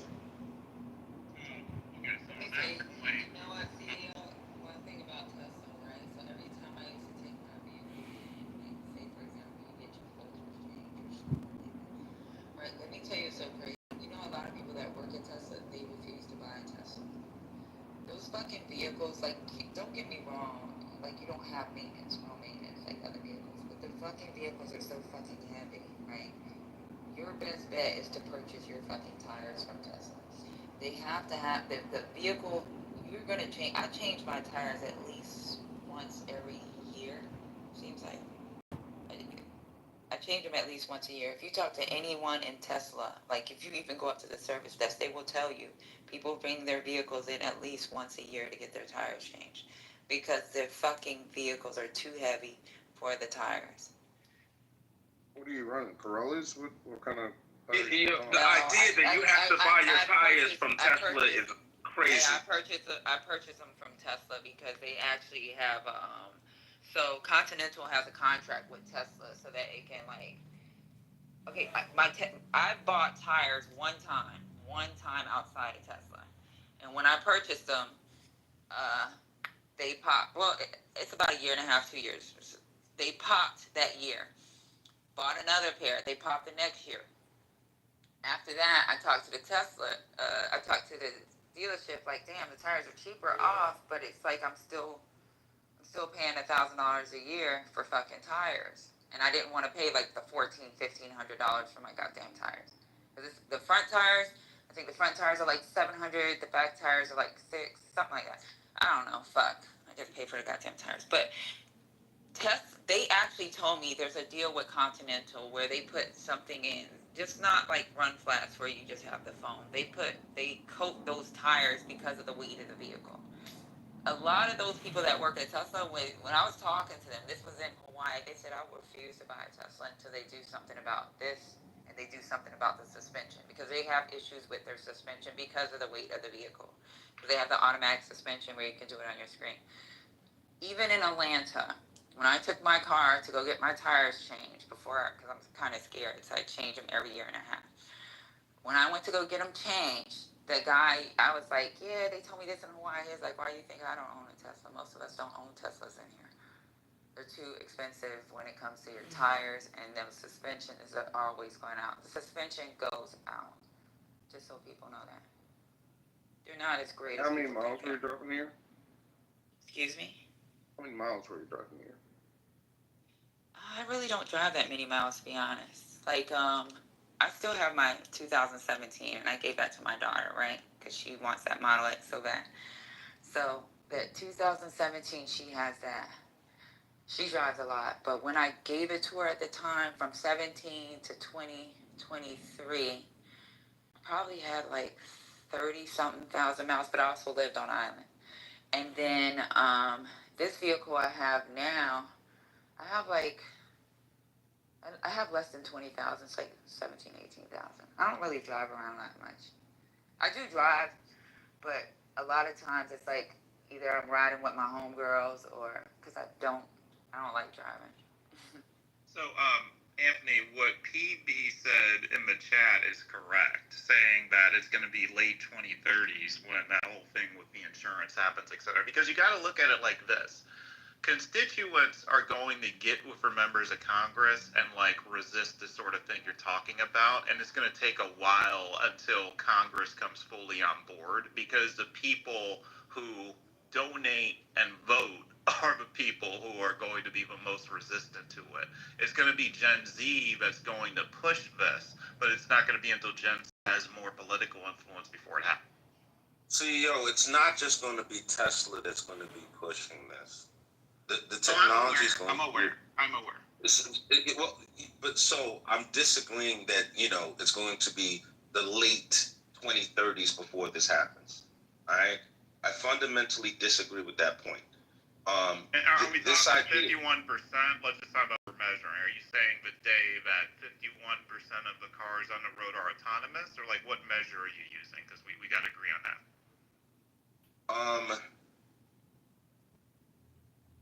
Yes. Let's say that's a okay. very simple What barrier. year do you think it will be 51%? I say less than 10 years. Okay. I mean, I think about 10 years. We're not that far apart. I think it will be about 2036 or 2037. Wait, dude. Well, so there's two standards to that. You're talking about 51% of the cars sold, or 51% of the cars on the road. Sold. No, that's a fair point. Sold. Yeah, that's sold. 51% of the cars on the road and won't be autonomous in 10 years. And I'm the one who said the 2030s. And CEO, you're correct. It will take a couple legislative iterations, or it'll start with states like California and Washington, like it always does, and then that will sweep across the nation. But I don't see, because of that, because you're going to have 51%, at least 51% of sales be autonomous before people would be open to everybody having full autonomous driving, and the insurance companies moving that way. I think at the earliest, before you start to see that kind of legislation, is the late 2030s. Okay, I just want to be clear. I'm not banking on legislation for 51% of the cars that get sold to have autonomous capabilities. I'm not banking on legislation for that to happen. I think that's going to happen. To your insurance claim. No. I want to be clear. That's way in the future. That has nothing to. If we're talking about 51% of cars being sold having autonomous capability, I am saying to you that that's not going to be caused by legislation. That's going to be caused by consumer demand. I think people are going to have FOMO. They are going to see their friends and neighbors just chilling with some full self-driving vehicles. And they're going to be like, fuck that. If I'm buying a new car, it's going to be a mandatory feature. They are going to require that. And this is going to lead to the 51%. The legislation is the legislation. I am talking about consumer demand. If we talk about the adoption of even electric cars, do you know how many times they've given last rights to electric cars? That they're a fad, they're not going to last. China, their goal was by 2035. They're damn near at the point right now where it's over 50% of cars sold are electric cars. And I'm just going to land with this last point. The vast majority of electric cars come with some form of full self-driving. Some form. The vast majority. It's not a good example because of their infrastructure. That's why electric cars are going to always do better there, right? So they're always importing. They import oil. So yeah, cars are going to be better in electric. Americans are fucking on this fucking diesel fucking whatever kind of gas out here. China's a good example. Yeah, it's a driving habits. I don't think they're a good example because they import gas. Yeah, it's a political thing. Gas has nothing to do Patty's with right. autonomy. It does. What's going on? Patty, yeah, I think Patty's right. Like, it is a political thing. You can have a gas car be a full self-driving car. Yeah. Okay. I'm talking about them having electric, period. Yeah, but yes. Okay, I said gas has nothing to do with autonomous, and then it became yes, it does. That was my statement. Gas, yes. You can have a full self-driving car that's gas. Yeah, you can autonomous. This is this is very weird. Yeah, so we conflate, because of Tesla, we conflate autonomous driving with gas, but they really don't have anything to do with another. It is easier for EVs to be autonomous because of the structure of the car, but you can have gas that are fully autonomous. And Notorious in the chat. Now, EVs are actually more reliable than ICE vehicles or gas vehicles. So it's actually if you want to look at reliability, it's actually the worst with hybrids. Those are the ones who actually break down the most because you have gas and battery combined. But if you were to look at pure what we call BEV or pure battery operated vehicles, they've got the least problems per 1,000.